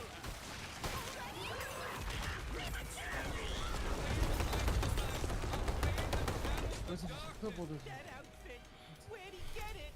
I think that costume got came off? right out of his closet. Been having some trouble. She'll prescribe us some ointment on the double. To protect so us slow. from all that chafing and itching. It might finally stop all of Jesse's complaining. Of the rest, there's immense value in having certain parts of films and stories for kids that require the parents to explain them, because kids are idiots and they need to be educated, and parents are a better place to do that than the screen itself is, not least because it gives parents agency in choosing what and how much to explain to their child and in what way. Ideally, these are optional extra details in a script that doesn't detract from the viewing experience. As in some of the better examples above, a kid doesn't need to know the provenance of the horse riding scene, Monty Python's Holy Grail, to think that it looks funny. The parent can explain that later, or put that film on later, which they should, because Monty Python's Holy Grail is excellent. Writers of books, TV and film have immense power in spurring children's I got interest. stunned They can instantly, I dictate came a line in of one. questioning. And yes, inevitably now I have to say, I just flew here, that's it. there's a difference between a double entendre only a parent will understand, or references to Proust or West Side Story, and the script imploring the parents, please explain to your kid why you're clapping about overturning Citizens United. One encourages education, the other encourages indoctrination on a bill the parents themselves probably don't understand much better than their children do. In a child's mind, you have an entire, surprisingly long scene, which is essentially incomprehensible. It's very difficult to explain that scene to a child without, in effect, imbuing them with prejudice in one direction or another, and likely in one direction over the other, given the context, given everybody applauds the fact in universe, and given the type of person likely to go to see the film to begin with. I think Greta Gerwig is fairly intelligent, and she does seem to understand the role that she's playing here. I'd like to stand even as she chat, fudges but the distinction. When some of us have to work tonight, Good night. so I'll catch you later. Peace. I mean, I'm doing 26k.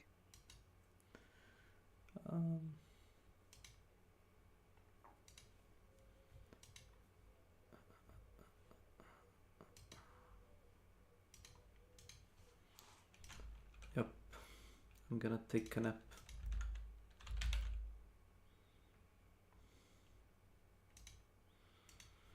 I'm gonna take a fucking nap.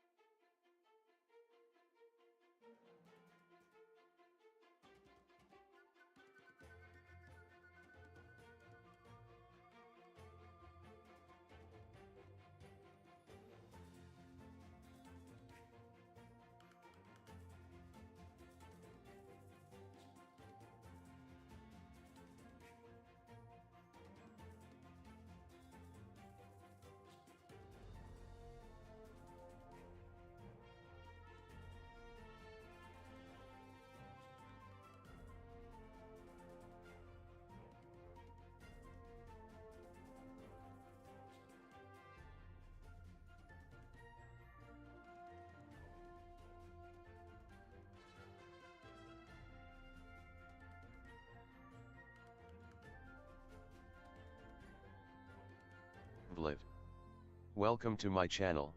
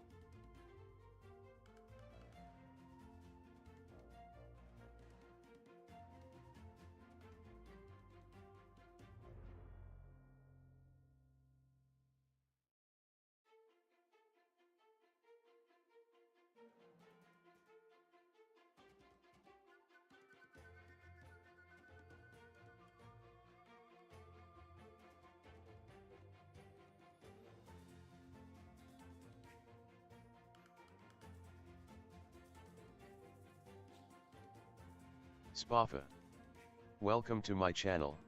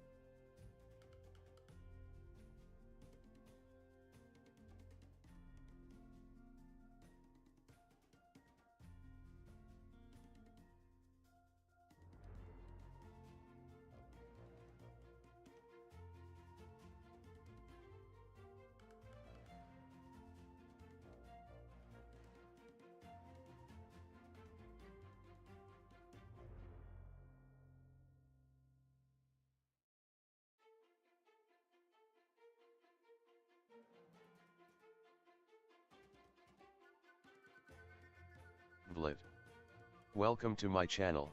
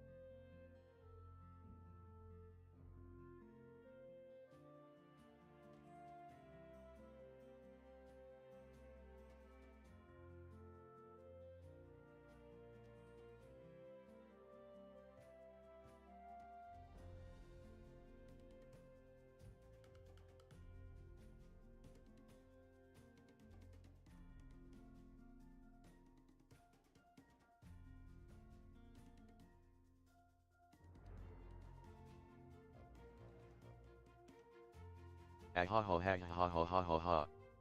Welcome to my channel.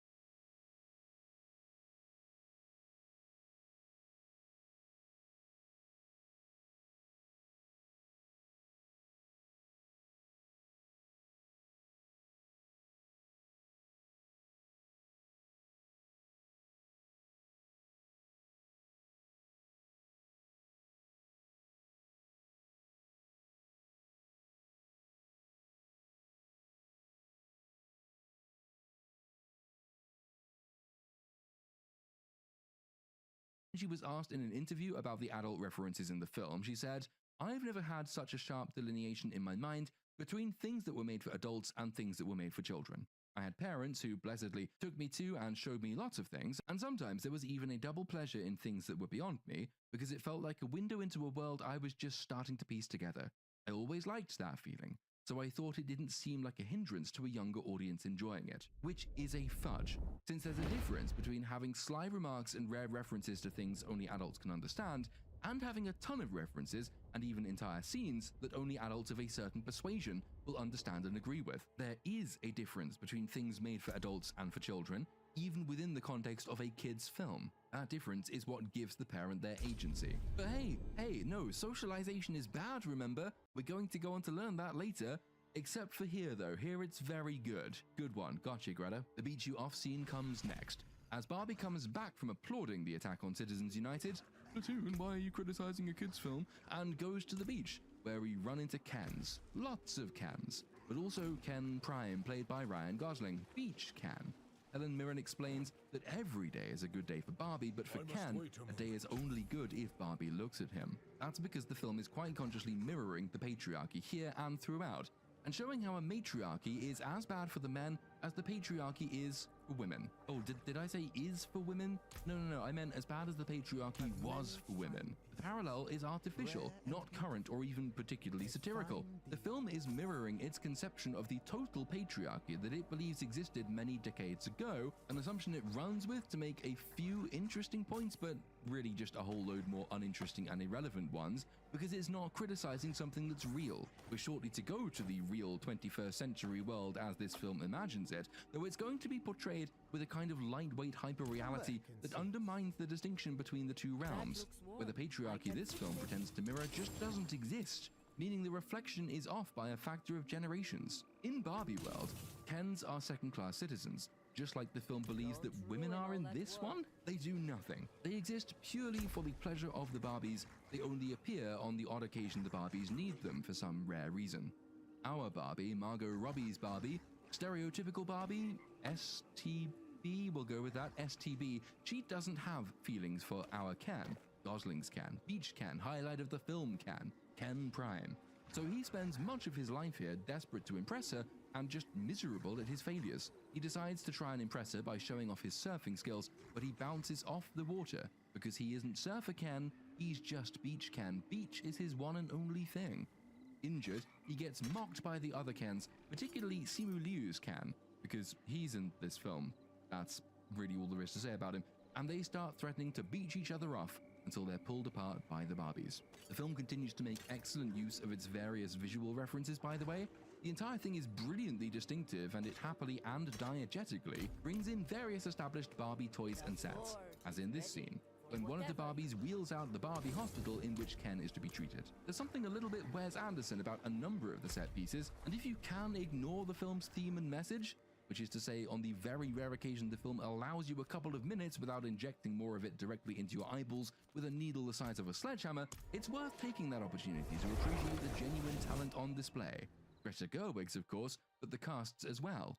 Ryan Gosling is, as mentioned, the standout performer in the film, but that's largely because he's the only character with something approaching a tangible goal and a journey toward it. We understand unrequited love, we understand the desperate want to impress, we understand the lengths, often embarrassing, that we will go to earn affection, and so we can understand, identify, and sympathize with Ken throughout the film. This is also one of Margot Robbie's better performances, though she benefits immensely from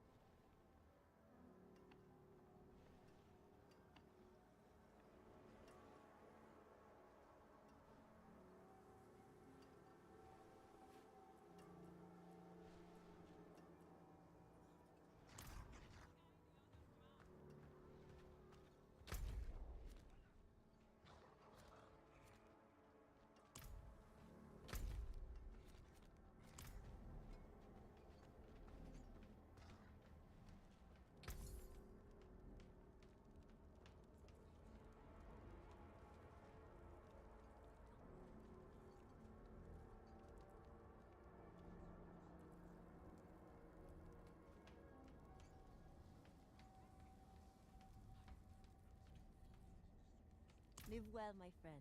For being a real-life Barbie doll.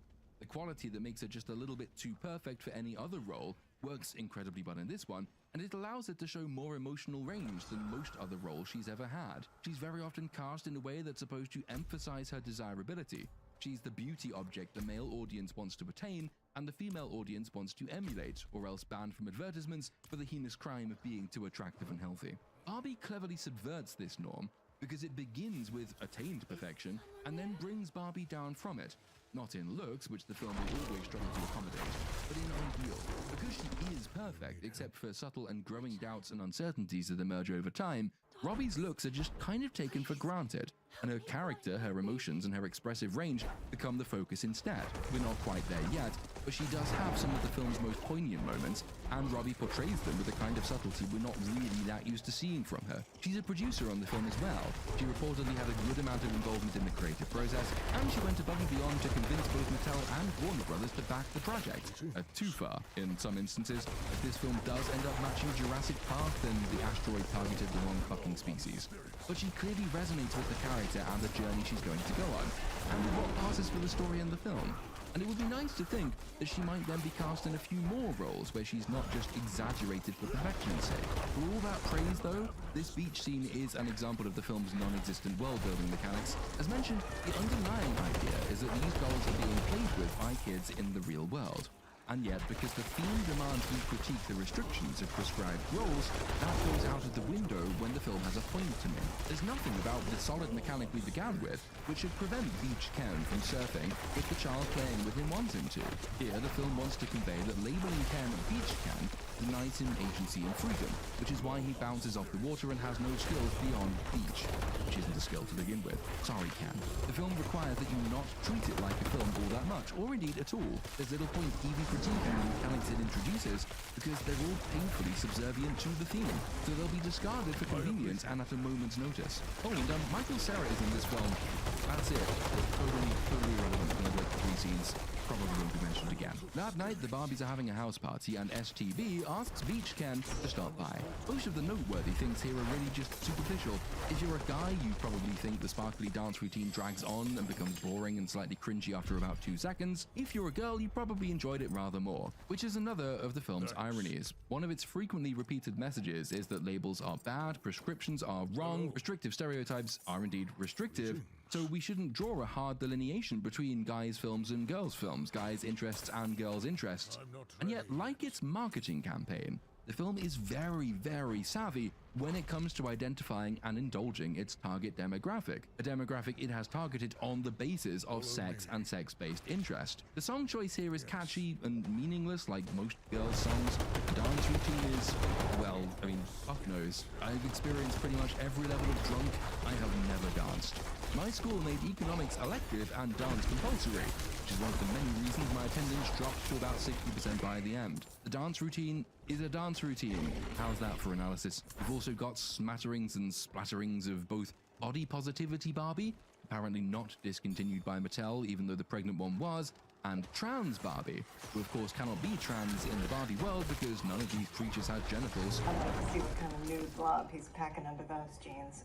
You do have to wonder how much of the film was designed with a keen eye on the internet, a large chunk of which reliably went into a tiz over trans Barbie, prompting the other half to go into a fizz about their reaction, ensuring that a sizable chunk of social media ended up jizzing all over it. Outrage economics is a thing. This film has generated plenty of outrage. Everyone's talking about Barbie. Story-wise, Beach Ken continues to try and impress STB, and he once again falls back into the noise and the movement of the scenery. The film does a pretty good job conveying his desperate battles with anonymity. In the overt ways, he's upstaged by Simu Liu, and then lost on the dance routine, and the slightly subtler ones, as the entire scene is yanked away from him, not to mention everybody else, when STB suddenly blurts out, Do you guys ever think about dying? This brings the dance and the music to a hard stop. It accomplishes its primary effect, headlining STB, and its secondary effect, anonymizing Beach Ken. The film has remembered its primary mechanic in this instance, the link between Barbie world and the real world, and it will shortly use this to embark upon its fetch quest to the real world. STB recovers her composure, and the dance recommences, but once again, it allows Margot Robbie to demonstrate her true abilities. It must have pretty hard to convey subtle emotional doubt while also engaging in high-intensity dance nonsense, but she does it pretty damn well. Outside, in the transition between dance party and slumber party, Peach Ken goes to kiss STB, but she doesn't reciprocate. He asks to stay over because they're girlfriend and boyfriend. STB asks him what they would do. To do what? I'm actually not sure.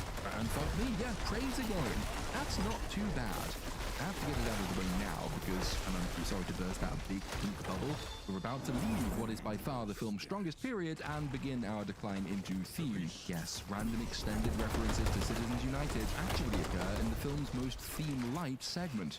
Most of the humor is contained here too. This line, for example, is pretty good. It's one of those things the film has going for it, or does for the moment, that mark it out from the Hollywood meta. Its meta humor is often actually quite witty, and sometimes it's even fairly clever. Combine that with the strong performances of the cast, and those will remain throughout what follows, which is probably the only mercy we'll get, and the genuinely creative sets and the visuals, and Greta Gerwig's technical abilities, her innovative approach to her craft, and there really are quite a few things to praise about the film, especially by comparison with its peers. Even the thematic shenanigans, though they doom the film later, also evidence something quite refreshing: difference. The film's failure to land any of its more risky elements, or follow its more daring thoughts through to something like a conclusion, doesn't detract from the fact that the intent to do something a bit new is there. Not only is it there, but it was greenlit both by a major brand and a major film studio. It doesn't counterbalance the film's abject failure to turn intent into true meaning, or excuse its careless and often spiteful politics, but Barbie isn't entirely comparable to the generic shallow girl boss feminism that's infected so many established franchises. Being wrong in new and sometimes interesting ways is one step up from being wrong in old and tedious and predictably boring ways. It's one step up a ladder with tens of thousands of wrongs above it, of course, but it is a step up. And once again, in those rare moments it's not being destroyed by its incoherent themes, the technical aspects of the film are a cut above much modern cinema. The reversion to practical effects in particular is to be welcomed. One of the reasons I find the film so frustrating is that I suspect Greta Gerwig probably would be a really interesting person, if only she could just, sort her head out a bit. She might still be profoundly wrong, but she would at least be engagingly wrong, and engagingly wrong people are some of my favorites. STB sends Beach Ken on his way, and in the process, furthers his status as most interesting character, because once again, he has recognizable, identifiable, and repeatable wants and wishes. He's in pain, but the cause of that pain is proximate. The film is shortly to be much more interested in STB's own type of pain and the source thereof, which is much more abstract and bizarre and esoteric and, tellingly, indefinable, but we will come to that later. STB goes to bed, and the film then overplays its hand a little bit. You'll recall that she had to save face when she admitted her thoughts of death by continuing on with the sentence, "I'm dying to dance some more," and then the dance continued. We saw the lie from her facial expressions. We knew she was covering things up, and that was a nice and subtle way of showing. But the film isn't confident that that was quite clear enough. So as she lies down in bed, she bids the other Barbies good night and shouts out she's definitely not thinking about death anymore, and she looks angsty again. That's what you might call a hat on a cat. It's essentially just repeating an earlier beat in a much more overt way, and moreover, one that actually counters the subtlety already achieved. Since as far as the other Barbies know, she was never thinking about death. Having her lie down in bed looking equal parts confused and worried and dreadful would have continued the good work of the earlier scene, but having her essentially remind the audience what she's feeling and doing it verbally, that's just not as good. And the film has already precluded but it's for kids' defense by arguing against Citizens United. Yep, still can't believe that in a Barbie film. Night turns to day and we get a deliberate, shot-for-shot repeat of the previous morning, because Barbie World is supposed to be eternal and unchangingly perfect. Except that this time, things are going slightly wrong for STB. She's groggy. The song, though it's a note-for-note match of its previous iteration, has lyrics now mentioning irrepressible thoughts of death. The imaginary shower is too cold, the toast is burned, the non-existent breakfast milk is out of date. When STB goes to fly from the roof, she falls, and when she gets to the beach and takes off her shoes, her feet, which normally remain in the high-heeled position, a meta joke if you like, fall flat. None of this is excellent, but it is all serviceable stuff. There is something profoundly wrong, and because we know that Barbies are played with by people in the real world, well, sometimes, for now. Anyway, we know that the wrongness isn't here, but rather it's there. There is some sickness in the Barbie world cosmos that's really located in our dimension. The other Barbies and Kens see STB's flat feet, and they start screaming and retching. Somewhere in the crowd, Tarantino came. The Barbies tell her she's malfunctioning, and so she has to go visit Weird Barbie. Body Positivity Barbie informs us that Weird Barbie used to be the most beautiful in the world, but eventually a little girl played with her too hard, which is fine. But if we're going to be stubborn and insist on treating this as a movie and not a treatise, it does recapitulate the very patchy mechanics and actually illustrates a missed opportunity. Why is there only one Weird Barbie? There should be tens of millions of absolutely horrific Barbies. The Barbie World Graveyard could be a huge landfill, a mass grave of deformed Barbies tortured and mutilated by psychopathic little girls. Barbies should have their own Holocaust mythology, for fuck's sake. Any of you have sisters? Did they ever play with Barbies? If so, you know what I'm talking about. Girls do terrifying things with Barbies. My friend and I were once rummaging through drawers looking for a GameCube controller, and we once came across two weird little rectangles of tightly wrapped tissue paper that turned out to be mummified Barbies. Barbies get their hair pulled out, their limbs pulled off, their faces drawn on with permanent marker, they get torched and stabbed and thrown around. My sister's Barbie was stabbed with the laser sword of a Gundam. By me. You could have a lot of fun with this mechanic. And this film does sometimes like to think of itself as a comedy, but it's just not that interested in that part of itself.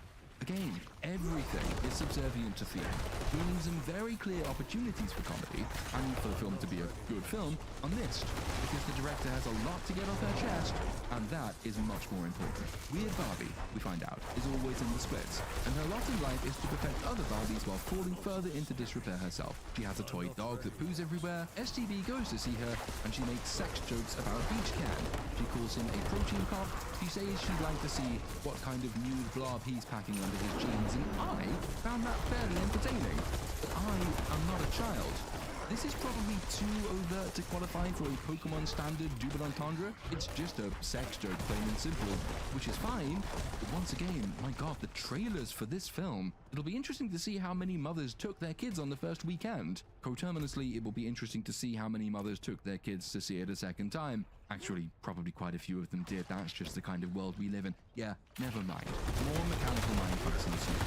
As you recall, it's already been established that girls in the real world play with Barbies, and so Barbie World is really determined by their imaginations. That, after all, is the reason Weird Barbie is Weird Barbie. Someone played with her too hard. But this scene proceeds as though we hadn't just been told that minutes ago. Weird Barbie tries to pretend she hasn't just undermined the entire mechanical setup by explaining that usually there's a divide between real-world girls and Barbies, no direct connection. Never the twain shall meet. Except that we know that's not true because Weird Barbie exists, film. You literally fucking explained it to us in the setup for this scene. Never mind. It's just a Barbie film. Don't criticize the Barbie film. Just accept it. A Matrix reference, folks. Welcome to my channel. STB, the choice between Welcome to my channel. Once again, if the film was interested in being, you know, a film, there is so much potential in that. Imagine a deliberate play on The Matrix, a film that's really interested in exploiting the differences and the link between the dream world and the real world.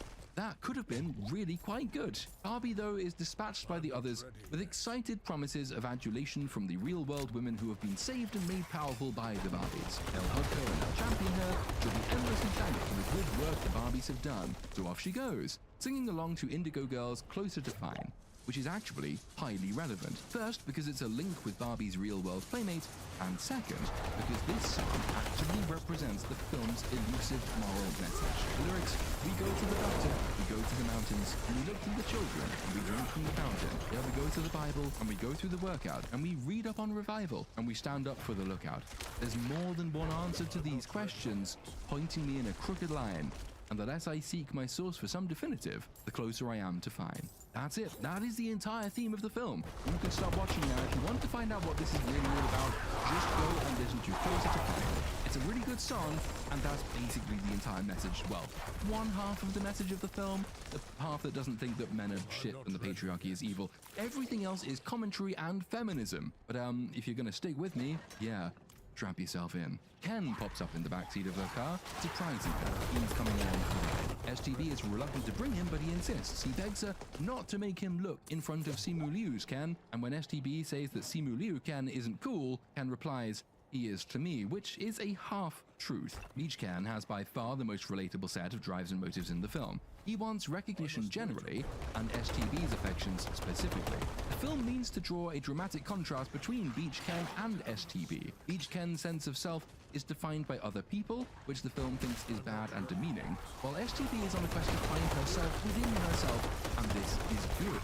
Because, you know, the less I seek my source for some definitive, the closer I am to fine. Yeah, actually, I really do like that song. But the film will bend completely out of shape to represent that resolution, and when we get there, we find it resolves, well, kind of nothing at all, really, because just be yourself is so shallow and content-free that you wouldn't even find it on a fucking bumper sticker. Anyway, the travel sequence to the real world displays more of the film's endearing visual creativity. There's a car ride, a boat ride, which is a gaudy version of a scene you might expect in The Life Aquatic with Steve Zissou. There's a rocket ship ride, a tandem bike ride, a camper van ride, a snowmobile ride, all done with that Wes Anderson-style static middle, revolving lo-fi scenery. I'm a big fan. This film's Barbie world is very well done. I think Greta Gerwig has worked with Wes Anderson before, the inspiration is quite clear to see. And then finally, they rollerblade into California. And this is where the film begins to go so terribly wrong. Let's be honest, you don't go to California if you want things to go right, do you? Incidentally, Greta Gerwig has talked about filming the rollerblade through California beaches scene, about how passers-by would go up to Ryan Gosling dressed in his lurid pink and yellow rollerblades and compliment him, joke around with him, while by comparison, Margot Robbie got stares from a distance. That experience actually informed the scene in the film, because Gerwig and Robbie cast this difference as leering, as objectification, as people being matey with Gosling, and almost rapaciously desirous of Margot Robbie. To quote Gerwig herself, when we were actually shooting on Venice Beach with Margot and Ryan in neon rollerblading outfits, it was fascinating, because it was actually happening in front of us. People would go by Ryan, high-five him and say, "Awesome, Ryan, you look great," and they wouldn't actually say anything to Margot. They'd just look at her. It was just surreal. In that moment, she did feel self-conscious, and as the director, I wanted to protect her, but I also knew that the scene we were shooting had to be the scene where she felt exposed. And she was exposed, both as a celebrity and as a lady. To be fair, Ryan was like, "I wish I wasn't wearing this vest." Laughs. But it was a different kind of discomfort. Here again, we get the carrying in of certain feminist assumptions, even as Gerwig will make a semi-sincere effort to transcend that label later. I think Sitchinami made this point as well, but let's just for the moment imagine the reaction had a bunch of guys gone up to Margot Robbie, high-fived her and complimented her looks and her outfit. Do you really mean to tell me that that wouldn't have been cited just as easily as evidence of sexism and objectification? People were happy doing that with Ryan Gosling because there's no risk attached to complimenting a guy in that way. Me Too, though, did a huge amount to preclude equitable behavior in this respect, because there is always a very real risk that equivalent interactions with famous attractive women could be misinterpreted, deliberately or otherwise, and weaponized. I would feel pretty bad for Margot Robbie in the moment Gerwig describes, but I describe an entirely different motive to it. It's not evidence of barely repressed sexual objectification. It's evidence of fear. People weren't holding themselves back from their nasty urges, they were maintaining a safe distance. None of which is to say, the former wasn't a huge problem before Me Too. We know for a fact that it was, especially in Hollywood. But the problem with such vitriolic and broad brush reactionary movements, and Me Too was absolutely a reactionary movement, is that it provides a huge disincentive to normal innocent interactions between men and women. You don't drop nuclear bombs on specific targets. Nuclear bombs are indiscriminate and massive, and you live with terrible consequences for a very long time. You might still think that on balance Me Too was worth it, but you shouldn't attempt to gaslight people about the social problems that emerged as a result. Unless you think that this is me reading far too much into an innocuous comment by Gerwig. No, it's the premise for the entire scene. Ken's introduction to the world is joyous and wonderful, you see. People really like him, while Barbie's is her first experience of fear. She feels, she tells us as much, uncomfortable. People ogle her. The Surfer Bro says, "Give us a smile, Blondie." She says she feels ill at ease and self-conscious. Ken says he feels admired. He says, and I quote, "There's no undertone of violence." To which STB replies, and again I quote, "Mine very much has an undertone of violence." You should just fucking hold up there, film. The year is 2023. You are on a beach in California. It is the middle of the day. This is not some seedy back alley outside a club at midnight in 1974.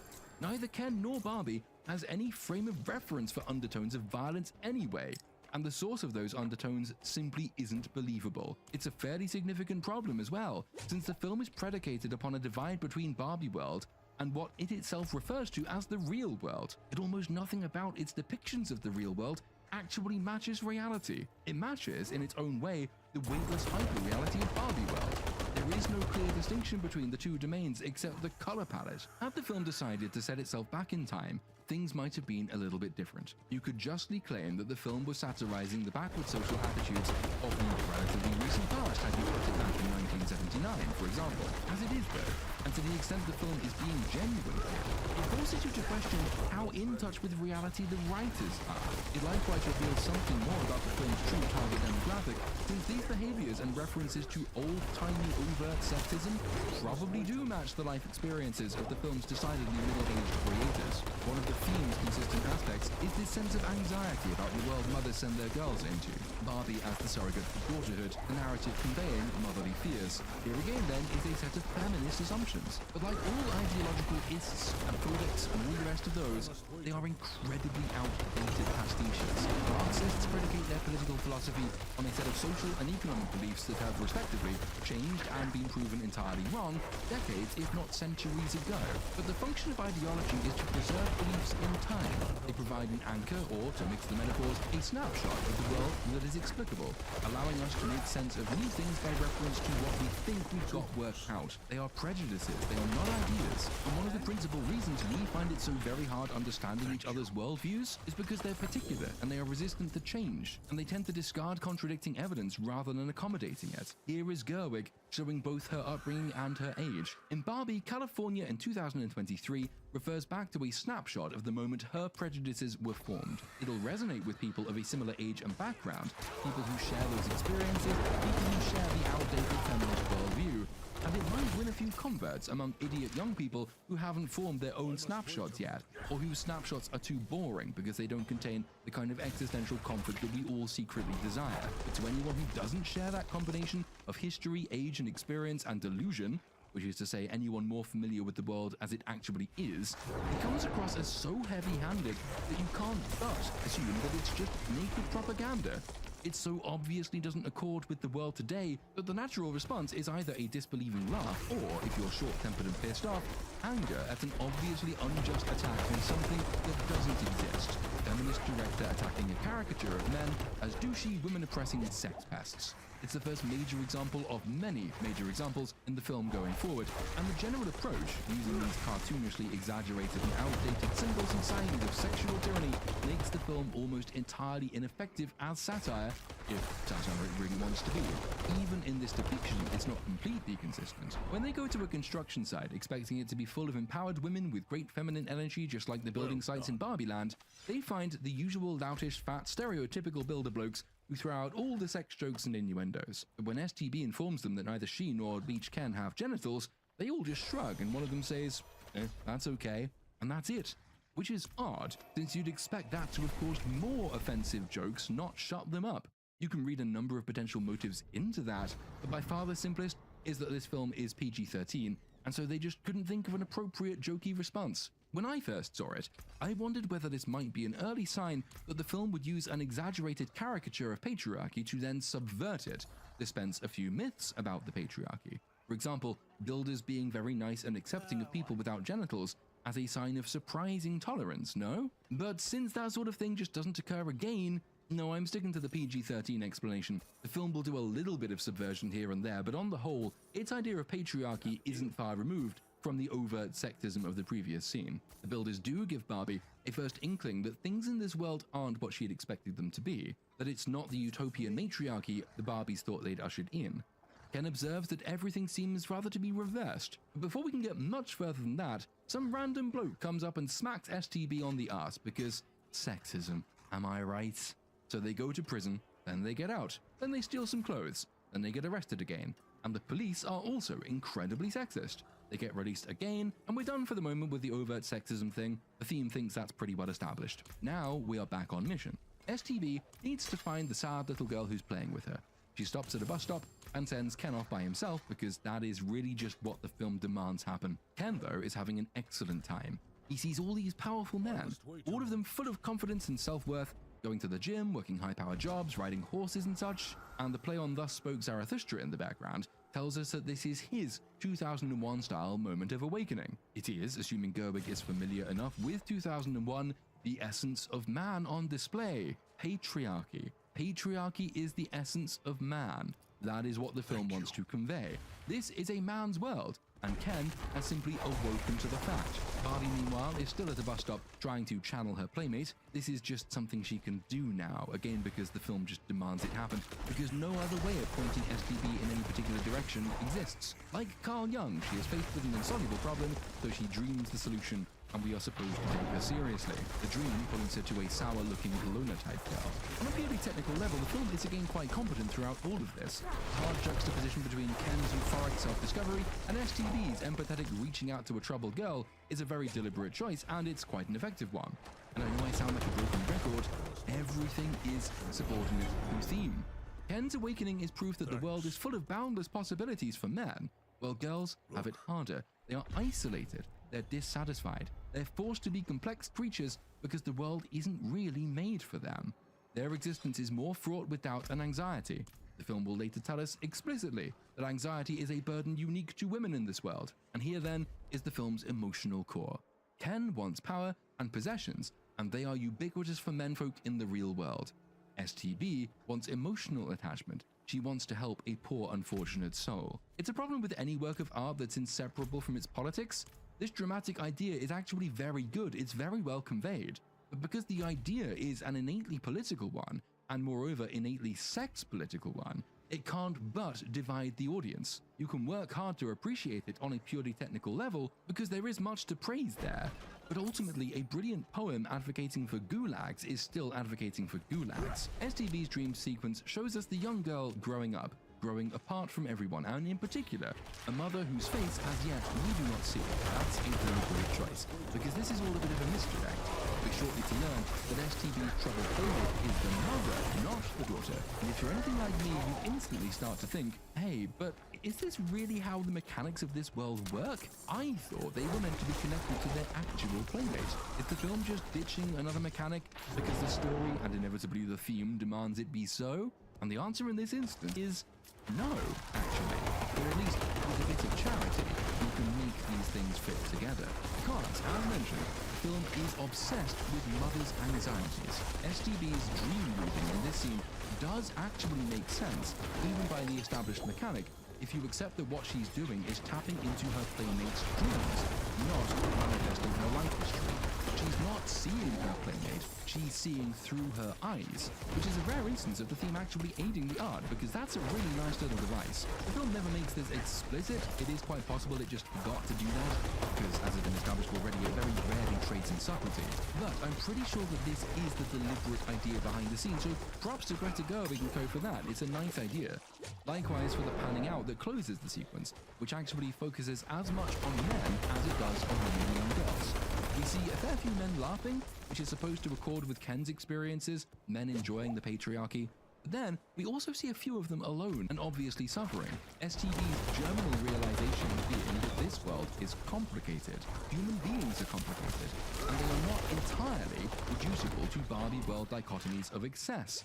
Except, of course, where the theme demands that they are. Like, the patriarchy isn't operative except where the patriarchy is. The patriarchy doesn't define men except insofar as it does. Yeah, we'll come on to that later. But the scene itself, no, that's pretty good. The dream sequence makes STB cry. It's her first experience of tears. And she's comforted by an old woman sitting next to her at the bus stop.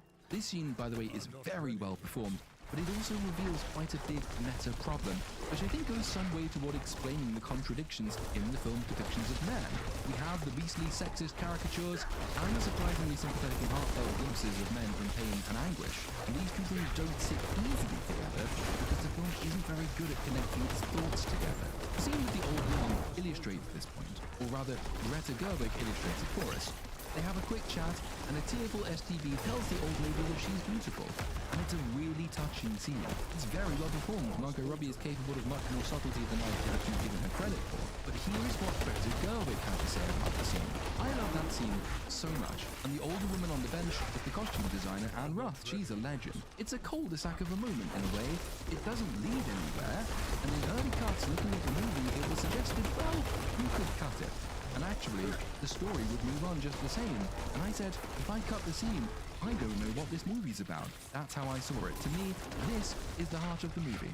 The way Margot plays that moment is so gentle, so unforced. There's the more outrageous elements in the movie that other people say, oh my god, I can't believe Mattel let you do this, or I can't believe Warner Brothers let you do this. To me, the part that I can't believe is still in the movie is this little cul-de-sac that doesn't lead anywhere except for it's the heart of the movie. The heart of the movie doesn't go anywhere. Yeah, that's an issue, not a strength, because it explains why so much of the film is so disjointed. You don't have to be didactic about it, you don't have to refer back to the heart in every scene, but the heart of the movie is ideally the thing you pay off at the end of the film. It's the thing that undergirds your entire story.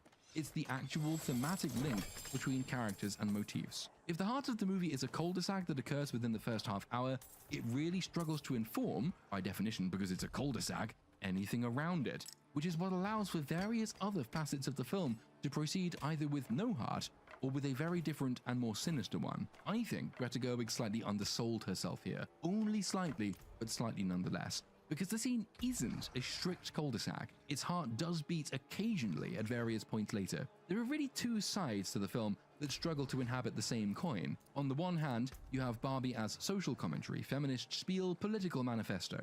That half of the film produces vile caricatures of men and laughably parodic depictions of patriarchal power and subjugated women. The other half of the film is intended as a character journey of self-discovery, a throwing off of chains, and in this mode the film thinks of itself as egalitarian, not factional. Quoting Greta Gerwig again, I think of the film as humorist above anything else. How Barbie operates in Barbieland is she's entirely continuous with her environment. Even the houses have no walls, because you never need to hide, because there's nothing to be ashamed of or embarrassed of.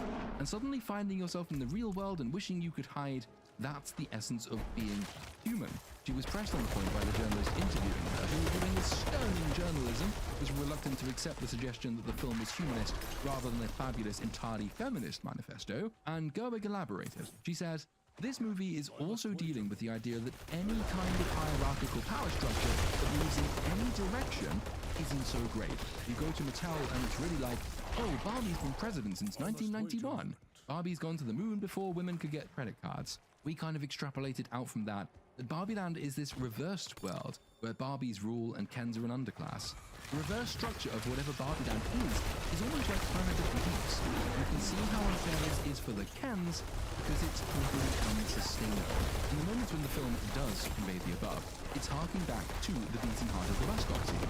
There is no patriarchy or matriarchy, there are humans. The film's clumsy attempt to mesh its two halves together takes the form of STB wanting to be simply human, wanting to find herself, wanting to experience the emotional variety and complexity on display at the bus stop. The glue isn't strong though, the two halves spend very little time stuck together. As I'll explain later, find yourself is a well-intentioned but almost entirely meaningless moral message to impart, which is one of the reasons so many critics have spent so much more time angrily railing against the overtly feminist part of the film, because those are the parts the film feels much more confident and stable on.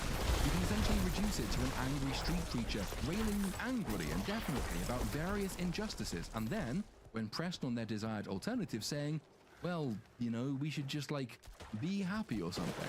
Yeah, okay, chum, but you don't seem very clear on that bit. I mean, before, like 2 seconds ago, you seemed pretty sure the gay libs are gonna burn in hell. So which bits do you want me to take seriously? The very serious threat or the thing you can't articulate? Ken returns at this moment and he is ecstatic because he's learned that men rule the world. And yeah, you see what I mean? But he still loves STB, so off they go to the school because he wants to help her on her adventure. Meanwhile, a pointless interlude. Over at the Mattel offices, they've learned that Ken and STB have gotten loose. This is apparently terrible and serious.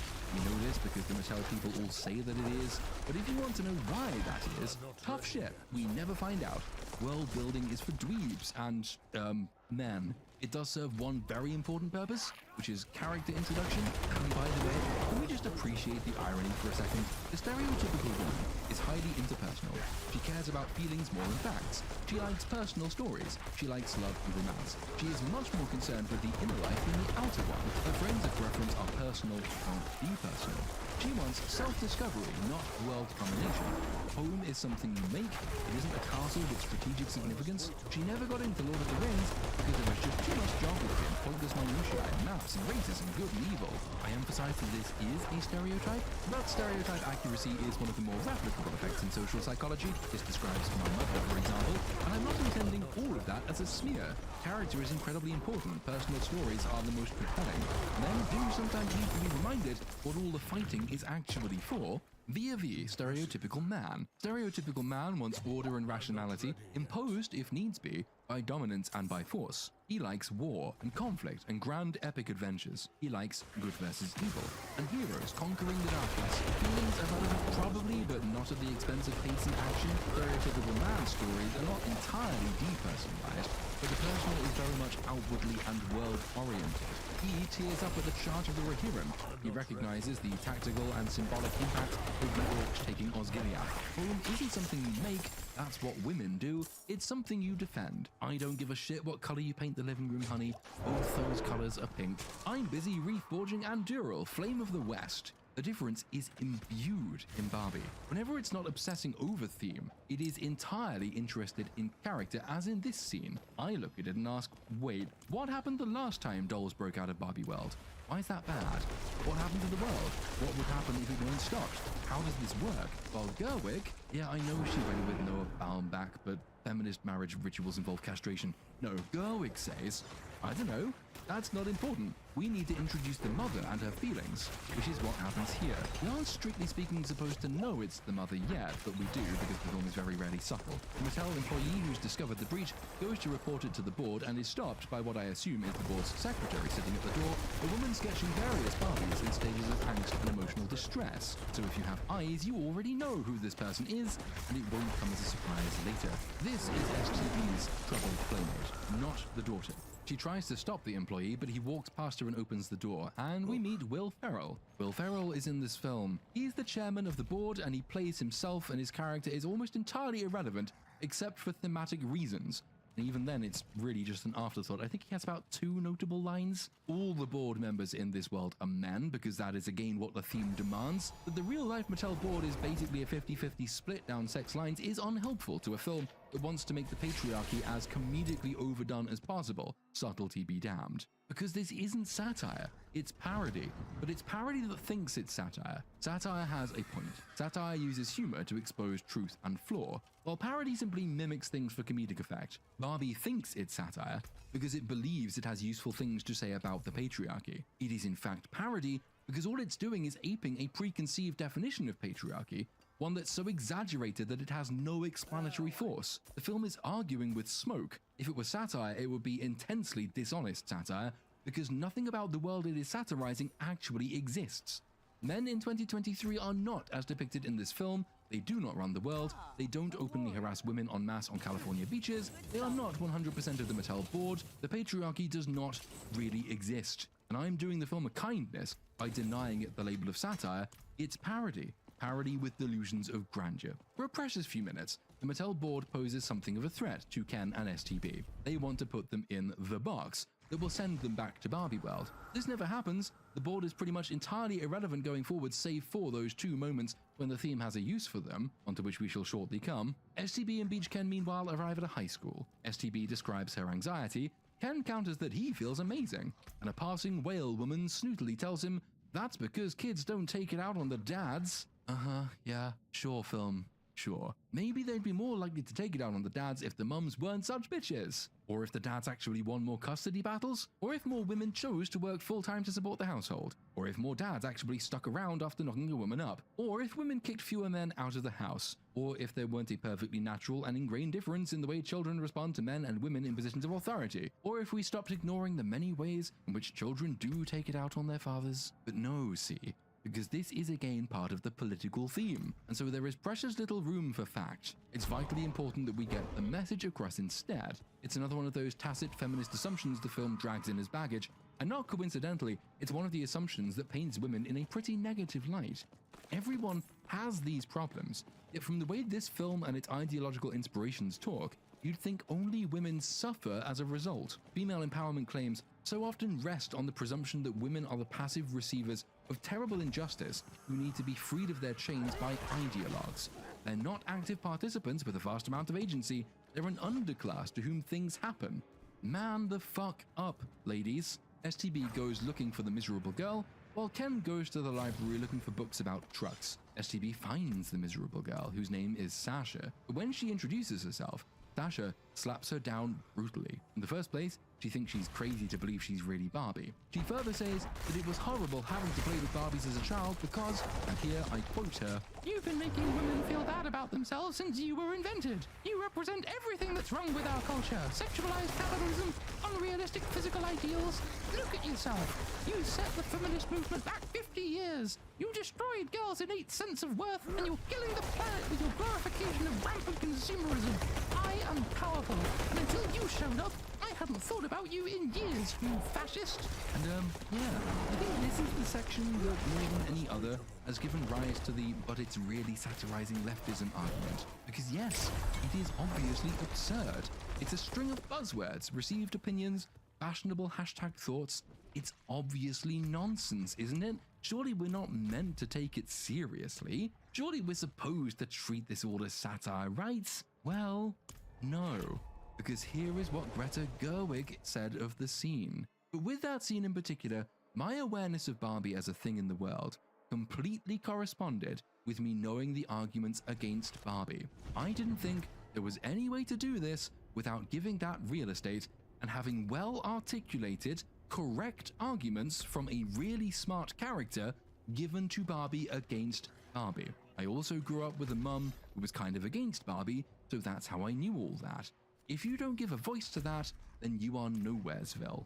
I say again, well-articulated, correct arguments from a really smart character. That doesn't sound like satire to me, chaps. Gerwig believes that this is a sincere attack on Barbie and what she represents. It's annoying, by the way, that we have to refer to Gerwig on the point, but a function of highly political art is that it requires a rebirth of the author. It's a flaw with the film if you can't understand its intent without reference to external interviews, but it's an extension of politics that authorial intent not only matters, but is essential to understanding what we see on and hear from our screens. If this scene seems like a satire of leftism and feminist critiques of society, that is not because it was intended to be so. As is often the case, sincere belief is so prima facie absurd that it presents as self-satirizing, but that doesn't mean satire was the deliberate effect. It's unintentionally perfect. It accidentally shows the absurdity of true belief. The only qualifier is that though Gerwig believes this insufferable child is incredibly intelligent and has presented well-articulated and correct arguments against Barbie, she nevertheless is slightly uncomfortable with them. Gerwig seems to agree with the intellectual take, but she's going to go on to attempt to lift the film above questions of fact and onto questions of character and emotional truth. Sasha isn't wrong in her ideological takedown of consumerism and beauty standards and all the rest, but she is in some way limited by it. The crux of the film is self-becoming, and that entails moving above and beyond systems of thought and ideology. Sasha will never be proven wrong, she'll never change the contents of her beliefs because Greta Gerwig acknowledges that those are well articulated and correct. But in time, she'll develop a set of non-intellectual values that add an extra dimension to her character and to her relationships, especially with her mother. This really combines the film's greatest strength and its greatest weakness, because Gerwig attempts to cling on to all her baggage while also trying to transcend it. It's a bit to both have and eat your cake. The strength is in the film's attempts to transcend categories of thought and belief, which is something Gerwig has tried before, notably in Lady Bird, which is similarly a story about motherhood's complicated relationship with daughterhood and an attempt to show how love survives a conflict of visions. Like Barbie, Lady Bird heavily features a high school girl whose relationship with her mother is strained. Like Barbie, the girl believes another perfect world awaits her outside the confines of the home, only to realize that things aren't quite as simple as all that. Like Barbie, the girl's experimentation with the new world leaves her emotionally compromised, but her mother is likewise distraught at her own short-sighted strictness. And, like Barbie, Lady Bird closes with an awkward but romantic realization that the truth, though never truly definable, is not strictly reducible to ideology. It lives somewhere between contesting ideals. Self-discovery is essential. You can't be defined by others' wishes. Parents shouldn't demand too much of their children, but children shouldn't expect too much of their parents. Motherhood is a tricky business. Only by letting go of each other can we come closer together. That is Barbie's strength, at least because Gerwig is covering familiar ground. The weakness is everything else, all the ideological baggage strewn everywhere, because self-discovery and ideology fundamentally conflict with each other. You cannot simultaneously recite Feminism 101 and champion individual self-discovery. The first precludes the second. Gerwig sits awkwardly between the positions of mother and daughter in Lady Bird and Barbie and humanity in this film. Telling people what's right and wrong cannot sit easily in a film that ultimately wants us to believe we must discover these things for ourselves. So, once again, the film isn't satirizing feminism, nor is it, though, a strict feminist scream. It's both, and neither, and it's something else entirely, all at the same time, making for something that is sometimes emotional and endearing, sometimes it's even interesting, but for the most part, it's incoherent. Anyway, Sasha makes STB cry and she runs away. Ken, meanwhile, picks out a bunch of books about the patriarchy from the school library and goes off to try and get various high-status, high-paying jobs. The first of this succession of scenes is probably one of the hardest in the film to read. He asks for one such job and is told he can't have it because he lacks qualifications. He doesn't have a PhD, for example. He says, "Isn't being a man enough?" And the business suit replies, "Actually, at the moment, it's kind of the opposite." Ken observes, "Clearly not doing patriarchy very well." And the business suit says, "No, we are. We're just hiding it better." And we might ask, what's this supposed to be? Is this the film tacitly acknowledging that its parody patriarchy isn't what it's cracked up to be? Is this a sneaky bit of satire? The film undermining unsophisticated feminist pastiches of patriarchy? It's genuinely not easy to say because you can read it two ways, and they are both equally plausible at first glance.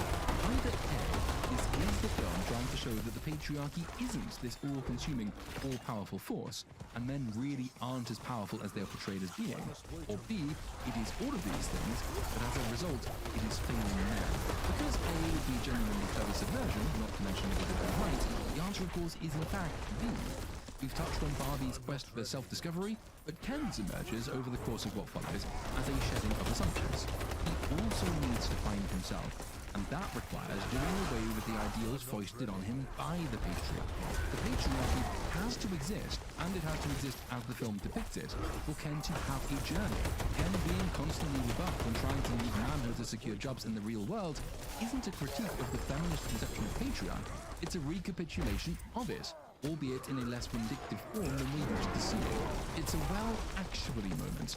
The actually being that the patriarchy really harms men, don't you see?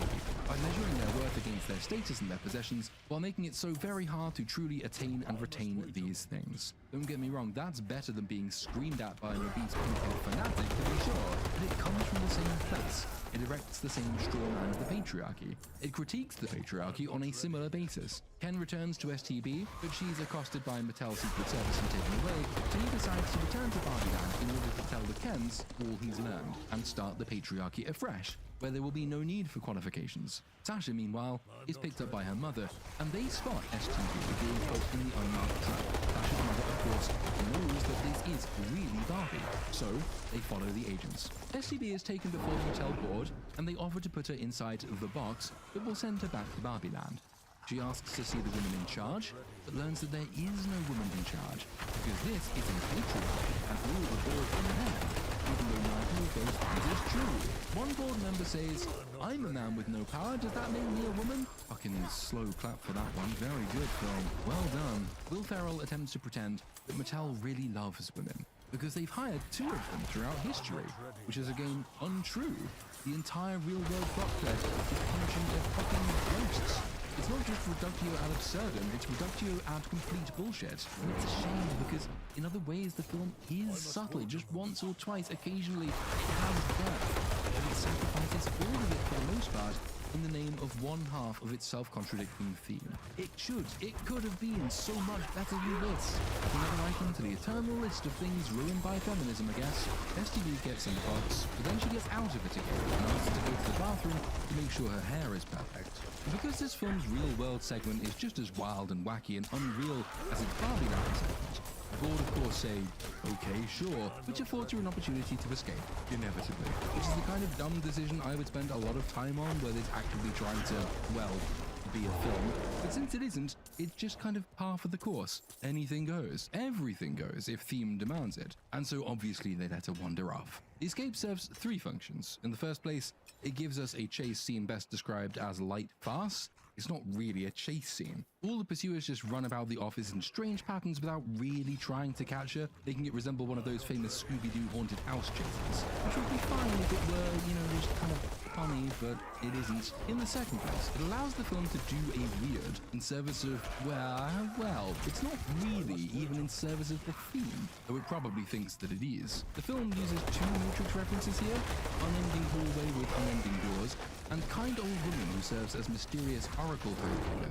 In this instance, the Oracle is Ruth Handler, the creator of Barbie. STB stumbles through one of the doors and finds Ruth sitting in an old-timey kitchen offering her sanctuary. She's characterized in a way not dissimilar to the Oracle in the Matrix, old and kindly offering tea, speaking in vague and mysterious ways. STB greets her revelation with, "So a woman does work here," which is a surprise to this film, but not to anyone familiar with the real world. Handler says, "We do more than just work here," which is again a surprise to this film, but not to anyone familiar with the real world. Not least because everyone knows Handler invented Barbie. It's not some hushed-up secret. Anyway, she'll come back again right at the end of the film, but with an equivalently slight role in the plot. But now, they hear the Mattel execs closing in, so Handler directs STB outside, where she's picked up by Sasha and her mother, who rescue her. The film has precisely 1.5 ideas for Sasha and her mother, and it has very little time in which to convey them. Or rather, it has more time than it thinks it has to convey them, and so it takes the odd decision of wrapping everything up, really, by the end of the second act, which leaves these two characters mostly redundant for the finale. Idea number one. It's not Sasha who's been upset and playing with Barbie, leading to the rift in the continuum that brought STB here, it's her mother. Her mother has been sad and miserable and lonely recently, and it's STB's problems. So it's the mother who needs to be satisfied. Idea number 0.5. Her sadness is brought about by distance from her daughter, who must come closer to her mother again in order that the world be fixed. And pretty much all of this comes about in the space of a single car journey. Excellent. See why I mentioned Lady Bird earlier? This is essentially that. It's just condensed and compressed, and then compressed again, and then put in a zip folder for good measure, which is then emailed to a friend who doesn't have WinRAR. STB and Mother, I genuinely don't remember Mother's name, come to the same realization at the same time. Mother has been drawing irrepressible thoughts of death Barbie.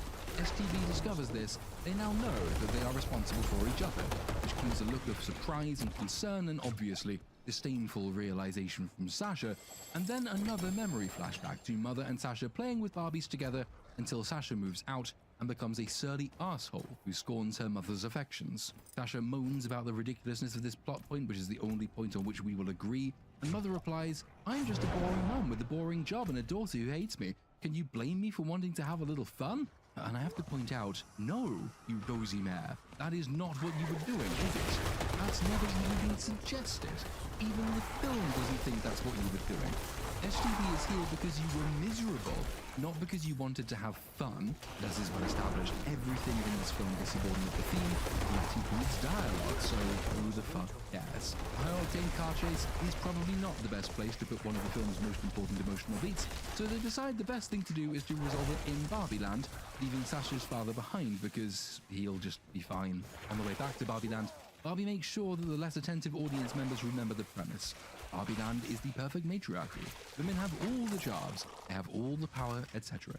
The montage also allows us to fast-track Sasha's character development, because in hearing how amazing the matriarchy is, she becomes much less surly and much more interested, establishing commonality with her mother in the space of about 15 seconds. The Mattel execs, of course, aren't far behind them. They're going to follow them because, as Will Ferrell explains, humans in Barbie Land could lead to strange and terrible things in the real world. One of the execs asks a burning question, like what? And Ferrell sums up this film's attitude to everything not called Welcome to my channel. Nothing any of our Feel collective mercy. imaginations could possibly Welcome to my channel. Okay, sure. And to top it off, a joke plan that fails to land so hard that it fractures its own ribs, as one of the execs replies, like a podcast hosted by two wise trees, or 2,000 young fathers? Barbie Land. They drive past the beach. They see that everything seems to be wrong. Because everyone is happy. The Kens are happy, they're active, playing sports and such. And the Barbies are happy, lounging around tanning themselves and bringing beers to the Kens and chatting, having a good, lazy, fun time. You even hear President Barbie say, "This is so much funner than being president." But wherever there is fun, there must be a feminist to ruin it with angry lectures about oppressive patriarchal systems. That is this film's meta, so from here on out, the film dedicates itself to ensuring that the fun must stop. We cannot have people enjoying themselves. Relations between men and women aren't supposed to be enjoyable.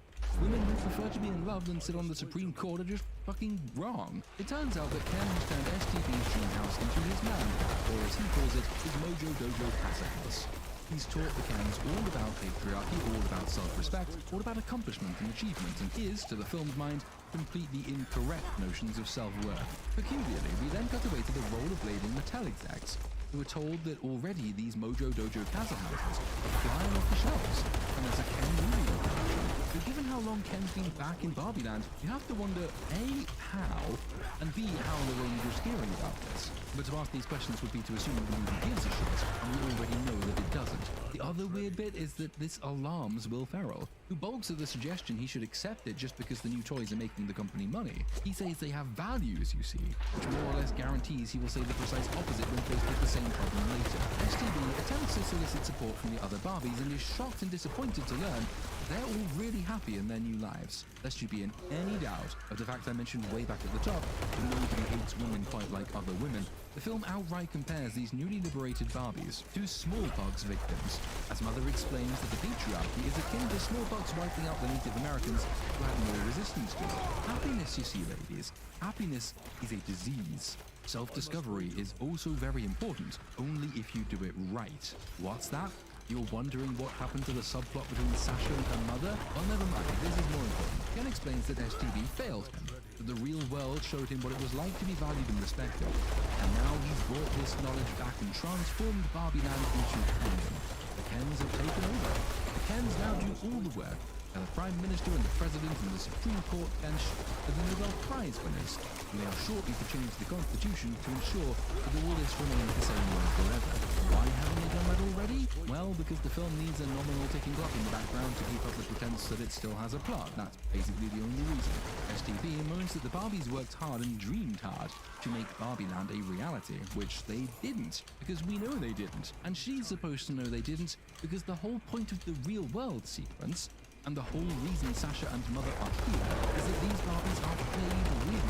Girls in the real world built this, not the Barbies themselves. Oh, but then you might be asking, does that mean boys in the real world are playing with the Kens? The answer's no, because in this moment we're proceeding as though the mechanic isn't operative. It simply never existed. Hey-ho, I love good film writing. As mentioned 1,000 million times already, everything is subordinate to theme. And theme is principally conveyed by character to the exclusion of almost everything else. The subsequent scene, as Ken first lords his success over STB, but then comes in close and makes it personal, is a strong one. It's well performed, Frost and Robbie are consistently excellent throughout, and it's also quite well realized, at least in this one particular aspect. Ken asks STB how it feels. Not fun, is it, he says. But indeed, it is not.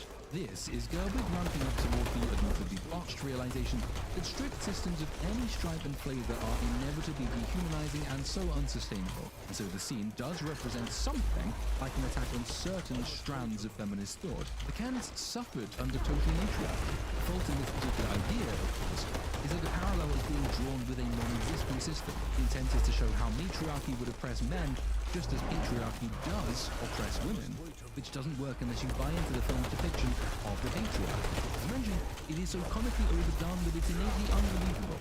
And the result is therefore nothing like as clever as the film seems to think it is. Robin is parodying the type of feminism that is inverting a patriarchy that in the most charitable interpretation hasn't existed for generations, or in the less charitable interpretation never really existed at all. So to anyone not already wed to that particular misconception, the moral point has all the force of someone standing up boldly and saying, hey, have you ever thought that, you know, maybe Nazism and communism are both bad?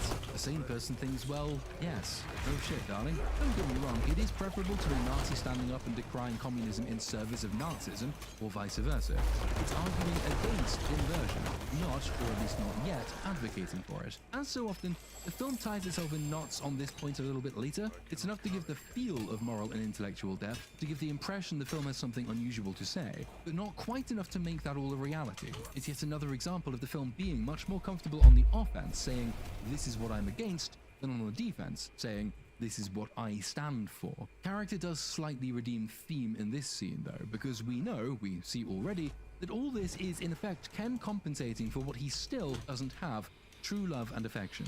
Gerwig's critique of masculinity, which is emphasized much more strongly in the remaining portion of the film, is that it so often is compensatory. Possessions and social status are things men crave, but they either don't know or won't acknowledge what their true interests are. They are, in Gerwig's formulation, symbols of absence, not of success. This is part of what makes the patriarchy, to use her own word again, unsustainable. And this contestable idea is well conveyed by Robbie and Gosling. Ken is bitter at STB for all his successes. There's a semblance of vengeance in his motive. He's simultaneously trying to punish her and prove himself to her. That tension bubbles under the surface and reinforces Ken as really the standout character in the film for the reasons previously stated. He has a tangible goal toward which he's working, and a realizable set of conditions for failure and success. Ken wants the girl. By contrast, STB's journey has seemed to lack direction since she met up with Mother. For about 3 minutes it morphed into, "and my job is to make her feel happy." But the film isn't really interested in doing that, not least because already somewhere in the back of its mind is the moral message toward which it's building. Nobody else can make you happy, you have to find out within yourself. Unfortunately, that means STB lacks anything like an overarching sense of purpose. Her purpose is in fact to have no purpose. But that does give us very little to invest in. All Robbie's doing her best to convey feelings of dread and sadness and anger and resentment at her new condition. It's not really going anywhere on a personal level. And on a meta level, it's going somewhere that's really not as pleasant as the film will try to convey it as being. Because her mission is shortly to morph into, "Hey, you see all those happy Barbies supporting their happy Kens? How about we ruin that?" At some point in the intervening, which I haven't mentioned because it's not actually on the screen, we have effectively the resolution of mother and daughter's arc, by the way. It's kind of just done. She and Sasha are now firmly on each other's side. We'll get, I think, one line to confirm it later, and Sasha says that her mum is actually pretty cool and talented. But that's really just another hat on the hat. The resolution has been conveyed already. That's just a little extra bit because the script evidently felt it hadn't done them justice. Yes, hooray for throat speed. The script was right to feel that way. It's one of the most bafflingly wastes of strong story potential you're likely to see on the screen. But that's because, to repeat and repeat and repeat and repeat and repeat the fact again, everything is subservient to theme. And their role in the plot now is to further the theme. STB says she used to be perfect, she never wanted anything to change. And Mother replies, "Honey, that's life." Sasha nods in agreement.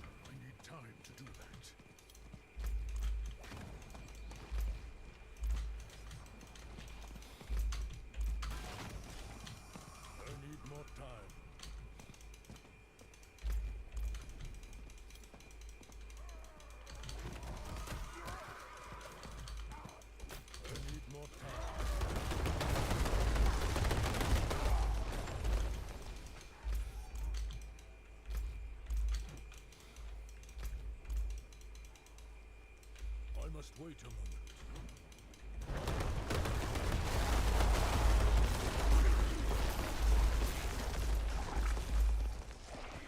I'm not ready yet.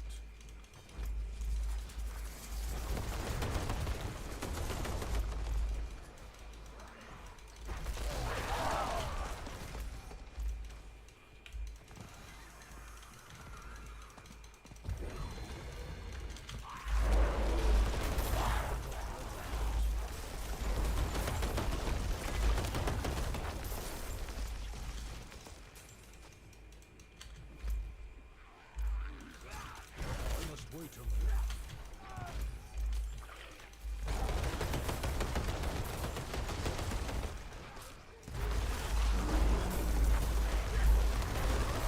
I'm not ready yet.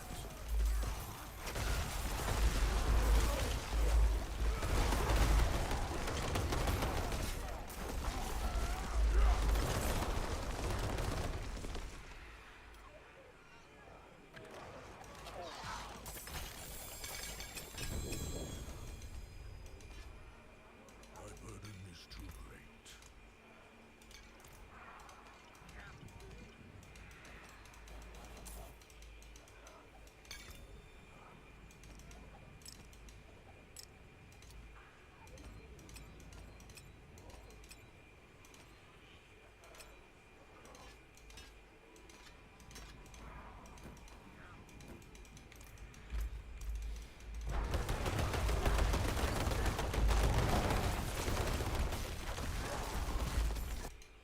STB has to learn what being alive really is. Being alive means uncertainty and doubt, the full range of human emotions. STB doesn't need to know that, she needs to be set on the path to discovering that for herself, and to Welcome discover to the my value channel. in it. A better film might have had STB learn this by exploring the same dynamic between Sasha and Mother, with Sasha as STB's surrogate. This would be to retread ground Gerwig has already covered, not least in Lady Bird, but A, there's value in repeating the lesson for a mainstream audience, and B, this film is already retreading that ground anyway. It's just doing it incompetently. Better a competent rehash than an incompetent one in my book. STB tells Sasha and Mother to go back to their own messed up world and leave her to hers. She says it's the lowest she's ever been emotionally, so we get to cut away to a spoof advert for depressed Barbie, and on the cam copy you will hear one person laugh. Actually, it's not really much of a laugh, it's kind of a and it's a male voice. The iron rule of Barbie is that any man who laughs more than twice during this film wants to get laid. And I think that was a fuck me laugh. Because the spoof is just, well, it's there. And that's kind of it, really. It's nothing special. STB is woken up by Weird Barbie and taken away by her band of what they call the Rebel Barbies. The Mattel execs are still skating toward Barbie Land. Sasha and Mother are driving away from it. They start singing Closer to Fine Again. Actually, I really like that song. It probably deserved to be the moral symbol of a better film than this. And yes, this is confirmation that mother and daughter have overcome that previously existential divide. Strong idea, risible execution. For some reason, there's a bunch of builders working on the road ahead of them. But Michael Cera, because he's in the film again, he starts beating them up, which allows Mother and Sasha to escape them. I genuinely don't have a clue what that scene was meant to be about. Sasha, though, is the one who says that they have to turn around, go back, and save Barbie in Barbie Land. This is the scene where she tells her mum how amazing she really is. I've not actually counted, but I'm sure that entire arc took under 15 minutes, and most of that was about other things anyway. Back in Barbie Land, the Rebel Barbies are trying, and I use their own words, to deprogram a captured happy Barbie. They have been, and I quote again, brainwashed. False consciousness, guys. Happiness is just false consciousness. STV complains that she's not pretty anymore, and then Helen Mirren pops up. Nope, to the filmmakers she says, Margot Robbie is the wrong person to cast if you want to make this point. This is at the same time funny and true and bad. It's funny because you genuinely don't expect it. Mirren hasn't said a word for, what, an hour? And it's such a short interruption. It's just, yeah, it's a bit random, but it has the shock value, it makes it quite entertaining, and it also happens to be true. Internet nerds who say that Margot Robbie is mid are just absurd. My friend, if you have a beard that goes all the way from your neck to your scrotum via a stomach half the size of Mount Olympus, if you look like the gamer guy from Make Love Not Warcraft, you have absolutely no business calling any humanoid woman mid. Margot Robbie simply is not mid. If If anything, she's disconcertingly perfect. She is the perfect person to cast as a Barbie doll because she is a walking Barbie doll. There's something slightly odd and depersonalized about her. She's the type of person you expect to see on magazine covers and never really consider to be real. None of that's intended as a slight. I have no idea who she is underneath. Maybe she's lovely, maybe she's not. But she is, if anything, a bit too perfect. And that brings us on to bad. But if the film is attempted to sidle away from quite an important point, using meta humor as a shield, Helen Mirren is right. Margot Robbie is the wrong person to cast to make this point. But that itself suggests that Margot Robbie, solely by virtue of her looks, is in an immensely privileged position. She's largely immune to the problems that real women face. I've complimented her acting range in this film already, but there is no way someone who looks like that doesn't make it in the media in some capacity. Her life and much of her career exist because of qualities that she did not choose. Pretty women are at an immense advantage, not only compared to other less pretty women, but compared to men as a whole. Most men are, to quote Richard Richards, catastrophically ugly. Very few men, comparatively, can trade on looks alone to advance their professional prospects. Hitch's theory for why women aren't funny is that they have no evolutionary need to be, while men have to compensate for the misfortunes of their birth by working on their skills and their personalities. If the world is a patriarchy, then Margot Robbie exists because of it. She has immense privilege because of it. A great many of the Barbies shown in this film, with the unavoidably large exception of body positivity Barbie, exist because of it. And if the world isn't a patriarchy, they still exist in large part because of their advantage over men, not because they are oppressed by them. Societies generally seldom skew toward one sect at the exclusion of the other. They tend to skew in both directions at once, but in different ways, affording unique advantages and disadvantages to each. The film is trying to pretend here that STB is worthless now that she's not pretty, so she must find some worth within herself, which is almost an admirable intention, I'd say, but it has to meta-joke its way out of the obvious fact that it is not true. The film wants it to be true, because we must now embark upon one of the longest, most self-pitying and self-aggrandizing and nakedly political speeches you are ever likely to see on film. Apparently this took 2 days and 50 takes and it left everybody in tears. I don't think that's because it's a complicated scene or even emotionally impactful. I think it's because it's just so fucking long. Honestly, this is what happens when you let women complain without interruption. Došao bi na kanal da se javim, ali verujte mi da idem na posao za 30-40 minuta. Možda sutra, kad dođe s posla. Radim 3. smenu. Nisam teo s nikim da pričam više. Mogao sam ili da odem da se kaže da dremam, ali radije bi se isključio igrajući oko nešto. Kako Company of Heroes, si uspio da napraviš na full screen. Rather. Is her ability to spot the right dick to blow in Chicago, allegedly. This is also a world in which we were told Hillary Clinton should be president because A, it was her turn, and B, it was a woman's turn, time for a woman. It's a world in which, asked by Anderson Cooper what would distinguish her from the third term of Barack Obama, she could spread her arms and say, I think it's pretty obvious what the difference is, and gets applauded for that. This is a world in which Elon Musk can form a task force dedicated to exploring the future of AI and so the future of mankind. And the response from the tech department of Bloomberg was, there aren't enough women on this panel. It's a world in which countless think pieces about the excellence of women CEOs exist. It's a world in which Stephen King will periodically tweet that a world run by women would be less violent despite the evidence of history. It's a world in which Marvel will bend all of its films out of shape and sense in order to prove that women can handle everything, they don't need no man. It's a world in which people will happily argue for closing the gender pay gap by ensuring that women earn more than men for the same amount of work. It's a world in which women represent more than 50% of the American voter base and could have everything they wanted if they all banded together, but no.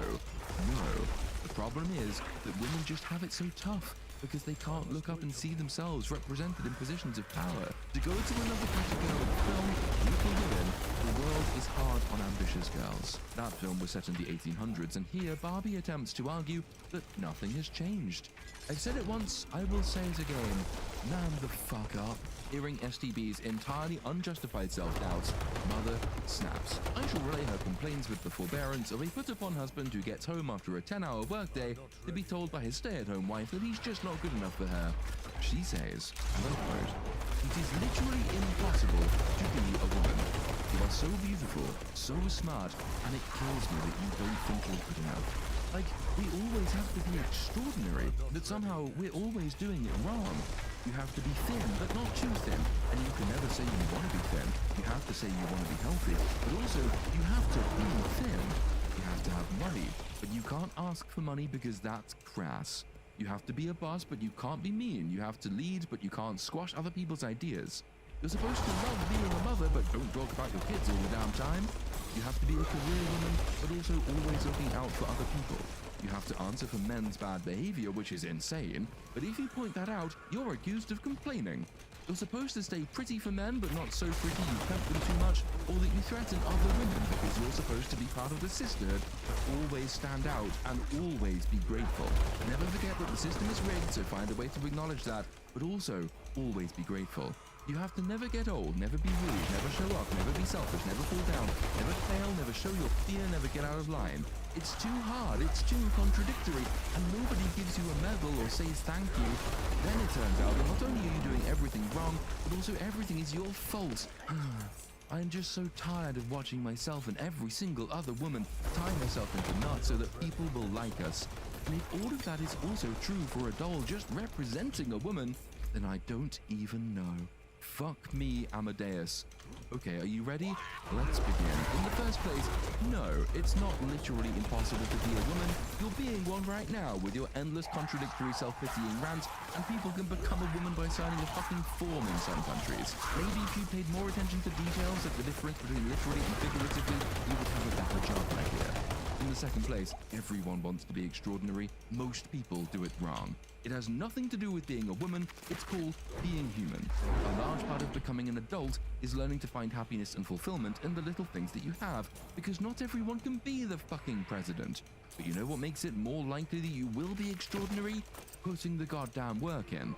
Just down the road, the Kens have created a whole-ass patriarchy because they wanted it, and so they worked for it, and so they achieved it. Men generally do not complain that they are not allowed to be exceptional. They try to be, they work hard at it, and if they get angry, it's usually because they failed.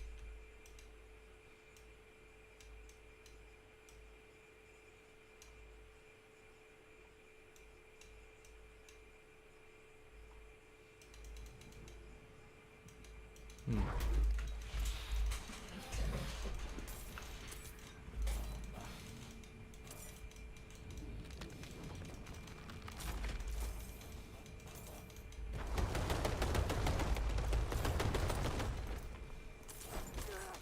not ready yet.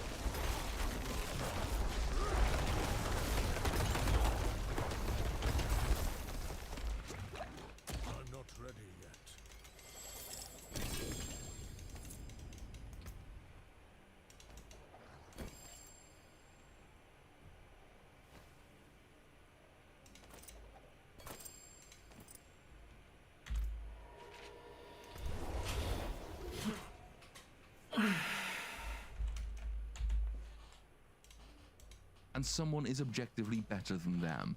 Want to be passively treated as exceptional, as head of the harem, putting no work in? This proves point 1. You are literally being a woman, my dear.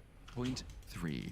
Yes, you absolutely should want to be thin if you yourself are equating thin with healthy. You should want to be healthy.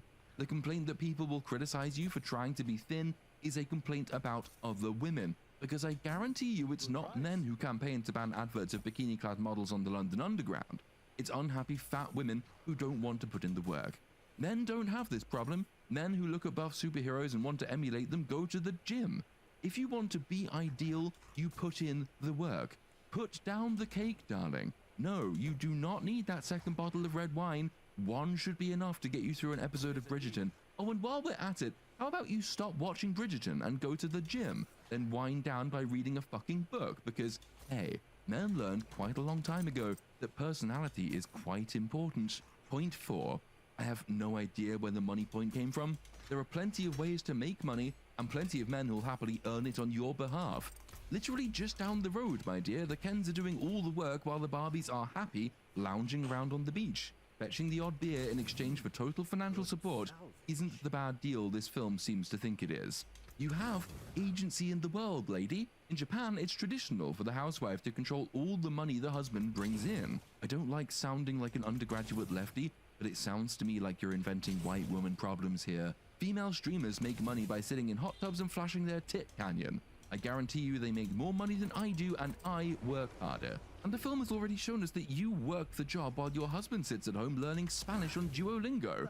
You're in charge. How about you act like it? Point 5, you have to be a boss, but you can't be mean. You have to lead, but you can't squash other people's ideas. That is everyone these days. And the people most likely to complain about workplace bullying at the slightest provocation, the people least able to handle the rough and tumble workplace, the people most likely to work in the HR departments adjudicating workplace abuse, they are all fucking women. You think it's hard being a female boss? That's probably because you employ women. Men don't tend to give a shit about this stuff. Men are not likely to sue you for unfair dismissal because you pointed out they're spending too much time listening to Taylor Swift and taking period days. This has nothing to do with being a woman, it has quite a lot to do with employing them, and I guess employing men who might as well be women because all the estrogen in the tap water has sapped the self-respect out of them. Stop it. Point 6. Because she just keeps fucking going. It's perfectly possible to love your baby and not be boring. Men manage this all the time. When my 30-something sociology teacher at school got pregnant, we spent a whole hour-long lesson looking at her fucking baby pictures. And yes, it was still probably more useful than learning sociology. When my male science teacher had a baby, I didn't find out about it until I saw him pick it up from the nursery 2 years later. The only thing about this complaint that has anything to do with you being a woman is that you overshare with people in inappropriate settings. That makes this a you problem, my dear. You had a baby. Good for you. Now tell me what Durkheim wrote about suicide, because if you show me one more goddamn picture of this generic infant, I think I'll take him up on it. Point 7. You don't have to be a career woman. Welcome to my channel. The only people who insist that you be one of those are other women. And maybe the occasional male CEO might encourage it from time to time because, lo and behold, doubling the workforce keeps the wages down. Be a housewife if that's what you want to do. Be a career woman if that's what you want to do. Don't choose of your own volition to take a completely optional path in life and then moan about it like it makes it impossible to be a woman. What are you talking about? And just go away with this juxtaposition between being a career woman and being caring. It's perfectly possible to be both. If you find it hard to be both, how about you have some sympathy for the men who went for centuries supporting a household on one income, who'd really have loved to have spent more time at home with the kid, but couldn't because they were supporting you. Once again, the only thing this has to do with being a woman is the fact that you are standing here now, bitching about it like it's some terrible existential burden unique to women. No, women are not exceptional. Point 8. You do not have to be accountable for men's bad behavior. I can't think of a single example where that claim necessarily holds. You can choose to do it if you want to, or you can choose not to do it. Leslie Headland never took accountability for Harvey Weinstein's bad behavior even when she was fetching his copies, and she's making shows for Disney. Ghislaine Maxwell isn't in prison because she held herself accountable for Epstein's bad behavior. She's in prison because she facilitated it. Stand up for yourself. You have nothing to lose but your chains. Point 9. Yep, you're absolutely right. The idea women should have to alter their behavior to avoid predatory men is deeply regrettable. But, and here's another news flash for you, my dear, everyone does it.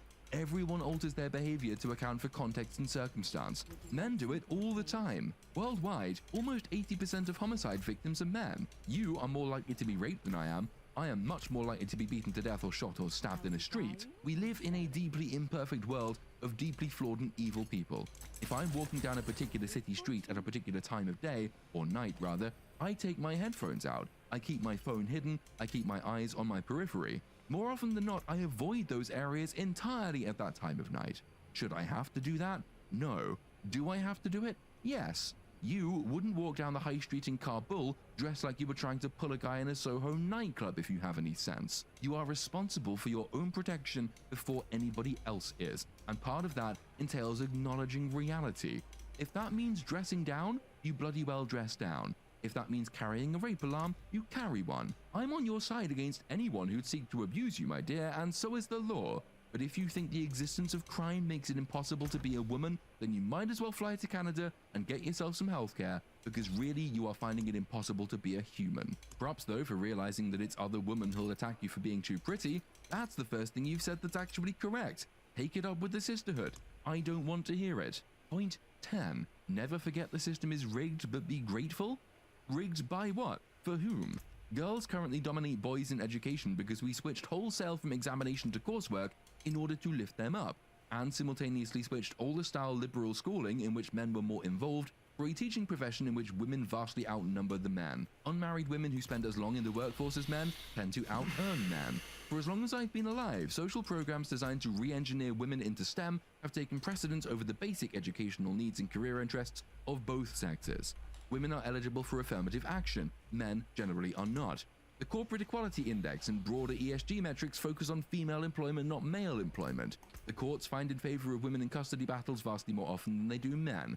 According to English legal definitions, women are incapable of committing rape. The prevailing political opinion is that misogyny should A. be defined as broadly as possible, and B. be a hate crime in such jurisdictions where hate crime is a legitimate legal concept. Women, as I will never tire of pointing out, represent half or more of the voting age public in most developed nations, and their votes count equally as those of men. Women benefit from immense sex-based advantages, legally, politically, and socially. And I'm not even a fucking meninist. I've taken flack before for saying that I find men's rights activism objectionable, but if the system is rigged, I will need some convincing before I accept that it's being rigged against women rather than for them. We're not talking about Islamic societies, we're talking about left liberal progressive Western ones. Female dissatisfaction with such disparities as do exist are, almost without fail, dissatisfaction with the choices made by other women. They just blame men to avoid revealing the fact. So no, I don't think I'll accept that one either. Point 11. Never get old, never be rude, never show off, never be selfish, never fall down, never fail, never show your fear, never get out of line. It's too hard, it's too contradictory, nobody gives you a medal or says thank you. Well, wait a minute. Weren't you just complaining about 3 clauses ago that you were expected to be exceptional? Oh, I shouldn't have to be special? But hey, why isn't anybody giving me a medal? God, everyone expects me to be pretty, but I hate that I'm not allowed to show off. Oh my goodness, I'm accused of being too mean at work, but oh, I'm not allowed to fail. Just make your fucking mind up, darling. Way to play down to the stereotype again.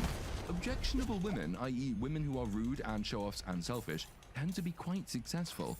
Stop demeaning the potential of your own sex, my dear. It's like idiots who say that you can't expect black people to focus in school or show up on time or work hard because that's all white supremacy. Thanks the Smithsonian for illustrating this so well, while ignoring that the highest earners by far in Western nations are Chinese, Indian, and Japanese people who, well, what? Are they doing white supremacy better than white people do? Anglo-Saxons are mid-tier earners in the United States. There is a greater earnings disparity between black populations than between the highest earning black populations and the white people average. No, you're not owed success. The same habits and practices that make one group successful make another group successful. Women who exhibit masculine behavior types compete with and often outcompete men by relevant metrics. You can't complain that people want you to be exceptional and then complain about being exceptional. Nor should you complain about disparities in certain fields like STEM and deny all mention of disparities in fields where the disparity works the other way. The only reason to complain complain about the disparity in STEM but not in, say, teaching is if you, the complainer, value STEM more highly than teaching, therapy, social sciences, care, home industry, and the huge number of sectors where women predominate and outcompete men. For a film that's about to tell us that prescribing the correct path in life is prima facie wrong, you are doing an awful lot of subliminal prescription yourself here, mother. As for getting old, nobody wants to do that, and old men are not attractive qua old men. Old men remain desirable objects for younger women because they tend to have accumulated an immense amount of material wealth which young women value. The film is likewise going to complain in short order that men shouldn't be defined by such things, but in doing so, it displays the age-old problem with any idea born of feminist roots. It hates the choices made by other women. And we're not even going to mention that the disadvantages faced by older women are compensated for by the immense advantages enjoyed by younger women. Tie them down early, ladies. Men are fickle creatures. Point 12. I think we can wrap the speech up in this one because, stereotypically, a lot of noise here is being made about nothing. It's a Feel speech mercy. told by a woman Welcome to my channel. signifying nothing. A reminder is necessary because, my God, that was a long and silly speech. She said, then it turns out that not only are you doing everything wrong, but also everything is your fault. Sigh. I'm just so tired of watching myself and every single other woman tie herself into knots so that people will like us. And if all that is also true of a doll is representing the woman, then I don't even know. Yeah, I don't even know. No, evidently you do not even know. Because this speech began by claiming it is literally impossible to be a woman, and all its supporting evidence was a litany of abject nonsense. The fundamental irony, as I'm sure I've mentioned already, is that a film predicated on feminist assumptions that seeks to transcend rigid definitions and predefined hierarchies is doing everything it can to conform to those things, particularly to stereotypes. It's probably the ultimate of the many important indications that Barbie's feminist assumptions undermine, to use Greta Gerwig's formulation, the film's humanist ideals. Everything we've just heard is not only so very female, but so very feminist. This is absolutely not the place to go into any lengthy discussion of sex-based psychological differences between men and women, but anyone interested in it could use Barbie as the basis for quite an interesting video on the subject. The way Barbie's socio-political concerns have so much to say about the inchoate inner life, and so little regard for outward-looking impositions of order, power, class, and status. About the expectation that society should change to recognize the perfect inner truth rather than be changed by inner truth. About the way every individual problem is social rather than the hard divide between the individual and the social. About the way offenses against natural justice are evidenced by upset feelings rather than problems to be fixed by individual agency. There is no male equivalent of Mother's speech in this scene for the reasons the film itself actually recognizes later and has realized already without noticing it. The Kens, being disadvantaged second-order non-persons unhappy with their lot, see the solution in individual action, in becoming dominant over the system that upset them. Their realization is that if you want change, you have to make it. You have no innate worth. Your worth is measured by your success, your personality, your knowledge, your possessions, Welcome to my physical channel. mark upon the world. Mother, on the other hand, looks at a not dissimilar set of problems and finds the fault in them because they are perceived as natural injustice.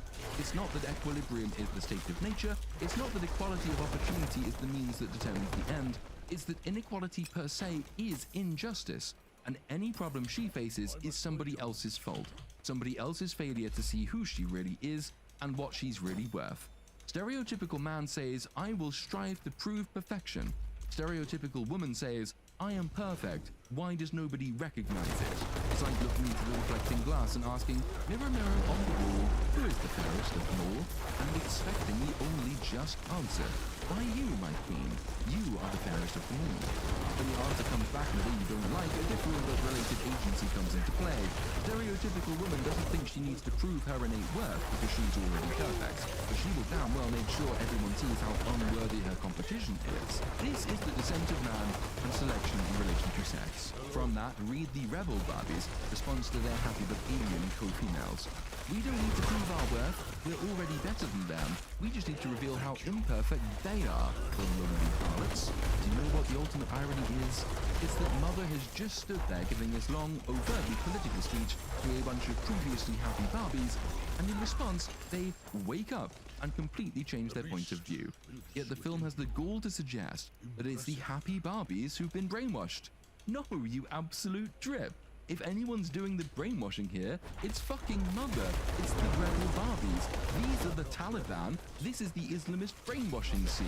The happy Barbies are content, fulfilled. The only way to create the order the unhappy Barbies can sit on top of is to convince the happy Barbies that they are less than they think, to make them unhappy, to ensure A, that the Kens are brought to heel, and B, that the heel on their collective dick is yours and nobody else's.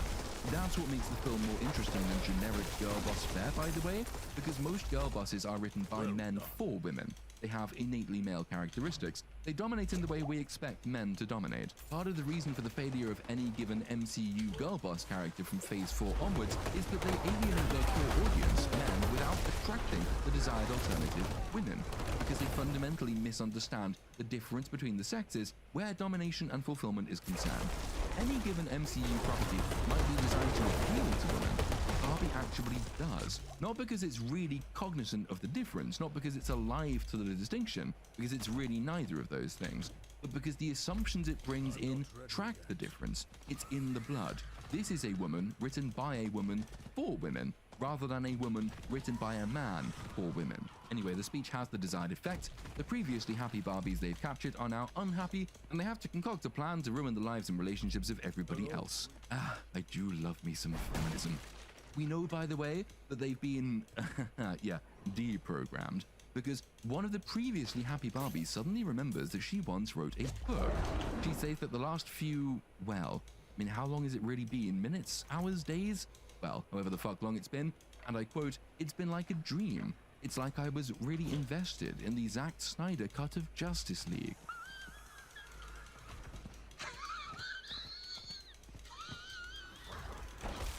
Yeah, nobody at Warner's at all bitter about that episode, right? This is one of the very few jokes at the expense of Zack Snyder and his droid army that doesn't really feel earned or justified. I am all for taking the piss out of him and his fans, and I mean I am all for doing that. But this joke feels both incredibly cliquey, incredibly niche, and incredibly random. The film hasn't shied away from niche references, and its motive for doing that is fine. I like films that make very sly references sometimes that only a very small portion of the audience will get. But this isn't really a sly reference, it's an overt one, and an implicit attack on another living filmmaker, which is one of those risks Greta Gerwig might not want to take, given how open she leaves herself to ridicule. You know, it's something that I've thought deeply about, and I care deeply about. So yeah, all in all, well done Barbie, you've managed to make me not laugh at a joke at Zack Snyder's expense. In case the present mechanic isn't clear enough to the audience, STB then stands up and rounds off the conclusion of what can only be described as a student leftist women's studies essay. She says, and I quote, "By giving voice to the cognitive dissonance required to be a woman under the patriarchy, you robbed it of its power." Oh, they did it. They did the wake up sheeple thing. Yay. Funny how this self-same argument is either entirely valid or obviously wrong, depending on the politics of the person uttering it, isn't it? Change a couple of nouns and you will find a QAnon nutter saying exactly the same thing. Almost all the frogs don't now want females.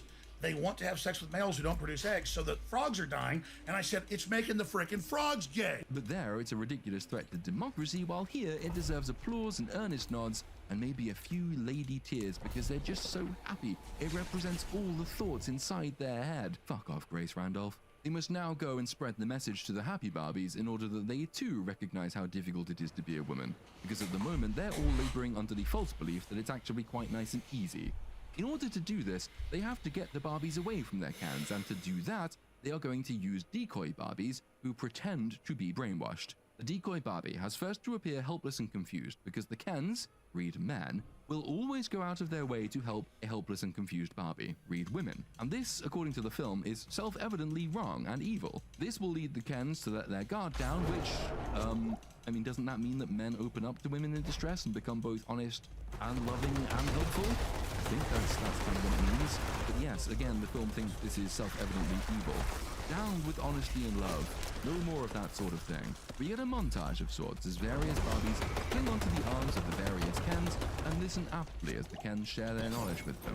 The Kens talk about the history of motoring. They help the Barbies understand computers and technology, the genius of and influences behind Coppola's The Godfather. They give them financial advice. They recite the history of various musical genres. They play music to them. They encourage doubtful Barbies that they really are beautiful. They help them learn sports and so on and so on and so on. And you're left thinking, just hang on a minute. All of this is good.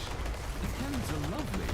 They're helpful, they're knowledgeable. That's exactly because they've worked hard to attain all of this. And by attaining it, they've persuaded the Barbies entirely of their own accord, mind you, that the Kens are worthy of love and affection. They've proven themselves. This world is pretty close to ideal.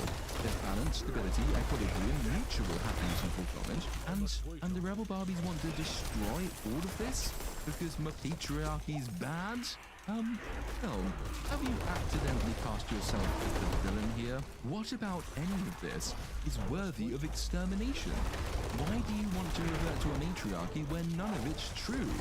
Because remember, nothing about this new patriarchy precludes the Barbies choosing to continue to act for themselves, think for themselves, learn skills, have hobbies, take on interests, write books, play sports, run for office, etc. The matriarchy did that for the Kens earlier, but this new patriarchy has simply empowered the Kens to take on the role of fully formed active citizens, and it's empowered the Barbies to choose what they want for themselves. Accidentally based Barbie has constructed a brilliant argument for what it will insist on calling the patriarchy, and it doesn't even try to explain why this system deserves to be torn down. It just shows us a small group of bitter malcontents who find other women's happiness threatening, and that is all we're going to get. There will never be a motive. Once again, disproving the idea that this is all some clever satire, the film assumes that the patriarchy as described and depicted is self-evidently bad. It doesn't feel the need to justify itself because it assumes its audience agrees with its presuppositions. It isn't trying to convert, it's preaching to the converted. A stereotypically undereducated and overly politicized subset of unhappy women who want to externalize their own failures and their own unhappiness and tear down those who are above them. In the universe, of course, conversion does happen.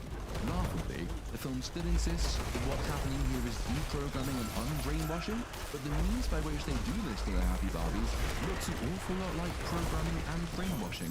While the Kens are distracted by the fifth column Barbies, the happy and content Barbies are literally kidnapped, shoved in the back of vans, and taken back to Weird Barbie's house where they are tied to chairs and Mother recites more feminist talking points at them until they snap out of their contentedness, their delusions. You are doing the brainwashing, Mother. You are the bad guys. How do you not see this? The next step of Barbie's evil plan is to turn the Kens against each other, causing them to fight amongst themselves. While behind their back, the Barbies sneak into the Supreme Court and reverse the planned constitutional change. Because that is totally how this all works. To turn the Kens against each other, they have to make them ask, and I quote, whether they have enough power over each other. Here then is a not dissimilar problem to the male-written girl boss characters in Marvel, because this is He-Man as written by women. It fundamentally misunderstands men's motives, thought processes, and natural inclinations, just as male Marvel writers fundamentally misunderstand women's. I'd quibble with this formulation a bit, but I'll keep it the same for simplicity's sake. That is what has created the world we now see around us. That is what has created the patriarchy under which everyone is so very happy. It's not that men have never considered whether they have enough power over other Kens. It's that they are constantly trying to prove that they are more powerful than the other Kens.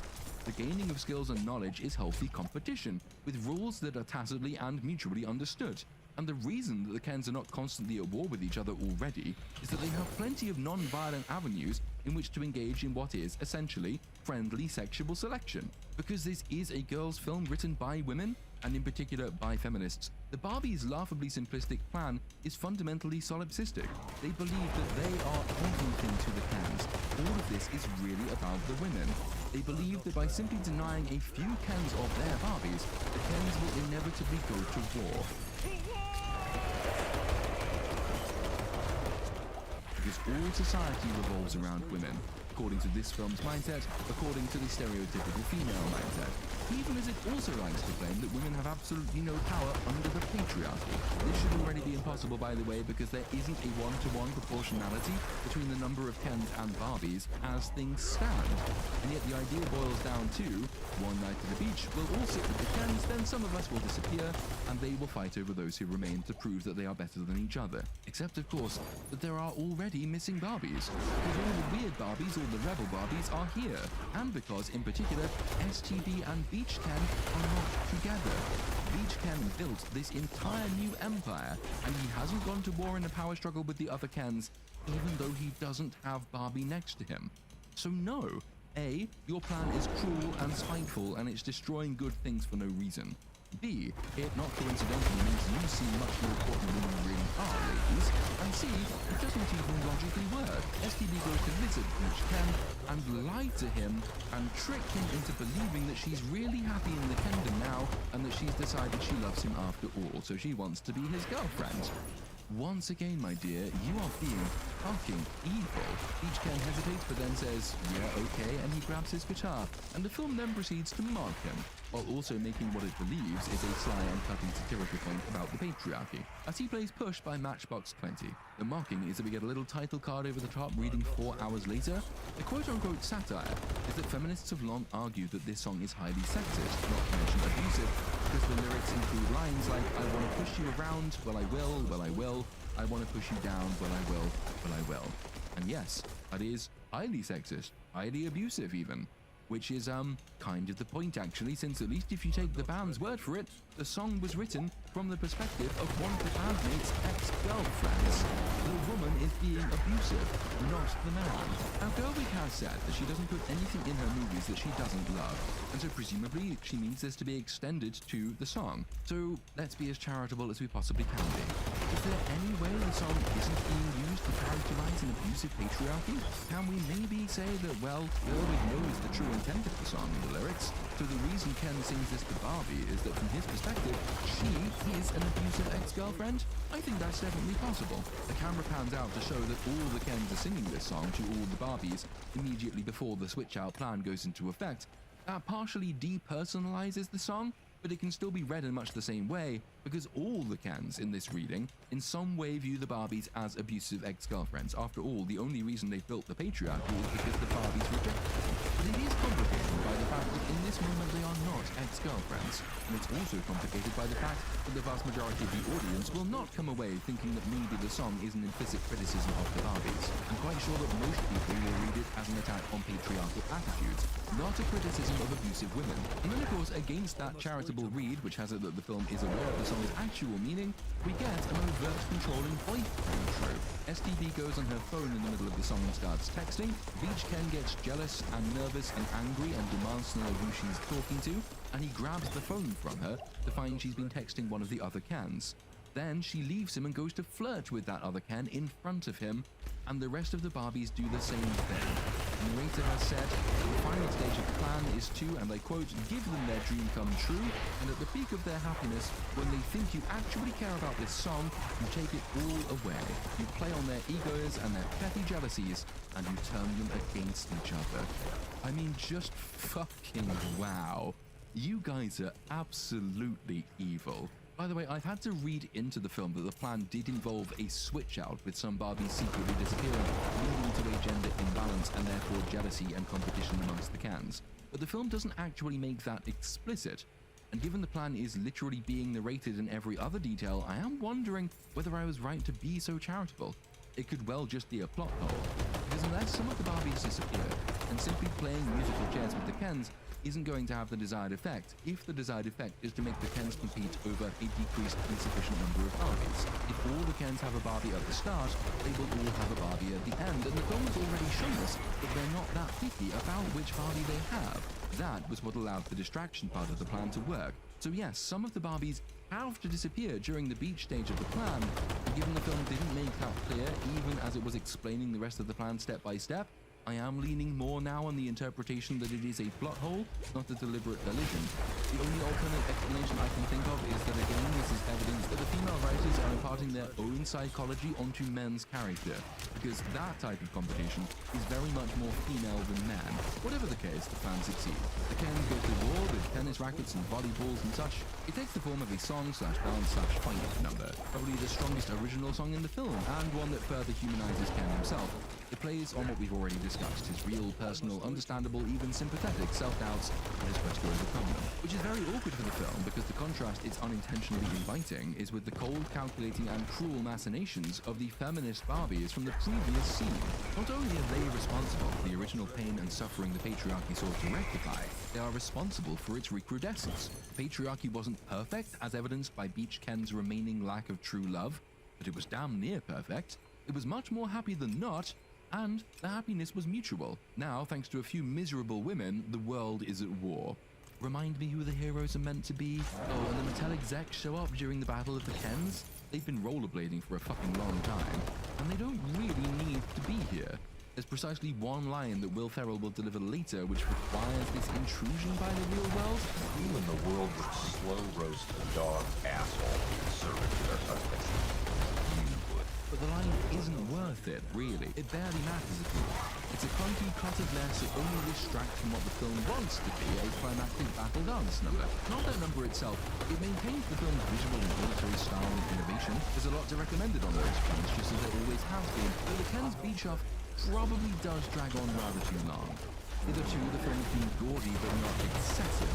The beach-off sequence is gaudy and excessive. It loses track of its original purpose, because the Kens got into this because they're supposed to be fighting, and then the film just kind of gets bored of that halfway through, so it becomes a joint dance, and then it comes to a perfunctory end because someone pops up at Ken's ear and whispers that they were supposed to have been changing the Constitution today, so that's it. The theme reasserts itself, the fight ends, we have a more important thing to do, just a bit of a camp squid in the end. While the Kens have been fighting and then dancing together, the Barbies have secretly reversed the Constitution and defeated the patriarchy. Barbies have, and I quote, their brains and autonomy back. Barbies have retaken the presidency and the Supreme Court, and they've taken back all the dream houses, which, if you'll recall, now means that the Kens have nowhere to live. Because unlike in the patriarchy, the matriarchy excluded an entire sect from meaningful existence. Hendon is no more, Barbieland returns. I do so love it when the villains win. The Kens are upset, but they are powerless to resist, because that's just what the film demands happen. Besides them, the only person not quite satisfied with all this is SDB herself. She goes to comfort a crying Beach Ken. He tries to reassure himself by saying that running stuff was hard and the patriarchy wasn't really as interesting as he first thought it would be, which is something invented at this precise moment because it's what the theme demands. We are now moving away from the overt feminist part of the film and toward what Gerwig claims is its humanist part. Do these two parts of the theme go together at all? No. Does the film care? Also, no. Ken tells SDB that he always thought this would be their house. She says sorry for taking him for granted. He goes to kiss her, so she gets another chance to reject him. He says he doesn't know who he is without her. She replies, "You're Ken." Ken's rejoinder, there is no just Ken. It's supposed to be Barbie and Ken. It's why he was created. It's the reason he exists. She says it's time for him to discover who Ken really is. He tries to kiss her again, she rejects him again and says, "You have to figure out who you are without me. You're not your girlfriend, you're not your house, you're not even the beach. Maybe all the things you thought made you you aren't really you. Maybe it's Barbie and it's Ken." Ken says, "Ken is me?" SDB says, "Yes." All the Kens take solace and relief from the knowledge that Ken is just me with a capital M. They don't even really care about being Kens anymore.